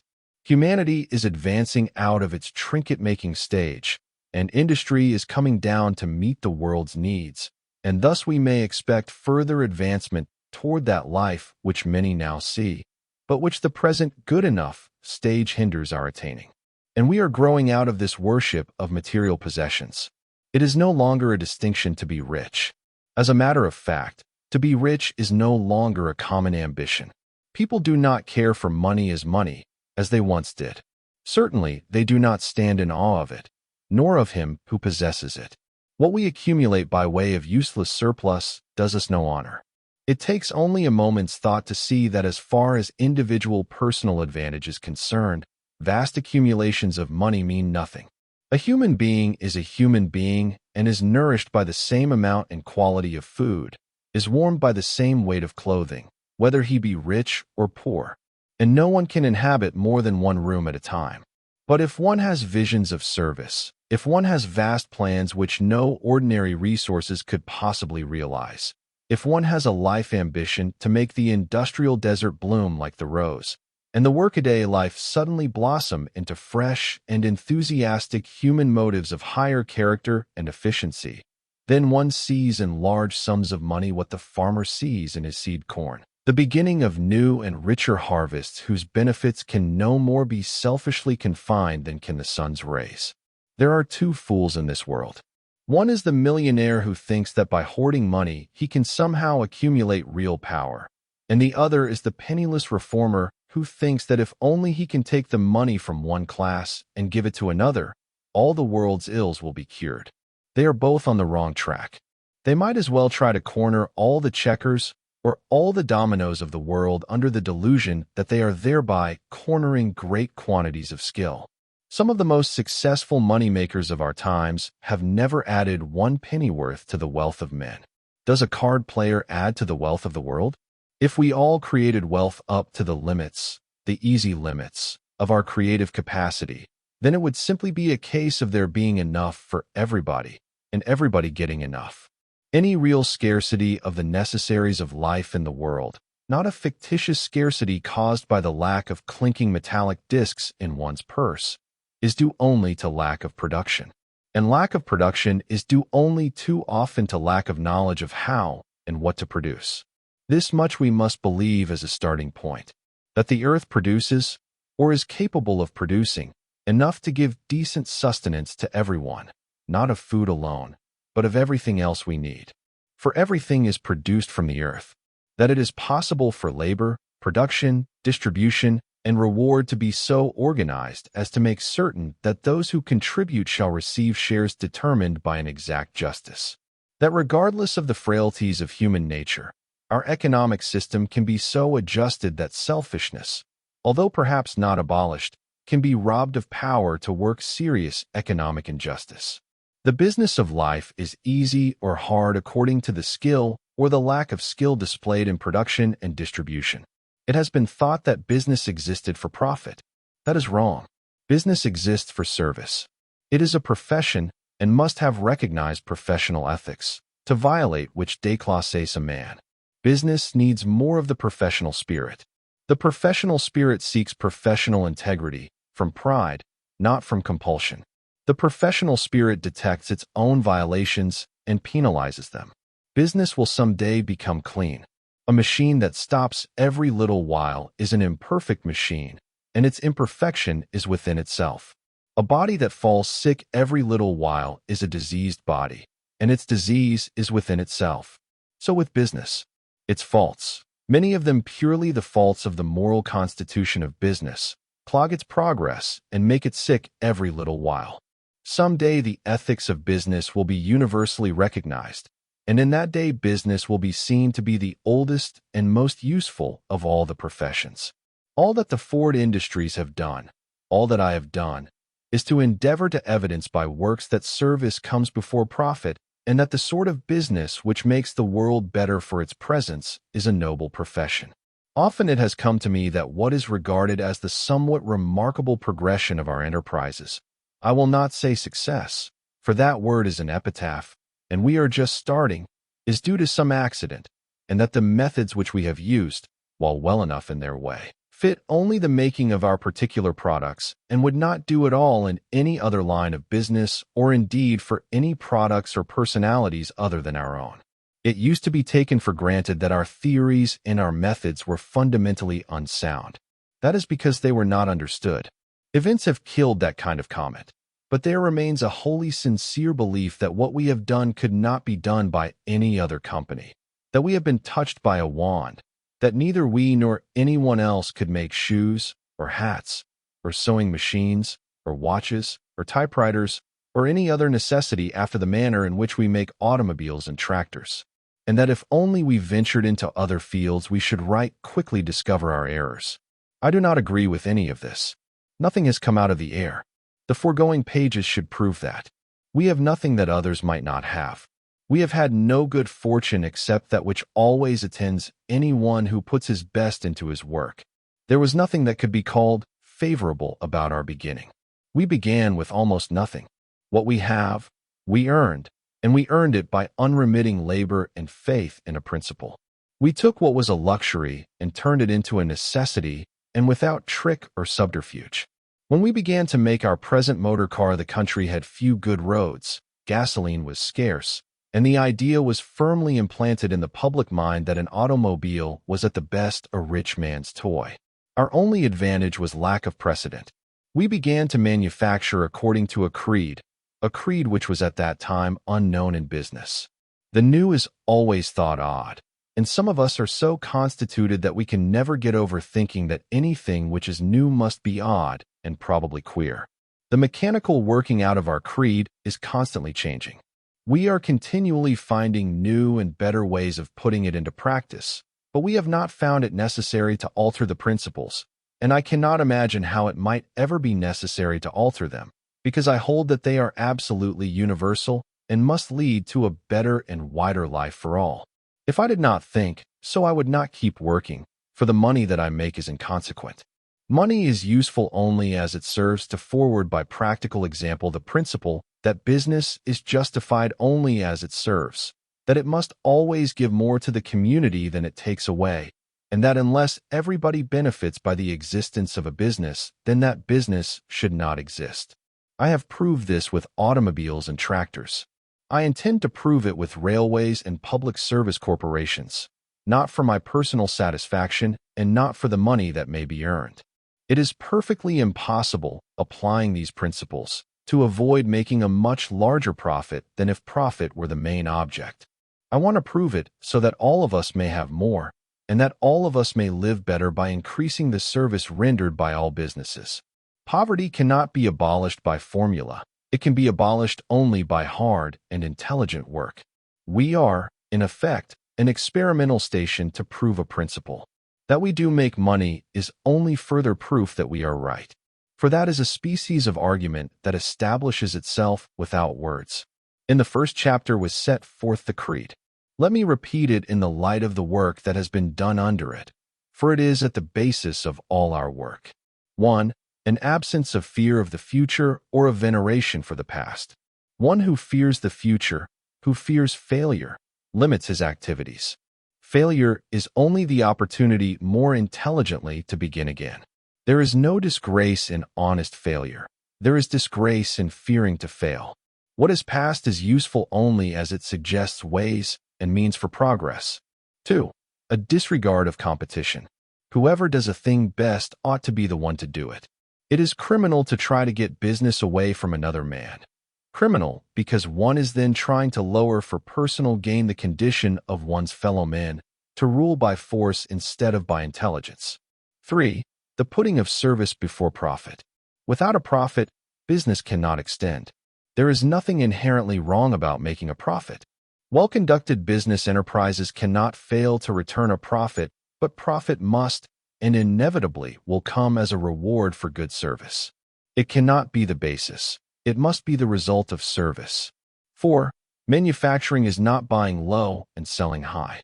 It is the process of buying materials fairly and, with the smallest possible addition of cost, transforming those materials into a consumable product and distributing it to the consumer. Gambling, speculating, and sharp dealing tend only to clog this progression.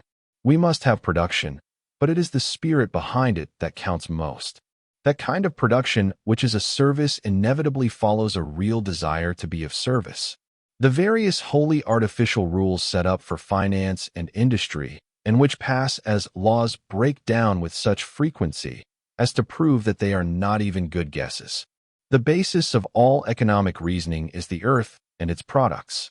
To make the yield of the earth, in all its forms, large enough and dependable enough to serve as the basis for real life, the life which is more than eating and sleeping, is the highest service. That is the real foundation for an economic system. We can make things. The problem of production has been solved brilliantly. We can make any number of different sort of things by the millions. The material mode of our life is splendidly provided for. There are enough processes and improvements now pigeonholed and awaiting application to bring the physical side of life to almost millennial completeness. But we are too wrapped up in the things we are doing. We are not enough concerned with the reasons why we do them. Our whole competitive system, our whole creative expression, all the play of our faculties seem to be centered around material production and its byproducts of success and wealth. There is, for instance, a feeling that personal or group benefit can be had at the expense of other persons or groups. There is nothing to be gained by crushing anyone. If the farmers' bloc should crush the manufacturers, would the farmers be better off? If the manufacturers' bloc should crush the farmers, would the manufacturers be better off? Could capital gain by crushing labor? Or labor by crushing capital? Or does a man in business gain by crushing a competitor? No, destructive competition benefits no one. The kind of competition which results in the defeat of the many and the overlordship of the ruthless few must go. Destructive competition lacks the qualities out of which progress comes. Progress comes from a generous form of rivalry. Bad competition is personal. It works for the aggrandizement of some individual or group. It is a sort of warfare. It is inspired by a desire to get someone. It is wholly selfish. That is to say, its motive is not pride in the product, nor a desire to excel in service, nor yet a wholesome ambition to approach to scientific methods of production. It is moved simply by the desire to crowd out others and monopolize the market for the sake of the money returns. That being accomplished, it always substitutes a product of inferior quality. Freeing ourselves from the petty, sort of destructive competition frees us from many set notions. We are too closely tied to old methods and single, one-way uses. We need more mobility. We have been using certain things just one way. We have been sending certain goods through only one channel. And when that use is slack, or that channel is stopped, business stops, too, and all the sorry consequences of depression set in. Take corn, for example. There are millions upon millions of bushels of corn stored in the United States with no visible outlet. A certain amount of corn is used as food for man and beast, but not all of it. In pre-prohibition days, a certain amount of corn went into the making of liquor, which was not a very good use for good corn. But through a long course of years, corn followed those two channels, and when one of them stopped, the stocks of corn began to pile up. It is the money fiction that usually retards the movement of stocks. But even if money were plentiful, we could not possibly consume the stores of food, which we sometimes possess. If foodstuffs become too plentiful to be consumed as food, why not find other uses for them? Why use corn only for hogs and distilleries? Why sit down and bemoan the terrible disaster that has befallen the corn market? Is there no use for corn besides the making of pork or the making of whiskey? Surely there must be. There should be so many uses for corn that only the important uses could ever be fully served. There ought always be enough channels open to permit corn to be used without waste. Once upon a time, the farmers burned corn as fuel. Corn was plentiful and coal was scarce. That was a crude way to dispose of corn, but it contained the germ of an idea. There is fuel in corn. Oil and fuel alcohol are obtainable from corn, and it is high time that someone was opening up this new use so that the stored-up corn crops may be moved. Why have only one string to our bow? Why not two? If one breaks, there is the other. If the hog business slackens, why should not the farmer turn his corn into tractor fuel? We need more diversity all round. The four-track system everywhere would not be a bad idea. We have a single-track money system. It is a mighty fine system for those who own it. It is a perfect system for the interest-collecting, credit-controlling financiers who literally own the commodity called money and who literally own the machinery by which money is made and used. Let them keep their system if they like it. But the people are finding out that it is a poor system for what we call hard times because it ties up the line and stops traffic. If there are special protections for the interests, there ought also to be special protections for the plain people. Diversity of outlet, of use, and of financial enablement are the strongest defenses we can have against economic emergencies. It is likewise with labor. There surely ought to be flying squadrons of young men who would be available for emergency conditions in harvest field, mine, shop, or railroad.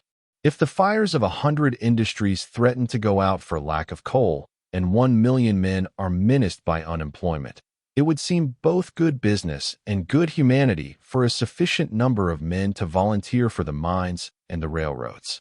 There is always something to be done in this world, and only ourselves to do it. The whole world may be idle, and in the factory since there may be nothing to do. There may be nothing to do in this place or that, but there is always something to do. It is this fact which should urge us to such an organization of ourselves that this something to be done may get done, and unemployment reduced to a minimum. Every advance begins in a small way and with the individual. The mass can be no better than the sum of the individuals. Advancement begins within the man himself, when he advances from half-interest to strength of purpose, when he advances from hesitancy to decisive directness, when he advances from immaturity to maturity of judgment, when he advances from apprenticeship to mastery, when he advances from a mere dilettante at labor to a worker who finds a genuine joy in work, when he advances from an eye-server to one who can be entrusted to do his work without oversight and without prodding. Why, then the world advances. The advance is not easy. We live in flabby times when men are being taught that everything ought to be easy. Work that amounts to anything will never be easy. And the higher you go in the scale of responsibility, the harder becomes the job. Ease has its place, of course. Every man who works ought to have sufficient leisure. The man who works hard should have his easy chair, his comfortable fireside, his pleasant surroundings. These are his by right. But no one deserves ease until after his work is done. It will never be possible to put upholstered ease into work. Some work is needlessly hard. It can be lightened by proper management. Every device ought to be employed to leave a man free to do a man's work. Flesh and blood should not be made to bear burdens that steel can bear.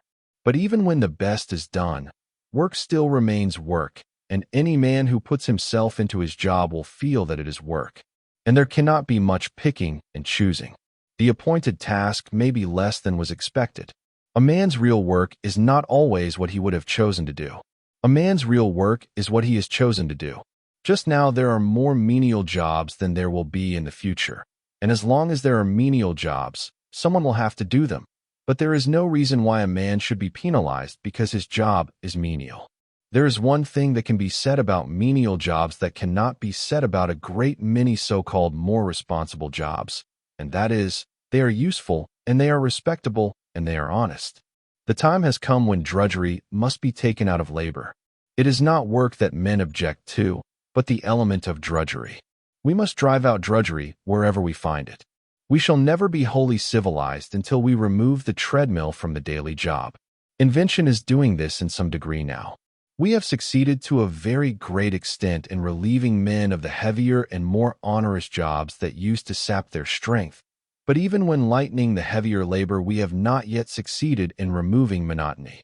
That is another field that beckons us, the abolition of monotony. And in trying to accomplish that, we shall doubtless discover other changes that will have to be made in our system. The opportunity to work is now greater than ever it was. The opportunity to advance is greater. It is true that the young man who enters industry today enters a very different system from that in which the young man of 25 years ago began his career. The system has been tightened up.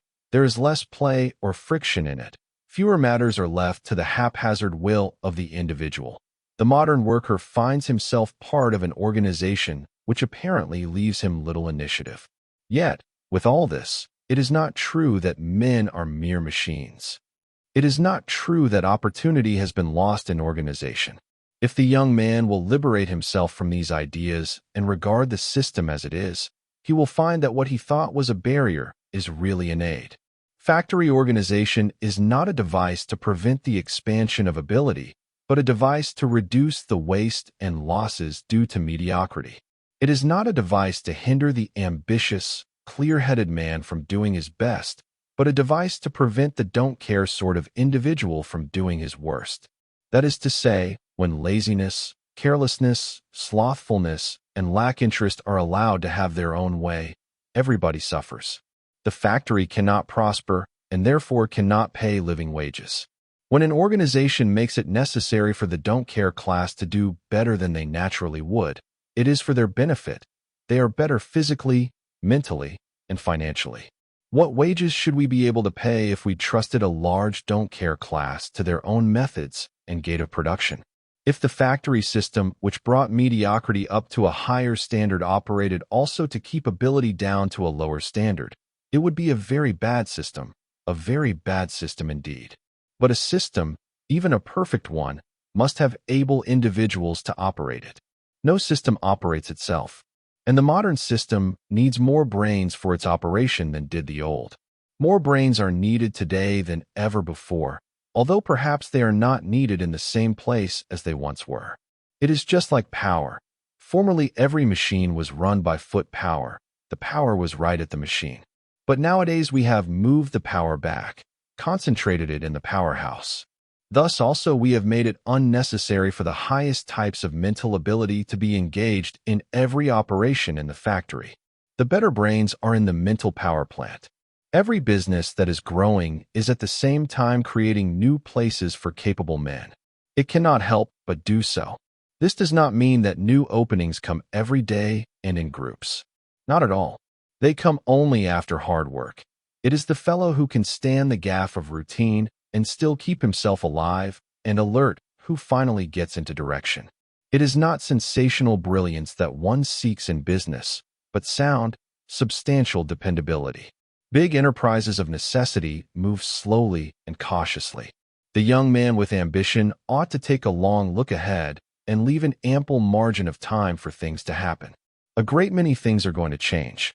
We shall learn to be masters rather than servants of nature. With all our fancied skill, we still depend largely on natural resources and think that they cannot be displaced. We dig coal and ore and cut down trees. We use the coal and the ore and they are gone. The trees cannot be replaced within a lifetime. We shall someday harness the heat that is all about us and no longer depend on coal. We may now create heat through electricity generated by water power. We shall improve on that method. As chemistry advances, I feel quite certain that a method will be found to transform growing things into substances that will endure better than the metals. We have scarcely touched the uses of cotton. Better what can be made than is grown. The spirit of true service will create for us. We have only each of us to do our part sincerely. Everything is possible. Faith is the substance of things hoped for, the evidence of things not seen.